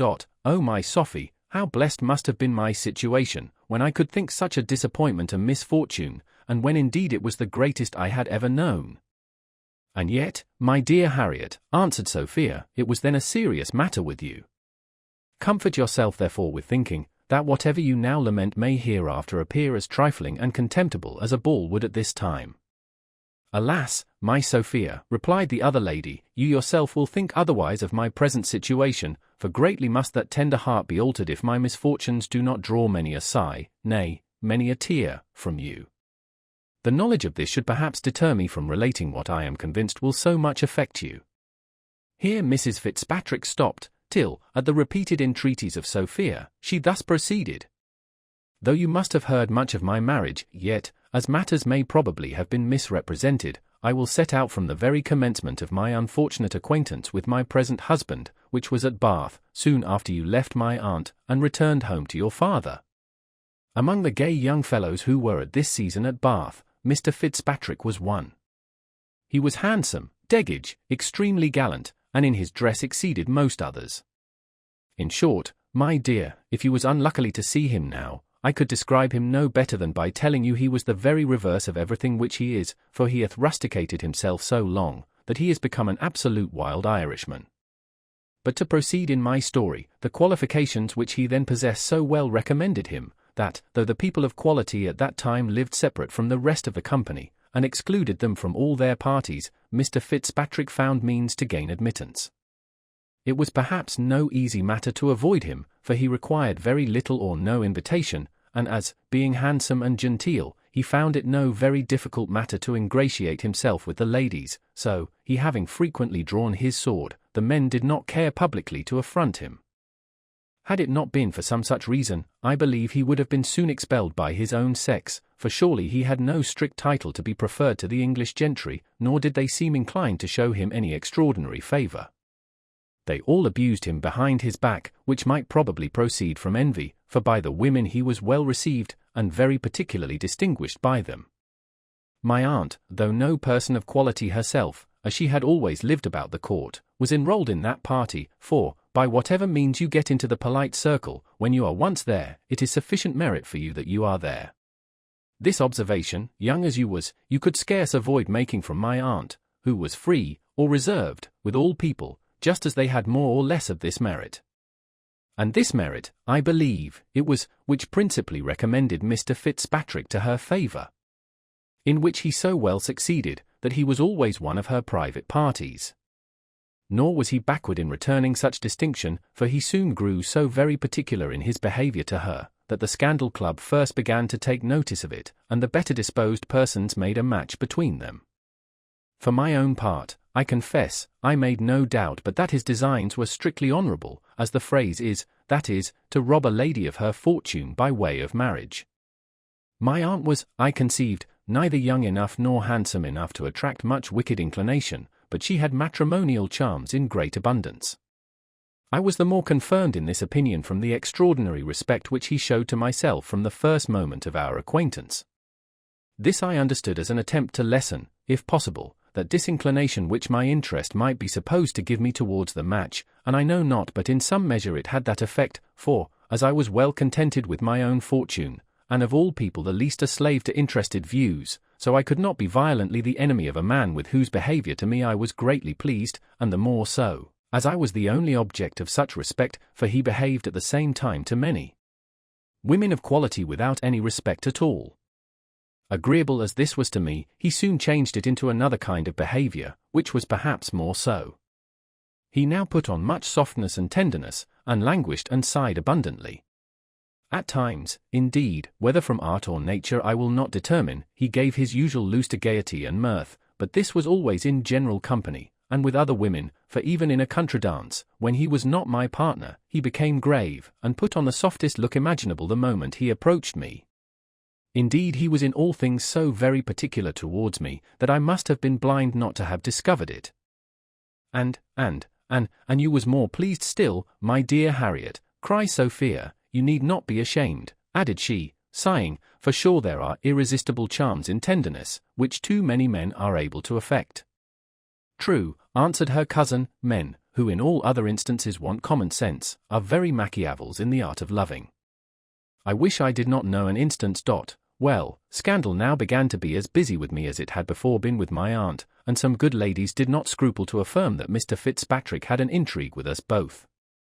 But what may seem astonishing, my aunt never saw, nor in the least seemed to suspect, that which was visible enough, I believe, from both our behaviours. One would indeed think that love quite puts out the eyes of an old woman. In fact, they so greedily swallow the addresses which are made to them, that, like an outrageous glutton, they are not at leisure to observe what passes amongst others at the same table. This I have observed in more cases than my own, and this was so strongly verified by my aunt, that, though she often found us together at her return from the pump, the least canting word of his, pretending impatience at her absence, effectually smothered all suspicion. One artifice succeeded with her to admiration. This was his treating me like a little child, and never calling me by any other name in her presence but that of pretty miss. This indeed did him some disservice with your humble servant, but I soon saw through it, especially as in her absence he behaved to me, as I have said, in a different manner. However, if I was not greatly disobliged by a conduct of which I had discovered the design, I smarted very severely for it, for my aunt really conceived me to be what her lover, as she thought him, called me, and treated me in all respects as a perfect infant. To say the truth, I wonder she had not insisted on my again wearing leading strings. At last, my lover, for so he was, thought proper, in a most solemn manner, to disclose a secret which I had known long before. He now placed all the love which he had pretended to my aunt to my account. He lamented, in very pathetic terms, the encouragement she had given him, and made a high merit of the tedious hours in which he had undergone her conversation. What shall I tell you, my dear Sophia? Then I will confess the truth. I was pleased with my man. I was pleased with my conquest. To rival my aunt delighted me, to rival so many other women charmed me. In short, I am afraid I did not behave as I should do, even upon the very first declaration. I wish I did not almost give him positive encouragement before we parted. The Bath now talked loudly, I might almost say, roared against me. Several young women affected to shun my acquaintance, not so much, perhaps, from any real suspicion, as from a desire of banishing me from a company in which I too much engrossed their favourite man. And here I cannot omit expressing my gratitude to the kindness intended me by Mr. Nash, who took me one day aside, and gave me advice, which if I had followed, I had been a happy woman. "Child," says he, "I am sorry to see the familiarity which subsists between you and a fellow who is altogether unworthy of you, and I am afraid will prove your ruin. As for your old stinking aunt, if it was to be no injury to you and my pretty Sophie Weston, I assure you, I repeat his words, I should be heartily glad that the fellow was in possession of all that belongs to her. I never advise old women, for, if they take it into their heads to go to the devil, it is no more possible than worthwhile to keep them from him. Innocence and youth and beauty are worthy a better fate, and I would save them from his clutches. Let me advise you therefore, dear child, never suffer this fellow to be particular with you again." Many more things he said to me, which I have now forgotten, and indeed I attended very little to them at the time, for inclination contradicted all he said, and, besides, I could not be persuaded that women of quality would condescend to familiarity with such a person as he described. But I am afraid, my dear, I shall tire you with a detail of so many minute circumstances. To be concise, therefore, imagine me married, imagine me with my husband, at the feet of my aunt, and then imagine the maddest woman in Bedlam, in a raving fit, and your imagination will suggest to you no more than what really happened. The very next day my aunt left the place, partly to avoid seeing Mr. Fitzpatrick or myself, and as much perhaps to avoid seeing anyone else, for, though I am told she hath since denied everything stoutly, I believe she was then a little confounded at her disappointment. Since that time, I have written to her many letters, but never could obtain an answer, which I must own sits somewhat the heavier, as she herself was, though undesignedly, the occasion of all my sufferings, for, had it not been under the colour of paying his addresses to her, Mr. Fitzpatrick would never have found sufficient opportunities to have engaged my heart, which, in other circumstances, I still flatter myself would not have been an easy conquest to such a person. Indeed, I believe I should not have erred so grossly in my choice if I had relied on my own judgment, but I trusted totally to the opinion of others, and very foolishly took the merit of a man for granted whom I saw so universally well received by the women. What is the reason, my dear, that we, who have understandings equal to the wisest and greatest of the other sex, so often make choice of the silliest fellows for companions and favourites? It raises my indignation to the highest pitch to reflect on the numbers of women of sense who have been undone by fools. Here she paused a moment, but, Sophia making no answer, she proceeded as in the next chapter. Chapter 5. In which the history of Mrs. Fitzpatrick is continued. We remained at Bath no longer than a fortnight after our wedding, for as to any reconciliation with my aunt, there were no hopes, and of my fortune not one farthing could be touched till I was of age, of which I now wanted more than 2 years. My husband therefore was resolved to set out for Ireland, against which I remonstrated very earnestly, and insisted on a promise which he had made me before our marriage that I should never take this journey against my consent, and indeed I never intended to consent to it, nor will anybody, I believe, blame me for that resolution, but this, however, I never mentioned to my husband, and petitioned only for the reprieve of a month, but he had fixed the day, and to that day he obstinately adhered. the evening before our departure, as we were disputing this point with great eagerness on both sides, he started suddenly from his chair, and left me abruptly, saying he was going to the rooms. He was hardly out of the house when I saw a paper lying on the floor, which, I suppose, he had carelessly pulled from his pocket, together with his handkerchief. This paper I took up, and, finding it to be a letter, I made no scruple to open and read it, and indeed I read it so often that I can repeat it to you almost word for word. This then was the letter. To Mr. Brian Fitzpatrick. Sir, yours received, and am surprised you should use me in this manner, as have never seen any of your cash, unless for one linsey woolsey coat, and your bill now is upwards of £150.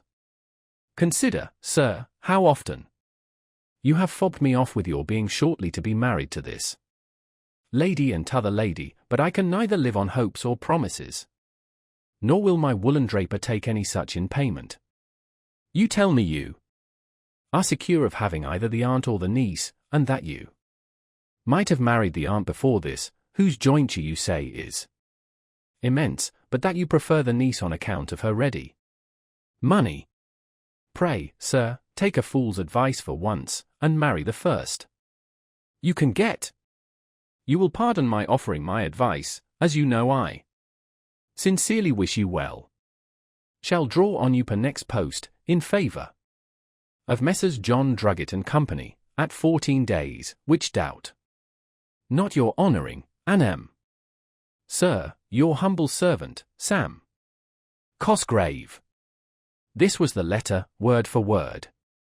Guess, my dear girl, guess how this letter affected me. You prefer the niece on account of her ready money. If every one of these words had been a dagger, I could with pleasure have stabbed them into his heart, but I will not recount my frantic behaviour on the occasion. I had pretty well spent my tears before his return home, but sufficient remains of them appeared in my swollen eyes. He threw himself sullenly into his chair, and for a long time we were both silent. At length, in a haughty tone, he said, I hope, madam, your servants have packed up all your things, for the coach will be ready by 6 in the morning. My patience was totally subdued by this provocation, and I answered, No, sir, there is a letter still remains unpacked, and then throwing it on the table I fell to upbraiding him with the most bitter language I could invent. Whether guilt, or shame, or prudence, restrained him I cannot say, but though he is the most passionate of men, he exerted no rage on this occasion. He endeavoured, on the contrary, to pacify me by the most gentle means. He swore the phrase in the letter to which I principally objected was not his, nor had he ever written any such. He owned, indeed, the having mentioned his marriage, and that preference which he had given to myself, but denied with many oaths the having mentioned any such matter at all on account of the straits he was in for money, arising, he said, from his having too long neglected his estate in Ireland. And this, he said, which he could not bear to discover to me, was the only reason of his having so strenuously insisted on our journey. He then used several very endearing expressions, and concluded by a very fond caress, and many violent protestations of love. There was one circumstance which, though he did not appeal to it, had much weight with me in his favour, and that was the word jointure in the tailor's letter, whereas my aunt never had been married, and this Mr. Fitzpatrick well knew, as I imagined, therefore, that the fellow must have inserted this of his own head, or from hearsay. I persuaded myself he might have ventured likewise on that odious line on no better authority. What reasoning was this, my dear? Was I not an advocate rather than a judge? But why do I mention such a circumstance as this, or appeal to it for the justification of my forgiveness? In short, had he been guilty of 20 times as much, half the tenderness and fondness which he used would have prevailed on me to have forgiven him. I now made no farther objections to our setting out, which we did the next morning, and in a little more than a week arrived at the seat of Mr. Fitzpatrick. Your curiosity will excuse me from relating any occurrences which passed during our journey, for it would indeed be highly disagreeable to travel it over again, and no less so to you to travel it over with me. This seat, then, is an ancient mansion house. If I was in one of those merry humours in which you have so often seen me, I could describe it to you ridiculously enough. It looked as if it had been formerly inhabited by a gentleman. Here was room enough, and not the less room on account of the furniture, for indeed there was very little in it. An old woman, who seemed coeval with the building, and greatly resembled her whom Chamont mentions in The Orphan, received us at the gate, and in a howl scarce human, and to me unintelligible, welcomed her master home. In short, the whole scene was so gloomy and melancholy, that it threw my spirits into the lowest dejection, which my husband discerning, instead of relieving, increased by 2 or 3 malicious observations. "There are good houses, madam," says he, "as you find, in other places besides England, but perhaps you had rather be in a dirty lodgings at Bath. Happy, my dear, is the woman who, in any state of life, hath a cheerful good-natured companion to support and comfort her. But why do I reflect on happy situations only to aggravate my own misery? My companion, far from clearing up the gloom of solitude, soon convinced me that I must have been wretched with him in any place, and in any condition. In a word, he was a surly fellow, a character perhaps you have never seen, for, indeed, no woman ever sees it exemplified but in a father, a brother, or a husband, and, though you have a father, he is not of that character. This surly fellow had formerly appeared to me the very reverse, and so he did still to every other person. Good heaven! How is it possible for a man to maintain a constant lie in his appearance abroad and in company, and to content himself with showing disagreeable truth only at home? Here, my dear, they make themselves amends for the uneasy restraint which they put on their tempers in the world, for I have observed, the more merry and gay and good-humoured my husband hath at any time been in company, the more sullen and morose he was sure to become at our next private meeting. How shall I describe his barbarity? To my fondness he was cold and insensible. My little comical ways, which you, my Sophy, and which others, have called so agreeable, he treated with contempt. In my most serious moments he sung and whistled, and whenever I was thoroughly dejected and miserable he was angry, and abused me, for, though he was never pleased with my good humour, nor ascribed it to my satisfaction in him, yet my low spirits always offended him, and those he imputed to my repentance of having, as he said, married an Irishman. You will easily conceive, my dear Graveairs, I ask your pardon, I really forgot myself, that, when a woman makes an imprudent match in the sense of the world, that is, when she is not an arrant prostitute to pecuniary interest, she must necessarily have some inclination and affection for her man. You will as easily believe that this affection may possibly be lessened, nay, I do assure you, contempt will wholly eradicate it. This contempt I now began to entertain for my husband, whom I now discovered to be, I must use the expression, an arrant blockhead. Perhaps you will wonder I did not make this discovery long before, but women will suggest 1,000 excuses to themselves for the folly of those they like. Besides, give me leave to tell you, it requires a most penetrating eye to discern a fool through the disguises of gaiety and good breeding.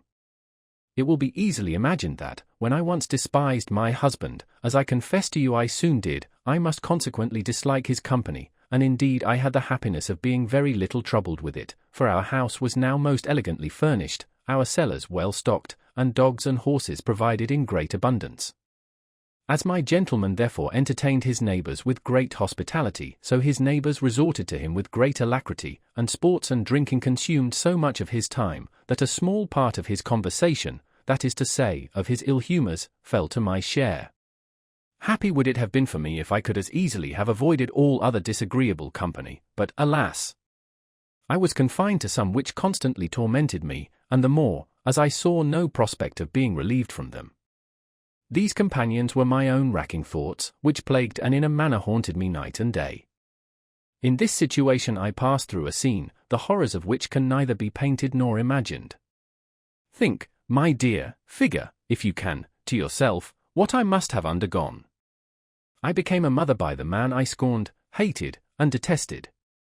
I went through all the agonies and miseries of a lying-in, 10 times more painful in such a circumstance than the worst labour can be when one endures it for a man one loves, in a desert, or rather, indeed, a scene of riot and revel, without a friend, without a companion, or without any of those agreeable circumstances which often alleviate, and perhaps sometimes more than compensate, the sufferings of our sex at that season. Chapter 6. In which the mistake of the landlord throws Sophia into a dreadful consternation. Mrs. Fitzpatrick was proceeding in her narrative when she was interrupted by the entrance of dinner, greatly to the concern of Sophia, for the misfortunes of her friend had raised her anxiety, and left her no appetite but what Mrs. Fitzpatrick was to satisfy by her relation. The landlord now attended with a plate under his arm, and with the same respect in his countenance and address which he would have put on had the ladies arrived in a coach and six. The married lady seemed less affected with her own misfortunes than was her cousin, for the former eat very heartily, whereas the latter could hardly swallow a morsel. Sophia likewise showed more concern and sorrow in her countenance than appeared in the other lady, who, having observed these symptoms in her friend, begged her to be comforted, saying, "Perhaps all may yet end better than either you or I expect." Our landlord thought he had now an opportunity to open his mouth, and was resolved not to omit it. "I am sorry, madam," cries he, "that your ladyship can't eat, for to be sure you must be hungry after so long fasting. I hope your ladyship is not uneasy at anything, for, as madam there says, all may end better than anybody expects. A gentleman who was here just now brought excellent news, and perhaps some folks who have given other folks the slip may get to London before they are overtaken, and if they do, I make no doubt but they will find people who will be very ready to receive them. All persons under the apprehension of danger convert whatever they see and hear into the objects of that apprehension." Sophia therefore immediately concluded, from the foregoing speech, that she was known and pursued by her father. She was now struck with the utmost consternation, and for a few minutes deprived of the power of speech, which she no sooner recovered than she desired the landlord to send his servants out of the room, and then, addressing herself to him, said, "I perceive, sir, you know who we are, but I beseech you, nay, I am convinced, if you have any compassion or goodness, you will not betray us." "I betray your ladyship," quoth the landlord, "no," and then he swore several very hearty oaths. "I would sooner be cut into 10,000 pieces. I hate all treachery. I never betrayed any one in my life yet, and I am sure I shall not begin with so sweet a lady as your ladyship. All the world would very much blame me if I should, since it will be in your ladyship's power so shortly to reward me. My wife can witness for me. I knew your ladyship the moment you came into the house. I said it was your honour, before I lifted you from your horse, and I shall carry the bruises I got in your ladyship's service to the grave, but what signified that, as long as I saved your ladyship? To be sure some people this morning would have thought of getting a reward, but no such thought ever entered into my head. I would sooner starve than take any reward for betraying your ladyship. I promise you, sir, says Sophia, if it be ever in my power to reward you, you shall not lose by your generosity. Alack a day, madam, answered the landlord, in your ladyship's power. Heaven put it as much into your will. I am only afraid your honour will forget such a poor man as an innkeeper, but if your ladyship should not, I hope you will remember what reward I refused. That is, I would have refused, and to be sure it may be called refusing, for I might have had it certainly, and to be sure you might have been in some houses, but, for my part, would not methinks for the world have your ladyship wronged me so much as to imagine I ever thought of betraying you, even before I heard the good news. What news, pray, says Sophia, something eagerly. Hath not your ladyship heard it, then, cries the landlord, nay, like enough, for I heard it only a few minutes ago, and if I had never heard it, may the devil fly away with me this instant if I would have betrayed your honour. No, if I would, may I, here he subjoined several dreadful imprecations, which Sophia at last interrupted, and begged to know what he meant by the news. He was going to answer, when Mrs. Honour came running into the room, all pale and breathless, and cried out, Madam, we are all undone, all ruined, they are come, they are come. These words almost froze up the blood of Sophia, but Mrs. Fitzpatrick asked Honour who were come. Who, answered she, why, the French, several 100,000 of them are landed, and we shall be all murdered and ravished. As a miser, who hath, in some well-built city, a cottage, value 20 shillings, when at a distance he is alarmed with the news of a fire, turns pale and trembles at his loss, but when he finds the beautiful palaces only are burnt, and his own cottage remains safe, he comes instantly to himself, and smiles at his good fortunes, or as, for we dislike something in the former simile, the tender mother, when terrified with the apprehension that her darling boy is drowned, is struck senseless and almost dead with consternation, but when she is told that little master is safe, and the Victory only, with 1,200 brave men, gone to the bottom, life and sense again return, maternal fondness enjoys the sudden relief from all its fears, and the general benevolence which at another time would have deeply felt the dreadful catastrophe, lies fast asleep in her mind, so Sophia, than whom none was more capable of tenderly feeling the general calamity of her country, found such immediate satisfaction from the relief of those terrors she had of being overtaken by her father, that the arrival of the French scarce made any impression on her. She gently chid her maid for the fright into which she had thrown her, and said she was glad it was no worse, for that she had feared somebody else was come. Quoth the landlord, smiling, her ladyship knows better things, she knows the French are our very best friends, and come over hither only for our good. They are the people who are to make old England flourish again. I warrant her honour thought the Duke was coming, and that was enough to put her into a fright. I was going to tell your ladyship the news. His Honour's Majesty, heaven bless him, hath given the Duke the slip, and is marching as fast as he can to London, and 10,000 French are landed to join him on the road. Sophia was not greatly pleased with this news, nor with the gentleman who related it, but, as she still imagined he knew her, for she could not possibly have any suspicion of the real truth, she durst not show any dislike. And now the landlord, having removed the cloth from the table, withdrew, but at his departure frequently repeated his hopes of being remembered hereafter. The mind of Sophia was not at all easy under the supposition of being known at this house, for she still applied to herself many things which the landlord had addressed to Jenny Cameron. She therefore ordered her maid to pump out of him by what means he had become acquainted with her person, and who had offered him the reward for betraying her. She likewise ordered the horses to be in readiness by 4 in the morning, at which hour Mrs. Fitzpatrick promised to bear her company, and then, composing herself as well as she could, she desired that lady to continue her story. Chapter 7. In which Mrs. Fitzpatrick concludes her history. While Mrs. Honour, in pursuance of the commands of her mistress, ordered a bowl of punch, and invited my landlord and landlady to partake of it, Mrs. Fitzpatrick thus went on with her relation. Most of the officers who were quartered at a town in our neighbourhood were of my husband's acquaintance. Among these there was a lieutenant, a very pretty sort of man, and who was married to a woman, so agreeable both in her temper and conversation, that from our first knowing each other, which was soon after my lying in, we were almost inseparable companions, for I had the good fortune to make myself equally agreeable to her. The lieutenant, who was neither a sot nor a sportsman, was frequently of our parties. Indeed, he was very little with my husband, and no more than good breeding constrained him to be, as he lived almost constantly at our house. My husband often expressed much dissatisfaction at the lieutenant's preferring my company to his. He was very angry with me on that account, and gave me many a hearty curse for drawing away his companions, saying, I ought to be D.N.D. for having spoiled one of the prettiest fellows in the world, by making a milksop of him.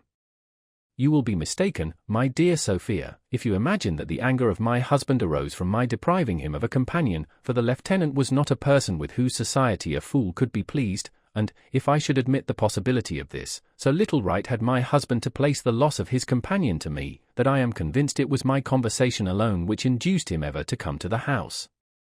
No, child, it was envy, the worst and most rancorous kind of envy, the envy of superiority of understanding. The wretch could not bear to see my conversation preferred to his, by a man of whom he could not entertain the least jealousy. Oh, my dear Sophie, you are a woman of sense. If you marry a man, as is most probable you will, of less capacity than yourself, make frequent trials of his temper before marriage, and see whether he can bear to submit to such a superiority. Promise me, Sophie, you will take this advice, for you will hereafter find its importance. It is very likely I shall never marry at all, answered Sophia. I think, at least, I shall never marry a man in whose understanding I see any defects before marriage, and I promise you I would rather give up my own than see any such afterwards. Give up your understanding, replied Mrs. Fitzpatrick. Oh, fie, child! I will not believe so meanly of you. Everything else I might myself be brought to give up, but never this. Nature would not have allotted this superiority to the wife in so many instances. If she had intended, we should all of us have surrendered it to the husband. This, indeed, men of sense never expect of us, of which the lieutenant I have just mentioned was one notable example, for though he had a very good understanding, he always acknowledged, as was really true, that his wife had a better. And this, perhaps, was one reason of the hatred my tyrant bore her. Before he would be so governed by a wife, he said, especially such an ugly bee, for, indeed, she was not a regular beauty, but very agreeable and extremely genteel, he would see all the women upon earth at the devil, which was a very usual phrase with him.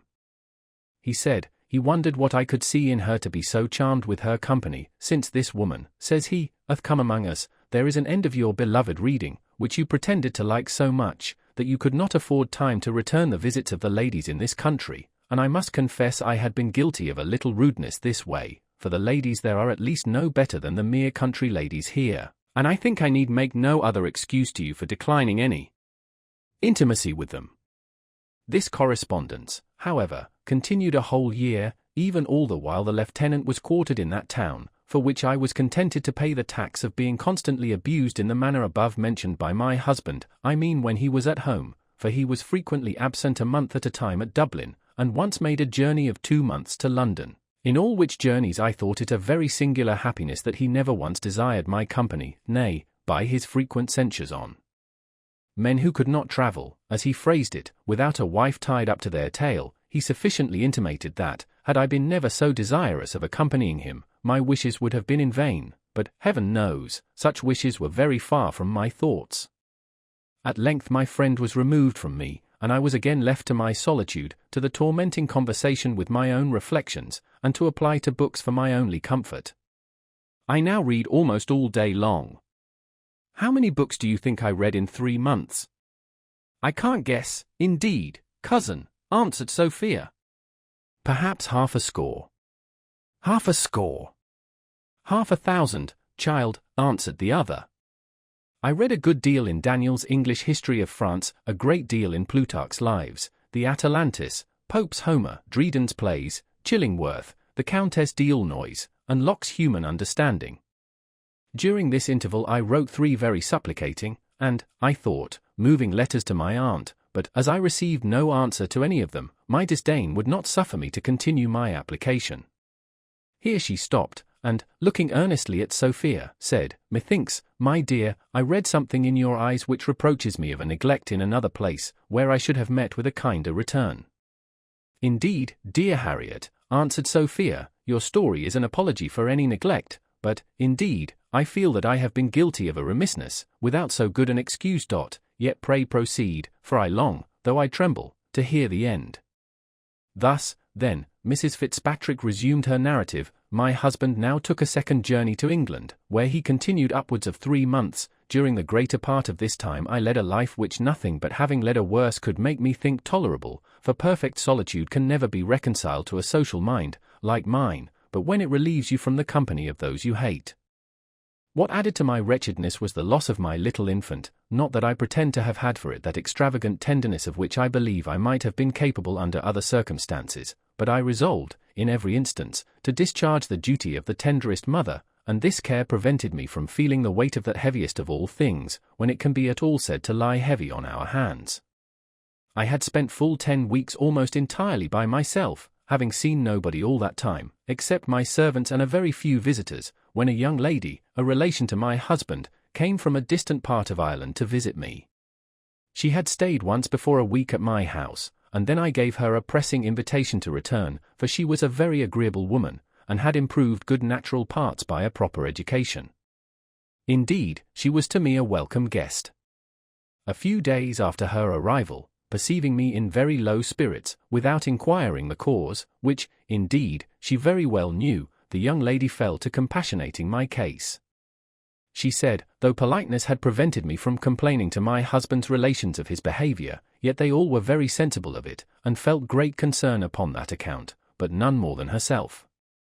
And after some more general discourse on this head, which I own I could not forbear countenancing, at last, after much previous precaution and enjoined concealment, she communicated to me, as a profound secret, that my husband kept a mistress. You will certainly imagine I heard this news with the utmost insensibility. Upon my word, if you do, your imagination will mislead you. Contempt had not so kept down my anger to my husband, but that hatred rose again on this occasion. What can be the reason of this? Are we so abominably selfish, that we can be concerned at others having possession even of what we despise? Or are we not rather abominably vain, and is not this the greatest injury done to our vanity?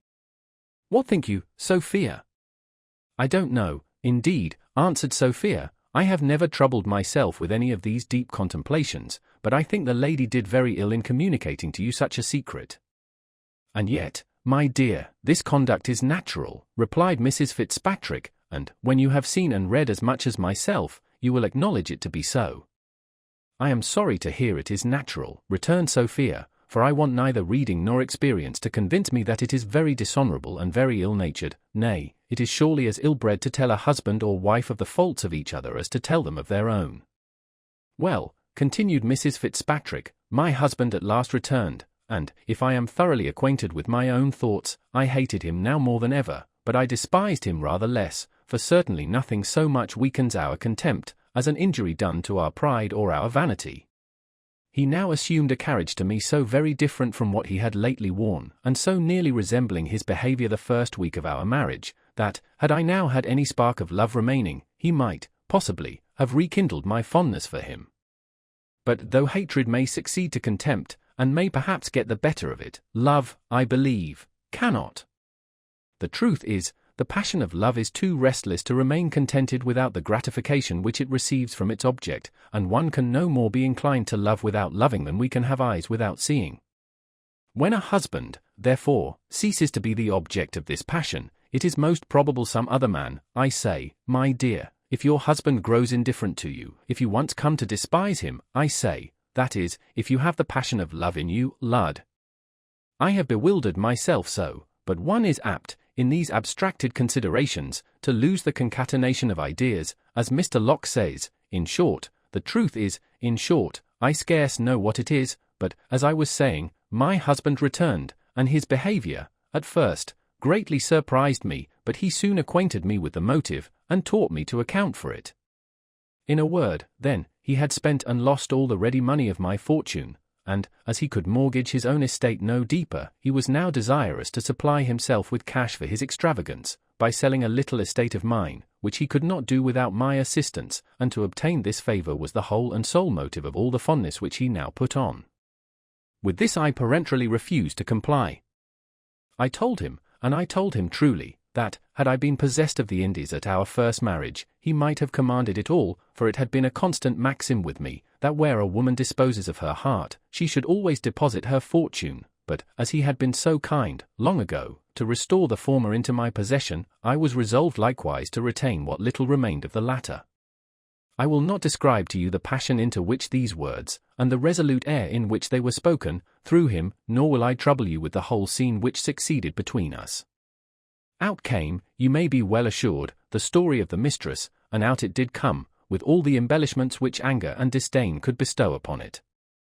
Mr. Fitzpatrick seemed a little thunderstruck with this, and more confused than I had seen him, though his ideas are always confused enough, heaven knows. He did not, however, endeavour to exculpate himself, but took a method which almost equally confounded me. What was this but recrimination? He affected to be jealous. He may, for aught I know, be inclined enough to jealousy in his natural temper, nay, he must have had it from nature, or the devil must have put it into his head, for I defy all the world to cast a just aspersion on my character, nay, the most scandalous tongues have never dared censure my reputation. My fame, I thank heaven, hath been always as spotless as my life, and let Fossard itself accuse that if it dare. No, my dear Graveairs, however provoked, however ill-treated, however injured in my love, I have firmly resolved never to give the least room for censure on this account. And yet, my dear, there are some people so malicious, some tongues so venomous, that no innocence can escape them. The most undesigned word, the most accidental look, the least familiarity, the most innocent freedom, will be misconstrued, and magnified into I know not what, by some people. But I despise, my dear Graveairs, I despise all such slander.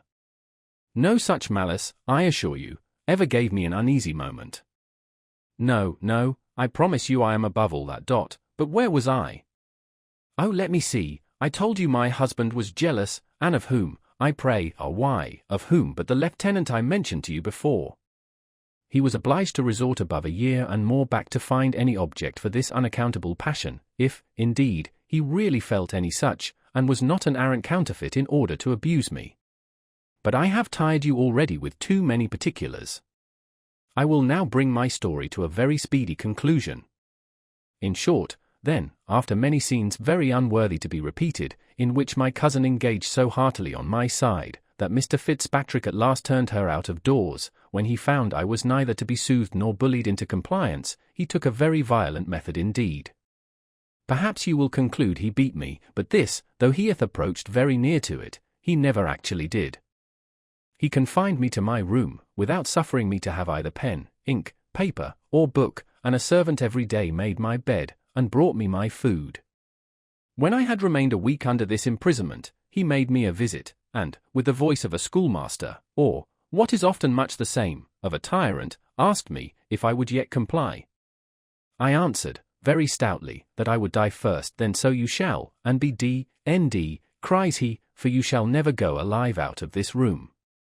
Here I remained a fortnight longer, and, to say the truth, my constancy was almost subdued, and I began to think of submission, when, one day, in the absence of my husband, who was gone abroad for some short time, by the greatest good fortune in the world, an accident happened. At a time when I began to give way to the utmost despair, everything would be excusable at such a time, at that very time I received. But it would take up an hour to tell you all particulars. In one word, then, for I will not tire you with circumstances, gold, the common key to all padlocks, opened my door, and set me at liberty. I now made haste to Dublin, where I immediately procured a passage to England, and was proceeding to Bath, in order to throw myself into the protection of my aunt, or of your father, or of any relation who would afford it me. My husband overtook me last night at the inn where I lay, and which you left a few minutes before me, but I had the good luck to escape him, and to follow you. And thus, my dear, ends my history, a tragical one, I am sure it is to myself, but, perhaps, I ought rather to apologize to you for its dullness. Sophia heaved a deep sigh, and answered, Indeed, Harriet, I pity you from my soul, but what could you expect? Why, would you marry an Irishman? Upon my word, replied her cousin, your censure is unjust. There are, among the Irish, men of as much worth and honour as any among the English, nay, to speak the truth, generosity of spirit is rather more common among them. I have known some examples there, too, of good husbands, and I believe these are not very plenty in England. Ask me, rather, what I could expect when I married a fool, and I will tell you a solemn truth, I did not know him to be so. Can no man, said Sophia, in a very low and altered voice, do you think, make a bad husband, who is not a fool? That, answered the other, is too general and negative, but none, I believe, is so likely as a fool to prove so.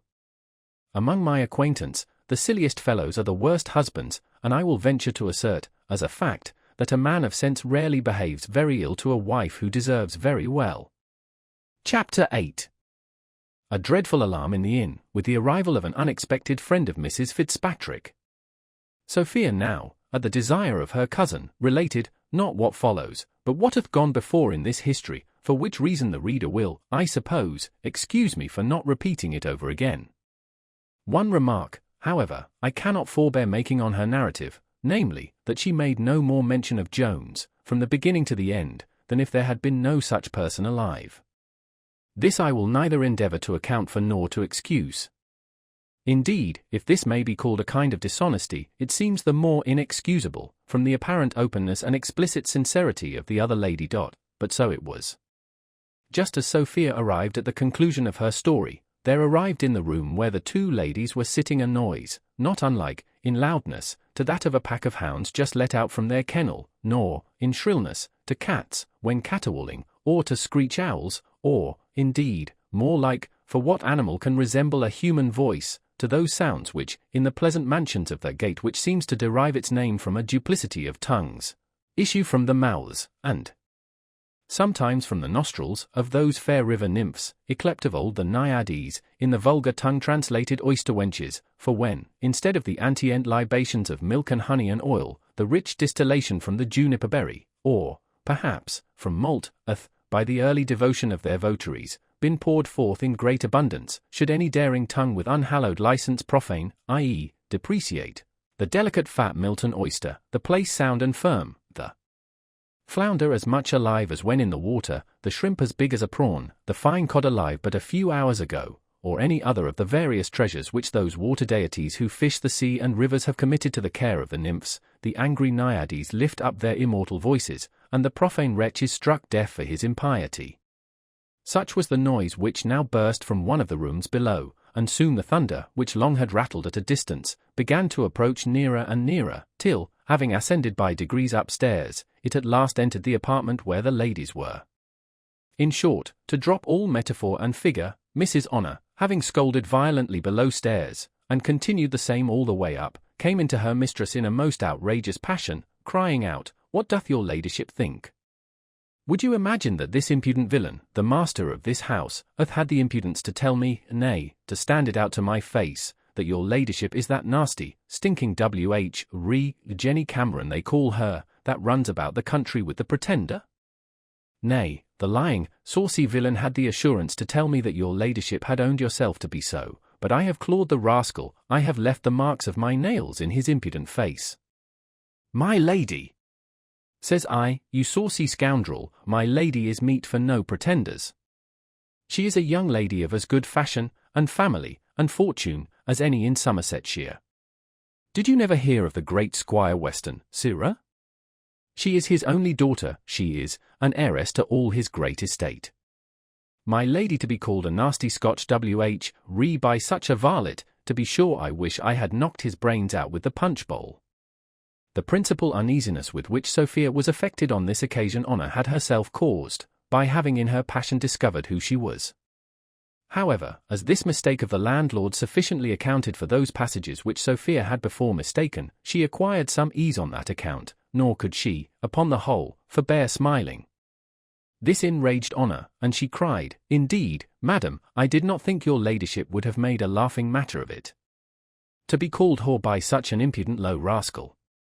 Your ladyship may be angry with me, for aught I know, for taking your part, since proffered service, they say, stinks, but to be sure I could never bear to hear a lady of mine called whore. Nor will I bear it. I am sure your ladyship is as virtuous a lady as ever sat foot on English ground, and I will claw any villain's eyes out who dares for to offer to presume for to say the least word to the contrary. Nobody ever could say the least ill of the character of any lady that ever I waited upon." Hinc illi lacrymae. In plain truth, Honor had as much love for her mistress as most servants have, that is to say, but besides this, her pride obliged her to support the character of the lady she waited on, for she thought her own was in a very close manner connected with it. In proportion as the character of her mistress was raised, hers likewise, as she conceived, was raised with it, and, on the contrary, she thought the one could not be lowered without the other. On this subject, reader, I must stop a moment, to tell thee a story. The famous Nell Gwynn, stepping one day, from a house where she had made a short visit, into her coach, saw a great mob assembled, and her footman all bloody and dirty. The fellow, being asked by his mistress the reason of his being in that condition, answered, "I have been fighting, madam, with an impudent rascal who called your ladyship a you blockhead." Replied Mrs. Gwynn, "At this rate you must fight every day of your life." "Why, you fool, all the world knows it, do they?" he cries. The fellow, in a muttering voice, after he had shut the coach door, "They shan't call me a whore's footman for all that." Thus the passion of Mrs. Honor appears natural enough, even if it were to be no otherwise accounted for, but, in reality, there was another cause of her anger, for which we must beg leave to remind our reader of a circumstance mentioned in the above simile. There are indeed certain liquors, which, being applied to our passions, or to fire, produce effects the very reverse of those produced by water, as they serve to kindle and inflame, rather than to extinguish. Among these, the generous liquor called punch is one. It was not, therefore, without reason, that the learned Dr. Cheney used to call drinking punch pouring liquid fire down your throat. Now, Mrs. Honor had unluckily poured so much of this liquid fire down her throat, that the smoke of it began to ascend into her pericranium and blinded the eyes of reason, which is there supposed to keep her residence, while the fire itself from the stomach easily reached the heart, and there inflamed the noble passion of pride. So that, upon the whole, we shall cease to wonder at the violent rage of the waiting woman, though at first sight we must confess the cause seems inadequate to the effect. Sophia and her cousin both did all in their power to extinguish these flames which had roared so loudly all over the house. They at length prevailed, or, to carry the metaphor one step farther, the fire, having consumed all the fuel which the language affords, to wit, every reproachful term in it, at last went out of its own accord. But though tranquillity was restored above stairs, it was not so below, where my landlady, highly resenting the injury done to the beauty of her husband by the flesh spades of Mrs. Honor, called aloud for revenge and justice. As to the poor man, who had principally suffered in the engagement, he was perfectly quiet. Perhaps the blood which he lost might have cooled his anger, for the enemy had not only applied her nails to his cheeks, but likewise her fist to his nostrils, which lamented the blow with tears of blood in great abundance. To this we may add reflections on his mistake, but indeed nothing so effectually silenced his resentment as the manner in which he now discovered his error, for as to the behaviour of Mrs. Honour, it had the more confirmed him in his opinion, but he was now assured by a person of great figure, and who was attended by a great equipage, that one of the ladies was a woman of fashion, and his intimate acquaintance. By the orders of this person, the landlord now ascended, and acquainted our fair travellers that a great gentleman below desired to do them the honour of waiting on them. Sophia turned pale and trembled at this message, though the reader will conclude it was too civil, notwithstanding the landlord's blunder, to have come from her father, but feareth the common fault of a justice of peace, and is apt to conclude hastily from every slight circumstance, without examining the evidence on both sides. To ease the reader's curiosity, therefore, rather than his apprehensions, we proceed to inform him that an Irish peer had arrived very late that evening at the inn, in his way to London. This nobleman, having sallied from his supper at the Hurricane before commemorated, had seen the attendant of Mrs. Fitzpatrick, and upon a short inquiry, was informed that her lady, with whom he was very particularly acquainted, was above. This information he had no sooner received than he addressed himself to the landlord, pacified him, and sent him upstairs with compliments rather civiller than those which were delivered. It may perhaps be wondered at that the waiting woman herself was not the messenger employed on this occasion, but we are sorry to say she was not at present qualified for that, or indeed for any other office. The rum, for so the landlord chose to call the distillation from malt, had basely taken the advantage of the fatigue which the poor woman had undergone, and had made terrible depredations on her noble faculties, at a time when they were very unable to resist the attack. We shall not describe this tragical scene too fully, but we thought ourselves obliged, by that historic integrity which we profess, shortly to hint a matter which we would otherwise have been glad to have spared. Many historians, indeed, for want of this integrity, or of diligence, to say no worse, often leave the reader to find out these little circumstances in the dark, and sometimes to his great confusion and perplexity. Sophia was very soon eased of her causeless fright by the entry of the noble peer, who was not only an intimate acquaintance of Mrs. Fitzpatrick, but in reality a very particular friend of that lady. To say truth, it was by his assistance that she had been enabled to escape from her husband, for this nobleman had the same gallant disposition with those renowned knights of whom we read in heroic story, and had delivered many an imprisoned nymph from durance. He was indeed as bitter an enemy to the savage authority too often exercised by husbands and fathers, over the young and lovely of the other sex, as ever knight-errant was to the barbarous power of enchanters. Nay, to say truth, I have often suspected that those very enchanters with which romance everywhere abounds were in reality no other than the husbands of those days, and matrimony itself was, perhaps, the enchanted castle in which the nymphs were said to be confined. This nobleman had an estate in the neighbourhood of Fitzpatrick, and had been for some time acquainted with the lady. No sooner, therefore, did he hear of her confinement, than he earnestly applied himself to procure her liberty, which he presently effected, not by storming the castle, according to the example of antient heroes, but by corrupting the governor, in conformity with the modern art of war, in which craft is held to be preferable to valour, and gold is found to be more irresistible than either lead or steel. This circumstance, however, as the lady did not think it material enough to relate to her friend, we would not at that time impart it to the reader. We rather chose to leave him a while under a supposition that she had found, or coined, or by some very extraordinary, perhaps supernatural means, had possessed herself of the money with which she had bribed her keeper, than to interrupt her narrative by giving a hint of what seemed to her of too little importance to be mentioned. The peer, after a short conversation, could not forbear expressing some surprise at meeting the lady in that place, nor could he refrain from telling her he imagined she had been gone to Bath. Mrs. Fitzpatrick very freely answered, that she had been prevented in her purpose by the arrival of a person she need not mention. In short, says she, I was overtaken by my husband, for I need not affect to conceal what the world knows too well already. I had the good fortune to escape in a most surprising manner, and am now going to London with this young lady, who is a near relation of mine, and who hath escaped from as great a tyrant as my own. His lordship, concluding that this tyrant was likewise a husband, made a speech full of compliments to both the ladies, and as full of invectives against his own sex, nor indeed did he avoid some oblique glances at the matrimonial institution itself, and at the unjust powers given by it to man over the more sensible and more meritorious part of the species.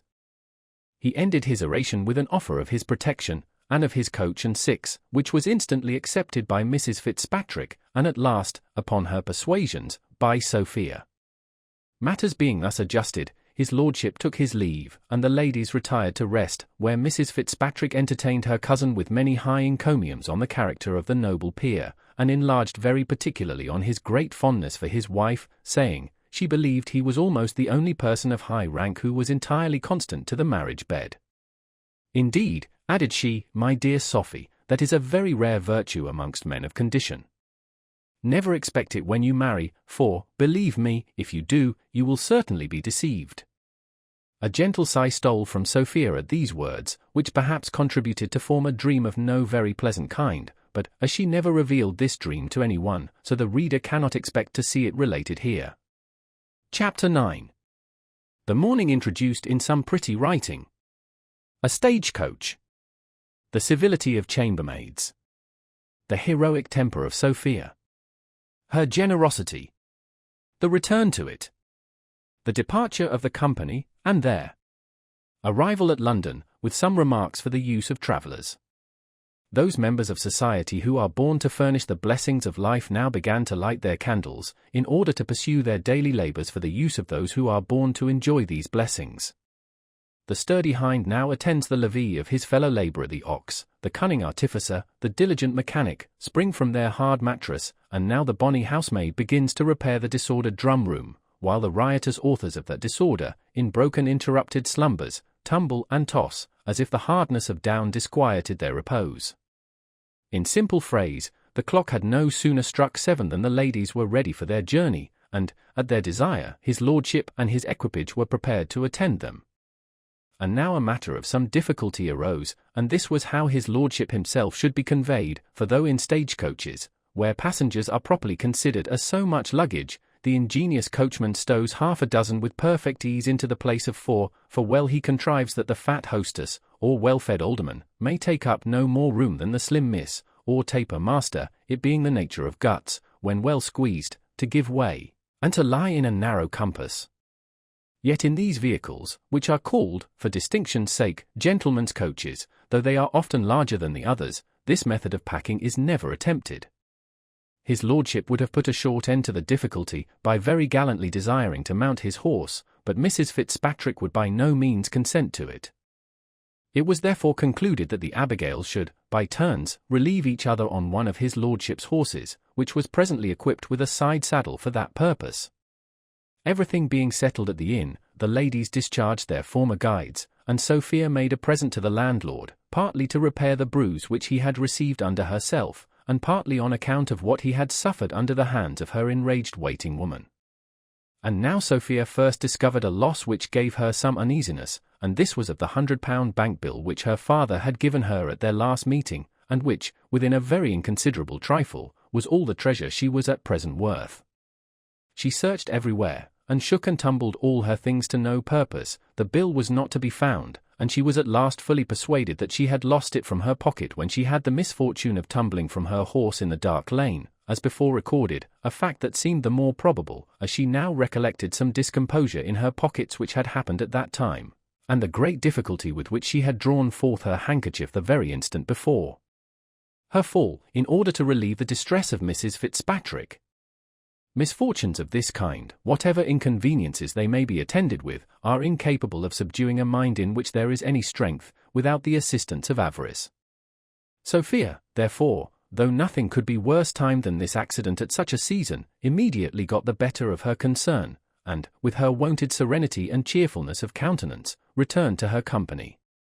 His lordship conducted the ladies into the vehicle, as he did likewise Mrs. Honour, who, after many civilities, and more dear madams, at last yielded to the well-bred importunities of her sister Abigail, and submitted to be complimented with the first ride in the coach, in which indeed she would afterwards have been contented to have pursued her whole journey, had not her mistress, after several fruitless intimations, at length forced her to take her turn on horseback. The coach, now having received its company, began to move forwards, attended by many servants, and led by 2 captains, who had before rode with his lordship, and who would have been dismissed from the vehicle upon a much less worthy occasion than was this of accommodating 2 ladies. In this they acted only as gentlemen, but they were ready at any time to have performed the office of a footman, or indeed would have condescended lower, for the honour of his lordship's company, and for the convenience of his table. My landlord was so pleased with the present he had received from Sophia, that he rather rejoiced in than regretted his bruise or his scratches. The reader will perhaps be curious to know the quantum of this present, but we cannot satisfy his curiosity. Whatever it was, it satisfied the landlord for his bodily hurt, but he lamented he had not known before how little the lady valued her money, for to be sure, says he, one might have charged every article double, and she would have made no cavil at the reckoning. His wife, however, was far from drawing this conclusion. Whether she really felt any injury done to her husband more than he did himself, I will not say. Certain it is, she was much less satisfied with the generosity of Sophia. Indeed, cries she, my dear, the lady knows better how to dispose of her money than you imagine.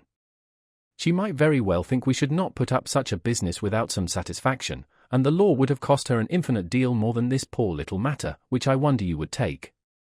You are always so bloodily wise, quoth the husband. It would have cost her more, would it? Dost fancy I don't know that as well as thee? But would any of that more, or so much, have come into our pockets? Indeed, if son Tom the lawyer had been alive, I could have been glad to have put such a pretty business into his hands. He would have got a good picking out of it, but I have no relation now who is a lawyer, and why should I go to law for the benefit of strangers? Nay, to be sure, answered she, you must know best. I believe I do, replied he. I fancy, when money is to be got, I can smell it out as well as another. Everybody, let me tell you, would not have talked people out of this. Mind that, I say, everybody would not have cajoled this out of her, mind that. The wife then joined in the applause of her husband's sagacity, and thus ended the short dialogue between them on this occasion. We will therefore take our leave of these good people, and attend his lordship and his fair companions, who made such good expedition that they performed a journey of 90 miles in 2 days, and on the 2nd evening arrived in London, without having encountered any one adventure on the road worthy the dignity of this history to relate. Our pen, therefore, shall imitate the expedition which it describes, and our history shall keep pace with the travellers who are its subject. Good writers will, indeed, do well to imitate the ingenious traveller in this instance, who always proportions his stay at any place to the beauties, elegances, and curiosities which it affords. At Esher, at Stowe, at Wilton, at Eastbury, and at Prior's Park, days are too short for the ravished imagination, while we admire the wondrous power of art in improving nature. In some of these, art chiefly engages our admiration, in others, nature and art contend for our applause, but, in the last, the former seems to triumph. Here nature appears in her richest attire, and art, dressed with the modestest simplicity, attends her benignant mistress. Here nature indeed pours forth the choicest treasures which she hath lavished on this world, and here human nature presents you with an object which can be exceeded only in the other. The same taste, the same imagination, which luxuriously riots in these elegant scenes, can be amused with objects of far inferior note. The woods, the rivers, the lawns of Devon and of Dorset attract the eye of the ingenious traveller, and retard his pace, which delay he afterwards compensates by swiftly scouring over the gloomy heath of Bagshot, or that pleasant plain which extends itself westward from Stockbridge, where no other object than one single tree only in 16 miles presents itself to the view, unless the clouds, in compassion to our tired spirits, kindly open their variegated mansions to our prospect. Not so travels the money-meditating tradesman, the sagacious justice, the dignified doctor, the warm-clad grazier, with all the numerous offspring of wealth and dullness. On they jog, with equal pace, through the verdant meadows or over the barren heath, their horses measuring for miles and a half per hour with the utmost exactness, the eyes of the beast and of his master being alike directed forwards, and employed in contemplating the same objects in the same manner. With equal rapture the good rider surveys the proudest boasts of the architect, and those fair buildings with which some unknown name hath adorned the rich clothing town, where heaps of bricks are piled up as a kind of monument to show that heaps of money have been piled there before. And now, reader, as we are in haste to attend our heroine, we will leave to thy sagacity to apply all this to the Boeotian writers, and to those authors who are their opposites. This thou wilt be abundantly able to perform without our aid. Bestir thyself therefore on this occasion, for, though we will always lend thee proper assistance in difficult places, as we do not, like some others, expect thee to use the arts of divination to discover our meaning, yet we shall not indulge thy laziness where nothing but thy own attention is required, for thou art highly mistaken if thou dost imagine that we intended, when we began this great work, to leave thy sagacity nothing to do, or that, without sometimes exercising this talent, thou wilt be able to travel through our pages with any pleasure or profit to thyself. Chapter 10. Containing a hint or two concerning virtue, and a few more concerning suspicion. Our company, being arrived at London, were set down at his lordship's house, where, while they refreshed themselves after the fatigue of their journey, servants were despatched to provide a lodging for the two ladies, for, as her ladyship was not then in town, Mrs. Fitzpatrick would by no means consent to accept a bed in the mansion of the peer. Some readers will, perhaps, condemn this extraordinary delicacy, as I may call it, of virtue, as too nice and scrupulous, but we must make allowances for her situation, which must be owned to have been very ticklish, and, when we consider the malice of censorious tongues, we must allow, if it was a fault, the fault was an excess on the right side, and which every woman who is in the self-same situation will do well to imitate. The most formal appearance of virtue, when it is only an appearance, may, perhaps, in very abstracted considerations, seem to be rather less commendable than virtue itself without this formality, but it will, however, be always more commended, and this, I believe, will be granted by all, that it is necessary, unless in some very particular cases, for every woman to support either the one or the other. A lodging being prepared, Sophia accompanied her cousin for that evening, but resolved early in the morning to inquire after the lady into whose protection, as we have formerly mentioned, she had determined to throw herself when she quitted her father's house. And this she was the more eager in doing from some observation she had made during her journey in the coach. Now, as we would by no means fix the odious character of suspicion on Sophia, we are almost afraid to open to our reader the conceits which filled her mind concerning Mrs. Fitzpatrick, of whom she certainly entertained at present some doubts, which, as they are very apt to enter into the bosoms of the worst of people, we think proper not to mention more plainly till we have first suggested a word or two to our reader touching suspicion in general. Of this there have always appeared to me to be 2 degrees. The first of these I choose to derive from the heart, as the extreme velocity of its discernment seems to denote some previous inward impulse, and the rather as this superlative degree often forms its own objects, sees what is not, and always more than really exists. This is that quick-sighted penetration whose hawk's eyes no symptom of evil can escape, which observes not only upon the actions, but upon the words and looks, of men, and, as it proceeds from the heart of the observer, so it dives into the heart of the observed, and there espies evil, as it were, in the first embryo, nay, sometimes before it can be said to be conceived. An admirable faculty, if it were infallible, but, as this degree of perfection is not even claimed by more than one mortal being, so from the fallibility of such acute discernment have arisen many sad mischiefs and most grievous heartaches to innocence and virtue. I cannot help, therefore, regarding this vast quick-sightedness into evil as a vicious excess, and as a very pernicious evil in itself. And I am the more inclined to this opinion, as I am afraid it always proceeds from a bad heart, for the reasons I have above mentioned, and for one more, namely, because I never knew it the property of a good one. Now, from this degree of suspicion I entirely and absolutely acquit Sophia. A second degree of this quality seems to arise from the head. This is, indeed, no other than the faculty of seeing what is before your eyes, and of drawing conclusions from what you see. The former of these is unavoidable by those who have any eyes, and the latter is perhaps no less certain and necessary a consequence of our having any brains. This is altogether as bitter an enemy to guilt as the former is to innocence, nor can I see it in an unamiable light, even though, through human fallibility, it should be sometimes mistaken. For instance, if a husband should accidentally surprise his wife in the lap or in the embraces of some of those pretty young gentlemen who profess the art of cuckold-making, I should not highly, I think, blame him for concluding something more than what he saw, from the familiarities which he really had seen, and which we are at least favourable enough to when we call them innocent freedoms. The reader will easily suggest great plenty of instances to himself, I shall add but one more, which, however unchristian it may be thought by some, I cannot help esteeming to be strictly justifiable, and this is a suspicion that a man is capable of doing what he hath done already, and that it is possible for one who hath been a villain once to act the same part again. And, to confess the truth, of this degree of suspicion I believe Sophia was guilty. From this degree of suspicion she had, in fact, conceived an opinion that her cousin was really not better than she should be. The case, it seems, was this: Mrs. Fitzpatrick wisely considered that the virtue of a young lady is, in the world, in the same situation with a poor hare, which is certain, whenever it ventures abroad, to meet its enemies, for it can hardly meet any other.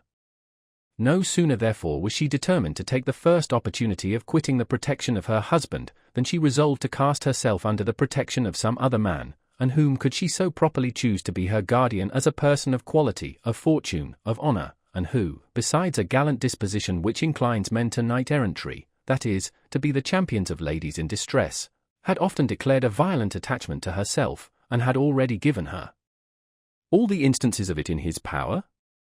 But as the law hath foolishly omitted this office of vice-husband, or guardian to an eloped lady, and as malice is apt to denominate him by a more disagreeable appellation, it was concluded that his lordship should perform all such kind offices to the lady in secret, and without publicly assuming the character of her protector.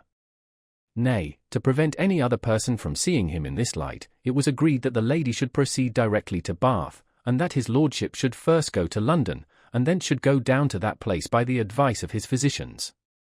Now all this Sophia very plainly understood, not from the lips or behaviour of Mrs. Fitzpatrick, but from the peer, who was infinitely less expert at retaining a secret than was the good lady, and perhaps the exact secrecy which Mrs. Fitzpatrick had observed on this head in her narrative served not a little to heighten those suspicions which were now risen in the mind of her cousin. Sophia very easily found out the lady she sought, for indeed there was not a chairman in town to whom her house was not perfectly well known, and, as she received, in return of her first message, a most pressing invitation, she immediately accepted it. Mrs. Fitzpatrick, indeed, did not desire her cousin to stay with her with more earnestness than civility required. Whether she had discerned and resented the suspicion above mentioned, or from what other motive it arose, I cannot say, but certain it is, she was full as desirous of parting with Sophia as Sophia herself could be of going. The young lady, when she came to take leave of her cousin, could not avoid giving her a short hint of advice. She begged her, for heaven's sake, to take care of herself, and to consider in how dangerous a situation she stood, adding, she hoped some method would be found of reconciling her to her husband. You must remember, my dear, says she, the maxim which my Aunt Weston hath so often repeated to us both, that whenever the matrimonial alliance is broke, and war declared between husband and wife, she can hardly make a disadvantageous peace for herself on any conditions. These are my aunt's very words, and she hath had a great deal of experience in the world. Mrs. Fitzpatrick answered, with a contemptuous smile, never fear me, child, take care of yourself, for you are younger than I. I will come and visit you in a few days, but, dear Sophie, let me give you one piece of advice: leave a character of grave airs in the country, for, believe me, it will sit very awkwardly upon you in this town. Thus the two cousins parted, and Sophia repaired directly to Lady Bellaston, where she found a most hearty, as well as a most polite, welcome. The lady had taken a great fancy to her when she had seen her formerly with her Aunt Weston. She was indeed extremely glad to see her, and was no sooner acquainted with the reasons which induced her to leave the squire and to fly to London than she highly applauded her sense and resolution, and after expressing the highest satisfaction in the opinion which Sophia had declared she entertained of her ladyship, by choosing her house for an asylum, she promised her all the protection which it was in her power to give. As we have now brought Sophia into safe hands, the reader will, I apprehend, be contented to deposit her there a while, and to look a little after other personages, and particularly poor Jones, whom we have left long enough to do penance for his past offences, which, as is the nature of vice, brought sufficient punishment upon him themselves. Book 12. Containing the same individual time with the former. Chapter 1, showing what is to be deemed plagiarism in a modern author, and what is to be considered as lawful prize. The learned reader must have observed that in the course of this mighty work, I have often translated passages out of the best antient authors, without quoting the original, or without taking the least notice of the book from whence they were borrowed. This conduct in writing is placed in a very proper light by the ingenious Abbé Bagna, in his preface to his Mythology, a work of great erudition and of equal judgment. It will be easy, says he, for the reader to observe that I have frequently had greater regard to him than to my own reputation, for an author certainly pays him a considerable compliment, when, for his sake, he suppresses learned quotations that come in his way, and which would have cost him but the bare trouble of transcribing.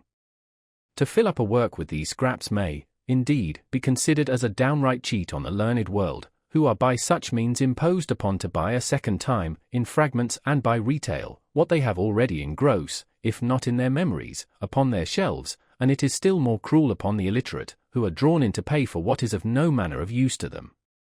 A writer who intermixes great quantity of Greek and Latin with his works, deals by the ladies and fine gentlemen in the same paltry manner with which they are treated by the auctioneers, who often endeavour so to confound and mix up their lots, that, in order to purchase the commodity you want, you are obliged at the same time to purchase that which will do you no service. And yet, as there is no conduct so fair and disinterested but that it may be misunderstood by ignorance, and misrepresented by malice, I have been sometimes tempted to preserve my own reputation at the expense of my reader, and to transcribe the original, or at least to quote chapter and verse, whenever I have made use either of the thought or expression of another. I am, indeed, in some doubt that I have often suffered by the contrary method, and that, by suppressing the original author's name, I have been rather suspected of plagiarism than reputed to act from the amiable motive assigned by that justly celebrated Frenchman. Now, to obviate all such imputations for the future, I do here confess and justify the fact. The Antients may be considered as a rich common, where every person who hath the smallest tenement in Parnassus hath a free right to fatten his muse. Or, to place it in a clearer light, we moderns are to the Antients what the poor are to the rich. By the poor here I mean that large and venerable body which, in English, we call the mob. Now, whoever hath had the honour to be admitted to any degree of intimacy with this mob, must well know that it is one of their established maxims to plunder and pillage their rich neighbours without any reluctance, and that this is held to be neither sin nor shame among them. And so constantly do they abide and act by this maxim, that, in every parish almost in the kingdom, there is a kind of confederacy ever carrying on against a certain person of opulence called the squire, whose property is considered as free booty by all his poor neighbours, who, as they conclude that there is no manner of guilt in such depredations, look upon it as a point of honour and moral obligation to conceal, and to preserve each other from punishment on all such occasions. In like manner are the Antients, such as Homer, Virgil, Horace, Cicero, and the rest, to be esteemed among us writers, as so many wealthy squires, from whom we, the poor of Parnassus, claim an immemorial custom of taking whatever we can come at. This liberty I demand, and this I am as ready to allow again to my poor neighbours in their turn. All I profess, and all I require of my brethren, is to maintain the same strict honesty among ourselves which the mob show to one another. To steal from one another is indeed highly criminal and indecent, for this may be strictly styled defrauding the poor, sometimes perhaps those who are poorer than ourselves, or, to set it under the most opprobrious colours, robbing the spit towel. Since, therefore, upon the strictest examination, my own conscience cannot lay any such pitiful theft to my charge, I am contented to plead guilty to the former accusation, nor shall I ever scruple to take to myself any passage which I shall find in an antient author to my purpose, without setting down the name of the author from whence it was taken. Nay, I absolutely claim a property in all such sentiments the moment they are transcribed into my writings, and I expect all readers henceforwards to regard them as purely and entirely my own. This claim, however, I desire to be allowed me only on condition that I preserve strict honesty towards my poor brethren, from whom, if ever I borrow any of that little of which they are possessed, I shall never fail to put their mark upon it, that it may be at all times ready to be restored to the right owner. The omission of this was highly blamable in one Mr. Moore, who, having formerly borrowed some lines of Pope and Company, took the liberty to transcribe 6 of them into his play of the rival modes.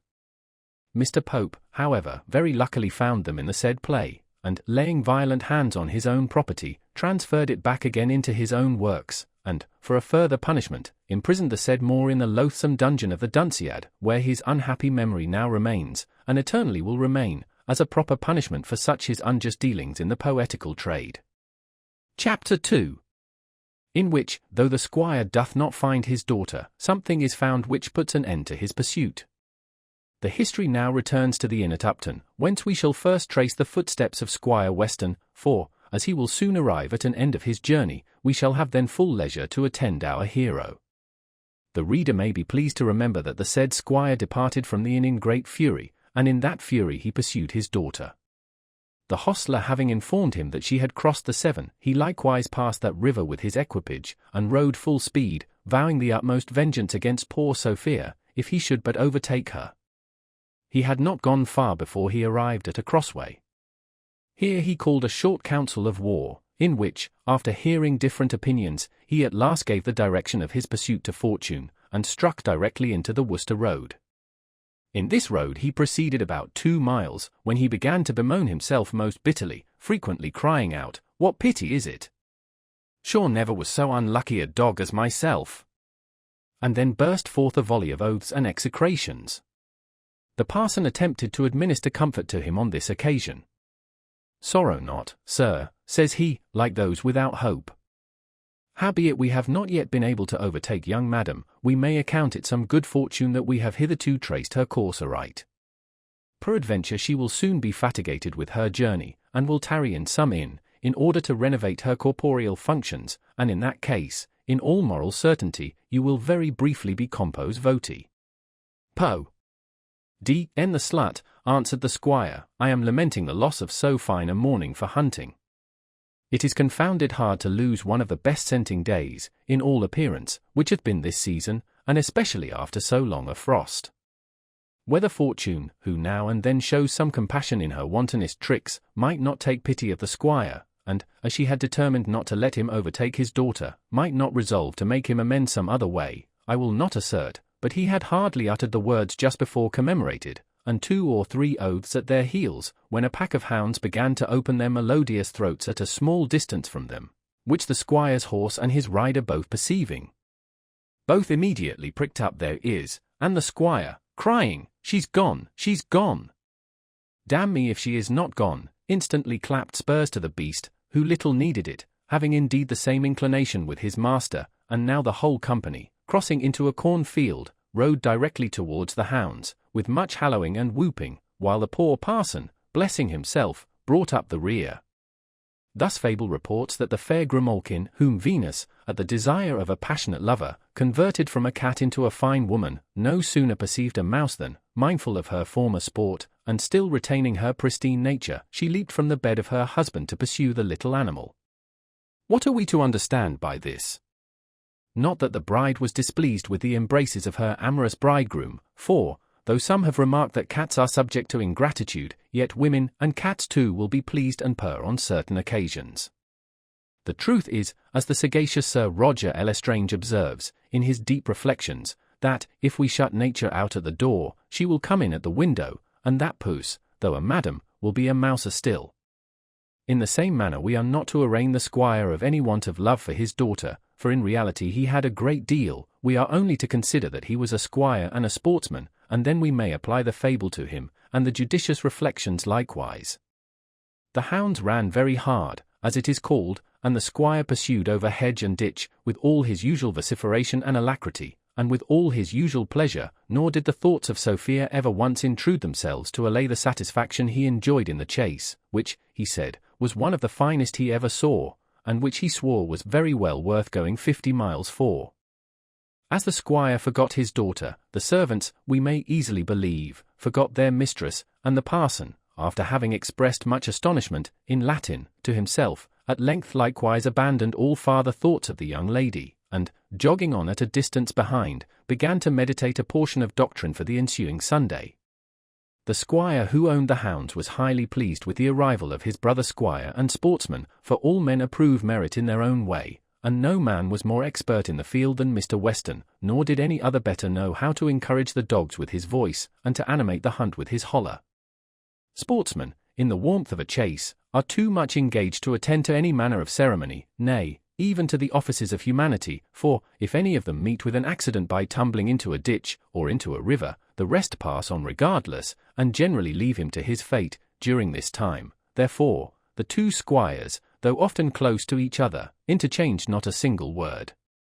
The master of the hunt, however, often saw and approved the great judgment of the stranger in drawing the dogs when they were at a fault, and hence conceived a very high opinion of his understanding, as the number of his attendants inspired no small reverence to his quality.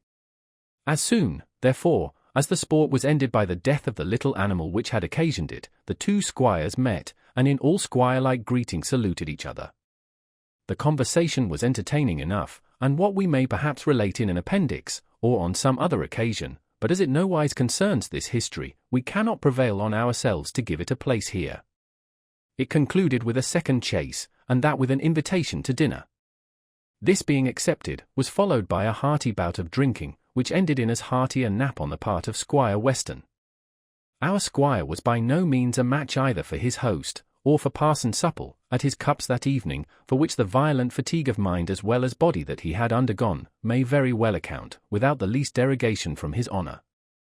He was indeed, according to the vulgar phrase, whistle-drunk, for before he had swallowed the third bottle, he became so entirely overpowered that though he was not carried off to bed till long after, the parson considered him as absent, and having acquainted the other squire with all relating to Sophia, he obtained his promise of seconding those arguments which he intended to urge the next morning for Mr. Weston's return.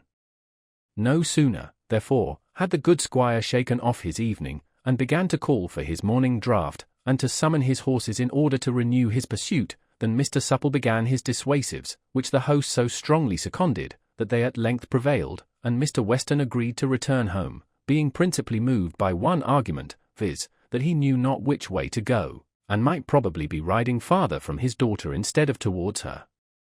He then took leave of his brother sportsman, and expressing great joy that the frost was broken, which might perhaps be no small motive to his hastening home, set forwards, or rather backwards, for Somersetshire, but not before he had first despatched part of his retinue in quest of his daughter, after whom he likewise sent a volley of the most bitter execrations which he could invent. Chapter 3. The departure of Jones from Upton, with what passed between him and Partridge on the road. At length we are once more come to our hero, and, to say truth, we have been obliged to part with him so long, that, considering the condition in which we left him, I apprehend many of our readers have concluded we intended to abandon him forever, he being at present in that situation in which prudent people usually desist from inquiring any farther after their friends, lest they should be shocked by hearing such friends had hanged themselves. But, in reality, if we have not all the virtues, I will boldly say, neither have we all the vices of a prudent character, and though it is not easy to conceive circumstances much more miserable than those of poor Jones at present, we shall return to him, and attend upon him with the same diligence as if he was wantoning in the brightest beams of fortune. Mr. Jones, then, and his companion Partridge, left the inn a few minutes after the departure of Squire Weston, and pursued the same road on foot, for the hostler told them that no horses were by any means to be at that time procured at Upton. On they marched with heavy hearts, for though their disquiet proceeded from very different reasons, yet displeased they were both, and if Jones sighed bitterly, Partridge grunted altogether as sadly at every step. When they came to the crossroads where the squire had stopped to take counsel, Jones stopped likewise, and turning to Partridge, asked his opinion which track they should pursue. "Ah, sir," answered Partridge, "I wish your honour would follow my advice." "Why should I not?" replied Jones, "for it is now indifferent to me whither I go, or what becomes of me." "My advice, then," said Partridge, "is, that you immediately face about and return home, for who that hath such a home to return to as your honour, would travel thus about the country like a vagabond?" "I ask pardon," said Vox ea sola reperta estimated. "Alas," cries Jones, "I have no home to return to, but if my friend, my father, would receive me, could I bear the country from which Sophia is flown? Cruel Sophia! Cruel! No, let me blame myself, no, let me blame thee. Nation seize thee, fool, blockhead! Thou hast undone me, and I will tear thy soul from thy body." At which words he laid violent hands on the collar of poor Partridge, and shook him more heartily than an ague fit, or his own fears had ever done before. Partridge fell trembling on his knees, and begged for mercy, vowing he had meant no harm, when Jones, after staring wildly on him for a moment, quitted his hold, and discharged a rage on himself, that, had it fallen on the other, would certainly have put an end to his being, which indeed the very apprehension of it had almost effected. We would bestow some pains here in minutely describing all the mad pranks which Jones played on this occasion, could we be well assured that the reader would take the same pains in perusing them, but as we are apprehensive that, after all the labour which we should employ in painting this scene, the said reader would be very apt to skip it entirely over, we have saved ourselves that trouble. To say the truth, we have, from this reason alone, often done great violence to the luxuriance of our genius, and have left many excellent descriptions out of our work, which would otherwise have been in it. And this suspicion, to be honest, arises, as is generally the case, from our own wicked heart, for we have, ourselves, been very often most horridly given to jumping, as we have run through the pages of voluminous historians. Suffice it then simply to say, that Jones, after having played the part of a madman for many minutes, came, by degrees, to himself, which no sooner happened, than, turning to Partridge, he very earnestly begged his pardon for the attack he had made on him in the violence of his passion, but concluded, by desiring him never to mention his return again, for he was resolved never to see that country any more. Partridge easily forgave, and faithfully promised to obey the injunction now laid upon him. And then Jones very briskly cried out, "Since it is absolutely impossible for me to pursue any farther the steps of my angel, I will pursue those of glory. Come on, my brave lad, now for the army, it is a glorious cause, and I would willingly sacrifice my life in it, even though it was worth my preserving." And so saying, he immediately struck into the different road from that which the squire had taken, and, by mere chance, pursued the very same through which Sophia had before passed. Our travellers now marched a full mile, without speaking a syllable to each other, though Jones, indeed, muttered many things to himself. As to Partridge, he was profoundly silent, for he was not, perhaps, perfectly recovered from his former fright. Besides, he had apprehensions of provoking his friend to a second fit of wrath, especially as he now began to entertain a conceit, which may not, perhaps, create any great wonder in the reader. In short, he began now to suspect that Jones was absolutely out of his senses. At length, Jones, being weary of soliloquy, addressed himself to his companion, and blamed him for his taciturnity, for which the poor man very honestly accounted, from his fear of giving offence. And now this fear being pretty well removed, by the most absolute promises of indemnity, Partridge again took the bridle from his tongue, which, perhaps, rejoiced no less at regaining its liberty, than a young colt, when the bridle is slipped from his neck, and he is turned loose into the pastures. As Partridge was inhibited from that topic which would have first suggested itself, he fell upon that which was next uppermost in his mind, namely, the man of the hill. "Certainly, sir," says he, "that could never be a man, who dresses himself and lives after such a strange manner, and so unlike other folks. Besides, his diet, as the old woman told me, is chiefly upon herbs, which is a fitter food for a horse than a Christian. Nay, landlord at Upton says that the neighbours thereabouts have very fearful notions about him. It runs strangely in my head that it must have been some spirit, who, perhaps, might be sent to forewarn us, and who knows but all that matter which he told us, of his going to fight, and of his being taken prisoner, and of the great danger he was in of being hanged, might be intended as a warning to us, considering what we are going about. Besides, I dreamt of nothing all last night but of fighting, and methought the blood ran out of my nose, as liquor out of a tap. Indeed, sir, infandum, Regina, Jubes Renover Dolorum. Thy story, Partridge, answered Jones, is almost as ill applied as thy Latin. Nothing can be more likely to happen than death to men who go into battle. Perhaps we shall both fall in it, and what then? What then, replied Partridge, why then there is an end of us, is there not? When I am gone, all is over with me. What matters the cause to me, or who gets the victory, if I am killed? I shall never enjoy any advantage from it. What are all the ringing of bells, and bonfires, to one that is 6 foot under ground? There will be an end of poor Partridge. And an end of poor Partridge, cries Jones, there must be, one time or other. If you love Latin, I will repeat you some fine lines out of Horace, which would inspire courage into a coward. Dulce et decorum ist pro patria mori. Mors it fugacem persequitur virum. Nec passit in bellis juventi. Poplitibus, timidoque tergo. I wish you would construe them, cries Partridge, for Horace is a hard author, and I cannot understand as you repeat them. I will repeat you a bad imitation, or rather paraphrase, of my own," said Jones, "for I am but an indifferent poet. Who would not die in his dear country's cause? Since, if base fear his dastard step withdraws, from death he cannot fly, one common grave receives, at last, the coward and the brave." "That's very certain," cries Partridge. "Ay, sure, mors omnibus communis, but there is a great difference between dying in one's bed a great many years hence, like a good Christian, with all our friends crying about us, and being shot today or tomorrow, like a mad dog, or, perhaps, hacked in 20 pieces with the sword, and that too before we have repented of all our sins. O Lord, have mercy upon us!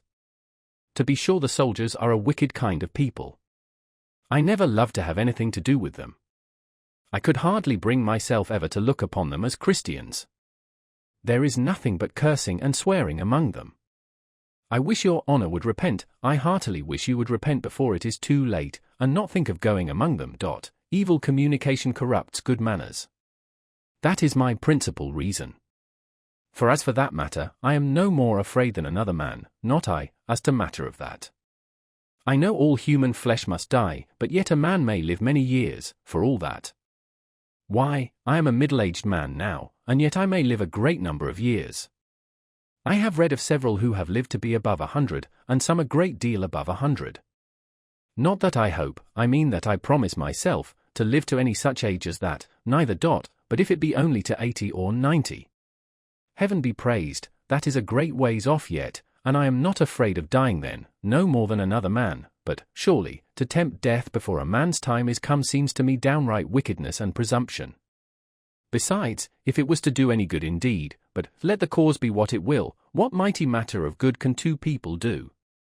And, for my part, I understand nothing of it. I never fired off a gun above 10 times in my life, and then it was not charged with bullets. And for the sword, I never learned to fence, and know nothing of the matter. And then there are those cannons, which certainly it must be thought the highest presumption to go in the way of, and nobody but a madman. I ask pardon, upon my soul I meant no harm, I beg I may not throw your honour into another passion. Be under no apprehension, Partridge, cries Jones, I am now so well convinced of thy cowardice, that thou couldst not provoke me on any account. Your honour, answered he, may call me coward, or anything else you please. If loving to sleep in a whole skin makes a man a coward, non immunes ab illis malis sumus. I never read in my grammar that a man can't be a good man without fighting. Verbonus ist quis? Qui consulta patrum, qui leges juraque servat. Not a word of fighting, and I am sure the scripture is so much against it, that a man shall never persuade me he is a good Christian while he sheds Christian blood. Chapter 4. The Adventure of a Beggarman. Just as Partridge had uttered that good and pious doctrine, with which the last chapter concluded, they arrived at another crossway, when a lame fellow in rags asked them for alms, upon which Partridge gave him a severe rebuke, saying, every parish ought to keep their own poor.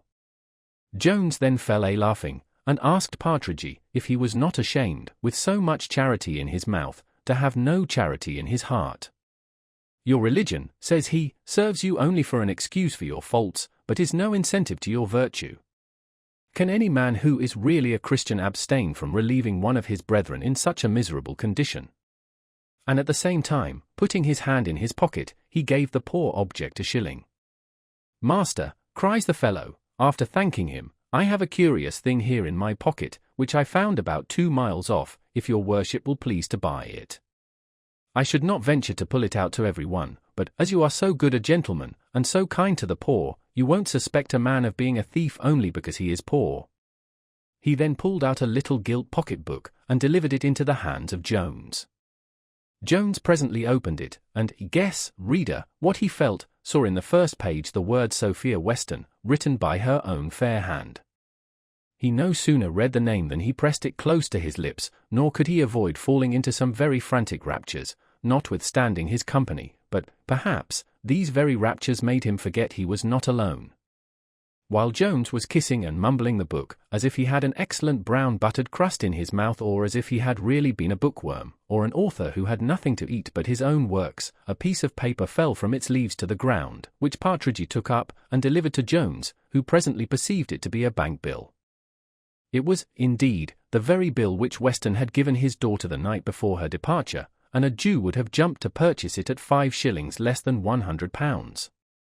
The eyes of Partridge sparkled at this news, which Jones now proclaimed aloud, and so did, though with somewhat a different aspect, those of the poor fellow who had found the book, and who, I hope from a principle of honesty, had never opened it. But we should not deal honestly by the reader if we omitted to inform him of a circumstance which may be here a little material, viz.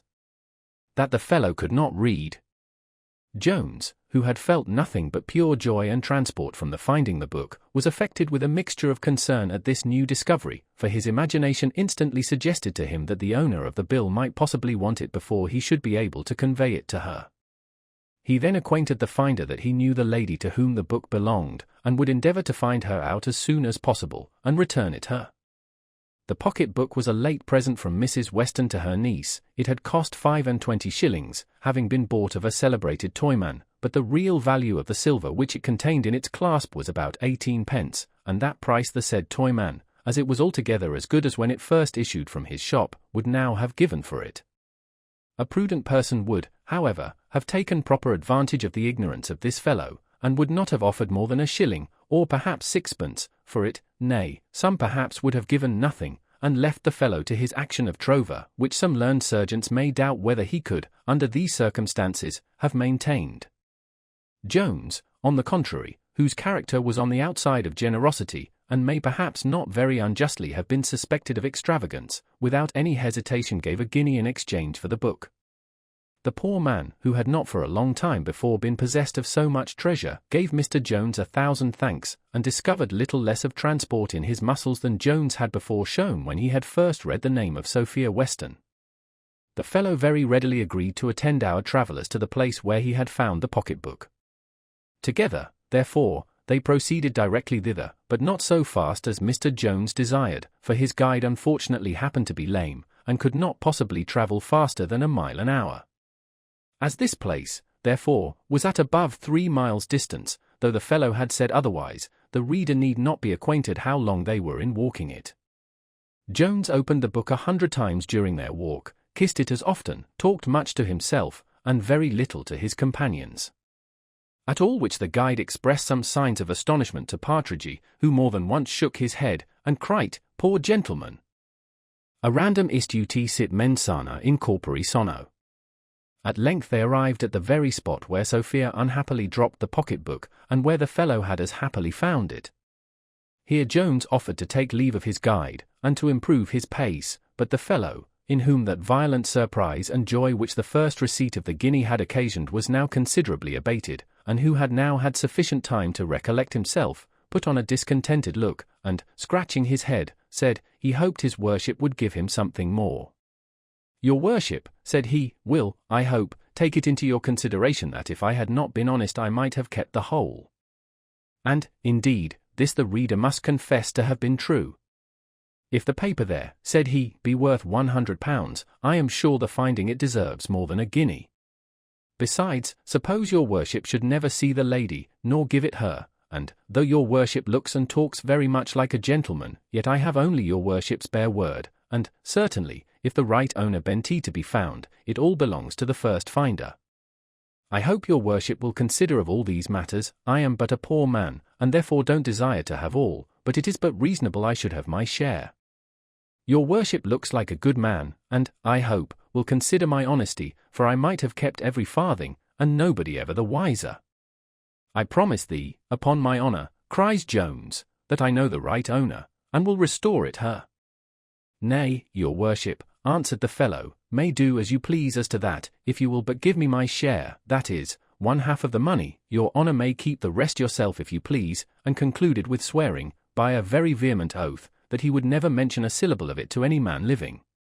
"Look'ee, friend," cries Jones, "the right owner shall certainly have again all that she lost, and as for any farther gratuity, I really cannot give it you at present, but let me know your name, and where you live, and it is more than possible you may hereafter have further reason to rejoice at this morning's adventure." "I don't know what you mean by venture," cries the fellow. "It seems I must venture whether you will return the lady her money or no, but I hope your worship will consider." Come, come," said Partridge, "tell his honour your name, and where you may be found, I warrant you will never repent having put the money into his hands." The fellow, seeing no hopes of recovering the possession of the pocketbook, at last complied in giving in his name and place of abode, which Jones writ upon a piece of paper with the pencil of Sophia, and then, placing the paper in the same page where she had writ her name, he cried out, "There, friend, you are the happiest man alive, I have joined your name to that of an angel." "I don't know anything about angels," answered the fellow, "but I wish you would give me a little more money, or else return me the pocket-book."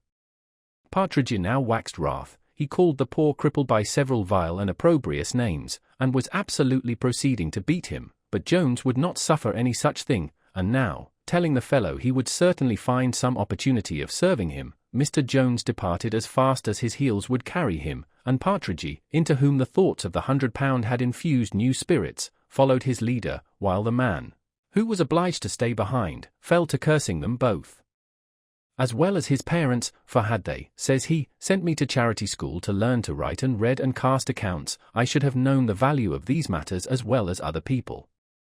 Chapter 5, containing more adventures which Mr. Jones and his companion met on the road.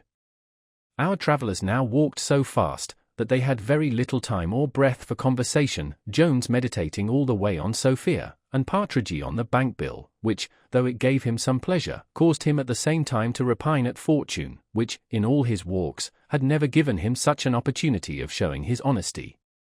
They had proceeded above 3 miles, when Partridge, being unable any longer to keep up with Jones, called to him, and begged him a little to slacken his pace. With this he was the more ready to comply, as he had for some time lost the footsteps of the horses, which the thaw had enabled him to trace for several miles, and he was now upon a wide common, where were several roads. He here therefore stopped to consider which of these roads he should pursue, when on a sudden they heard the noise of a drum, that seemed at no great distance. This sound presently alarmed the fears of Partridge, and he cried out, "Lord have mercy upon us all, they are certainly a-coming." "Who is coming?" cries Jones, for fear had long since given place to softer ideas in his mind, and since his adventure with the lame man, he had been totally intent on pursuing Sophia, without entertaining one thought of an enemy. "Who?" cries Partridge. "Why, the rebels, but why should I call them rebels? They may be very honest gentlemen, for anything I know to the contrary. The devil take him that affronts them, I say. I am sure if they have nothing to say to me, I will have nothing to say to them, but in a civil way. For heaven's sake, sir, don't affront them if they should come, and perhaps they may do us no harm, but would it not be the wiser way to creep into some of yonder bushes, till they are gone by? What can 2 unarmed men do perhaps against 50,000? Certainly nobody but a madman. I hope your honour is not offended, but certainly no man who hath mens sana in corpore sano." Here Jones interrupted this torrent of eloquence, which fear had inspired, saying, that by the drum he perceived they were near some town. He then made directly towards the place whence the noise proceeded, bidding Partridge take courage, for that he would lead him into no danger, and adding, it was impossible the rebels should be so near. Partridge was a little comforted with this last assurance, and though he would more gladly have gone the contrary way, he followed his leader, his heart beating time, but not after the manner of heroes, to the music of the drum, which ceased not till they had traversed the common, and were come into a narrow lane.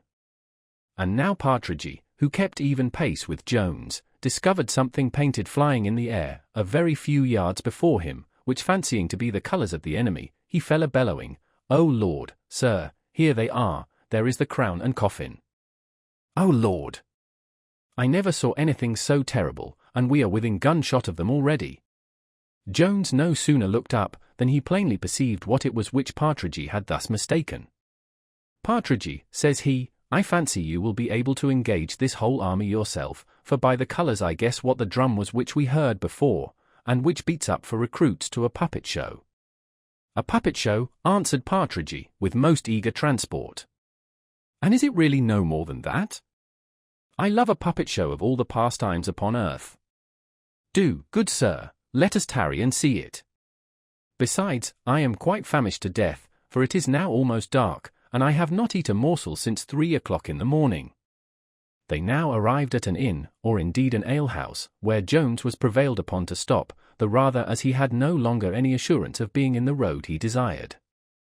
They walked both directly into the kitchen, where Jones began to inquire if no ladies had passed that way in the morning, and Partridge as eagerly examined into the state of their provisions, and indeed his inquiry met with the better success, for Jones could not hear news of Sophia, but Partridge, to his great satisfaction, found good reason to expect very shortly the agreeable sight of an excellent smoking dish of eggs and bacon. In strong and healthy constitutions loveth a very different effect from what it causes in the puny part of the species. In the latter it generally destroys all that appetite which tends towards the conservation of the individual, but in the former, though it often induces forgetfulness, and a neglect of food, as well as of everything else, yet place a good piece of well-powdered buttock before a hungry lover, and he seldom fails very handsomely to play his part.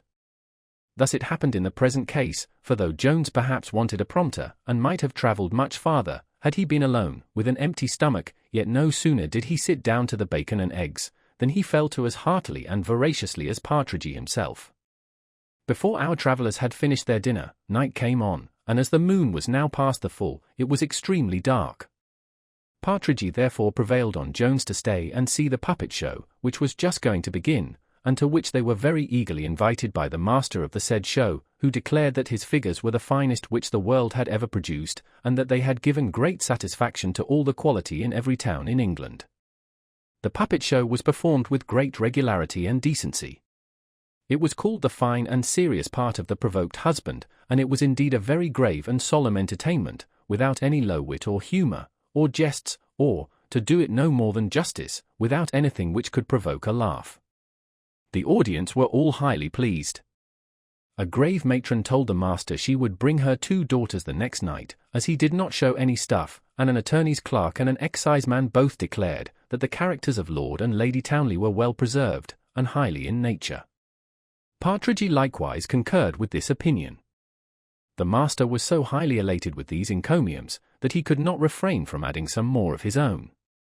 He said, the present age was not improved in anything so much as in their puppet shows, which, by throwing out Punch and his wife Joan, and such idle trumpery, were at last brought to be a rational entertainment. I remember, said he, when I first took to the business, there was a great deal of low stuff that did very well to make folks laugh, but was never calculated to improve the morals of young people, which certainly ought to be principally aimed at in every puppet show, for why may not good and instructive lessons be conveyed this way, as well as any other? My figures are as big as the life, and they represent the life in every particular, and I question not but people rise from my little drama as much improved as they do from the great. I would by no means degrade the ingenuity of your profession, answered Jones, but I should have been glad to have seen my old acquaintance Master Punch, for all that, and so far from improving, I think, by leaving out him and his merry wife Joan, you have spoiled your puppet show. The dancer of wires conceived an immediate and high contempt for Jones, from these words. And with much disdain in his countenance, he replied, very probably, sir, that may be your opinion, but I have the satisfaction to know the best judges differ from you, and it is impossible to please every taste. I confess, indeed, some of the quality at Bath, 2 or 3 years ago, wanted mightily to bring Punch again upon the stage. I believe I lost some money for not agreeing to it, but let others do as they will, a little matter shall never bribe me to degrade my own profession, nor will I ever willingly consent to the spoiling the decency and regularity of my stage, by introducing any such low stuff upon it. Right, friend, cries the clerk, you are very right. Always avoid what is low. There are several of my acquaintance in London, who are resolved to drive everything which is low from the stage. Nothing can be more proper, cries the exciseman, pulling his pipe from his mouth. I remember, added he, for I then lived with my lord, I was in the footman's gallery, the night when this play of the provoked husband was acted first. There was a great deal of low stuff in it about a country gentleman come up to town to stand for Parliament man, and there they brought a parcel of his servants upon the stage, his coachman I remember particularly, but the gentlemen in our gallery could not bear anything so low, and they damned it. I observe, friend, you have left all that matter out, and you are to be commended for it. Nay, gentlemen, cries Jones, I can never maintain my opinion against so many, indeed, if the generality of his audience dislike him, the learned gentleman who conducts the show might have done very right in dismissing Punch from his service. The master of the show then began a second harangue, and said much of the great force of example, and how much the inferior part of mankind would be deterred from vice, by observing how odious it was in their superiors, when he was unluckily interrupted by an incident, which, though perhaps we might have omitted it at another time, we cannot help relating at present, but not in this chapter. Chapter 6. From which it may be inferred that the best things are liable to be misunderstood and misinterpreted. A violent uproar now arose in the entry, where my landlady was well cuffing her maid both with her fist and tongue. She had indeed missed the wench from her employment, and, after a little search, had found her on the puppet show stage in company with the Merry Andrew, and in a situation not very proper to be described. Though Grace, for that was her name, had forfeited all title to modesty, yet had she not impudence enough to deny a fact in which she was actually surprised. She, therefore, took another turn, and attempted to mitigate the offence. "Why do you beat me in this manner, mistress?" cries the wench. "If you don't like my doings, you may turn me away." If I am A.W.E., for the other had liberally bestowed that appellation on her, my betters are so as well as I. What was the fine lady in the puppet show just now? I suppose she did not lie all night out from her husband for nothing. The landlady now burst into the kitchen, and fell foul on both her husband and the poor puppet mover. "Here, husband," says she, "you see the consequence of harbouring these people in your house. If one doth draw a little drink the more for them, one is hardly made amends for the litter they make, and then to have one's house made a bawdy house of by such lousy vermin. In short, I desire you would be gone tomorrow morning, for I will tolerate no more such doings. It is only the way to teach our servants idleness and nonsense, for to be sure nothing better can be learned by such idle shows as these. I remember when puppet shows were made of good scripture stories, as Jephthah's rash vow, and such good things, and when wicked people were carried away by the devil. There was some sense in those matters, but as the parson told us last Sunday, nobody believes in the devil nowadays, and here you bring about a parcel of puppets dressed up like lords and ladies, only to turn the heads of poor country wenches, and when their heads are once turned topsy-turvy, no wonder everything else is so. Virgil, I think, tells us, that when the mob are assembled in a riotous and tumultuous manner, and all sorts of missile weapons fly about, if a man of gravity and authority appears amongst them, the tumult is presently appeased, and the mob, which when collected into one body, may be well compared to an ass, erect their long ears at the grave man's discourse. On the contrary, when a set of grave men and philosophers are disputing, when wisdom herself may in a manner be considered as present, and administering arguments to the disputants, should a tumult arise among the mob, or should one scold, who is herself equal in noise to a mighty mob, appear among the said philosophers, their disputes cease in a moment, wisdom no longer performs her ministerial office, and the attention of every one is immediately attracted by the scold alone. Thus the uproar aforesaid, and the arrival of the landlady, silenced the master of the puppet show, and put a speedy and final end to that grave and solemn harangue, of which we have given the reader a sufficient taste already. Nothing indeed could have happened so very inopportune as this accident. The most wanton malice of fortune could not have contrived such another stratagem to confound the poor fellow, while he was so triumphantly descanting on the good morals inculcated by his exhibitions. His mouth was now as effectually stopped, as that of quack must be, if, in the midst of a declamation on the great virtues of his pills and powders, the corpse of one of his martyrs should be brought forth, and deposited before the stage, as a testimony of his skill. Instead, therefore, of answering my landlady, the puppet show man ran out to punish his Merry Andrew, and now the moon beginning to put forth her silver light, as the poets call it, though she looked at that time more like a piece of copper, Jones called for his reckoning, and ordered Partridge, whom my landlady had just awaked from a profound nap, to prepare for his journey, but Partridge, having lately carried 2 points, as my reader hath seen before, was emboldened to attempt a third, which was to prevail with Jones to take up a lodging that evening in the house where he then was. He introduced this with an affected surprise at the intention which Mr. Jones declared of removing, and, after urging many excellent arguments against it, he at last insisted strongly that it could be to no manner of purpose whatever, for that, unless Jones knew which way the lady was gone, every step he took might very possibly lead him the farther from her, for you find, sir, said he, by all the people in the house, that she is not gone this way. How much better, therefore, would it be to stay till the morning, when we may expect to meet with somebody to inquire of? This last argument had indeed some effect on Jones, and while he was weighing it the landlord threw all the rhetoric of which he was master into the same scale. Sure, sir, said he, your servant gives you most excellent advice, for who would travel by night at this time of the year? he then began in the usual style to trumpet forth the excellent accommodation which his house afforded, and my landlady likewise opened on the occasion. But, not to detain the reader with what is common to every host and hostess, it is sufficient to tell him Jones was at last prevailed on to stay and refresh himself with a few hours' rest, which indeed he very much wanted, for he had hardly shut his eyes since he had left the inn where the accident of the broken head had happened. As soon as Jones had taken a resolution to proceed no farther that night, he presently retired to rest, with his two bedfellows, the pocket-book and the muff, but Partridge, who at several times had refreshed himself with several naps, was more inclined to eating than to sleeping, and more to drinking than to either.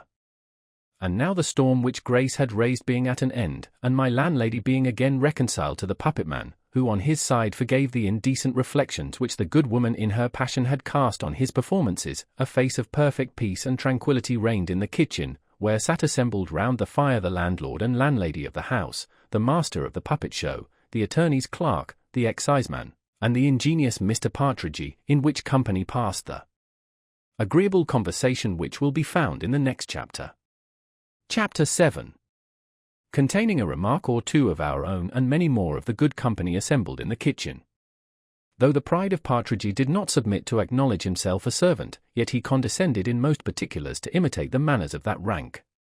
One instance of this was, his greatly magnifying the fortune of his companion, as he called Jones. Such is a general custom with all servants among strangers, as none of them would willingly be thought the attendant on a beggar, for, the higher the situation of the master is, the higher consequently is that of the man in his own opinion, the truth of which observation appears from the behaviour of all the footmen of the nobility. But, though title and fortune communicate a splendour all around them, and the footmen of men of quality and of estate think themselves entitled to a part of that respect which is paid to the quality and estate of their masters, it is clearly otherwise with regard to virtue and understanding. These advantages are strictly personal, and swallow themselves all the respect which is paid to them. To say the truth, this is so very little, that they cannot well afford to let any others partake with them. As these therefore reflect no honour on the domestic, so neither is he at all dishonoured by the most deplorable want of both in his master.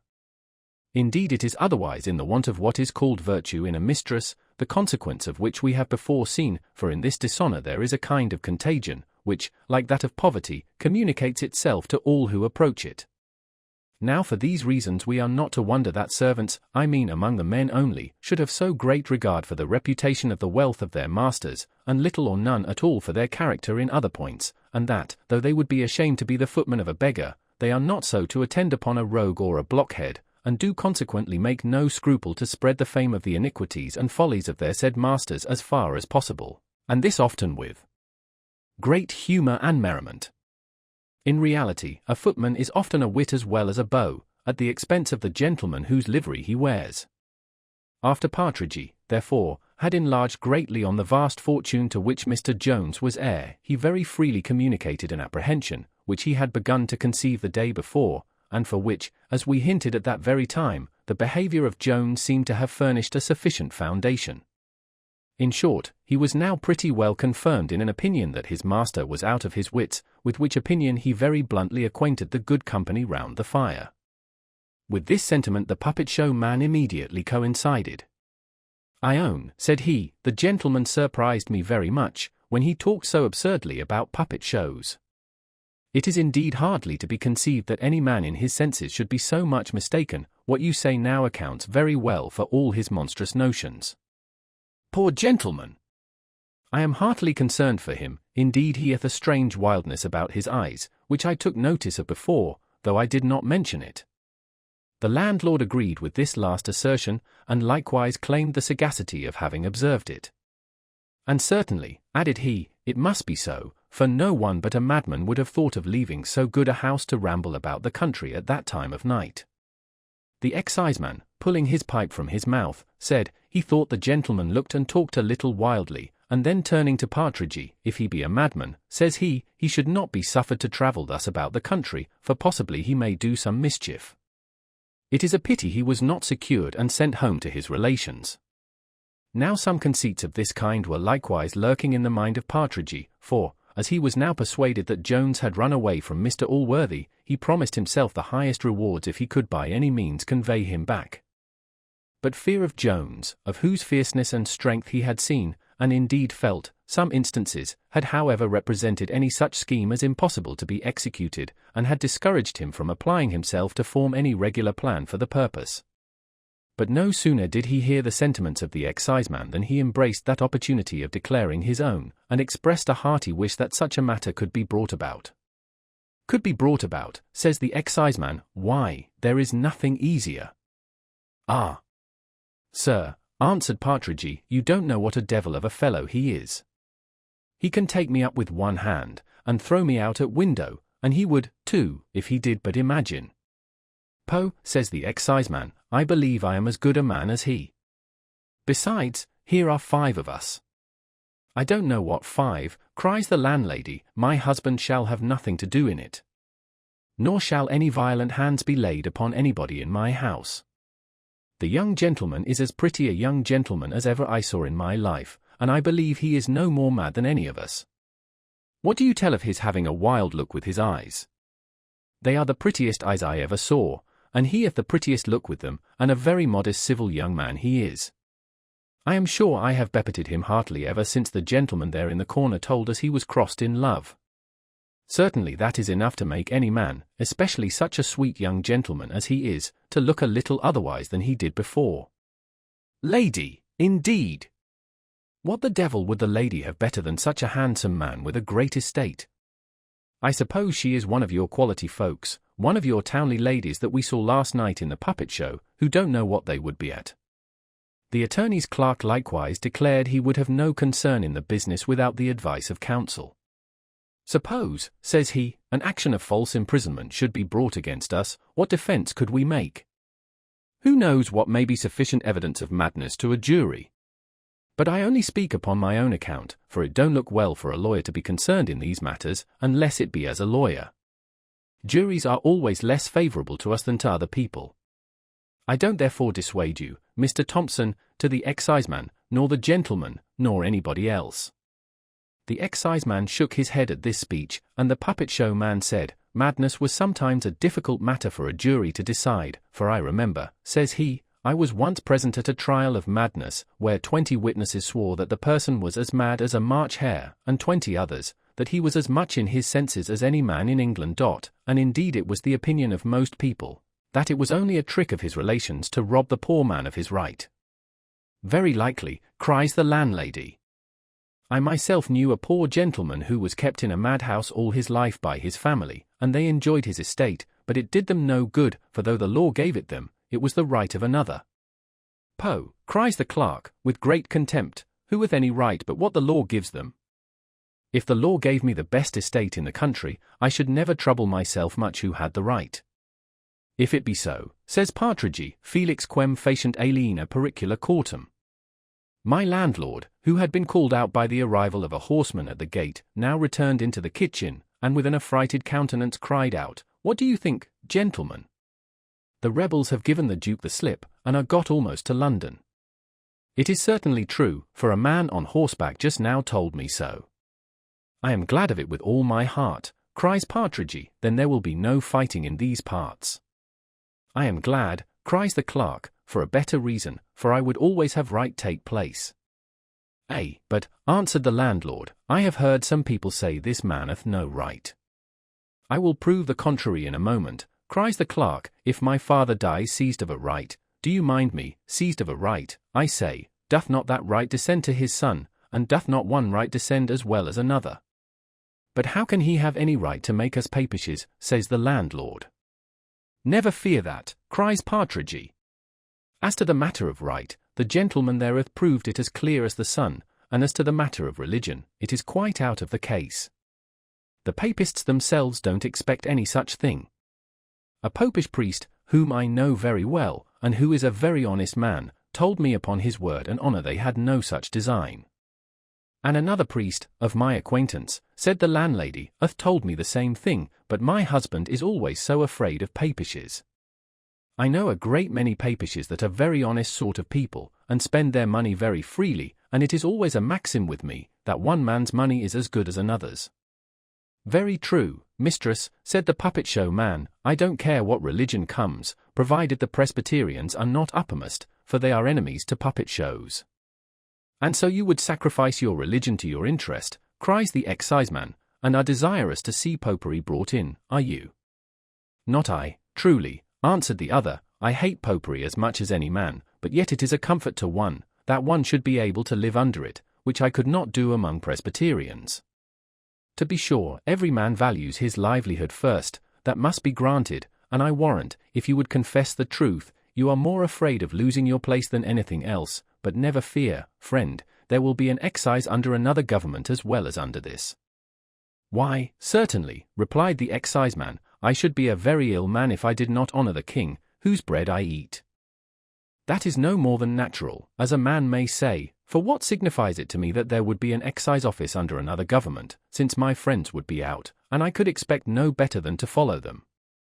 No, no, friend, I shall never be bubbled out of my religion in hopes only of keeping my place under another government, for I should certainly be no better, and very probably might be worse." "Why, that is what I say," cries the landlord, "whenever folks say who knows what may happen. Ardsooks! Should not I be a blockhead to lend my money to I know not who, because mayhap he may return it again? I am sure it is safe in my own bureau, and there I will keep it." The attorney's clerk had taken a great fancy to the sagacity of Partridge. Whether this proceeded from the great discernment which the former had into men, as well as things, or whether it arose from the sympathy between their minds, for they were both truly Jacobites in principle, they now shook hands heartily, and drank bumpers of strong beer to healths which we think proper to bury in oblivion. These healths were afterwards pledged by all present, and even by my landlord himself, though reluctantly, but he could not withstand the menaces of the clerk, who swore he would never set his foot within his house again, if he refused. The bumpers which were swallowed on this occasion soon put an end to the conversation. Here, therefore, we will put an end to the chapter. Chapter 8.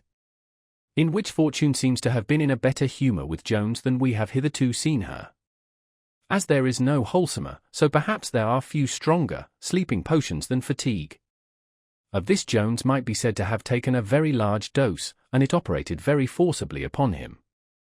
He had already slept 9 hours, and might perhaps have slept longer, had he not been awakened by a most violent noise at his chamber door, where the sound of many heavy blows was accompanied with many exclamations of murder. Jones presently leapt from his bed, where he found the master of the puppet show belabouring the back and ribs of his poor Mary Andrew, without either mercy or moderation. Jones instantly interposed on behalf of the suffering party, and pinned the insulting conqueror up to the wall, for the puppet show man was no more able to contend with Jones than the poor party-coloured jester had been to contend with this puppet man. But though the Mary Andrew was a little fellow, and not very strong, he had nevertheless some choler about him.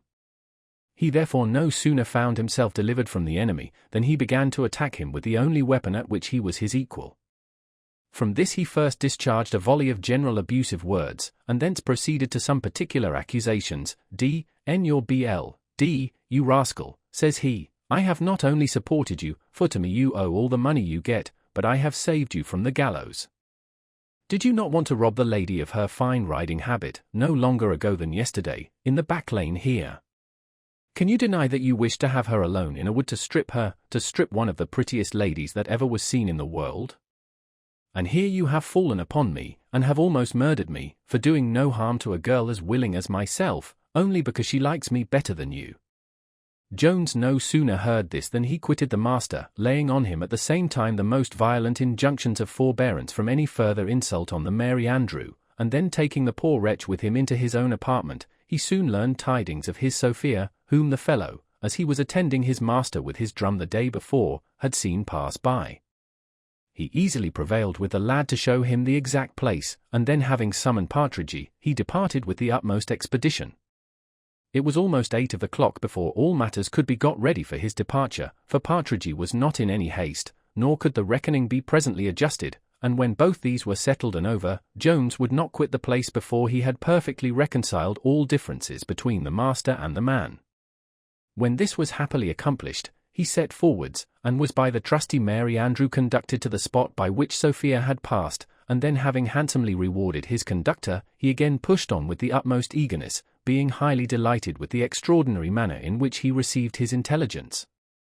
Of this Partridge was no sooner acquainted, than he, with great earnestness, began to prophesy, and assured Jones that he would certainly have good success in the end, for, he said, two such accidents could never have happened to direct him after his mistress, if Providence had not designed to bring them together at last.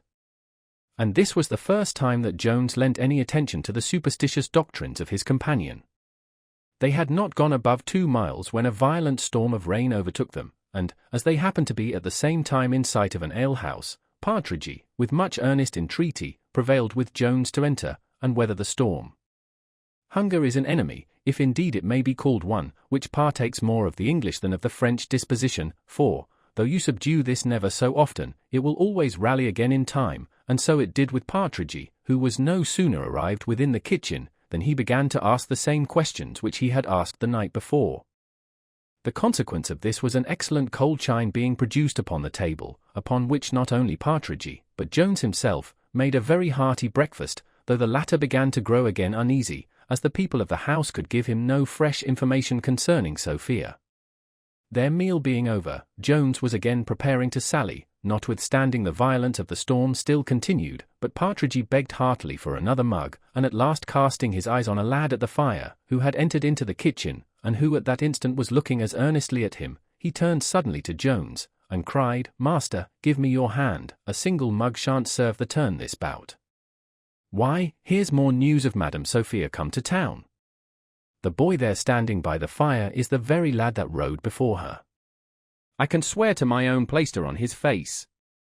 "Heavens bless you, sir," cries the boy, "it is your own plaister sure enough. I shall have always reason to remember your goodness, for it hath almost cured me." At these words Jones started from his chair, and, bidding the boy follow him immediately, departed from the kitchen into a private apartment, for, so delicate was he with regard to Sophia, that he never willingly mentioned her name in the presence of many people, and, though he had, as it were, from the overflowings of his heart, given Sophia as a toast among the officers, where he thought it was impossible she should be known, yet, even there, the reader may remember how difficultly he was prevailed upon to mention her surname. Hard therefore was it, and perhaps, in the opinion of many sagacious readers, very absurd and monstrous, that he should principally owe his present misfortune to the supposed want of that delicacy with which he so abounded, for, in reality, Sophia was much more offended at the freedoms which she thought, and not without good reason, he had taken with her name and character, than at any freedoms, in which, under his present circumstances, he had indulged himself with the person of another woman.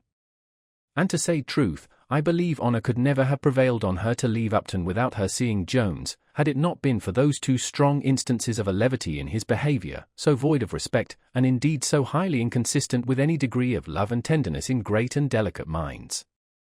But so matters fell out, and so I must relate them, and if any reader is shocked at their appearing unnatural, I cannot help it.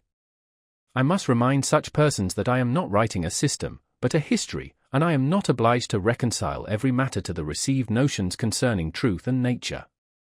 But if this was never so easy to do, perhaps it might be more prudent in me to avoid it. For instance, as the fact at present before us now stands, without any comment of mine upon it, though it may at first sight offend some readers, yet, upon more mature consideration, it must please all, for wise and good men may consider what happened to Jones at Upton as a just punishment for his wickedness with regard to women, of which it was indeed the immediate consequence, and silly and bad persons may comfort themselves in their vices by flattering their own hearts that the characters of men are rather owing to accident than to virtue.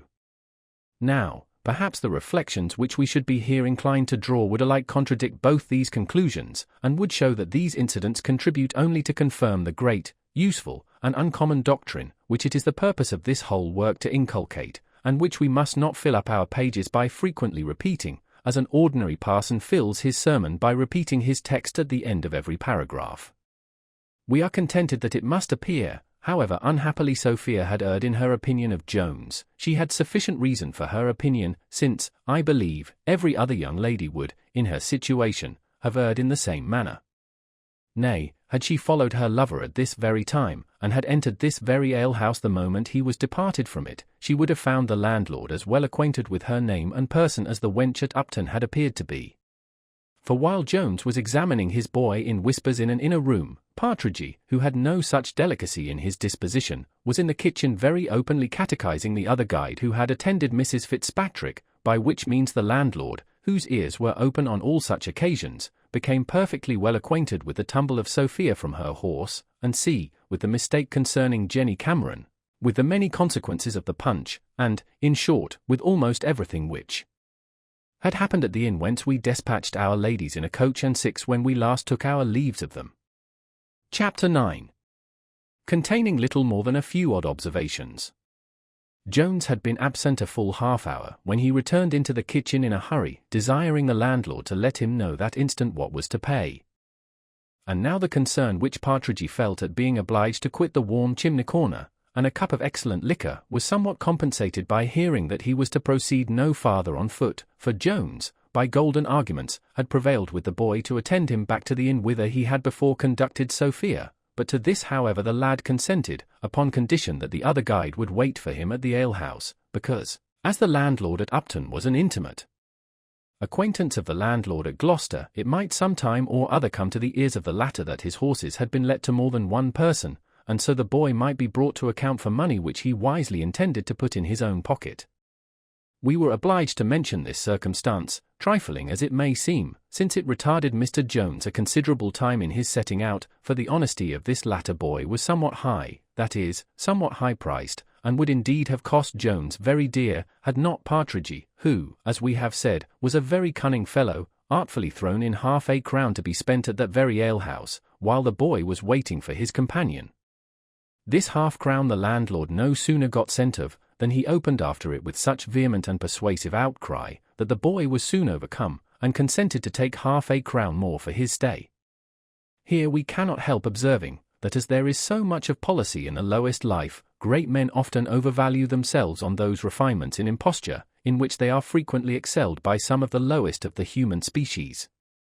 The horses being now produced, Jones directly leapt into the side saddle, on which his dear Sophia had rid.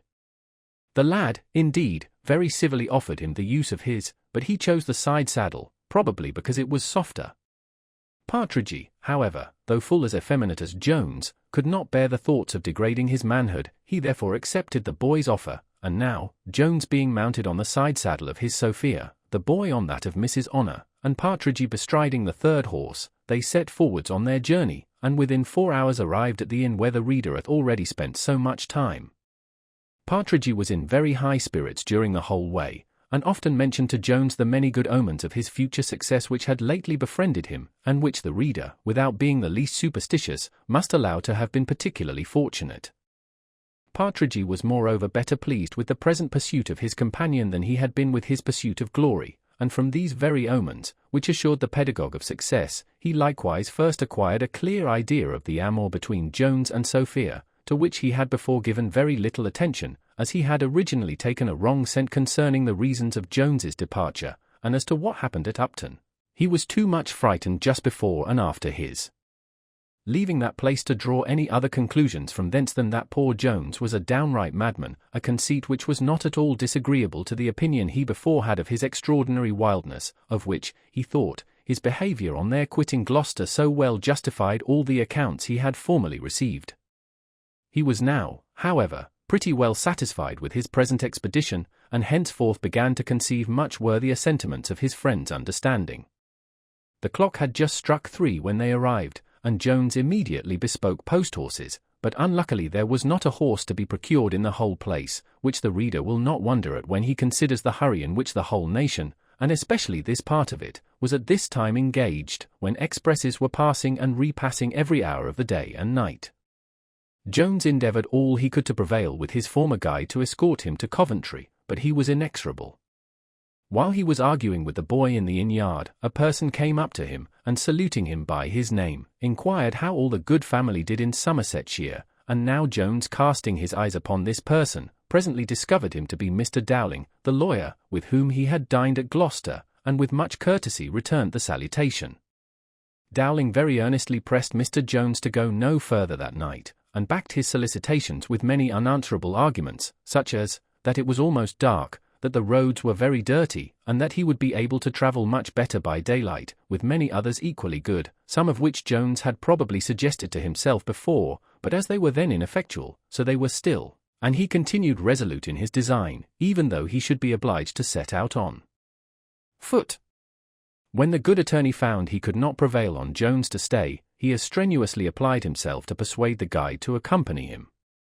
He urged many motives to induce him to undertake this short journey, and at last concluded with saying, "Do you think the gentleman won't very well reward you for your trouble? 2 to 1 are odds at every other thing as well as at football." But the advantage which this united forceth in persuasion or entreaty must have been visible to a curious observer, for he must have often seen, that when a father, a master, a wife, or any other person in authority, have stoutly adhered to a denial against all the reasons which a single man could produce, they have afterwards yielded to the repetition of the same sentiments by a second or third person, who hath undertaken the cause, without attempting to advance anything new in its behalf. And hence, perhaps, proceeds the phrase of seconding an argument or a motion, and the great consequence this is of in all assemblies of public debate. Hence, likewise, probably it is, that in our courts of law we often hear a learned gentleman, generally a sergeant, repeating for an hour together what another learned gentleman, who spoke just before him, had been saying. Instead of accounting for this, we shall proceed in our usual manner to exemplify it in the conduct of the lad above mentioned, who submitted to the persuasions of Mr. Dowling, and promised once more to admit Jones into his side saddle, but insisted on first giving the poor creatures a good bait, saying, they had travelled a great way, and been rid very hard. Indeed, this caution of the boy was needless, for Jones, notwithstanding his hurry and impatience, would have ordered this of himself, for he by no means agreed with the opinion of those who consider animals as mere machines, and when they bury their spurs in the belly of their horse, imagine the spur and the horse to have an equal capacity of feeling pain.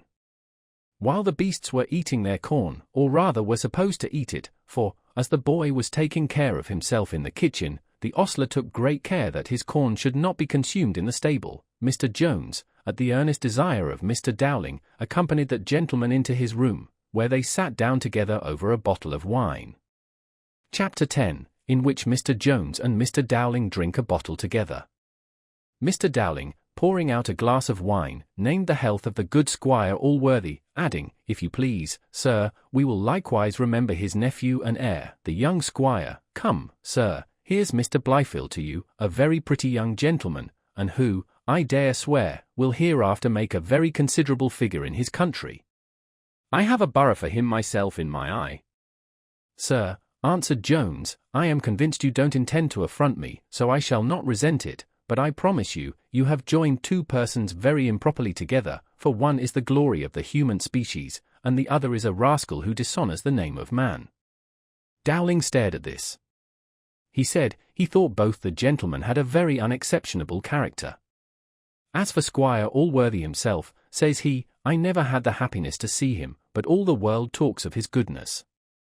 And, indeed, as to the young gentleman, I never saw him but once, when I carried him the news of the loss of his mother, and then I was so hurried, and drove, and tore with the multiplicity of business, that I had hardly time to converse with him, but he looked so like a very honest gentleman, and behaved himself so prettily, that I protest I never was more delighted with any gentleman since I was born. I don't wonder, answered Jones, that he should impose upon you in so short an acquaintance, for he hath the cunning of the devil himself, and you may live with him many years, without discovering him. I was bred up with him from my infancy, and we were hardly ever asunder, but it is very lately only that I have discovered half the villainy which is in him. I own I never greatly liked him. I thought he wanted that generosity of spirit, which is the sure foundation of all that is great and noble in human nature. I saw a selfishness in him long ago which I despised, but it is lately, very lately, that I have found him capable of the basest and blackest designs, for, indeed, I have at last found out, that he hath taken an advantage of the openness of my own temper, and hath concerted the deepest project, by a long train of wicked artifice, to work my ruin, which at last he hath effected. Cries Dowling, I protest, then, it is a pity such a person should inherit the great estate of your uncle Allworthy. Alas, sir, cries Jones, you do me an honour to which I have no title. It is true, indeed, his goodness once allowed me the liberty of calling him by a much nearer name, but as this was only a voluntary act of goodness, I can complain of no injustice when he thinks proper to deprive me of this honour, since the loss cannot be more unmerited than the gift originally was. I assure you, sir, I am no relation of Mr. Allworthy, and if the world, who are incapable of setting a true value on his virtue, should think, in his behaviour to me, he hath dealt hardly by a relation, they do an injustice to the best of men, but I ask your pardon, I shall trouble you with no particulars relating to myself, only as you seem to think me a relation of Mr. Allworthy, I thought proper to set you right in a matter that might draw some censures upon him, which I promise you I would rather lose my life than give occasion to. I protest, sir, cried Dowling, you talk very much like a man of honour, but instead of giving me any trouble, I protest it would give me great pleasure to know how you came to be thought a relation of Mr. Allworthy's, if you are not. Your horses won't be ready this half hour, and as you have sufficient opportunity, I wish you would tell me how all that happened, for I protest it seems very surprising that you should pass for a relation of a gentleman, without being so. Jones, who in the compliance of his disposition, though not in his prudence, a little resembled his lovely Sophia, was easily prevailed on to satisfy Mr. Dowling's curiosity, by relating the history of his birth and education, which he did, like Othello, even from his boyish years. To th very moment he was bad to tell. The which to hear, Dowling, like Desdemona, did seriously incline. He swore that 'twas strange, 'twas passing strange. 'Twas pitiful, 'twas wondrous pitiful. Mr. Dowling was indeed very greatly affected with this relation, for he had not divested himself of humanity by being an attorney. Indeed, nothing is more unjust than to carry our prejudices against a profession into private life, and to borrow our idea of a man from our opinion of his calling. Habit, it is true, lessens the horror of those actions which the profession makes necessary, and consequently habitual, but in all other instances, nature works in men of all professions alike, nay, perhaps, even more strongly with those who give her, as it were, a holiday, when they are following their ordinary business. A butcher, I make no doubt, would feel compunction at the slaughter of a fine horse, and though a surgeon can feel no pain in cutting off a limb, I have known him compassionate a man in a fit of the gout. The common hangman, who hath stretched the necks of hundreds, is known to have trembled at his first operation on a head, and the very professors of human bloodshedding, who, in their trade of war, butcher thousands, not only of their fellow professors, but often of women and children, without remorse, even these, I say, in times of peace, when drums and trumpets are laid aside, often lay aside all their ferocity, and become very gentle members of civil society. In the same manner an attorney may feel all the miseries and distresses of his fellow creatures, provided he happens not to be concerned against them. Jones, as the reader knows, was yet unacquainted with the very black colours in which he had been represented to Mr. Allworthy, and as to other matters, he did not show them in the most disadvantageous light, for though he was unwilling to cast any blame on his former friend and patron, yet he was not very desirous of heaping too much upon himself. Dowling therefore observed, and not without reason, that very ill offices must have been done him by somebody, for certainly, cries he, the squire would never have disinherited you only for a few faults, which any young gentleman might have committed.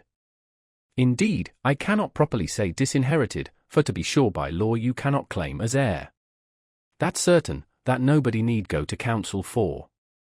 Yet when a gentleman had in a manner adopted you thus as his own son, you might reasonably have expected some very considerable part, if not the whole, nay, if you had expected the whole, I should not have blamed you, for certainly all men are forgetting as much as they can, and they are not to be blamed on that account. Indeed you wrong me, said Jones, I should have been contented with very little, I never had any view upon Mr. Allworthy's fortune, nay, I believe I may truly say, I never once considered what he could or might give me. This I solemnly declare, if he had done a prejudice to his nephew in my favour, I would have undone it again. I had rather enjoy my own mind than the fortune of another man.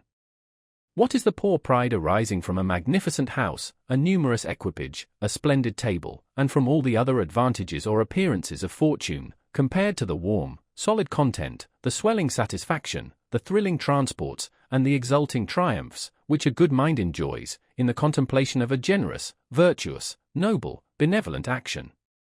I envy not Blifil in the prospect of his wealth, nor shall I envy him in the possession of it. I would not think myself a rascal half an hour, to exchange situations. I believe, indeed, Mr. Blifil suspected me of the views you mention, and I suppose these suspicions, as they arose from the baseness of his own heart, so they occasioned his baseness to me. But, I thank heaven, I know, I feel my innocence, my friend, and I would not part with that feeling for the world. For as long as I know I have never done, nor even designed, an injury to any being whatever. Pomi pigris ubi nulla campis. Arbor estiva recreatur ora? Quod latus mundi nebulae, mollusc. Jupiter ergit. Pone sub curu nimium propinqui. Solis in terra dominibus negata. Dulce ridentum laligen amabo. Dulce loquentum, asterisk. Asterisk, place me where never summer breeze unbinds the glebe, or warms the trees. Where ever lowering clouds appear. An angry Jove deforms th inclement year. Place me beneath the burning ray. Where rolls the rapid car of day. Love and the nymph shall charm my toils. The nymph who sweetly speaks, and sweetly smiles. Mr. Francis. He then filled a bumper of wine, and drunk it off to the health of his dear Lalage, and, filling Dowling's glass likewise up to the brim, insisted on his pledging him. Why, then, here's Miss Lalage's health with all my heart, cries Dowling. I have heard her toasted often, I protest, though I never saw her, but they say she's extremely handsome. Though the Latin was not the only part of this speech which Dowling did not perfectly understand, yet there was somewhat in it that made a very strong impression upon him.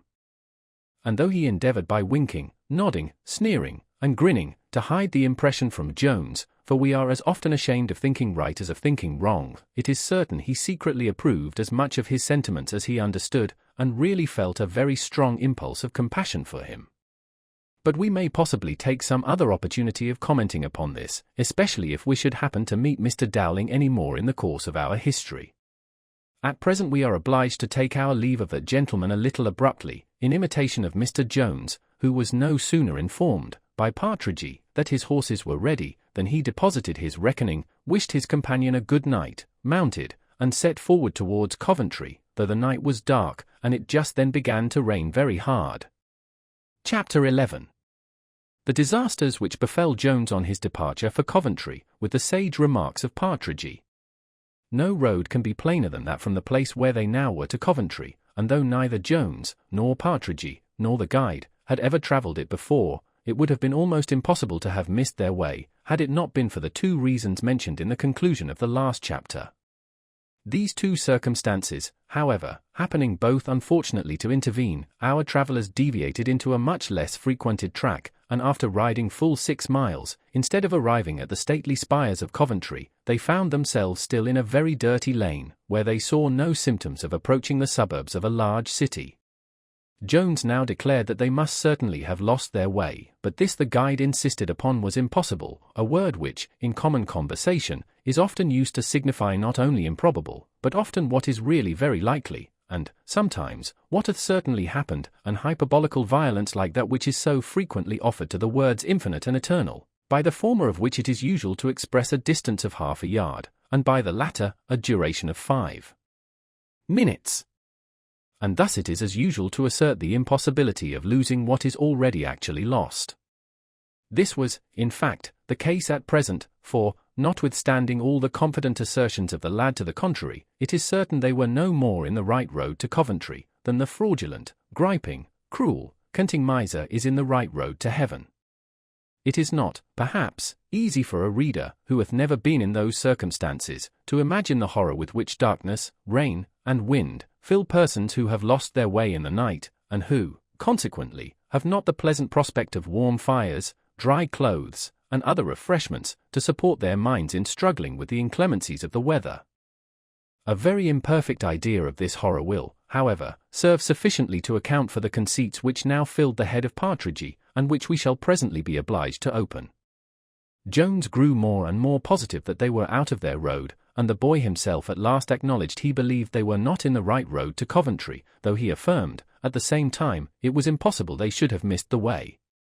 But Partridge was of a different opinion. He said, when they first set out he imagined some mischief or other would happen. Did not you observe, sir, said he to Jones, that old woman who stood at the door just as you was taking horse? I wish you had given her a small matter, with all my heart, for she said then you might repent it, and at that very instant it began to rain, and the wind hath continued rising ever since. Whatever some people may think, I am very certain it is in the power of witches to raise the wind whenever they please. I have seen it happen very often in my time, and if ever I saw a witch in all my life, that old woman was certainly one. I thought so to myself at that very time, and if I had had any halfpence in my pocket, I would have given her some, for to be sure it is always good to be charitable to those sort of people, for fear what may happen, and many a person hath lost his cattle by saving a halfpenny. Jones, though he was horridly vexed at the delay which this mistake was likely to occasion in his journey, could not help smiling at the superstition of his friend, whom an accident now greatly confirmed in his opinion. This was a tumble from his horse, by which, however, he received no other injury than what the dirt conferred on his clothes. Partridge had no sooner recovered his legs than he appealed to his fall as conclusive evidence of all he had asserted, but Jones, finding he was unhurt, answered with a smile, "This witch of yours, Partridge, is a most ungrateful jade, and doth not, I find, distinguish her friends from others in her resentment. If the old lady had been angry with me for neglecting her, I don't see why she should tumble you from your horse, after all the respect you have expressed for her." "It is ill jesting," cries Partridge, "with people who have power to do these things, for they are often very malicious. I remember a farrier who provoked one of them, by asking her when the time she had bargained with the devil for would be out, and within 3 months from that very day one of his best cows was drowned. Nor was she satisfied with that, for a little time afterwards he lost a barrel of best drink, for the old witch pulled out the spigot, and let it run all over the cellar, the very first evening he had tapped it to make merry with some of his neighbours. In short, nothing ever thrived with him afterwards, for she worried the poor man so, that he took to drinking, and in a year or 2 his stock was seized, and he and his family are now come to the parish." The guide, and perhaps his horse too, were both so attentive to this discourse, that, either through want of care, or by the malice of the witch, they were now both sprawling in the dirt. Partridge entirely imputed this fall, as he had done his own, to the same cause. He told Mr. Jones it would certainly be his turn next, and earnestly entreated him to return back, and find out the old woman, and pacify her.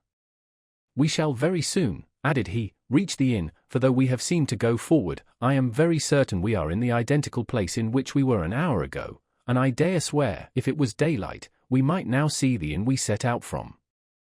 Instead of returning any answer to this sage advice, Jones was entirely attentive to what had happened to the boy, who received no other hurt than what had before befallen Partridge, and which his clothes very easily bore, as they had been for many years inured to the like.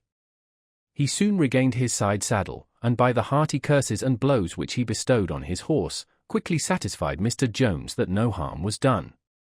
Chapter 12 relates that Mr. Jones continued his journey, contrary to the advice of Partridge, with what happened on that occasion. They now discovered a light at some distance, to the great pleasure of Jones, and to the no small terror of Partridge, who firmly believed himself to be bewitched, and that this light was a jack with a lantern, or somewhat more mischievous. But how were these fears increased, when, as they approached nearer to this light, or lights as they now appeared, they heard a confused sound of human voices, of singing, laughing, and hallooing, together with a strange noise that seemed to proceed from some instruments, but could hardly be allowed the name of music. Indeed, to favour a little the opinion of Partridge, it might very well be called music bewitched. It is impossible to conceive a much greater degree of horror than what now seized on Partridge, the contagion of which had reached the post-boy, who had been very attentive to many things that the other had uttered. He now, therefore, joined in petitioning Jones to return, saying he firmly believed what Partridge had just before said, that though the horses seemed to go on, they had not moved a step forwards during at least the last half-hour. Jones could not help smiling in the midst of his vexation, at the fears of these poor fellows. "Either we advance," says he, "towards the lights, or the lights have advanced towards us, for we are now at a very little distance from them. But how can either of you be afraid of a set of people who appear only to be merrymaking?" "Merrymaking, sir," cries Partridge, "who could be merrymaking at this time of night, and in such a place, and such weather? They can be nothing but ghosts or witches, or some evil spirits or other, that's certain." "Let them be what they will," cries Jones, "I am resolved to go up to them, and inquire the way to Coventry. All witches, Partridge, are not such ill-natured hags as that we had the misfortune to meet with last." "O Lord, sir," cries Partridge, "there is no knowing what humour they will be in. To be sure it is always best to be civil to them, but what if we should meet with something worse than witches, with evil spirits themselves? Pray, sir, be advised, pray, sir, do." If you had read so many terrible accounts as I have of these matters, you would not be so foolhardy. The Lord knows whither we have got already, or whither we are going, for sure such darkness was never seen upon earth, and I question whether it can be darker in the other world. Jones put forwards as fast as he could, notwithstanding all these hints and cautions, and poor Partridge was obliged to follow, for though he hardly dared to advance, he dared still less to stay behind by himself. At length they arrived at the place whence the lights and different noises had issued. This Jones perceived to be no other than a barn, where a great number of men and women were assembled, and diverting themselves with much apparent jollity. Jones no sooner appeared before the great doors of the barn, which were open, than a masculine and very rough voice from within demanded, who was there, to which Jones gently answered, a friend, and immediately asked the road to Coventry. If you are a friend, cries another of the men in the barn, you had better alight till the storm is over, for indeed it was now more violent than ever. Winking Smiley. You are very welcome to put up your horse, for there is sufficient room for him at the end of the barn. You are very obliging, returned Jones, and I will accept your offer for a few minutes, whilst the rain continues, and here are two more who will be glad of the same favour. This was accorded with more goodwill than it was accepted, for Partridge would rather have submitted to the utmost inclemency of the weather than have trusted to the clemency of those whom he took for hobgoblins, and the poor postboy was now infected with the same apprehensions, but they were both obliged to follow the example of Jones, the one because he durst not leave his horse, and the other because he feared nothing so much as being left by himself. Had this history been writ in the days of superstition, I should have had too much compassion for the reader to have left him so long in suspense, whether Beelzebub or Satan was about actually to appear in person, with all his hellish retinue, but as these doctrines are at present very unfortunate, and have but few, if any believers, I have not been much aware of conveying any such terrors. To say truth, the whole furniture of the infernal regions hath long been appropriated by the managers of playhouses, who seem lately to have laid them by as rubbish, capable only of affecting the upper gallery, a place in which few of our readers ever sit.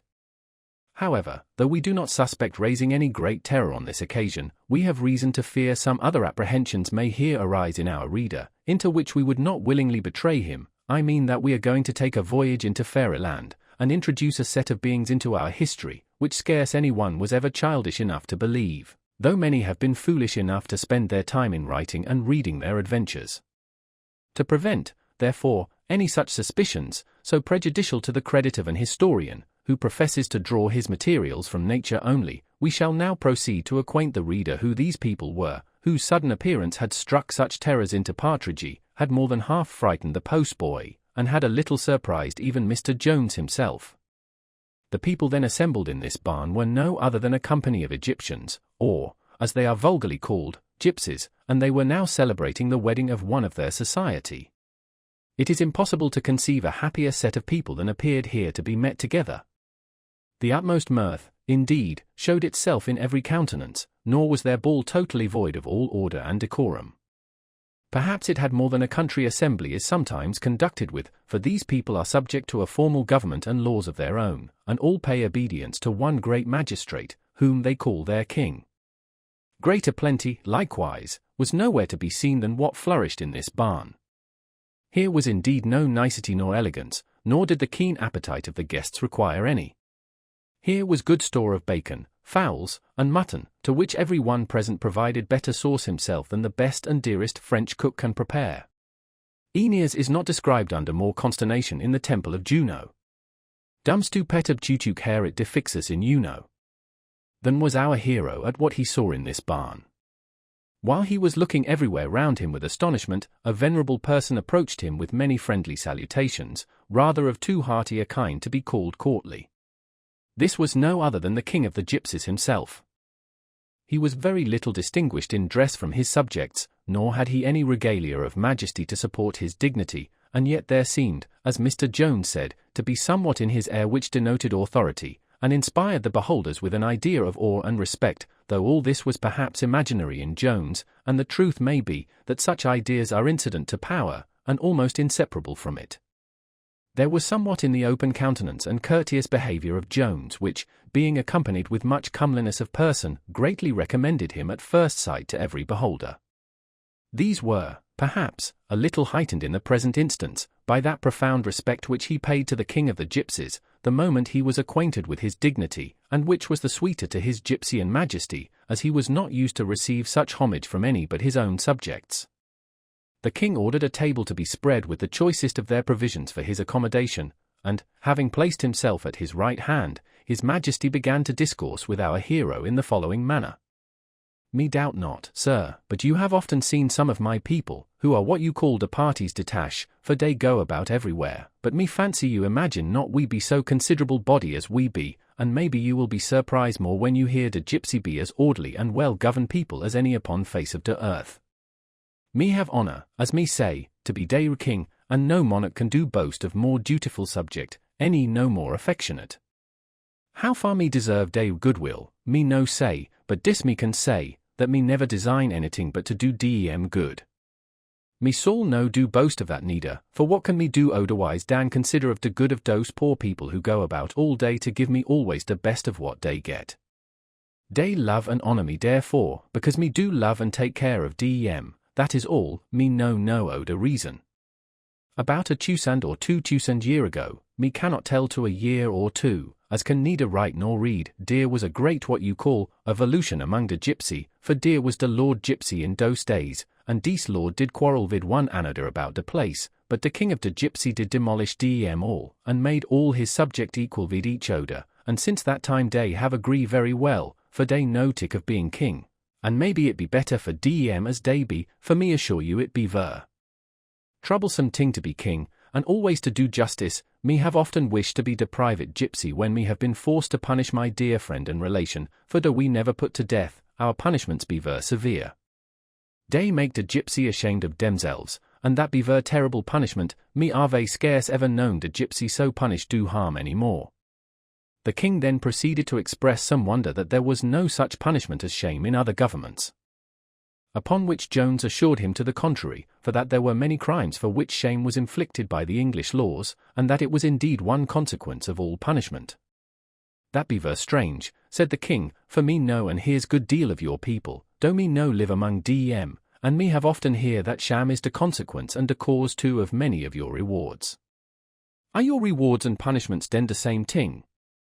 While his majesty was thus discoursing with Jones, a sudden uproar arose in the barn, and as it seems upon this occasion, the courtesy of these people had by degrees removed all the apprehensions of Partridge, and he was prevailed upon not only to stuff himself with their food, but to taste some of their liquors, which by degrees entirely expelled all fear from his composition, and in its stead introduced much more agreeable sensations. A young female Gypsy, more remarkable for her wit than her beauty, had decoyed the honest fellow aside, pretending to tell his fortune. Now, when they were alone together in a remote part of the barn, whether it proceeded from the strong liquor, which is never so apt to inflame inordinate desire as after moderate fatigue, or whether the fair Gypsy herself threw aside the delicacy and decency of her sex, and tempted the youth Partridge with express solicitations, but they were discovered in a very improper manner by the husband of the Gypsy, who, from jealousy it seems, had kept a watchful eye over his wife, and had dogged her to the place, where he found her in the arms of her gallant.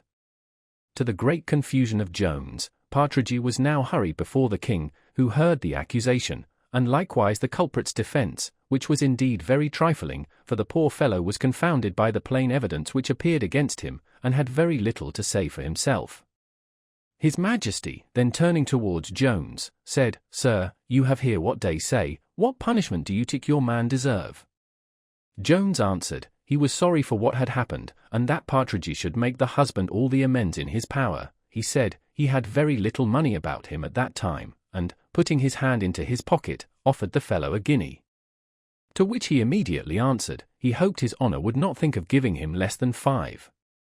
This sum, after some altercation, was reduced to 2, and Jones, having stipulated for the full forgiveness of both Partridge and the wife, was going to pay the money, when his Majesty, restraining his hand, turned to the witness and asked him, at what time he had discovered the criminals. To which he answered, that he had been desired by the husband to watch the motions of his wife from her first speaking to the stranger, and that he had never lost sight of her afterwards till the crime had been committed. The king then asked if the husband was with him all that time in his lurking place. To which he answered in the affirmative. His Egyptian Majesty then addressed himself to the husband as follows: "Me be sorry to see any gypsy that have no more honor than to sell the honor of his wife for money. If you had the love for your wife, you would have prevented this matter, and not endeavor to make her the whore that you might discover her. Me do order that you have no money given you, for you deserve punishment, not reward. Me do order therefore, that you be the infamous gypsy, and do wear pair of horns upon your forehead for 1 month, and that your wife be called the whore, and pointed at all that time, for you be the infamous gypsy, but she be no less the infamous whore." The gypsies immediately proceeded to execute the sentence, and left Jones and Partridge alone with his Majesty. Jones greatly applauded the justice of the sentence, upon which the king, turning to him, said, "Me believe you be surprise, for me suppose you have a bad opinion of my people, me suppose you tick us all the thieves." "I must confess, sir," said Jones, "I have not heard so favourable an account of them as they seem to deserve." "Me will tell you," said the king, "how the difference is between you and us. My people rob your people, and your people rob one another." Jones afterwards proceeded very gravely to sing forth the happiness of those subjects who live under such a magistrate. Indeed, their happiness appears to have been so complete, that we are aware lest some advocate for arbitrary power should hereafter quote the case of those people, as an instance of the great advantages which attend that government above all others. And here we will make a concession, which would not perhaps have been expected from us, that no limited form of government is capable of rising to the same degree of perfection, or of producing the same benefits to society, with this. Mankind have never been so happy, as when the greatest part of the then known world was under the dominion of a single master, and this state of their felicity continued during the reigns of 5 successive princes, *. This was the true era of the Golden Age, and the only Golden Age which ever had any existence, unless in the warm imaginations of the poets, from the expulsion from Eden down to this day. Nerva, Trajan, Adrian, and the 2 Antonini. In reality, I know but of one solid objection to absolute monarchy, the only defect in which excellent constitution seems to be the difficulty of finding any man adequate to the office of an absolute monarch, for this indispensably requires 3 qualities very difficult, as it appears from history, to be found in princely natures: first, a sufficient quantity of moderation in the prince, to be contented with all the power which is possible for him to have. 2. Enough of wisdom to know his own happiness. And 3. Goodness sufficient to support the happiness of others, when not only compatible with, but instrumental to his own. Now, if an absolute monarch, with all these great and rare qualifications, should be allowed capable of conferring the greatest good on society, it must be surely granted, on the contrary, that absolute power, vested in the hands of one who is deficient in them all, is likely to be attended with no lesser degree of evil. In short, our own religion furnishes us with adequate ideas of the blessing, as well as curse, which may attend absolute power. The pictures of heaven and of hell will place a very lively image of both before our eyes, for though the prince of the latter can have no power but what he originally derives from the omnipotent sovereign in the former, yet it plainly appears from Scripture that absolute power in his infernal dominions is granted to their diabolical ruler. This is indeed the only absolute power which can by Scripture be derived from heaven. If, therefore, the several tyrannies upon earth can prove any title to a divine authority, it must be derived from this original grant to the Prince of Darkness, and these subordinate deputations must consequently come immediately from him whose stamp they so expressly bear.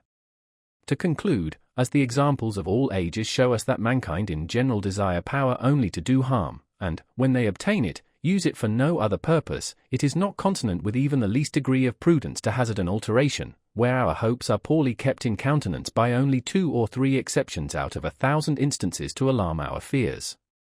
In this case it will be much wiser to submit to a few inconveniences arising from the dispassionate deafness of laws, than to remedy them by applying to the passionate open ears of a tyrant. Nor can the example of the gypsies, though possibly they may have long been happy under this form of government, be here urged, since we must remember the very material respect in which they differ from all other people, and to which perhaps this their happiness is entirely owing, namely, that they have no false honours among them, and that they look on shame as the most grievous punishment in the world. Chapter 13. A dialogue between Jones and Partridge. The honest lovers of liberty will, we doubt not, pardon that long digression into which we were led at the close of the last chapter, to prevent our history from being applied to the use of the most pernicious doctrine which priestcraft had ever the wickedness or the impudence to preach. We will now proceed with Mr. Jones, who, when the storm was over, took leave of his Egyptian Majesty, after many thanks for his courteous behaviour and kind entertainment, and set out for Coventry, to which place, for it was still dark, a gypsy was ordered to conduct him. Jones having, by reason of his deviation, travelled 11 miles instead of 6, and most of those through very execrable roads, where no expedition could have been made in quest of a midwife, did not arrive at Coventry till near 12. Nor could he possibly get again into the saddle till past 2, for post-horses were now not easy to get, nor were the hostler or post-boy in half so great a hurry as himself, but chose rather to imitate the tranquil disposition of Partridge, who, being denied the nourishment of sleep, took all opportunities to supply its place with every other kind of nourishment, and was never better pleased than when he arrived at an inn, nor ever more dissatisfied than when he was again forced to leave it. Jones now travelled post. We will follow him, therefore, according to our custom, and to the rules of Longinus, in the same manner. From Coventry he arrived at Daintree, from Daintree at Stratford, and from Stratford at Dunstable, whither he came the next day a little after noon, and within a few hours after Sophia had left it, and though he was obliged to stay here longer than he wished, while a smith, with great deliberation, shoed the post-horse he was to ride, he doubted not but to overtake his Sophia before she should set out from St. Albans, at which place he concluded, and very reasonably, that his lordship would stop and dine.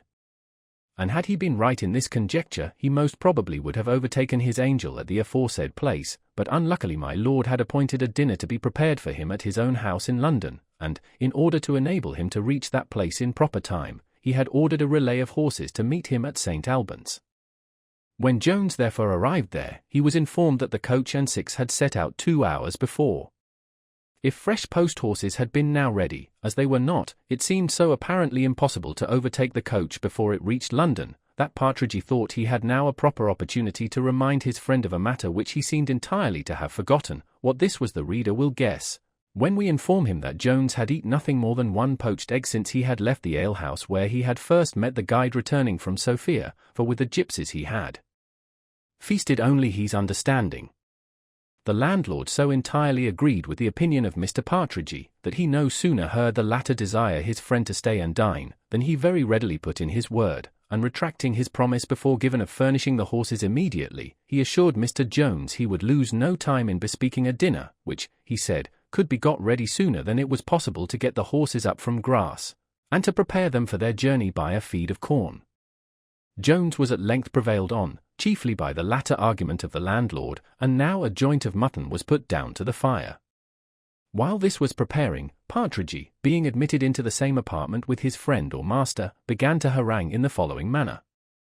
"Certainly, sir, if ever man deserved a young lady, you deserve young Madam Weston, for what a vast quantity of love must a man have, to be able to live upon it without any other food, as you do. I am positive I have eat 30 times as much within these last 24 hours as your honour, and yet I am almost famished, for nothing makes a man so hungry as travelling, especially in this cold raw weather. And yet I can't tell how it is, but your honour is seemingly in perfect good health, and you never look better nor fresher in your life. It must be certainly love that you live upon." "And a very rich diet too, Partridge," answered Jones. "But did not fortune send me an excellent dainty yesterday? Dost thou imagine I cannot live more than 24 hours on this dear pocket-book?" "Undoubtedly," cries Partridge, "there is enough in that pocket-book to purchase many a good meal. Fortune sent it to your honour very opportunely for present use, as your honour's money must be almost out by this time." "What do you mean?" answered Jones. "I hope you don't imagine that I should be dishonest enough, even if it belonged to any other person, besides Miss Weston." "Dishonest," replied Partridge, "heaven forbid I should wrong your honour so much. But where's the dishonesty in borrowing a little for present spending, since you will be so well able to pay the lady hereafter? No, indeed, I would have your honour pay it again, as soon as it is convenient, by all means, but where can be the harm in making use of it now you want it?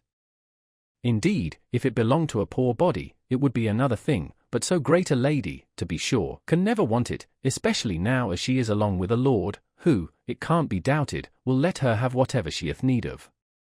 Besides, if she should want a little, she can't want the whole, therefore I would give her a little, but I would be hanged before I mentioned the having found it at first, and before I got some money of my own, for London, I have heard, is the very worst of places to be in without money. Indeed, if I had not known to whom it belonged, I might have thought it was the devil's money, and have been afraid to use it, but as you know otherwise, and came honestly by it, it would be an affront to fortune to part with it all again, at the very time when you want it most. You can hardly expect she should ever do you such another good turn, for fortuna nunquam perpetuo ist bona. You will do as you please, notwithstanding all I say, but for my part, I would be hanged before I mentioned a word of the matter. By what I can see, Partridge, cries Jones, hanging is a matter non long alienum scivili studius. You should say alienus, says Partridge. I remember the passage, it is an example under communis, alienus, immunis, various casibus servient. If you do remember it, cries Jones, I find you don't understand it, but I tell thee, friend, in plain English, that he who finds another's property, and wilfully detains it from the known owner, deserves, in foro conscientiae, to be hanged, no less than if he had stolen it. And as for this very identical bill, which is the property of my angel, and was once in her dear possession, I will not deliver it into any hands but her own, upon any consideration whatever, no, though I was as hungry as thou art, and had no other means to satisfy my craving appetite, this I hope to do before I sleep, but if it should happen otherwise, I charge thee, if thou wouldst not incur my displeasure for ever, not to shock me any more by the bare mention of such detestable baseness. I should not have mentioned it now, cries Partridge, if it had appeared so to me, for I'm sure I scorn any wickedness as much as another, but perhaps you know better, and yet I might have imagined that I should not have lived so many years, and have taught school so long, without being able to distinguish between fars et nefers, but it seems we are all to live and learn. I remember my old schoolmaster, who was a prodigious great scholar, used often to say, Polymatete Crytown is my daskalon. The English of which, he told us, was, that a child may sometimes teach his grandmother to suck eggs. I have lived to a fine purpose, truly, if I am to be taught my grammar at this time of day. Perhaps, young gentleman, you may change your opinion, if you live to my years, for I remember I thought myself as wise when I was a stripling of 1 or 2 and 20 as I am now. I am sure I always taught alienus, and my master read it so before me. There were not many instances in which Partridge could provoke Jones, nor were there many in which Partridge himself could have been hurried out of his respect. Unluckily, however, they had both hit on one of these. We have already seen Partridge could not bear to have his learning attacked, nor could Jones bear some passage or other in the foregoing speech. And now, looking upon his companion with a contemptuous and disdainful air, a thing not usual with him, he cried, Partridge, I see thou art a conceited old fool, and I wish thou art not likewise an old rogue. Indeed, if I was as well convinced of the latter as I am of the former, thou shouldst travel no farther in my company. The sage pedagogue was contented with the vent which he had already given to his indignation, and, as the vulgar phrase is, immediately drew in his horns. He said, he was sorry he had uttered anything which might give offence, for that he had never intended it, but nemo omnibus horis sapit. As Jones had the vices of a warm disposition, he was entirely free from those of a cold one, and if his friends must have confessed his temper to have been a little too easily ruffled, his enemies must at the same time have confessed that it as soon subsided, nor did it at all resemble the sea, whose swelling is more violent and dangerous after a storm is over than while the storm itself subsists. He instantly accepted the submission of Partridge, shook him by the hand, and with the most benign aspect imaginable, said 20 kind things, and at the same time very severely condemned himself, though not half so severely as he will most probably be condemned by many of our good readers. Partridge was now highly comforted, as his fears of having offended were at once abolished, and his pride completely satisfied by Jones having owned himself in the wrong, which submission he instantly applied to what had principally nettled him, and repeated in a muttering voice, To be sure, sir, your knowledge may be superior to mine in some things, but as to the grammar, I think I may challenge any man living. I think, at least, I have that at my finger's end. If anything could add to the satisfaction which the poor man now enjoyed, he received this addition by the arrival of an excellent shoulder of mutton, that at this instant came smoking to the table. On which, having both plentifully feasted, they again mounted their horses, and set forward for London. Chapter 14. What happened to Mr. Jones in his journey from St. Albans? They were got about 2 miles beyond Barnet, and it was now the dusk of the evening, when a genteel-looking man, but upon a very shabby horse, rode up to Jones, and asked him whether he was going to London, to which Jones answered in the affirmative. The gentleman replied, "I should be obliged to you, sir, if you will accept of my company, for it is very late, and I am a stranger to the road." Jones readily complied with the request, and on they travelled together, holding that sort of discourse which is usual on such occasions. Of this, indeed, robbery was the principal topic, upon which subject the stranger expressed great apprehensions, but Jones declared he had very little to lose, and consequently as little to fear. Here Partridge could not forbear putting in his word.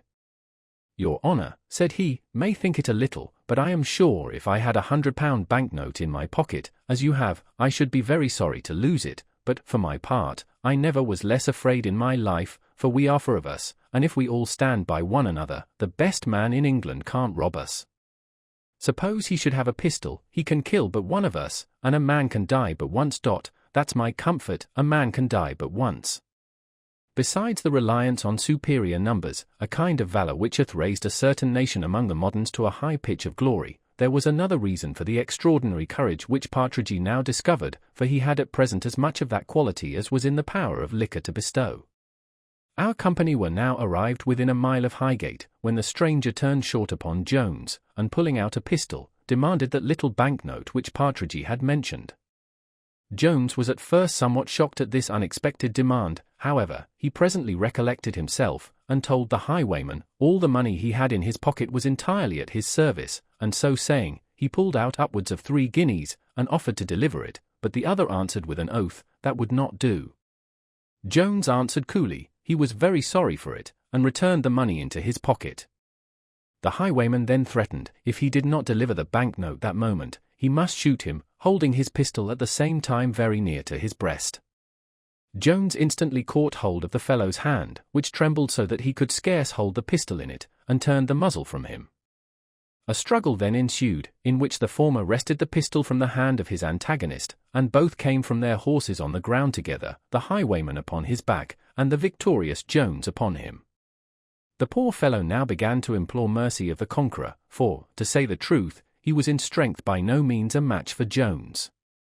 "Indeed, sir," says he, "I could have had no intention to shoot you, for you will find the pistol was not loaded. This is the first robbery I ever attempted, and I have been driven by distress to this." At this instant, at about 150 yards distance, lay another person on the ground, roaring for mercy in a much louder voice than the highwayman. This was no other than Partridge himself, who, endeavouring to make his escape from the engagement, had been thrown from his horse, and lay flat on his face, not daring to look up, and expecting every minute to be shot. In this posture he lay, till the guide, who was no otherwise concerned than for his horses, having secured the stumbling beast, came up to him, and told him his master had got the better of the highwayman. Partridge leapt up at this news, and ran back to the place where Jones stood with his sword drawn in his hand to guard the poor fellow, which Partridge no sooner saw than he cried out, "Kill the villain, sir, run him through the body, kill him this instant." Luckily, however, for the poor wretch, he had fallen into more merciful hands, for Jones, having examined the pistol, and found it to be really unloaded, began to believe all the man had told him, before Partridge came up, namely, that he was a novice in the trade, and that he had been driven to it by the distress he mentioned, the greatest indeed imaginable, that of 5 hungry children, and a wife lying in of the 6th, in the utmost want and misery. The truth of all which the highwayman most vehemently asserted, and offered to convince Mr. Jones of it, if he would take the trouble to go to his house, which was not above 2 miles off, saying, that he desired no favour, but upon condition of proving all he had all alleged. Jones at first pretended that he would take the fellow at his word, and go with him, declaring that his fate should depend entirely on the truth of his story. Upon this the poor fellow immediately expressed so much alacrity, that Jones was perfectly satisfied with his veracity, and began now to entertain sentiments of compassion for him. He returned the fellow his empty pistol, advised him to think of honester means of relieving his distress, and gave him a couple of guineas for the immediate support of his wife and his family, adding, he wished he had more for his sake, for the £100 that had been mentioned was not his own. Our readers will probably be divided in their opinions concerning this action. Some may applaud it perhaps as an act of extraordinary humanity, while those of a more saturnine temper will consider it as a want of regard to that justice which every man owes his country. Partridge certainly saw it in that light, for he testified much dissatisfaction on the occasion, quoted an old proverb, and said, he should not wonder if the rogue attacked them again before they reached London. The highwayman was full of expressions of thankfulness and gratitude. He actually dropped tears, or pretended so to do. He vowed he would immediately return home, and would never afterwards commit such a transgression, whether he kept his word or no, perhaps may appear hereafter. Our travellers, having remounted their horses, arrived in town without encountering any new mishap.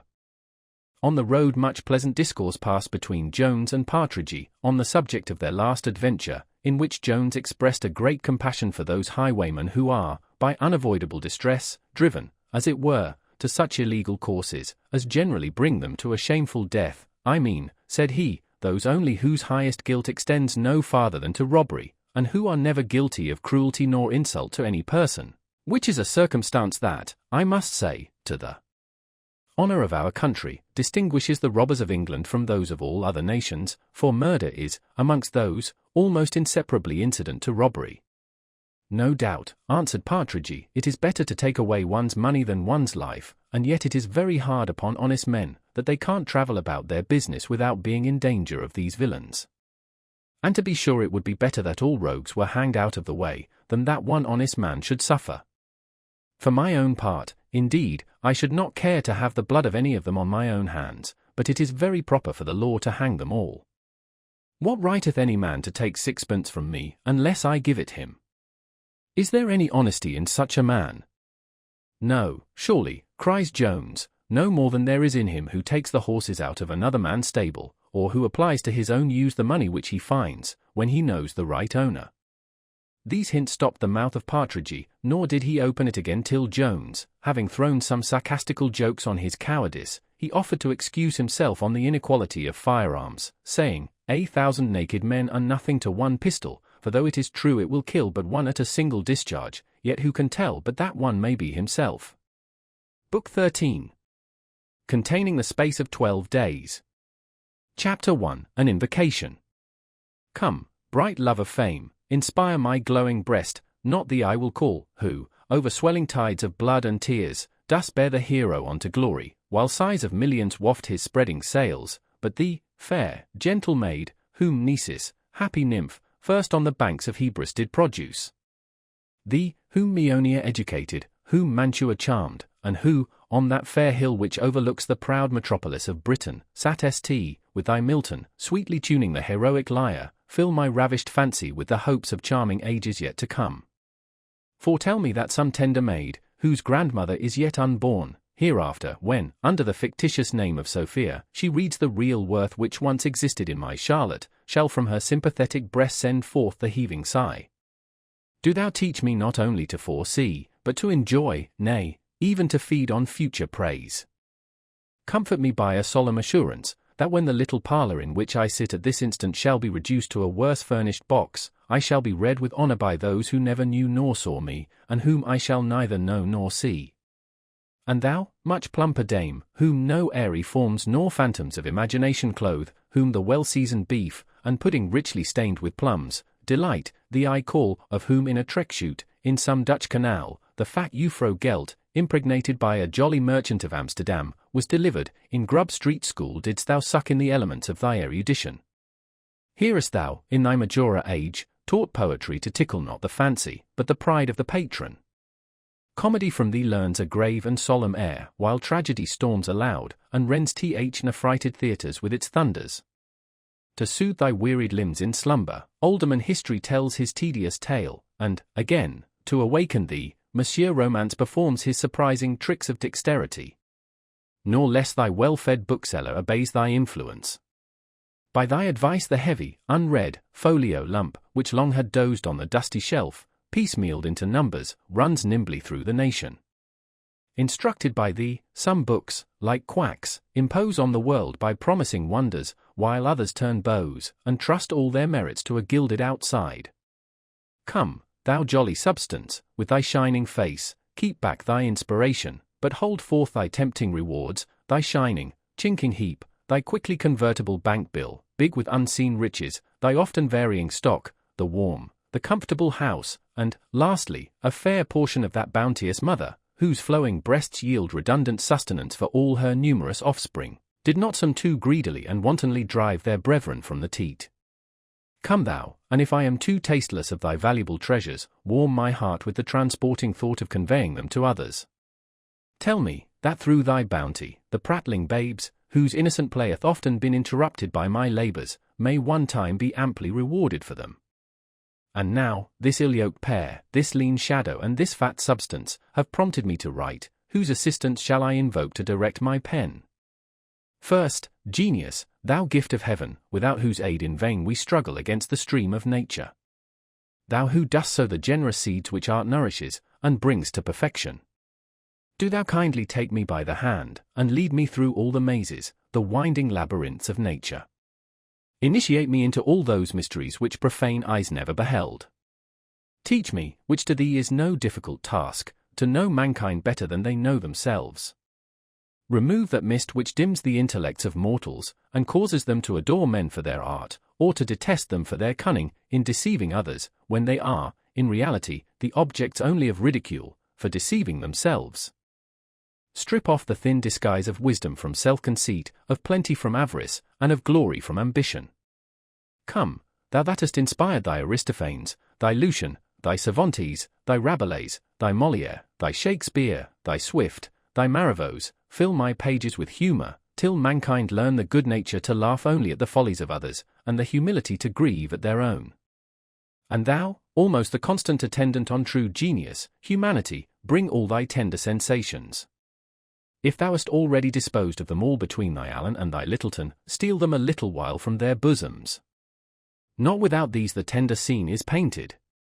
From these alone proceed the noble, disinterested friendship, the melting love, the generous sentiment, the ardent gratitude, the soft compassion, the candid opinion, and all those strong energies of a good mind, which fill the moistened eyes with tears, the glowing cheeks with blood, and swell the heart with tides of grief, joy, and benevolence.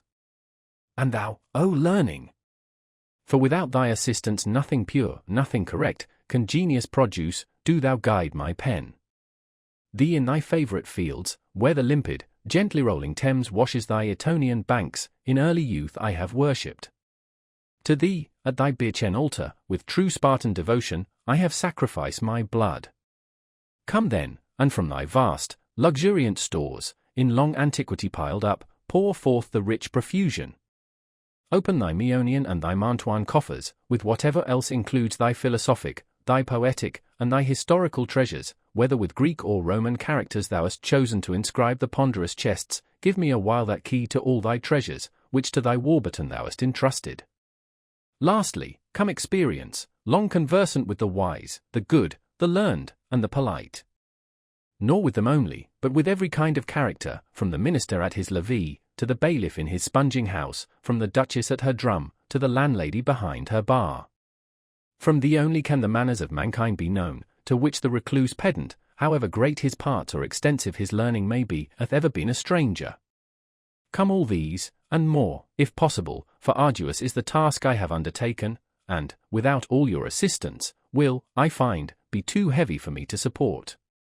But if you all smile on my labours, I hope still to bring them to a happy conclusion. Chapter 2. What befell Mr. Jones on his arrival in London. The learned Dr. Misorbin used to say, that the proper direction to him was to Dr. Misorbin, in the world, intimating that there were few people in it to whom his great reputation was not known. And, perhaps, upon a very nice examination into the matter, we shall find that this circumstance bears no inconsiderable part among the many blessings of grandeur. The great happiness of being known to posterity, with the hopes of which we so delighted ourselves in the preceding chapter, is the portion of few. To have the several elements which compose our names, as Sydenham expresses it, repeated 1,000 years hence, is a gift beyond the power of title and wealth, and is scarce to be purchased, unless by the sword and the pen. but to avoid the scandalous imputation, while we yet live, of being one whom nobody knows, a scandal, by the by, as old as the days of Homer, will always be the envied portion of those who have a legal title either to honor or estate. See the 2D Odyssey, ver. 175. From that figure, therefore, which the Irish peer, who brought Sophia to town, hath already made in this history, the reader will conclude, doubtless, it must have been an easy matter to have discovered his house in London without knowing the particular street or square which he inhabited, since he must have been one whom everybody knows. To say the truth, so it would have been to any of those tradesmen who are accustomed to attend the regions of the great, for the doors of the great are generally no less easy to find than it is difficult to get entrance into them.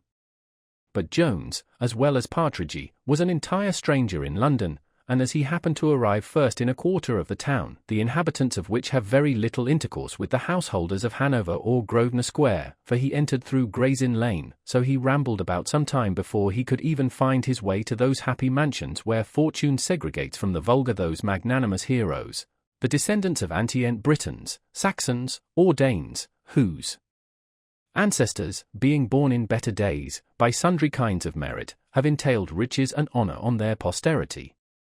Jones, being at length arrived at those terrestrial Elysian fields, would now soon have discovered his lordship's mansion, but the peer unluckily quitted his former house when he went for Ireland, and as he was just entered into a new one, the fame of his equipage had not yet sufficiently blazed in the neighbourhood, so that, after a successless inquiry till the clock had struck 11, Jones at last yielded to the advice of Partridge, and retreated to the Bull and Gate in Holborn, that being the inn where he had first alighted, and where he retired to enjoy that kind of repose which usually attends persons in his circumstances. Early in the morning he again set forth in pursuit of Sophia, and many a weary step he took to no better purpose than before. At last, whether it was that fortune relented, or whether it was no longer in her power to disappoint him, he came into the very street which was honoured by his lordship's residence, and, being directed to the house, he gave one gentle rap at the door. The porter, who, from the modesty of the knock, had conceived no high idea of the person approaching, conceived but little better from the appearance of Mr. Jones, who was dressed in a suit of fustian, and had by his side the weapon formerly purchased of the sergeant, of which, though the blade might be composed of well-tempered steel, the handle was composed only of brass, and that none of the brightest. When Jones, therefore, inquired after the young lady who had come to town with his lordship, this fellow answered surlily, that there were no ladies there. Jones then desired to see the master of the house, but was informed that his lordship would see nobody that morning. And upon growing more pressing, the porter said, he had positive orders to let no person in, but if you think proper, said he, to leave your name, I will acquaint his lordship, and if you call another time you shall know when he will see you. Jones now declared, that he had very particular business with the young lady, and could not depart without seeing her. Upon which the porter, with no very agreeable voice or aspect, affirmed, that there was no young lady in that house, and consequently none could he see, adding, sure you are the strangest man I ever met with, for you will not take an answer. I have often thought that, by the particular description of Cerberus, the porter of hell, in the 6th Aeneid, Virgil might possibly intend to satirize the porters of the great men in his time. The picture, at least, resembles those who have the honor to attend at the doors of our great men. The porter in his lodge answers exactly to Cerberus in his den, and, like him, must be appeased by a sop before access can be gained to his master. Perhaps Jones might have seen him in that light, and have recollected the passage where the Sibyl, in order to procure an entrance for Aeneas, presents the keeper of the Stygian avenue with such a sop. Jones, in like manner, now began to offer a bribe to the human Cerberus, which a footman, overhearing, instantly advanced, and declared, if Mr. Jones would give him the sum proposed, he would conduct him to the lady. Jones instantly agreed, and was forthwith conducted to the lodging of Mrs. Fitzpatrick by the very fellow who had attended the ladies thither the day before. Nothing more aggravates ill success than the near approach to good. The gamester who loses his party at piquet by a single point, laments his bad luck 10 times as much as he who never came within a prospect of the game. So in a lottery, the proprietors of the next numbers to that which wins the great prize are apt to account themselves much more unfortunate than their fellow sufferers.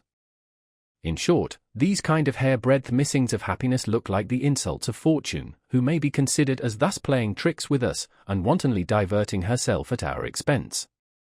Jones, who more than once already had experienced this frolicsome disposition of the heathen goddess, was now again doomed to be tantalized in the like manner, for he arrived at the door of Mrs. Fitzpatrick about 10 minutes after the departure of Sophia.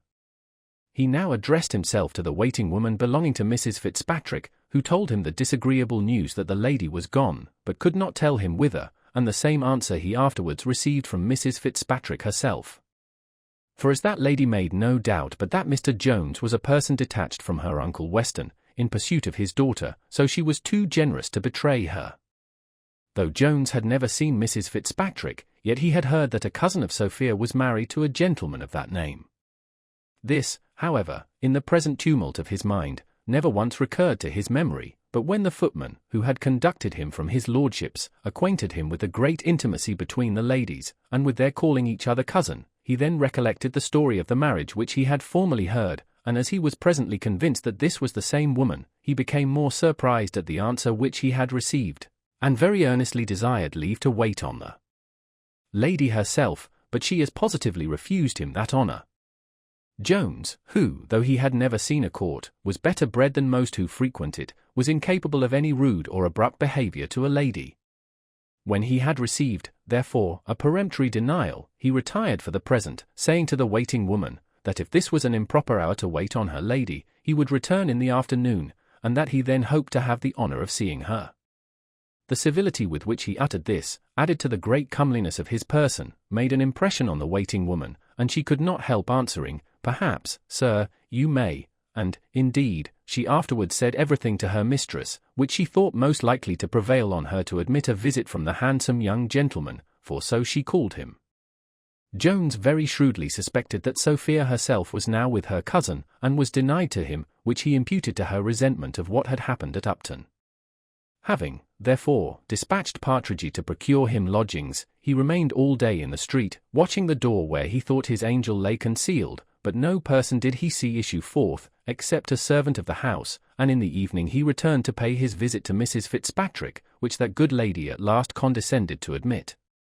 There is a certain air of natural gentility, which it is neither in the power of dress to give, nor to conceal. Mr. Jones, as hath been before hinted, was possessed of this in a very eminent degree. He met, therefore, with a reception from the lady somewhat different from what his apparel seemed to demand, and after he had paid her his proper respects, was desired to sit down. The reader will not, I believe, be desirous of knowing all the particulars of this conversation, which ended very little to the satisfaction of poor Jones. For though Mrs. Fitzpatrick soon discovered the lover, as all women have the eyes of hawks in those matters, yet she still thought it was such a lover, as a generous friend of the lady should not betray her to. In short, she suspected this was the very Mr. Blifil, from whom Sophia had flown, and all the answers which she artfully drew from Jones, concerning Mr. Allworthy's family, confirmed her in this opinion. She therefore strictly denied any knowledge concerning the place whither Sophia was gone, nor could Jones obtain more than a permission to wait on her again the next evening. When Jones was departed, Mrs. Fitzpatrick communicated her suspicion concerning Mr. Blifil to her maid, who answered, "Sure, madam, he is too pretty a man, in my opinion, for any woman in the world to run away from. I had rather fancy it is Mr. Jones." "Mr. Jones," said the lady, "what Jones?" For Sophia had not given the least hint of any such person in all their conversation, but Mrs. Honor had been much more communicative, and had acquainted her sister Abigail with the whole history of Jones, which this now again related to her mistress. Mrs. Fitzpatrick no sooner received this information, than she immediately agreed with the opinion of her maid, and, what is very unaccountable, saw charms in the gallant, happy lover, which she had overlooked in the slighted squire. "Betty," says she, "you are certainly in the right. He is a very pretty fellow, and I don't wonder that my cousin's maid should tell you so many women are fond of him.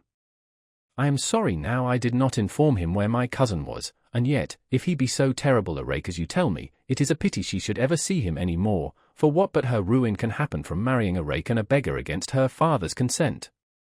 I protest, if he be such a man as the wench described him to you, it is but an office of charity to keep her from him, and I am sure it would be unpardonable in me to do otherwise, who have tasted so bitterly of the misfortunes attending such marriages.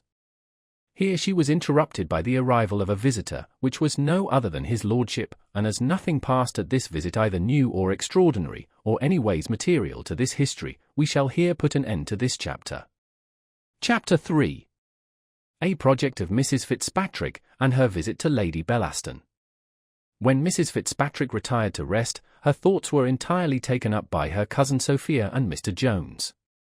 She was, indeed, a little offended with the former, for the disingenuity which she now discovered. In which meditation she had not long exercised her imagination before the following conceit suggested itself, that could she possibly become the means of preserving Sophia from this man, and of restoring her to her father, she should, in all human probability, by so great a service to the family, reconcile to herself both her uncle and her Aunt Weston. As this was one of her most favourite wishes, so the hope of success seemed so reasonable, that nothing remained but to consider of proper methods to accomplish her scheme. To attempt to reason the case with Sophia did not appear to her one of those methods, for as Betty had reported from Mrs. Honor, that Sophia had a violent inclination to Jones, she conceived that to dissuade her from the match was an endeavour of the same kind, as it would be very heartily and earnestly to entreat a moth not to fly into a candle. If the reader will please to remember that the acquaintance which Sophia had with Lady Bellaston was contracted at the house of Mrs. Weston, and must have grown at the very time when Mrs. Fitzpatrick lived with this latter lady, he will want no information, that Mrs. Fitzpatrick must have been acquainted with her likewise. They were, besides, both equally her distant relations. After much consideration, therefore, she resolved to go early in the morning to that lady, and endeavour to see her, unknown to Sophia, and to acquaint her with the whole affair. For she did not in the least doubt, but that the prudent lady, who had often ridiculed romantic love and indiscreet marriages, in her conversation, would very readily concur in her sentiments concerning this match, and would lend her utmost assistance to prevent it. This resolution she accordingly executed, and the next morning before the sun, she huddled on her clothes, and at a very unfashionable, unseasonable, unvisitable hour, went to Lady Bellaston, to whom she got access, without the least knowledge or suspicion of Sophia, who, though not asleep, lay at that time awake in her bed, with Honor snoring by her side. Mrs. Fitzpatrick made many apologies for an early, abrupt visit, at an hour when, she said, she should not have thought of disturbing her ladyship, but upon business of the utmost consequence. She then opened the whole affair, told all she had heard from Betty, and did not forget the visit which Jones had paid to herself the preceding evening. Lady Bellaston answered with a smile, "Then you have seen this terrible man, madam. Pray, is he so very fine a figure as he is represented? For Etoffe entertained me last night almost 2 hours with him. The wench I believe is in love with him by reputation." Here the reader will be apt to wonder, but the truth is, that Mrs. Etoffe, who had the honour to pin and unpin the Lady Bellaston, had received complete information concerning the said Mr. Jones, and had faithfully conveyed the same to her lady last night, or rather that morning, while she was undressing, on which account she had been detained in her office above the space of an hour and a half. The lady indeed, though generally well enough pleased with the narratives of Mrs. Etoffe at those seasons, gave an extraordinary attention to her account of Jones, for Honor had described him as a very handsome fellow, and Mrs. Etoffe, in her hurry, added so much to the beauty of his person to her report, that Lady Bellaston began to conceive him to be a kind of miracle in nature. The curiosity which her woman had inspired was now greatly increased by Mrs. Fitzpatrick, who spoke as much in favour of the person of Jones as she had before spoken in dispraise of his birth, character, and fortune.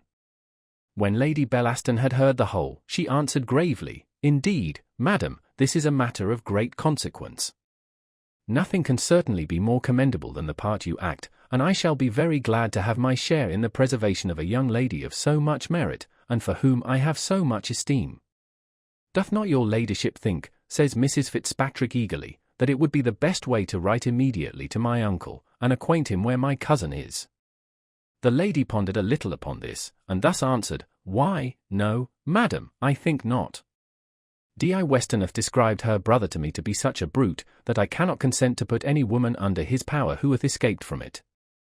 I have heard he behaved like a monster to his own wife, for he is one of those wretches who think they have a right to tyrannize over us, and from such I shall ever esteem it the cause of my sex to rescue any woman who is so unfortunate to be under their power. The business, dear cousin, will be only to keep Miss Weston from seeing this young fellow, till the good company, which she will have an opportunity of meeting here, give her a proper return.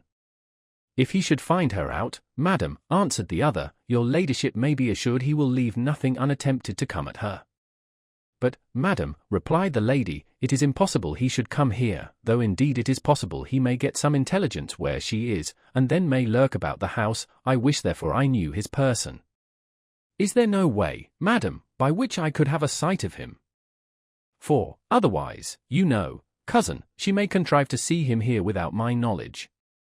Mrs. Fitzpatrick answered, that he had threatened her with another visit that afternoon, and that, if her ladyship pleased to do her the honour of calling upon her then, she would hardly fail of seeing him between 6 and 7, and if he came earlier she would, by some means or other, detain him till her ladyship's arrival. Lady Bellaston replied, she would come the moment she could get from dinner, which she supposed would be by 7 at farthest, for that it was absolutely necessary she should be acquainted with his person. Upon my word, madam, says she, it was very good to take this care of Miss Weston, but common humanity, as well as regard to our family, requires it of us both, for it would be a dreadful match indeed. Mrs. Fitzpatrick failed not to make a proper return to the compliment which Lady Bellaston had bestowed on her cousin, and, after some little immaterial conversation, withdrew, and, getting as fast as she could into her chair, unseen by Sophia or Honour, returned home. Chapter 4. Which consists of visiting. Mr. Jones had walked within sight of a certain door during the whole day, which, though one of the shortest, appeared to him to be one of the longest in the whole year. At length, the clock having struck 5, he returned to Mrs. Fitzpatrick, who, though it was a full hour earlier than the decent time of visiting, received him very civilly, but still persisted in her ignorance concerning Sophia. Jones, in asking for his angel, had dropped the word cousin, upon which Mrs. Fitzpatrick said, then, sir, you know we are related, and, as we are, you will permit me the right of inquiring into the particulars of your business with my cousin. Here Jones hesitated a good while, and at last answered, he had a considerable sum of money of hers in his hands, which he desired to deliver to her. He then produced the pocket-book, and acquainted Mrs. Fitzpatrick with the contents, and with the method in which they came into his hands. He had scarce finished his story, when a most violent noise shook the whole house. To attempt to describe this noise to those who have heard it would be in vain, and to aim at giving any idea of it to those who have never heard the like, would be still more vain, for it may be truly said. Non acuta. Sic geminant corribants era. The priests of Cybele do not so rattle their sounding brass. In short, a footman knocked, or rather thundered, at the door. Jones was a little surprised at the sound, having never heard it before, but Mrs. Fitzpatrick very calmly said, that, as some company were coming, she could not make him any answer now, but if he pleased to stay till they were gone, she intimated she had something to say to him. The door of the room now flew open, and, after pushing in her hoop sideways before her, entered Lady Bellaston, who having first made a very low courtesy to Mrs. Fitzpatrick, and as low a one to Mr. Jones, was ushered to the upper end of the room.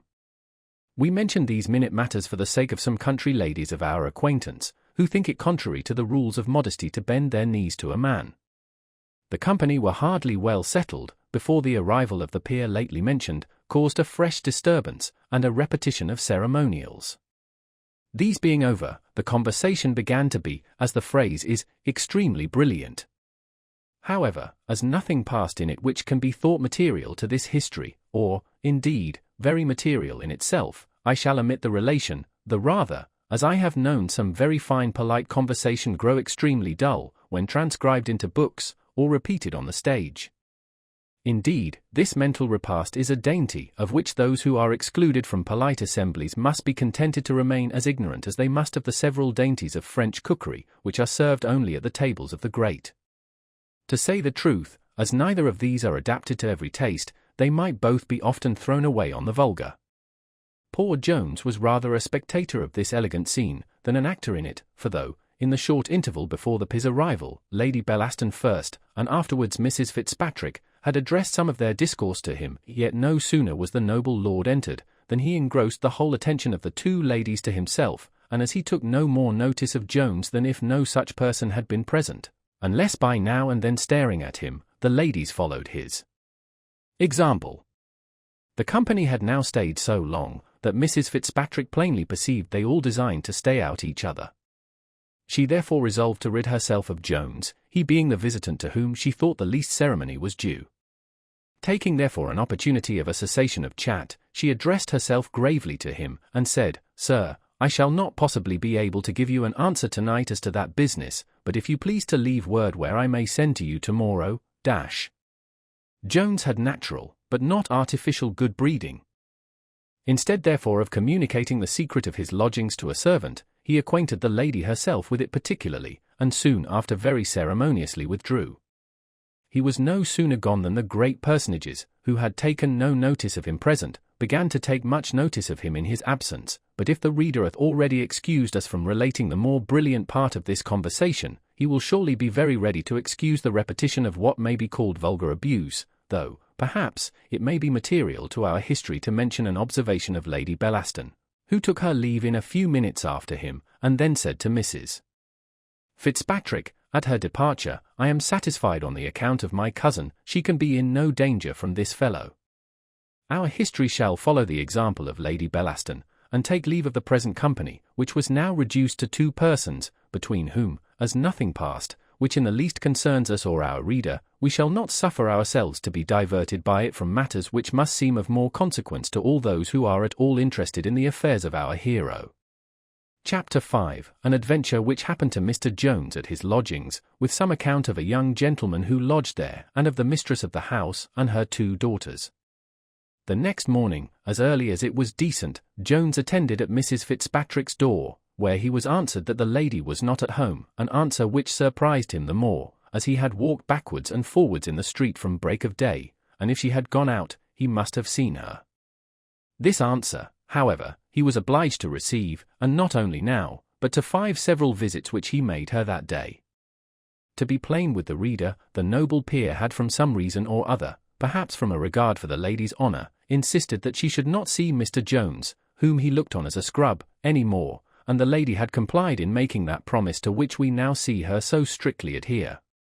But as our gentle reader may possibly have a better opinion of the young gentleman than her ladyship, and may even have some concern, should it be apprehended that, during this unhappy separation from Sophia, he took up his residence either at an inn, or in the street, we shall now give an account of his lodging, which was indeed in a very reputable house, and in a very good part of the town.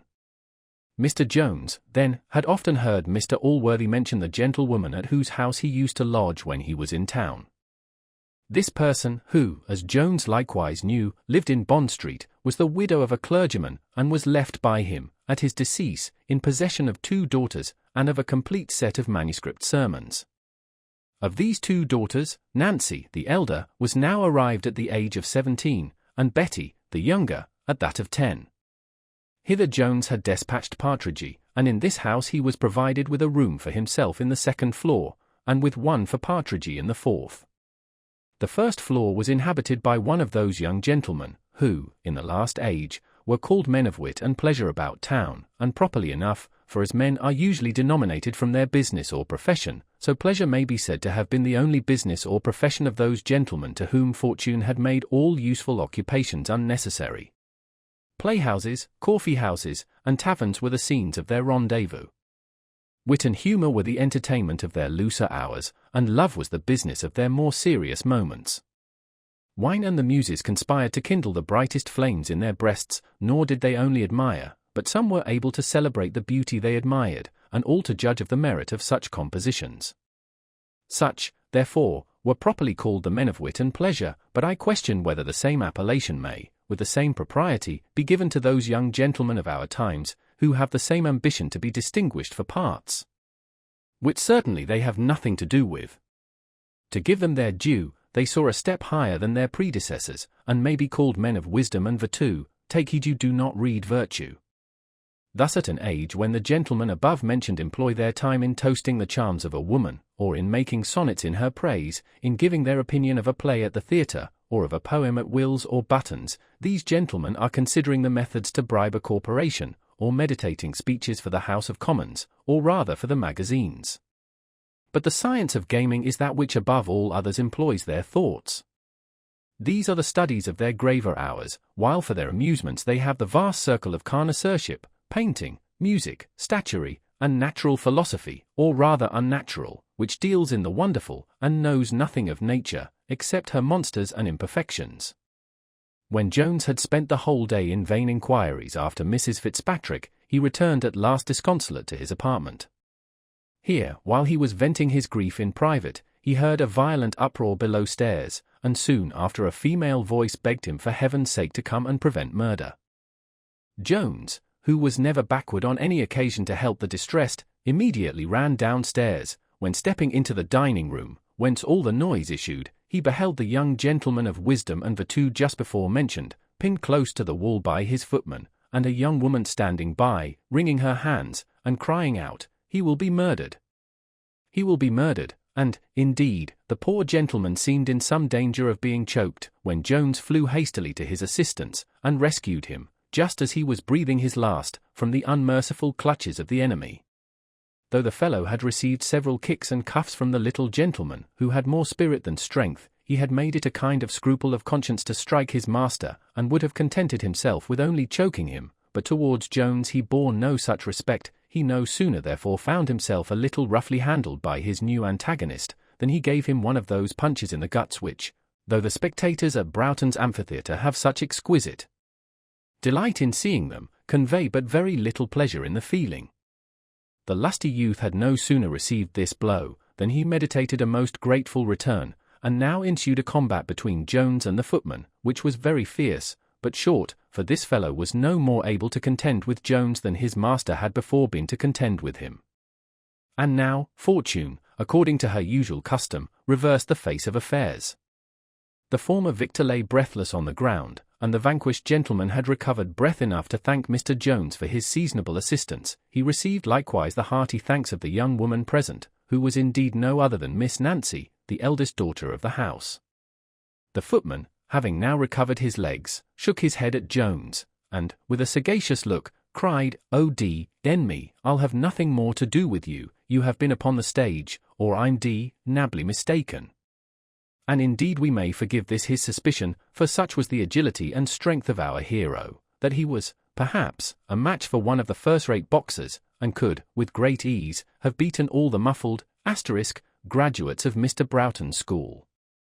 Lest posterity should be puzzled by this epithet, I think proper to explain it by an advertisement which was published February 1, 1747.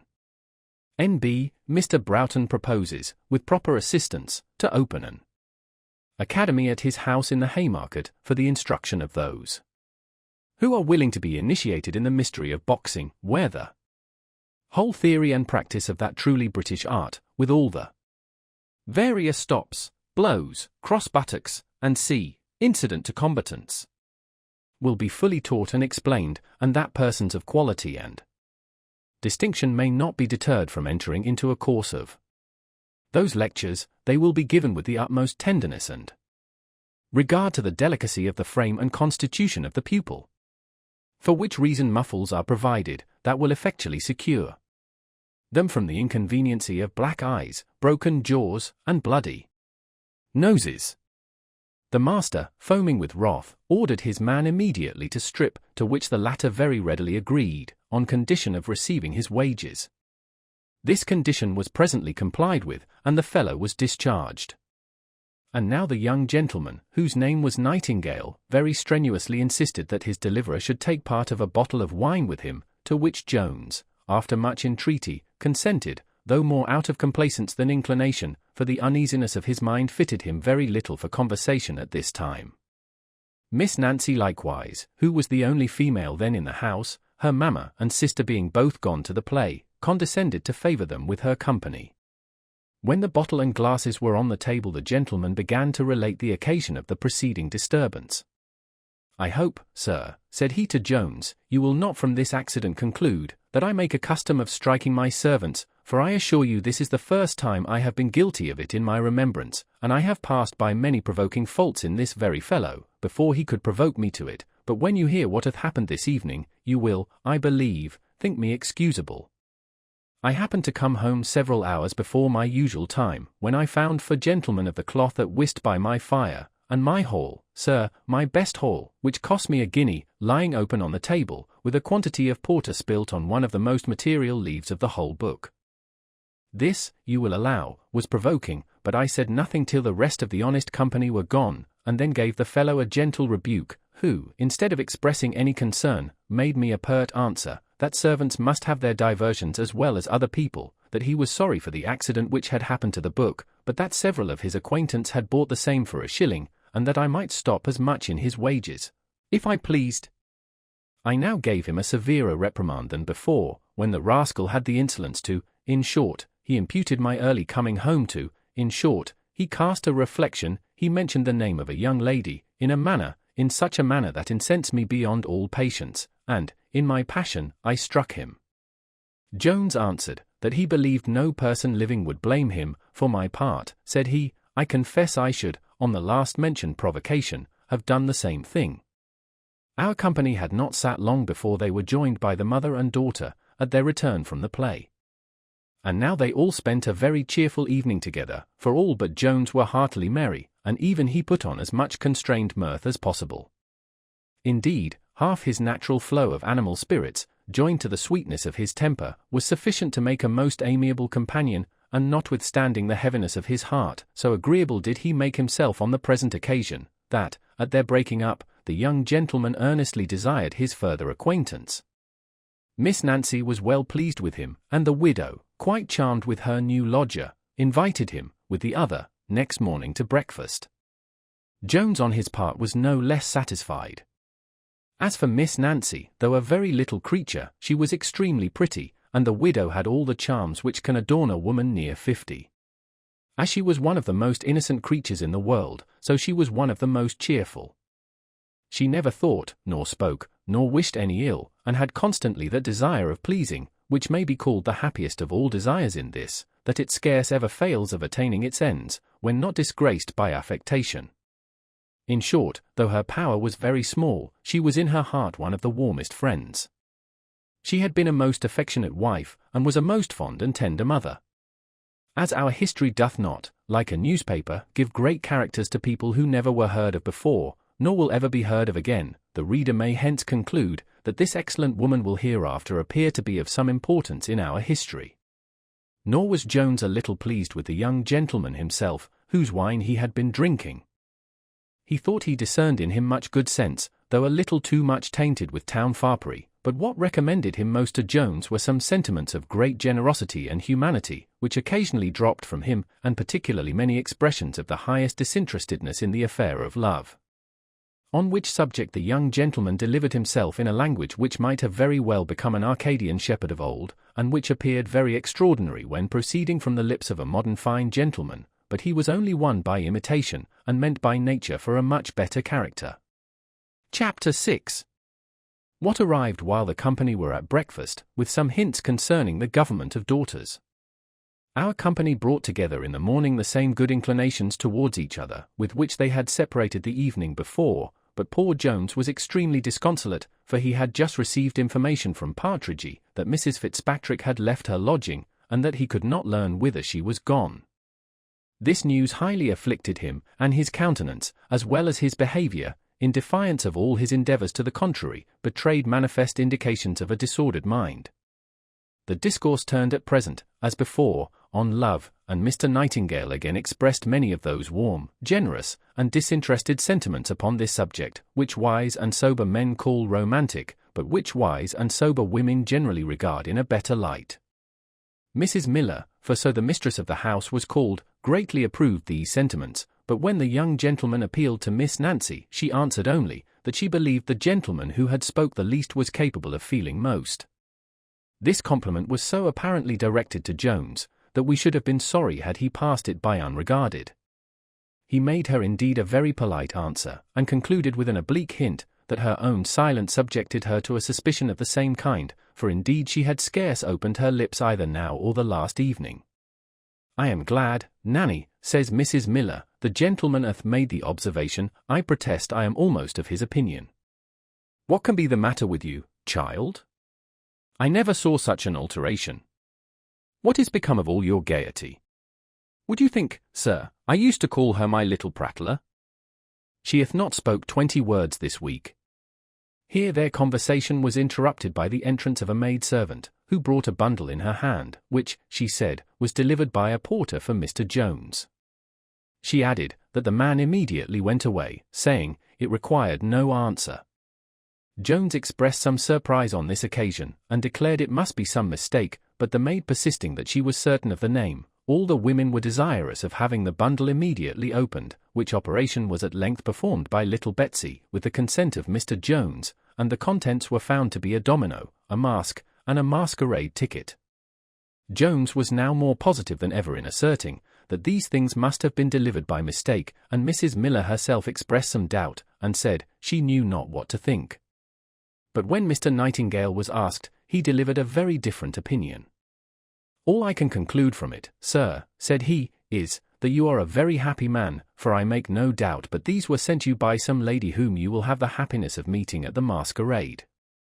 Jones had not a sufficient degree of vanity to entertain any such flattering imagination, nor did Mrs. Miller herself give much assent to what Mr. Nightingale had said, till Miss Nancy having lifted up the domino, a card dropped from the sleeve, in which was written as follows. To Mr. Jones. The Queen of the Fairies sends you this. Use her favours not amiss.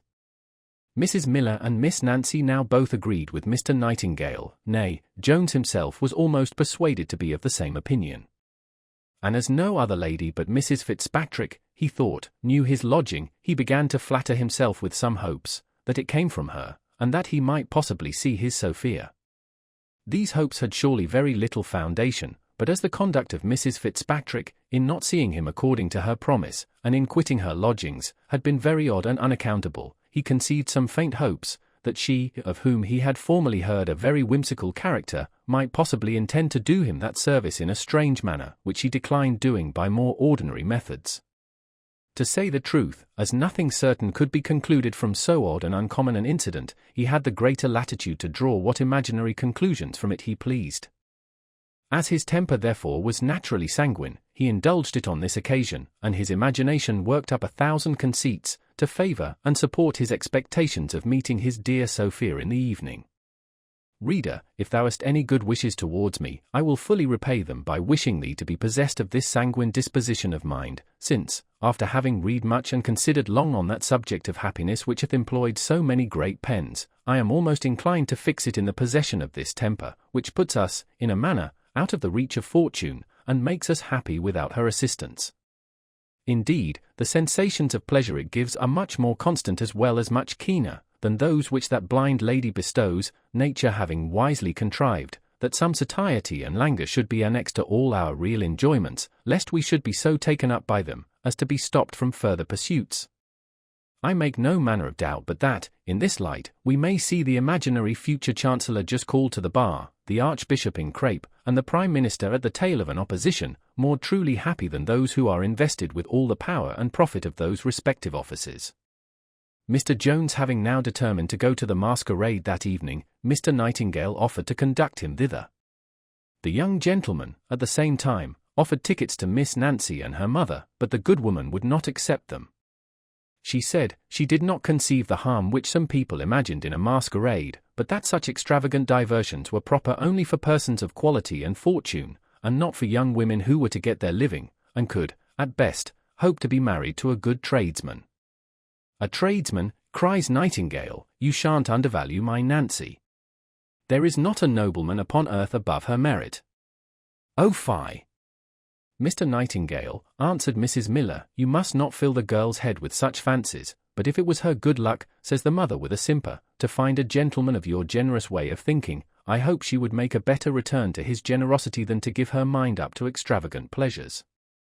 Indeed, where young ladies bring great fortunes themselves, they have some right to insist on spending what is their own, and on that account I have heard the gentleman say, a man has sometimes a better bargain with a poor wife, than with a rich one. But let my daughters marry whom they will, I shall endeavour to make them blessings to their husbands, I beg, therefore, I may hear of no more masquerades. Nancy is, I am certain, too good a girl to desire to go, for she must remember when you carried her thither last year, it almost turned her head, and she did not return to herself, or to her needle, in a month afterwards.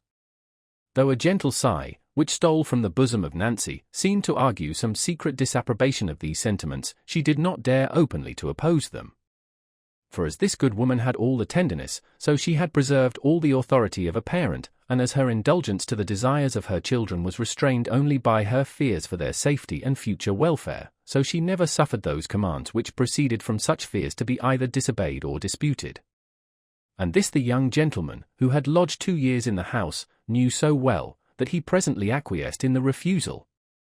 Mr. Nightingale, who grew every minute fonder of Jones, was very desirous of his company that day to dinner at the tavern, where he offered to introduce him to some of his acquaintance, but Jones begged to be excused, as his clothes, he said, were not yet come to town. To confess the truth, Mr. Jones was now in a situation, which sometimes happens to be the case of young gentlemen of much better figure than himself. In short, he had not 1 penny in his pocket, a situation in much greater credit among the antient philosophers than among the modern wise men who live in Lombard Street, or those who frequent White's Chocolate House. And, perhaps, the great honours which those philosophers have ascribed to an empty pocket may be one of the reasons of that high contempt in which they are held in the aforesaid street and chocolate house.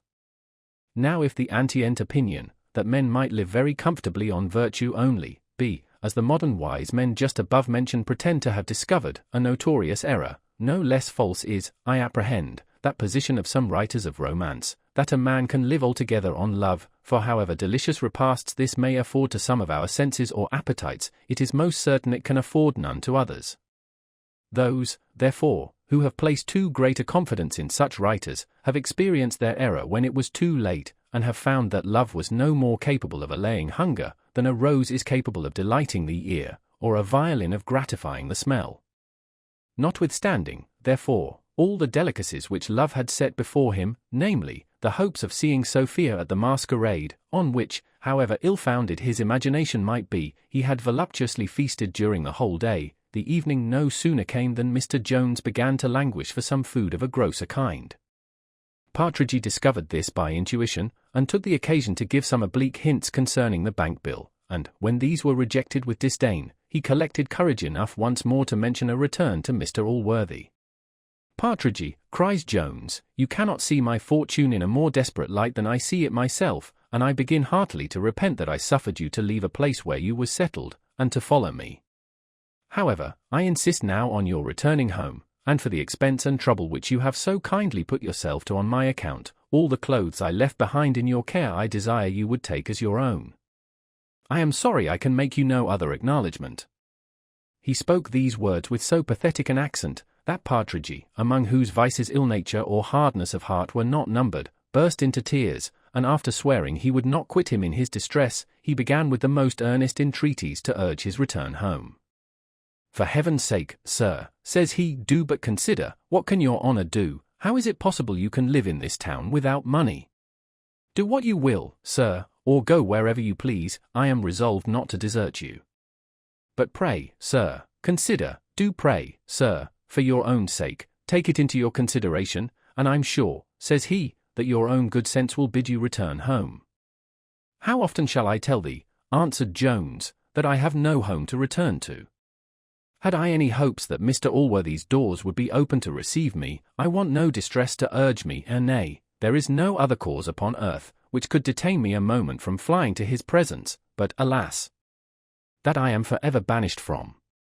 His last words were, oh, Partridge, they still ring in my ears. His last words were, when he gave me a sum of money, what it was I know not, but considerable I'm sure it was. His last words were, I am resolved from this day forward, on no account to converse with you any more. Here passion stopped the mouth of Jones, a surprise for a moment did that of Partridge, but he soon recovered the use of speech, and after a short preface, in which he declared he had no inquisitiveness in his temper, inquired what Jones meant by a considerable sum, he knew not how much, and what was become of the money.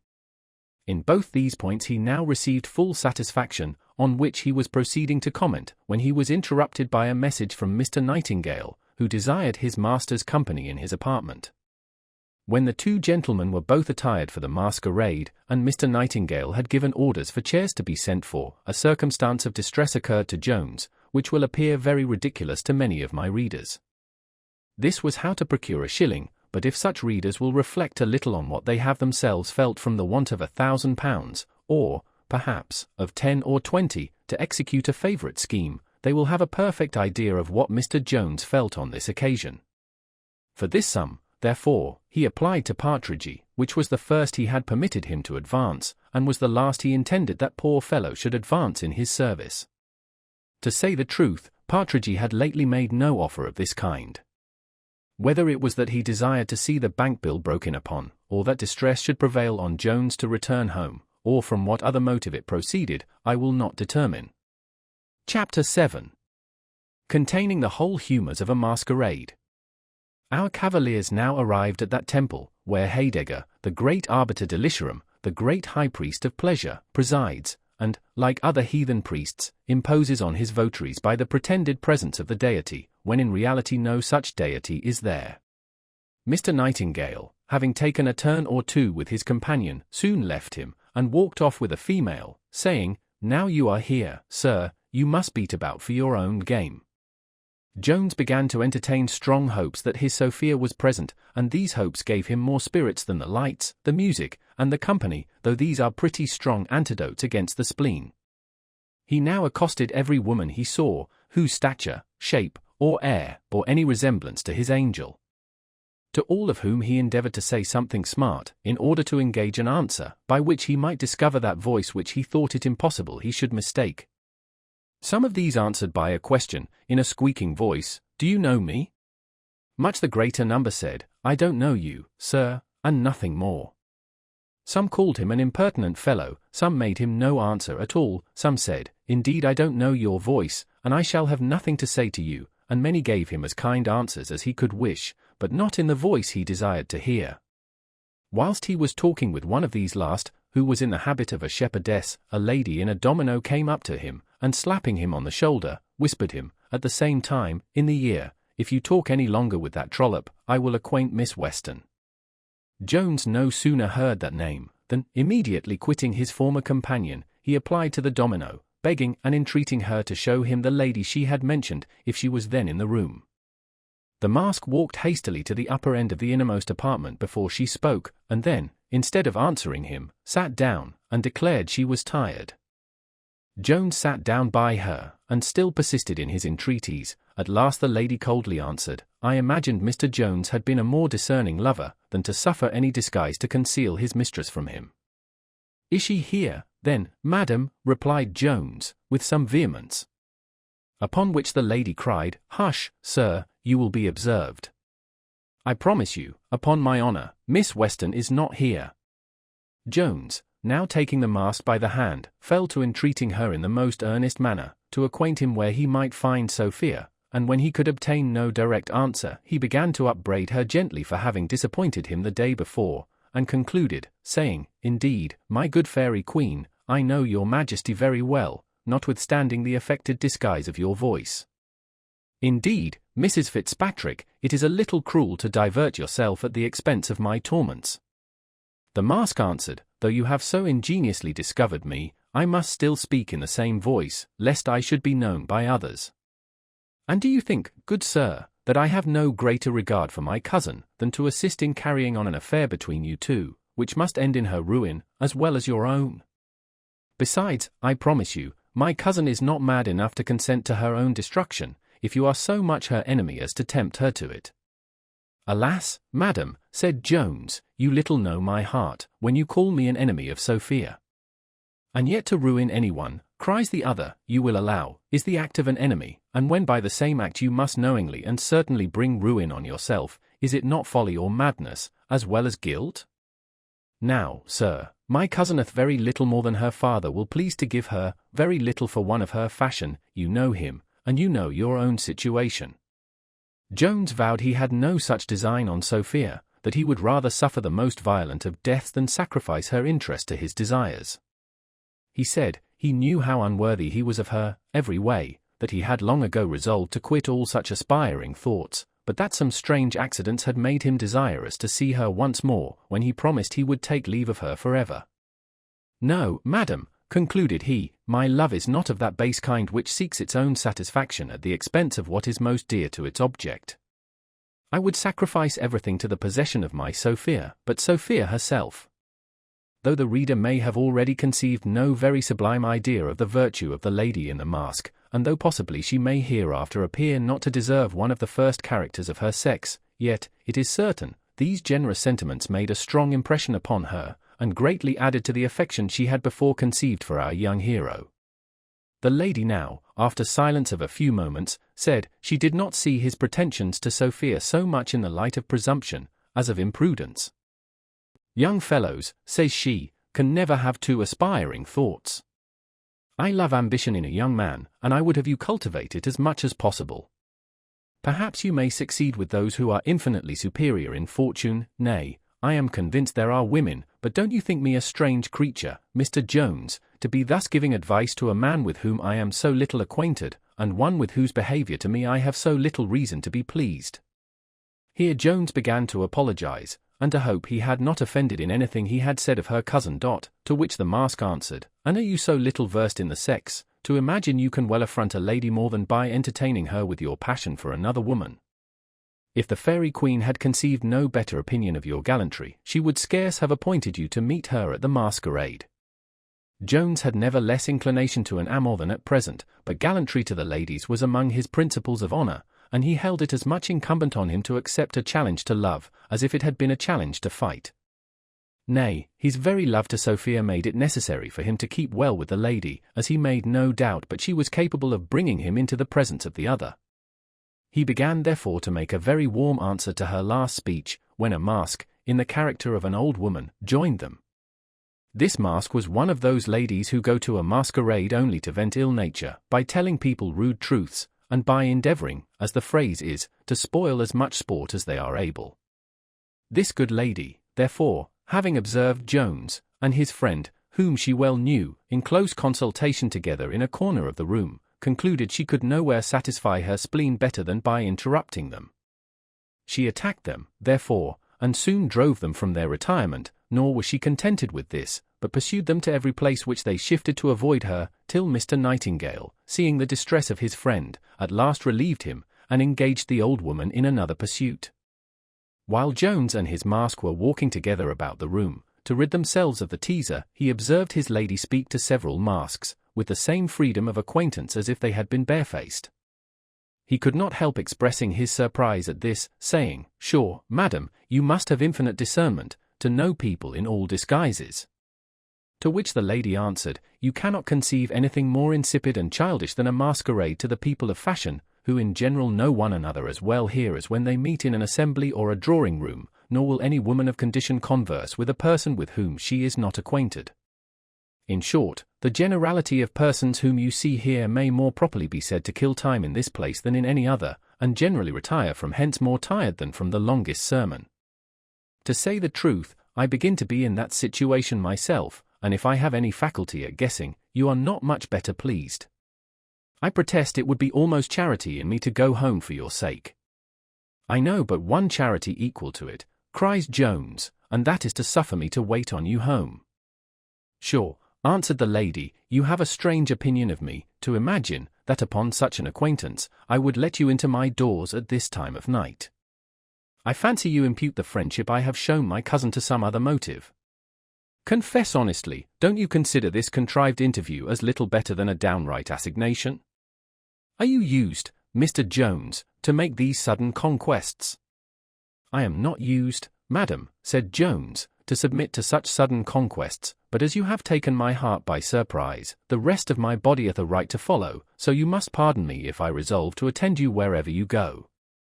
He accompanied these words with some proper actions, upon which the lady, after a gentle rebuke, and saying their familiarity would be observed, told him, she was going to sup with an acquaintance, whither she hoped he would not follow her, "For if you should," said she, "I shall be thought an unaccountable creature, though my friend indeed is not censorious, yet I hope you won't follow me, I protest I shall not know what to say if you do." The lady presently after quitted the masquerade, and Jones, notwithstanding the severe prohibition he had received, presumed to attend her. He was now reduced to the same dilemma we have mentioned before, namely, the want of a shilling, and could not relieve it by borrowing as before.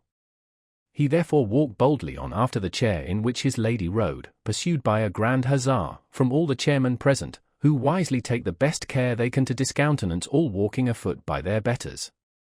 Luckily, however, the gentry who attend at the opera house were too busy to quit their stations, and as the lateness of the hour prevented him from meeting many of their brethren in the street, he proceeded without molestation, in a dress which, at another season, would have certainly raised a mob at his heels. The lady was set down in a street not far from Hanover Square, where the door being presently opened, she was carried in, and the gentleman, without any ceremony, walked in after her. Jones and his companion were now together in a very well-furnished and well-warmed room, when the female, still speaking in her masquerade voice, said she was surprised at her friend, who must absolutely have forgot her appointment, at which, after venting much resentment, she suddenly expressed some apprehension from Jones, and asked him what the world would think of their having been alone together in a house at that time of night. But instead of a direct answer to so important a question, Jones began to be very importunate with the lady to unmask, and at length having prevailed, there appeared not Mrs. Fitzpatrick, but the Lady Bellaston herself. It would be tedious to give the particular conversation, which consisted of very common and ordinary occurrences, and which lasted from 2 till 6 o'clock in the morning. It is sufficient to mention all of it that is anywise material to this history. And this was a promise that the lady would endeavour to find out Sophia, and in a few days bring him to an interview with her, on condition that he would then take his leave of her.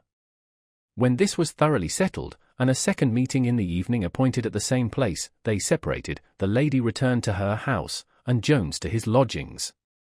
Chapter 8.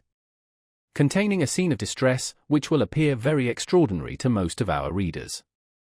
Jones, having refreshed himself with a few hours' sleep, summoned Partridge to his presence, and delivering him a banknote of £50, ordered him to go and change it. Partridge received this with sparkling eyes, though, when he came to reflect farther, it raised in him some suspicions not very advantageous to the honour of his master. To these the dreadful idea he had of the masquerade, the disguise in which his master had gone out and returned, and his having been abroad all night, contributed. In plain language, the only way he could possibly find to account for the possession of this note was by robbery, and, to confess the truth, the reader, unless he should suspect it was owing to the generosity of Lady Bellaston, can hardly imagine any other. To clear, therefore, the honour of Mr. Jones, and to do justice to the liberality of the lady, he had really received this present from her, who, though she did not give much into the hackney charities of the age, such as building hospitals, and was not, however, entirely void of that Christian virtue, and conceived, very rightly I think, that a young fellow of merit, without a shilling in the world, was no improper object of this virtue. Mr. Jones and Mr. Nightingale had been invited to dine this day with Mrs. Miller. At the appointed hour, therefore, the two young gentlemen, with the two girls, attended in the parlour, where they waited from 3 till almost 5 before the good woman appeared. She had been out of town to visit a relation, of whom, at her return, she gave the following account. I hope, gentlemen, you will pardon my making you wait. I am sure if you knew the occasion, I have been to see a cousin of mine, about 6 miles off, who now lies in . It should be a warning to all persons, says she, looking at her daughters, how they marry indiscreetly. There is no happiness in this world without a competency. Oh, Nancy! How shall I describe the wretched condition in which I found your poor cousin? She hath scarce lain in a week, and there was she, this dreadful weather, in a cold room, without any curtains to her bed, and not a bushel of coals in her house to supply her with fire. Her second son, that sweet little fellow, lies ill of a quinsy in the same bed with his mother, for there is no other bed in the house. Poor little Tommy! I believe, Nancy, you will never see your favourite any more, for he is really very ill. The rest of the children are in pretty good health, but Molly, I am afraid, will do herself an injury. She is but 13 years old, Mr. Nightingale, and yet, in my life, I never saw a better nurse. She tends both her mother and her brother, and, what is wonderful in a creature so young, she shows all the cheerfulness in the world to her mother, and yet I saw the poor child, Mr. Nightingale, turn about, and privately wipe the tears from her eyes.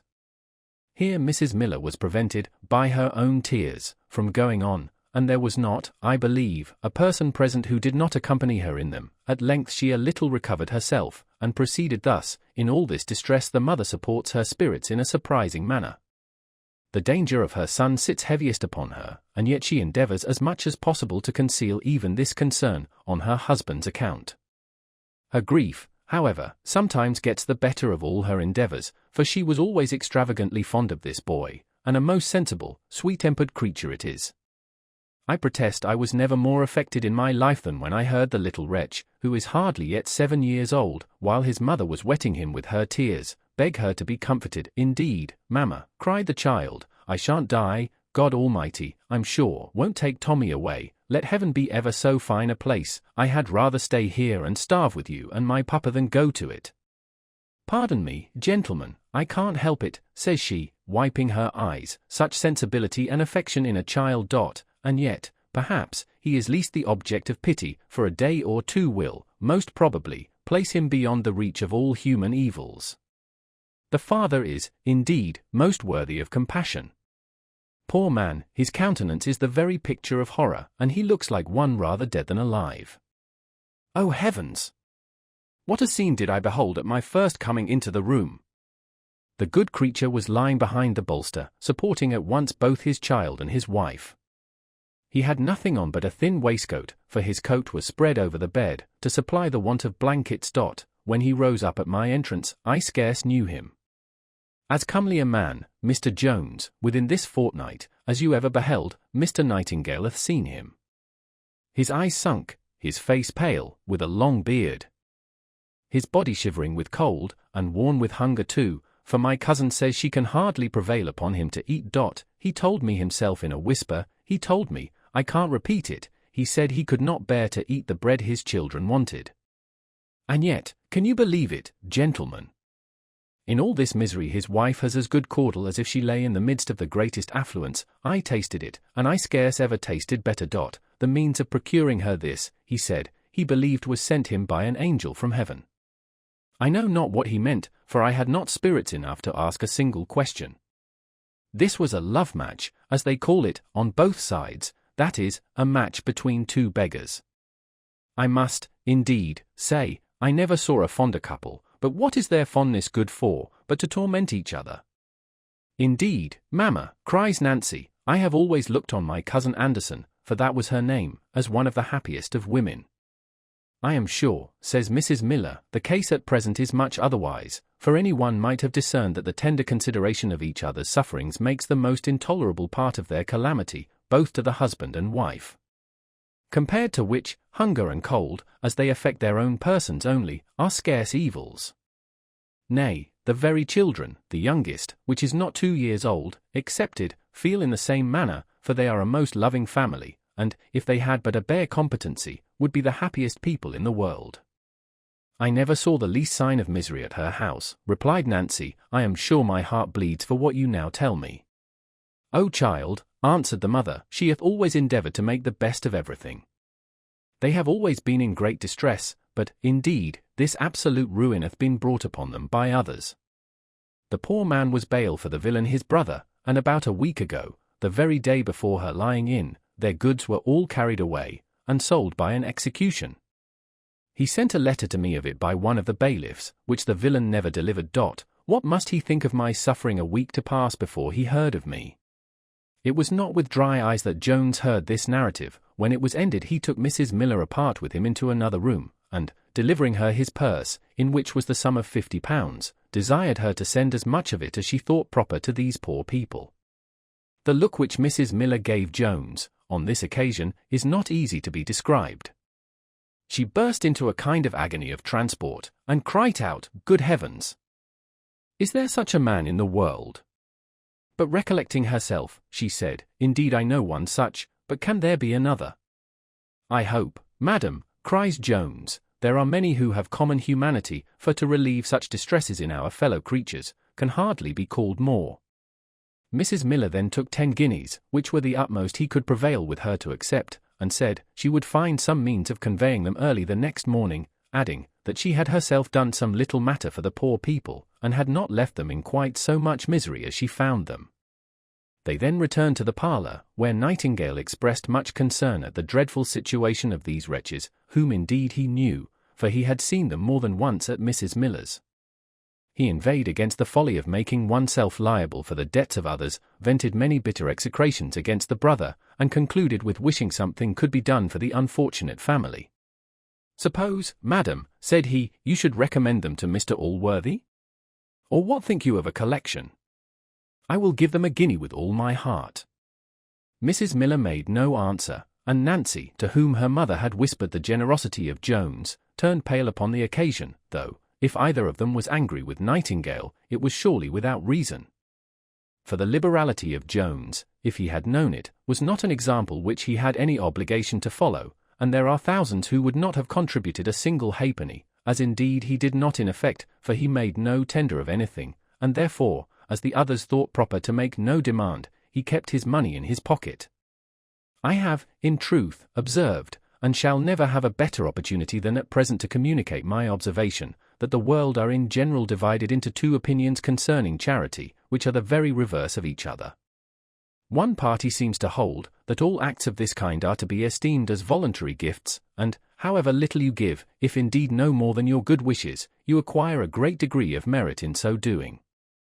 Others, on the contrary, appear to be as firmly persuaded that beneficence is a positive duty, and that whenever the rich fall greatly short of their ability in relieving the distresses of the poor, their pitiful largesses are so far from being meritorious, that they have only performed their duty by halves, and are in some sense more contemptible than those who have entirely neglected it. To reconcile these different opinions is not in my power.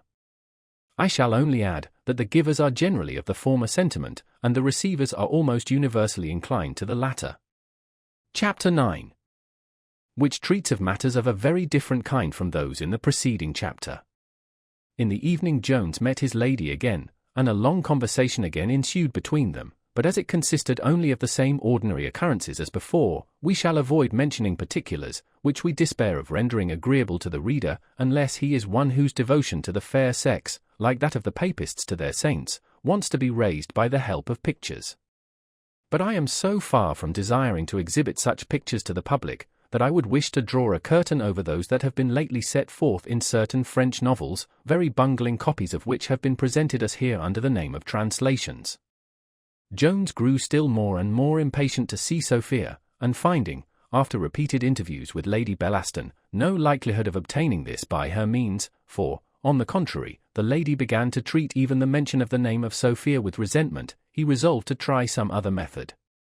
He made no doubt but that Lady Bellaston knew where his angel was, so he thought it most likely that some of her servants should be acquainted with the same secret. Partridge therefore was employed to get acquainted with those servants, in order to fish this secret out of them.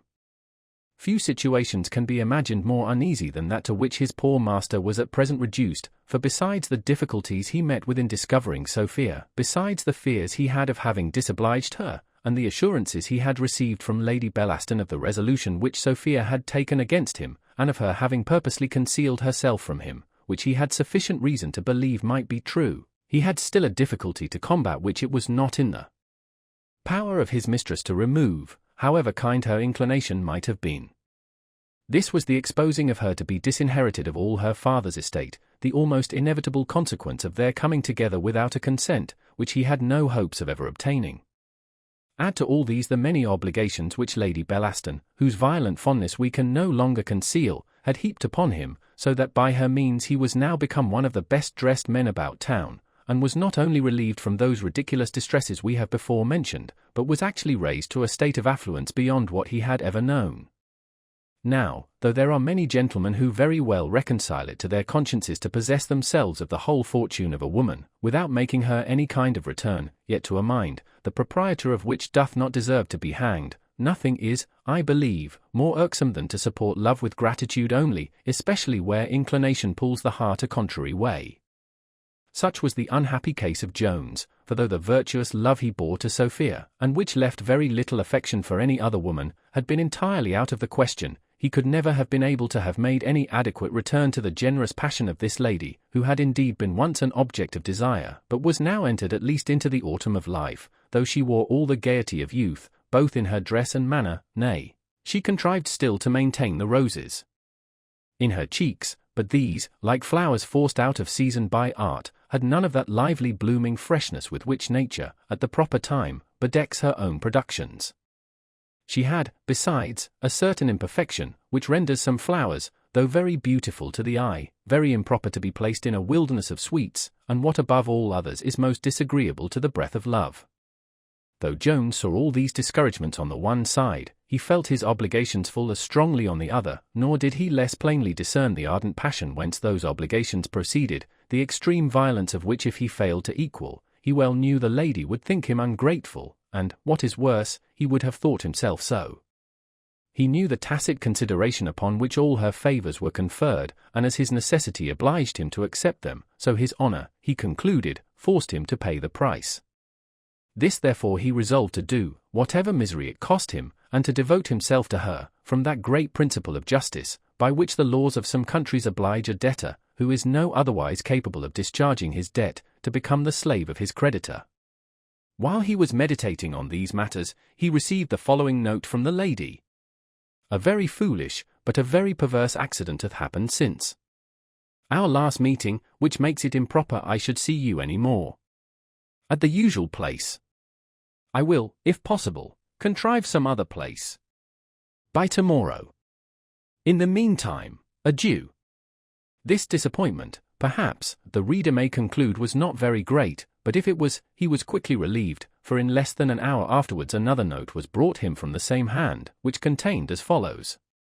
I have altered my mind since I wrote, a change which, if you are no stranger to the tenderest of all passions, you will not wonder at.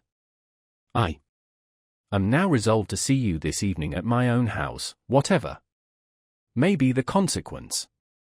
Come to me exactly at 7, I dine abroad, but will be at home by that time. A day, I find, to those that sincerely love, seems longer than I imagined. If you should accidentally be a few moments before me, bid them show you into the drawing-room. To confess the truth, Jones was less pleased with this last epistle than he had been with the former, as he was prevented by it from complying with the earnest entreaties of Mr. Nightingale, with whom he had now contracted much intimacy and friendship. These entreaties were to go with that young gentleman and his company to a new play, which was to be acted that evening, and which a very large party had agreed to damn, from some dislike they had taken to the author, who was a friend to one of Mr. Nightingale's acquaintance.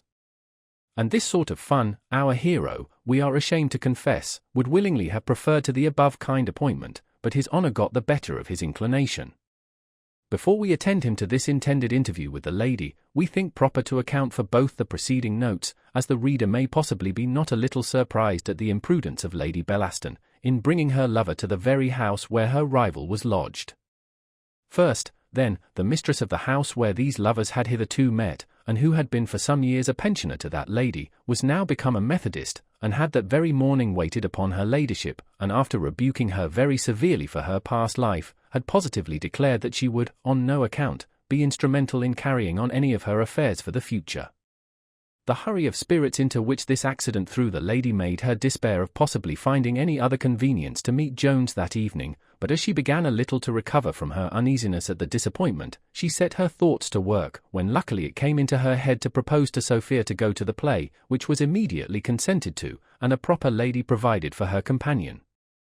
Mrs. Honour was likewise despatched with Mrs. Ettorf on the same errand of pleasure, and thus her own house was left free for the safe reception of Mr. Jones, with whom she promised herself 2 or 3 hours of uninterrupted conversation after her return from the place where she dined, which was at a friend's house in a pretty distant part of the town, near her old place of assignation, where she had engaged herself before she was well apprised of the revolution that had happened in the mind and morals of her late confidant.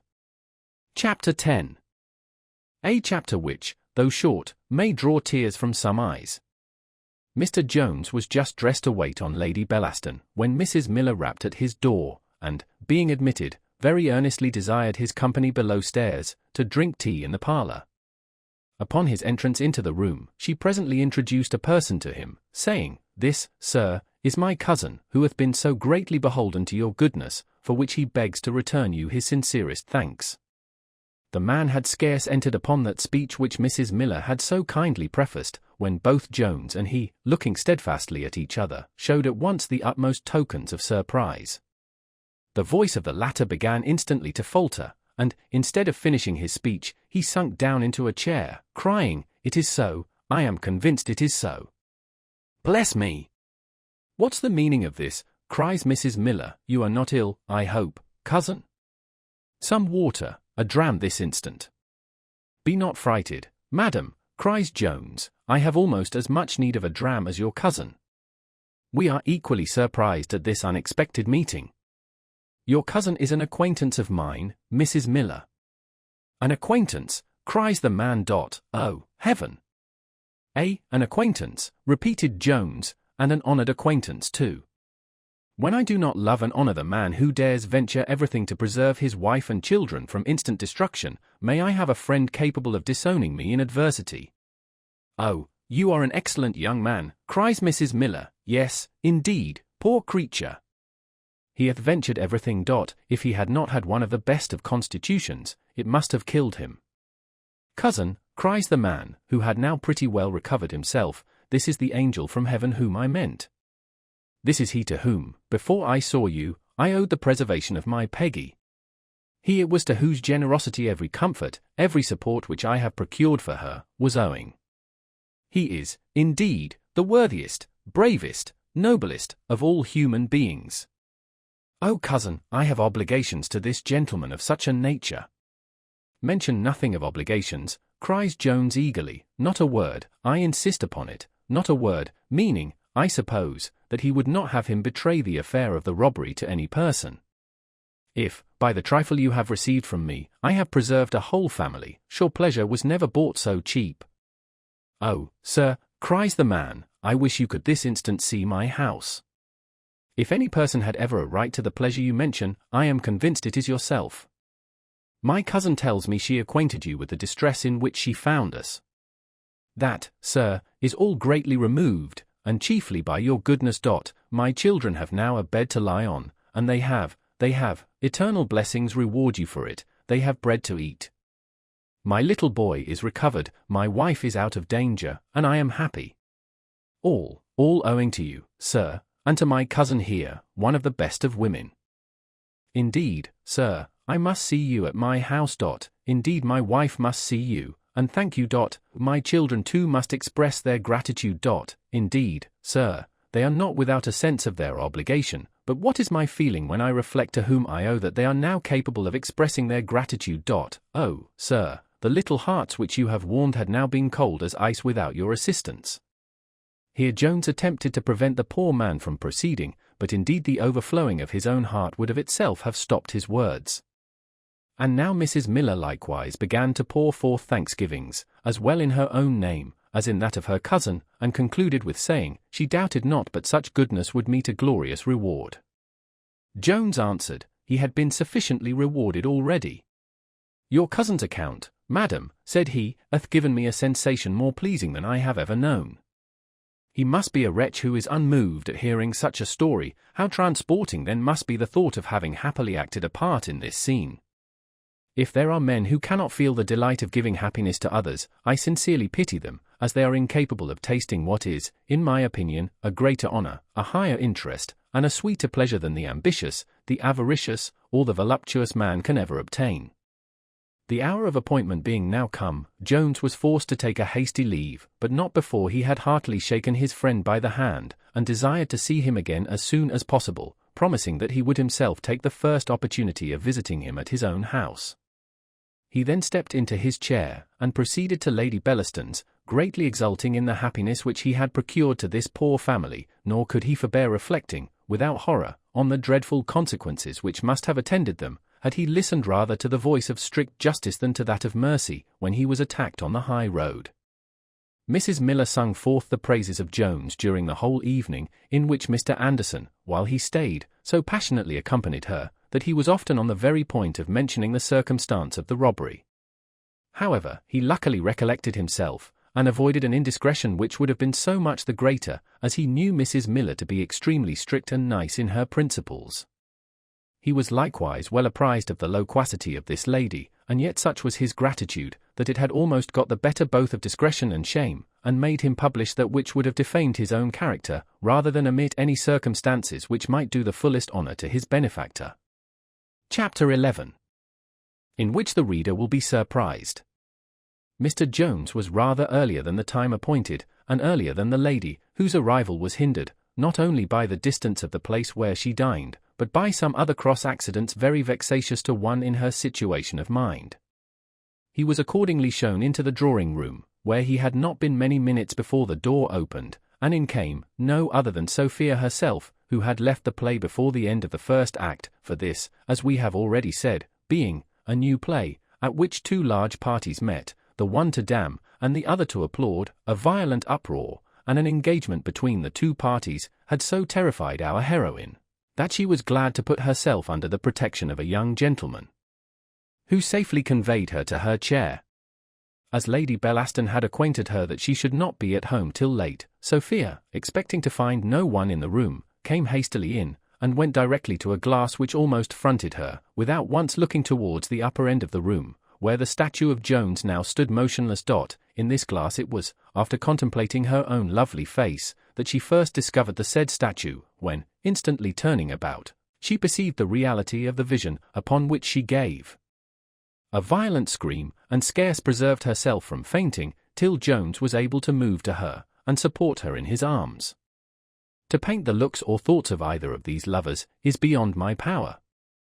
As their sensations, from their mutual silence, may be judged to have been too big for their own utterance, it cannot be supposed that I should be able to express them, and the misfortune is, that few of my readers have been enough in love to feel by their own hearts what passed at this time in theirs. After a short pause, Jones, with faltering accents, said, "I see, madam, you are surprised." "Surprised," answered she, "oh heavens! Indeed, I am surprised. I almost doubt whether you are the person you seem." "Indeed," cries he, "my Sophia, pardon me, madam, for this once calling you so, I am that very wretched Jones, whom fortune, after so many disappointments, hath, at last, kindly conducted to you." "Oh, my Sophia, did you know the 1,000 torments I have suffered in this long, fruitless pursuit?" "Pursuit of whom?" said Sophia, a little recollecting herself, and assuming a reserved air. "Can you be so cruel to ask that question?" cries Jones. "Need I say, of you?" "Of me," answered Sophia. Mr. Jones, then, any such important business with me?" "To some, madam," cries Jones, "this might seem an important business," giving her the pocket-book. "I hope, madam, you will find it of the same value as when it was lost." Sophia took the pocket-book, and was going to speak, when he interrupted her thus, "Let us not, I beseech you, lose one of these precious moments which fortune hath so kindly sent us." "Oh, my Sophia! I have business of a much superior kind. Thus, on my knees, let me ask your pardon." "My pardon," cries she, "sure, sir, after what is past, you cannot expect, after what I have heard." "I scarce know what I say," answered Jones. "By heavens! I scarce wish you should pardon me. Oh, my Sophia! Henceforth never cast away a thought on such a wretch as I am. If any remembrance of me should ever intrude to give a moment's uneasiness to that tender bosom, think of my unworthiness, and let the remembrance of what passed at Upton blot me for ever from your mind." Sophia stood trembling all this while. Her face was whiter than snow, and her heart was throbbing through her stays. But, at the mention of Upton, a blush arose in her cheeks, and her eyes, which before she had scarce lifted up, were turned upon Jones with a glance of disdain. He understood this silent reproach, and replied to it thus, "Oh, my Sophia! My only love! You cannot hate or despise me more for what happened there than I do myself, but yet do me the justice to think that my heart was never unfaithful to you. That had no share in the folly I was guilty of, it was even then unalterably yours. Though I despaired of possessing you, nay, almost of ever seeing you more, I doted still on your charming idea, and could seriously love no other woman. But if my heart had not been engaged, she, into whose company I accidentally fell at that cursed place, was not an object of serious love. Believe me, my angel, I never have seen her from that day to this, and never intend or desire to see her again." Sophia, in her heart, was very glad to hear this, but forcing into her face an air of more coldness than she had yet assumed, "Why," said she, "Mr. Jones, do you take the trouble to make a defense where you are not accused? If I thought it worth while to accuse you, I have a charge of unpardonable nature indeed." "What is it, for heaven's sake?" answered Jones, trembling and pale, expecting to hear of his amour with Lady Bellaston. "Oh," said she, "how is it possible? Can everything noble and everything base be lodged together in the same bosom? Lady Bellaston, and the ignominious circumstance of having been kept, rose again in his mind, and stopped his mouth from any reply. Could I have expected, proceeded Sophia, such treatment from you? Nay, from any gentleman, from any man of honour? To have my name traduced in public, in inns, among the meanest vulgar. To have any little favours that my unguarded heart may have too lightly betrayed me to grant, boasted of there. Nay, even to hear that you had been forced to fly from my love. Nothing could equal Jones's surprise at these words of Sophia, but yet, not being guilty, he was much less embarrassed how to defend himself than if she had touched that tender string at which his conscience had been alarmed. By some examination he presently found that her supposing him guilty of so shocking an outrage against his love and her reputation was entirely owing to Partridge's talk at the inns before landlords and servants, for Sophia confessed to him it was from them that she received her intelligence. He had no very great difficulty to make her believe that he was entirely innocent of an offence so foreign to his character, but she had a great deal to hinder him from going instantly home and putting Partridge to death, which he more than once swore he would do. This point being cleared up, they soon found themselves so well pleased with each other, that Jones quite forgot he had begun the conversation with conjuring her to give up all thoughts of him, and she was in a temper to have given ear to a petition of a very different nature, for before they were aware they had both gone so far, that he let fall some words that sounded like a proposal of marriage. To which she replied, that, did not her duty to her father forbid her to follow her own inclinations, ruin with him would be more welcome to her than the most affluent fortune with another man. At the mention of the word ruin, he started, let drop her hand, which he had held for some time, and striking his breast with his own, cried out, "Oh, Sophia! Can I then ruin thee? No, by heavens, no! I never will act so base a part. Dearest Sophia, whatever it costs me, I will renounce you, I will give you up, I will tear all such hopes from my heart as are inconsistent with your real good. My love I will ever retain, but it shall be in silence, it shall be at a distance from you, it shall be in some foreign land, from whence no voice, no sigh of my despair, shall ever reach and disturb your ears." And when I am dead, he would have gone on, but was stopped by a flood of tears which Sophia let fall in his bosom, upon which she leaned, without being able to speak one word. He kissed them off, which, for some moments, she allowed him to do without any resistance, but then recollecting herself, gently withdrew out of his arms, and, to turn the discourse from a subject too tender, and which she found she could not support, bethought herself to ask him a question she never had time to put to him before, how he came into that room. He began to stammer, and would, in all probability, have raised her suspicions by the answer he was going to give, when, at once, the door opened, and in came Lady Bellaston. Having advanced a few steps, and seeing Jones and Sophia together, she suddenly stopped, when, after a pause of a few moments, recollecting herself with admirable presence of mind, she said, though with sufficient indications of surprise both in voice and countenance, "I thought, Miss Weston, you had been at the play." Though Sophia had no opportunity of learning of Jones by what means he had discovered her, yet, as she had not the least suspicion of the real truth, or that Jones and Lady Bellaston were acquainted, so she was very little confounded, and the less, as the lady had, in all their conversations on the subject, entirely taken her side against her father. With very little hesitation, therefore, she went through the whole story of what had happened at the playhouse, and the cause of her hasty return. The length of this narrative gave Lady Bellaston an opportunity of rallying her spirits, and of considering in what manner to act. And as the behaviour of Sophia gave her hopes that Jones had not betrayed her, she put on an air of good humour, and said, "I should not have broken so abruptly upon you, Miss Weston, if I had known you had company." Lady Bellaston fixed her eyes on Sophia whilst she spoke these words. To which that poor young lady, having her face overspread with blushes and confusion, answered, in a stammering voice, "I am sure, madam, I shall always think the honour of your ladyship's company, I hope, at least," cries Lady Bellaston, "I interrupt no business." "No, madam," answered Sophia, "our business was at an end. Your ladyship may be pleased to remember I have often mentioned the loss of my pocket-book, which this gentleman, having very luckily found, was so kind to return it to me with the bill in it." Jones, ever since the arrival of Lady Bellaston, had been ready to sink with fear. He sat kicking his heels, playing with his fingers, and looking more like a fool, if it be possible, than a young booby squire when he is first introduced into a polite assembly. He began, however, now to recover himself, and taking a hint from the behaviour of Lady Bellaston, who he saw did not intend to claim any acquaintance with him, he resolved as entirely to affect the stranger on his part.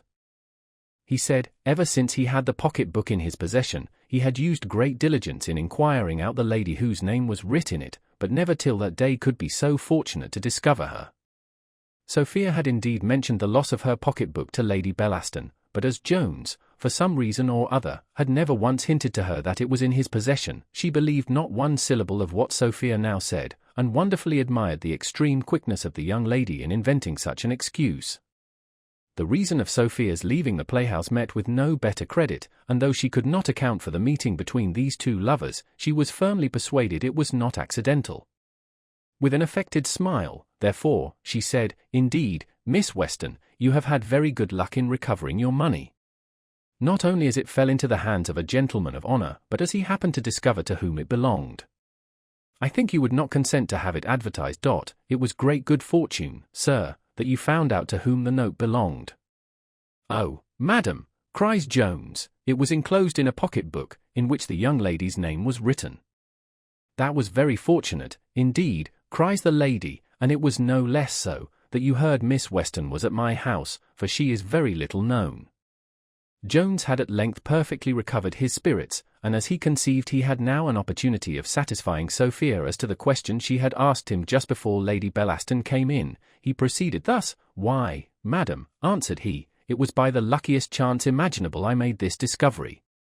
I was mentioning what I had found, and the name of the owner, the other night to a lady at the masquerade, who told me she believed she knew where I might see Miss Weston, and if I would come to her house the next morning she would inform me. I went according to her appointment, but she was not at home, nor could I ever meet with her till this morning, when she directed me to your ladyship's house.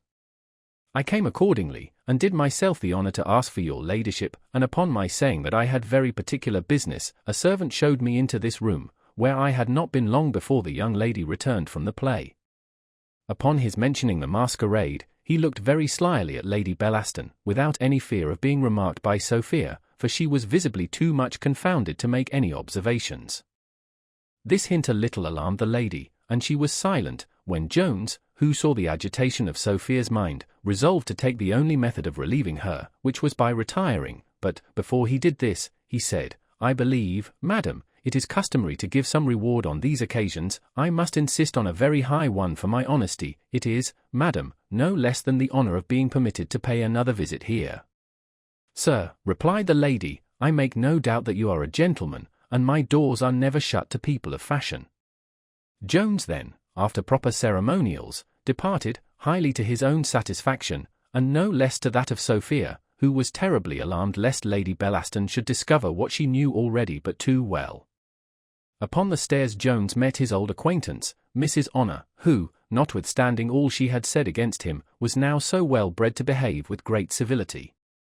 This meeting proved indeed a lucky circumstance, as he communicated to her the house where he lodged, with which Sophia was unacquainted. Chapter 12. In which the 13th book is concluded. The elegant Lord Shaftesbury somewhere objects to telling too much truth, by which it may be fairly inferred, that, in some cases, to lie is not only excusable but commendable. And surely there are no persons who may so properly challenge a right to this commendable deviation from truth, as young women in the affair of love, for which they may plead precept, education, and above all, the sanction, nay, I may say the necessity of custom, by which they are restrained, not from submitting to the honest impulses of nature, for that would be a foolish prohibition, but from owning them. We are not, therefore, ashamed to say, that our heroine now pursued the dictates of the above-mentioned right honourable philosopher. As she was perfectly satisfied then, that Lady Bellaston was ignorant of the person of Jones, so she determined to keep her in that ignorance, though at the expense of a little fibbing. Jones had not been long gone, before Lady Bellaston cried, "Upon my word, a good pretty young fellow, I wonder who he is, for I don't remember ever to have seen his face before." "Nor I neither, madam," cries Sophia. "I must say he behaved very handsomely in relation to my note." "Yes, and he is a very handsome fellow," said the lady, "don't you think so?" I did not take much notice of him, answered Sophia, but I thought he seemed rather awkward and ungenteel than otherwise. You are extremely right, cries Lady Bellaston, you may see, by his manner, that he hath not kept good company. Nay, notwithstanding his returning your note, and refusing the reward, I almost question whether he is a gentleman. I have always observed there is a something in persons well born, which others can never acquire. I think I will give orders not to be at home to him. Nay, sure, madam, answered Sophia, one can't suspect after what he hath done. Besides, if your ladyship observed him, there was an elegance in his discourse, a delicacy, a prettiness of expression that. I confess, said Lady Bellaston, the fellow hath words, and indeed, Sophia, you must forgive me, indeed you must. I forgive your ladyship, said Sophia. Yes, indeed you must, answered she, laughing, for I had a horrible suspicion when I first came into the room. I vow you must forgive it, but I suspected it was Mr. Jones himself. Did your ladyship, indeed, cries Sophia, blushing, and affecting a laugh. Yes, I vow I did, answered she. I can't imagine what put it into my head, for, give the fellow his due, he was genteelly dressed, which, I think, dear Sophie, is not commonly the case with your friend. This raillery, cries Sophia, is a little cruel, Lady Bellaston, after my promise to your ladyship. Not at all, child, said the lady, it would have been cruel before, but after you have promised me never to marry without your father's consent, in which you know is implied your giving up Jones, sure you can bear a little raillery on a passion which was pardonable enough in a young girl in the country, and of which you tell me you have so entirely got the better. What must I think, my dear Sophie, if you cannot bear a little ridicule even on his dress? I shall begin to fear you are very far gone indeed, and almost question whether you have dealt ingenuously with me. Indeed, madam, cries Sophia, your ladyship mistakes me, if you imagine I had any concern on his account. On his account, answered the lady, you must have mistaken me. I went no farther than his dress, for I would not injure your taste by any other comparison. I don't imagine, my dear Sophie, if your Mr. Jones had been such a fellow as this. I thought, says Sophia, your ladyship had allowed him to be handsome. Whom, pray, cried the lady hastily. Mr. Jones, answered Sophia, and immediately recollecting herself, Mr. Jones, no, I ask your pardon, I mean the gentleman who was just now here. Oh, Sophie! Sophie, cries the lady, this Mr. Jones, I am afraid, still runs in your head. Then, upon my honour, madam, said Sophia, Mr. Jones is as entirely indifferent to me, as the gentleman who just now left us. Upon my honour, said Lady Bellaston, I believe it. Forgive me, therefore, a little innocent raillery, but I promise you I will never mention his name any more.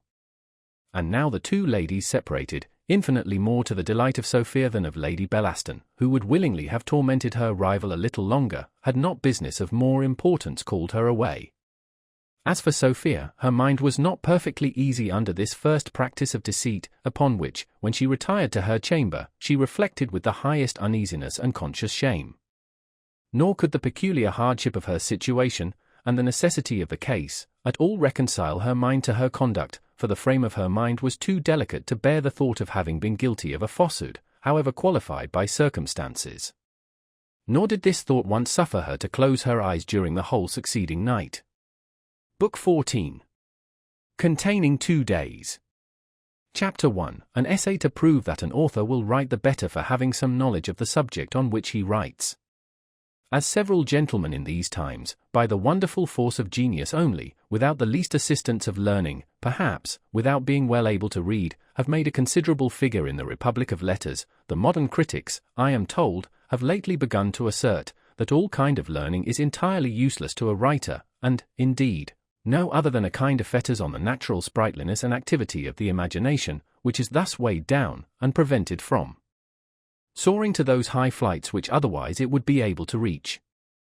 This doctrine, I am afraid, is at present carried much too far, for why should writing differ so much from all other arts? The nimbleness of a dancing master is not at all prejudiced by being taught to move, nor doth any mechanic, I believe, exercise his tools the worse by having learnt to use them. For my own part, I cannot conceive that Homer or Virgil would have writ with more fire, if instead of being masters of all the learning of their times, they had been as ignorant as most of the authors of the present age.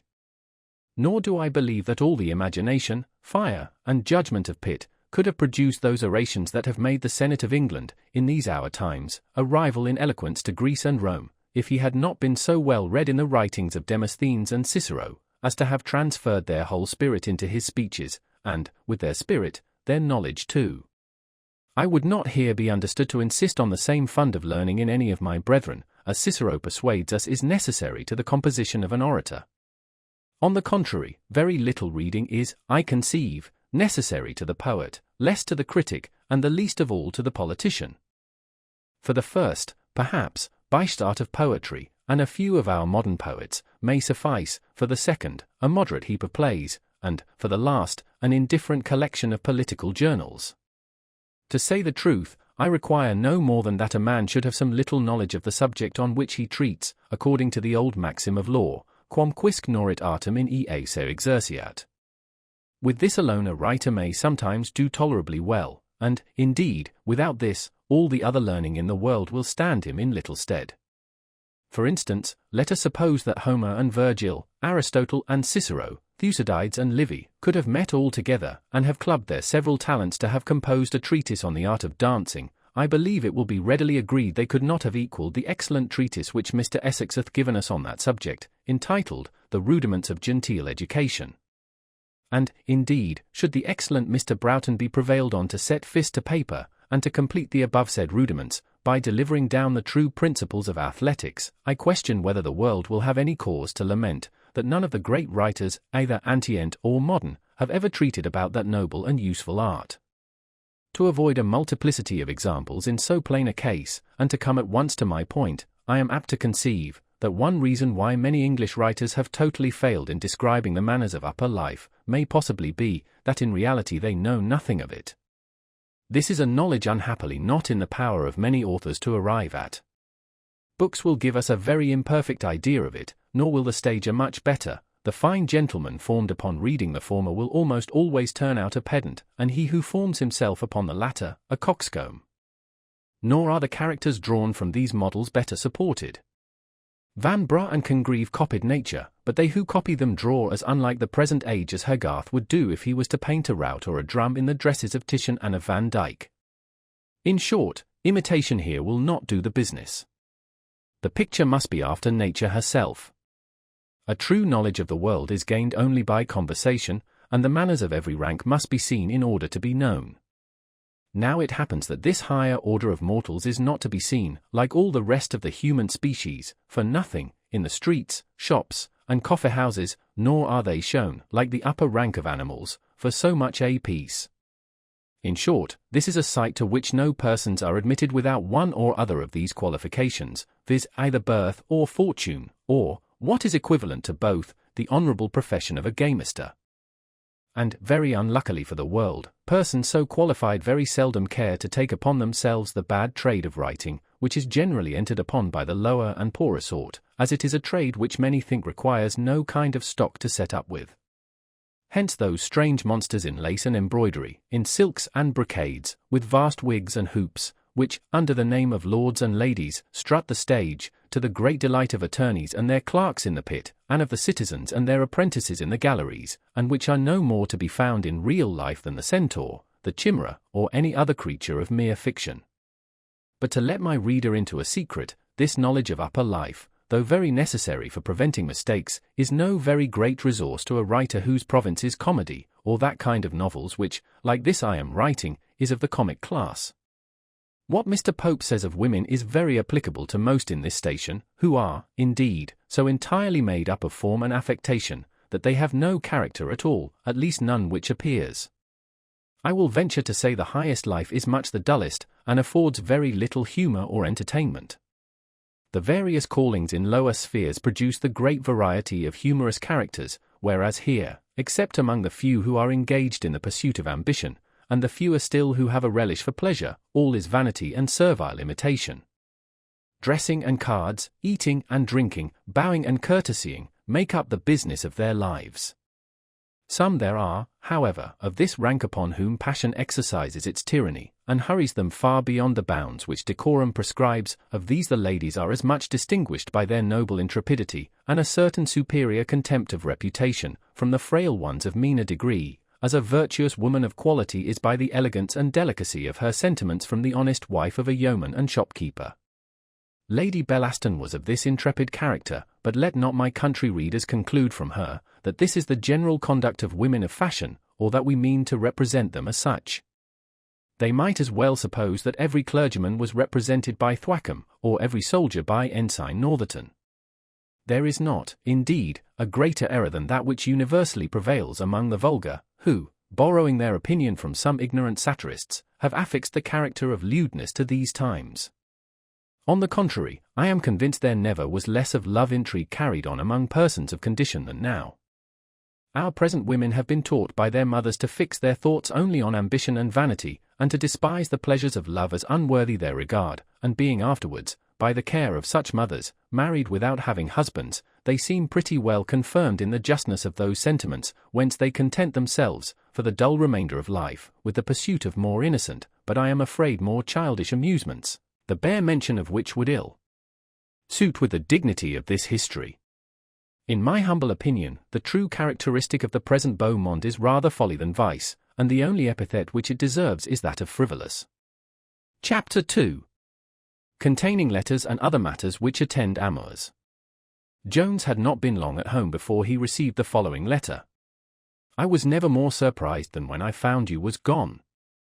When you left the room, I little imagined you intended to have left the house without seeing me again. Your behavior is all of a piece, and convinces me how much I ought to despise a heart which can dote upon an idiot, though I know not whether I should not admire her cunning more than her simplicity, wonderful both. For though she understood not a word of what passed between us, yet she had the skill, the assurance, what shall I call it, to deny to my face that she knows you, or ever saw you before. Was this a scheme laid between you, and have you been base enough to betray me? Oh, how I despise her, you, and all the world, but chiefly myself. For I dare not write what I should afterwards run mad to read, but remember, I can detest as violently as I have loved. Jones had but little time given him to reflect on this letter, before a second was brought him from the same hand, and this, likewise, we shall set down in the precise words. When you consider the hurry of spirits in which I must have writ, you cannot be surprised at any expressions in my former note. Yet, perhaps, on reflection, they were rather too warm. At least I would, if possible, think all owing to the odious playhouse, and to the impertinence of a fool, which detained me beyond my appointment. How easy is it to think well of those we love? Perhaps you desire I should think so. I have resolved to see you tonight, so come to me immediately.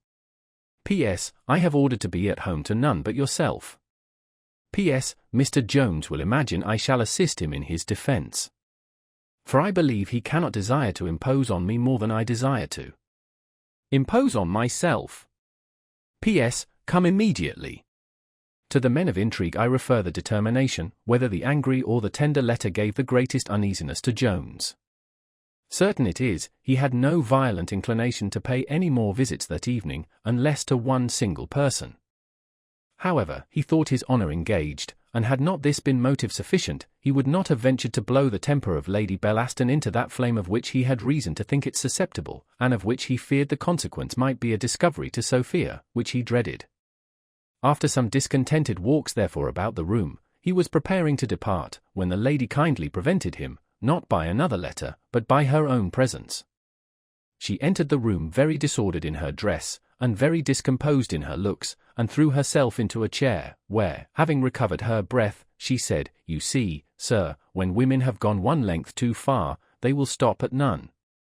If any person would have sworn this to me a week ago, I would not have believed it of myself." "I hope, madam," said Jones, "my charming Lady Bellaston will be as difficult to believe anything against one who is so sensible of the many obligations she hath conferred upon him." indeed, says she, sensible of obligations. Did I expect to hear such cold language from Mr. Jones? Pardon me, my dear angel, said he, if, after the letters I have received, the terrors of your anger, though I know not how I have deserved it. And have I then, says she, with a smile, so angry a countenance, have I really brought a chiding face with me? If there be honour in man, said he, I have done nothing to merit your anger. You remember the appointment you sent me, I went in pursuance. I beseech you, cried she, do not run through the odious recital. Answer me but one question, and I shall be easy. Have you not betrayed my honour to her? Jones fell upon his knees, and began to utter the most violent protestations, when Partridge came dancing and capering into the room, like one drunk with joy, crying out, She's found!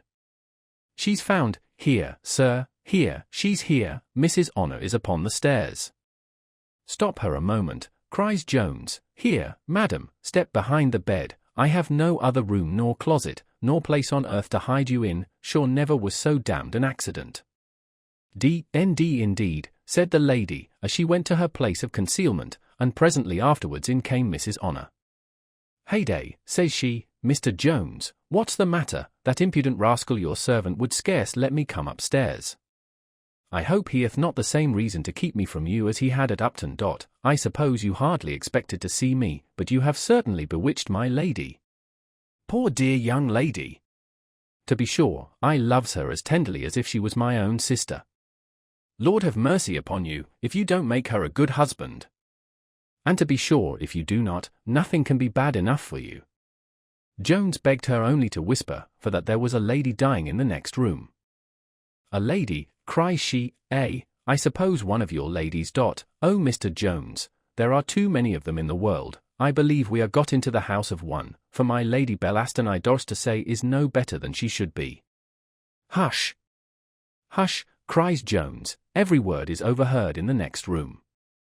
I don't care a farthing, cries Honour, I speaks no scandal of any one, but to be sure the servants make no scruple of saying as how her ladyship meets men at another place, where the house goes under the name of a poor gentlewoman, but her ladyship pays the rent, and men is the good thing besides, they say, she'eth of her. Here Jones, after expressing the utmost uneasiness, offered to stop her mouth. Heyday! Why sure, Mr. Jones, you will let me speak, I speaks no scandal, for I only says what I heard from others, and thinks I to myself, much good may it do the gentlewoman with her riches, if she comes by it in such a wicked manner.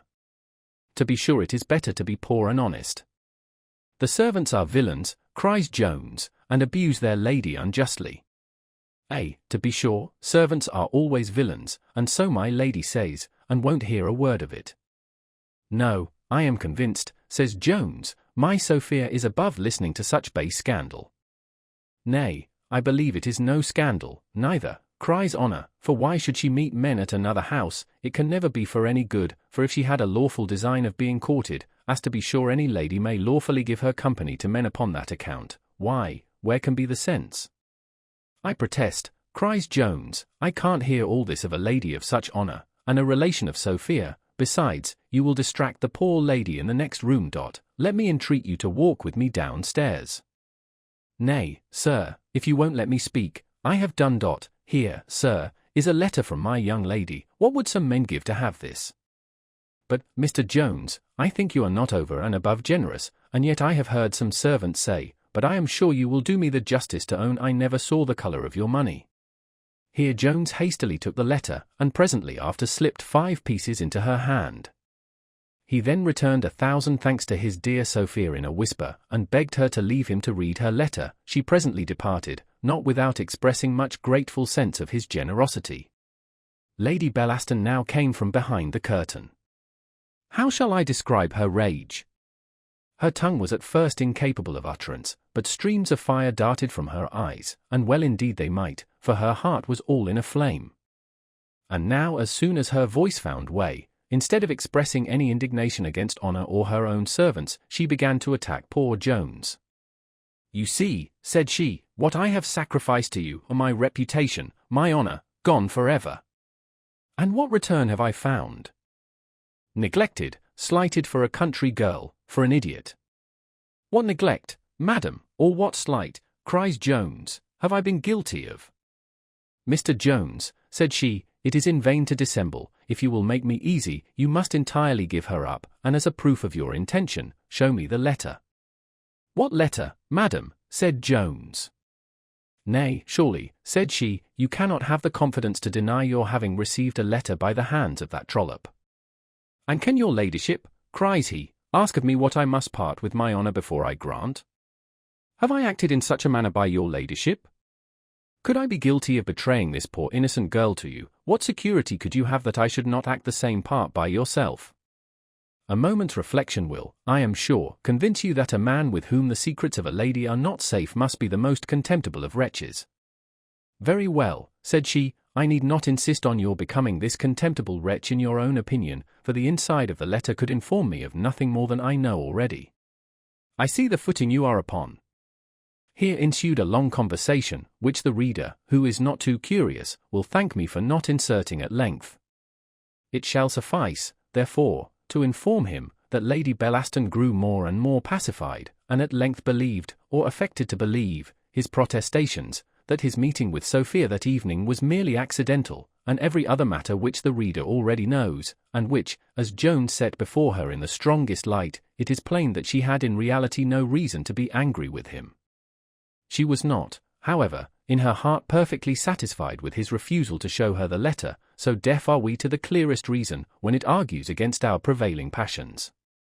She was, indeed, well convinced that Sophia possessed the first place in Jones's affections, and yet, haughty and amorous as this lady was, she submitted at last to bear the second place, or, to express it more properly in a legal phrase, was contented with the possession of that of which another woman had the reversion.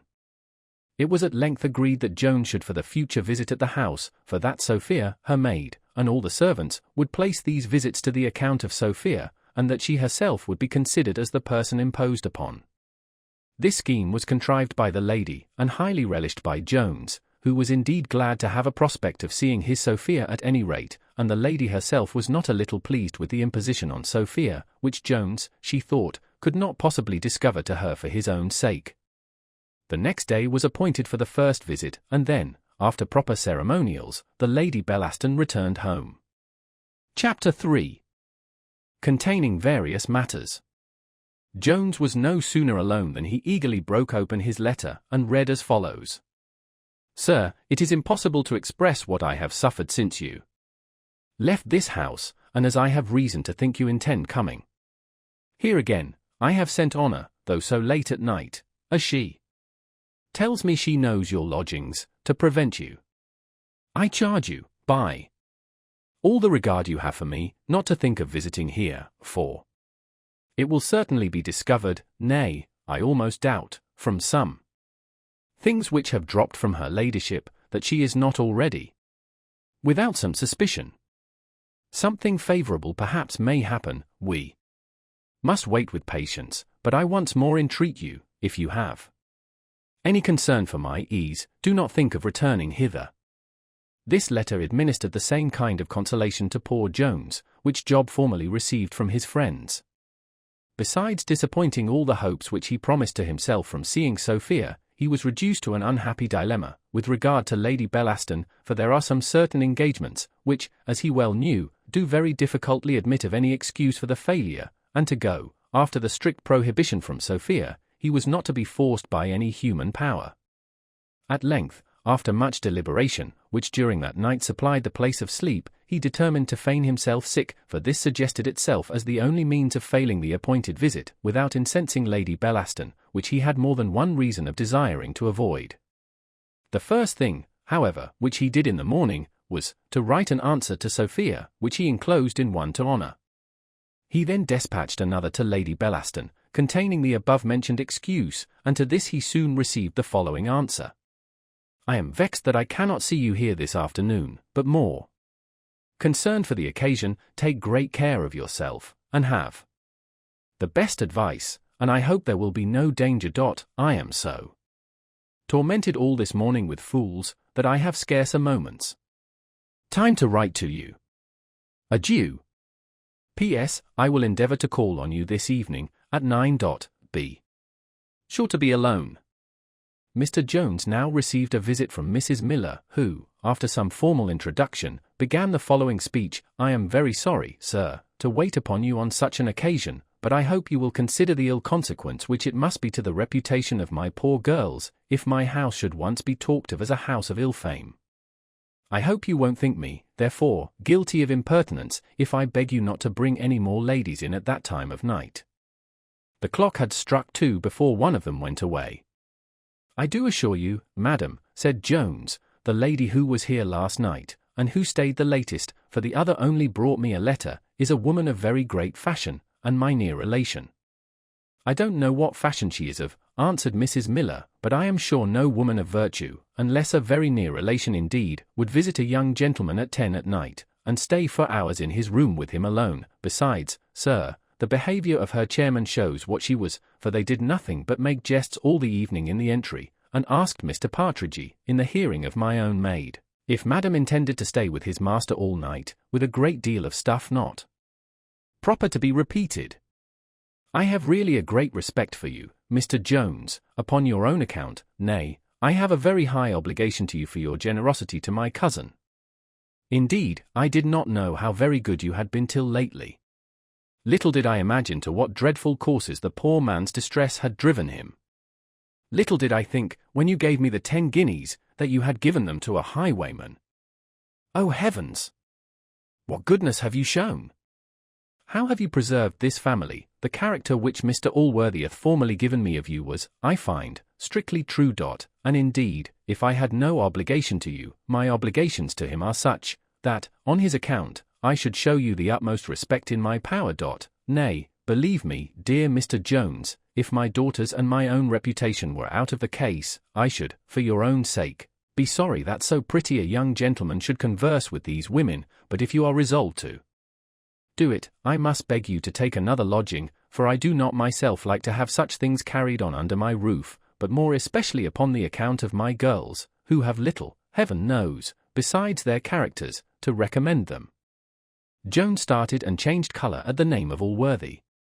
"Indeed, Mrs. Miller," answered he, a little warmly, "I do not take this at all kind. I will never bring any slander on your house, but I must insist on seeing what company I please in my own room, and if that gives you any offence, I shall, as soon as I am able, look for another lodging." "I am sorry we must part then, sir," said she, "but I am convinced Mr. Allworthy himself would never come within my doors, if he had the least suspicion of my keeping an ill house." "Very well, madam," said Jones. "I hope, sir," said she, "you are not angry, for I would not for the world offend any of Mr. Allworthy's family. I have not slept a wink all night about this matter." "I am sorry I have disturbed your rest, madam," said Jones, "but I beg you will send Partridge up to me immediately," which she promised to do, and then with a very low courtesy retired. As soon as Partridge arrived, Jones fell upon him in the most outrageous manner. "How often," said he, "am I to suffer for your folly, or rather for my own in keeping you? Is that tongue of yours resolved upon my destruction?" "What have I done, sir?" answered affrighted Partridge. "Who was it gave you authority to mention the story of the robbery, or that the man you saw here was the person?" "I, sir," cries Partridge. "Now don't be guilty of a falsehood in denying it," said Jones. "If I did mention such a matter," answers Partridge, "I am sure I thought no harm, for I should not have opened my lips, if it had not been to his own friends and relations, who, I imagined, would have let it go no farther." "But I have a much heavier charge against you," cries Jones, "than this. How durst you, after all the precautions I gave you, mention the name of Mr. Allworthy in this house?" Partridge denied that he ever had, with many oaths. "How else," said Jones, "should Mrs. Miller be acquainted that there was any connection between him and me? And it is but this moment she told me she respected me on his account." "O Lord, sir," said Partridge, "I desire only to be heard out, and to be sure, never was anything so unfortunate. Hear me but out, and you will own how wrongfully you have accused me. When Mrs. Honor came downstairs last night she met me in the entry, and asked me when my master had heard from Mr. Allworthy, and to be sure Mrs. Miller heard the very words, and the moment Madam Honor was gone, she called me into the parlour to her. "Mr. Partridge," says she, "what Mr. Allworthy is it that the gentlewoman mentioned?" Is it the great Mr. Allworthy of Somersetshire? Upon my word, madam, says I know nothing of the matter assure. Says she, your master is not the Mr. Jones I have heard Mr. Allworthy talk of. Upon my word, madam, says I know nothing of the matter. Then, says she, turning to her daughter Nancy, says she, as sure as tenpence this is the very young gentleman, and he agrees exactly with the squire's description. The Lord above knows who it was told her, for I am the arrantest villain that ever walked upon 2 legs if ever it came out of my mouth. I promise you, sir, I can keep a secret when I am desired. Nay, sir, so far was I from telling her anything about Mr. Allworthy, that I told her the very direct contrary, for, though I did not contradict it at that moment, yet, as second thoughts, they say, are best, so when I came to consider that somebody must have informed her, thinks I to myself, I will put an end to the story, and so I went back again into the parlour some time afterwards, and says I, upon my word, says I, whoever, says I, told you that this gentleman was Mr. Jones, that is, says I, that this Mr. Jones was that Mr. Jones, told you a confounded lie, and I beg, says I, you will never mention any such matter, says I, for my master, says I, will think I must have told you so, and I defy anybody in the house ever to say I mentioned any such word. To be certain, sir, it is a wonderful thing, and I have been thinking with myself ever since, how it was she came to know it, not but I saw an old woman here t'other day a begging at the door, who looked as like her we saw in Warwickshire, that caused all that mischief to us. To be sure it is never good to pass by an old woman without giving her something, especially if she looks at you, for all the world shall never persuade me but that they have a great power to do mischief, and to be sure I shall never see an old woman again, but I shall think to myself, Infandum, Regina, Jubes Renover Dolorum. The simplicity of Partridge set Jones a-laughing, and put a final end to his anger, which had indeed seldom any long duration in his mind, and, instead of commenting on his defence, he told him he intended presently to leave those lodgings, and ordered him to go and endeavour to get him others.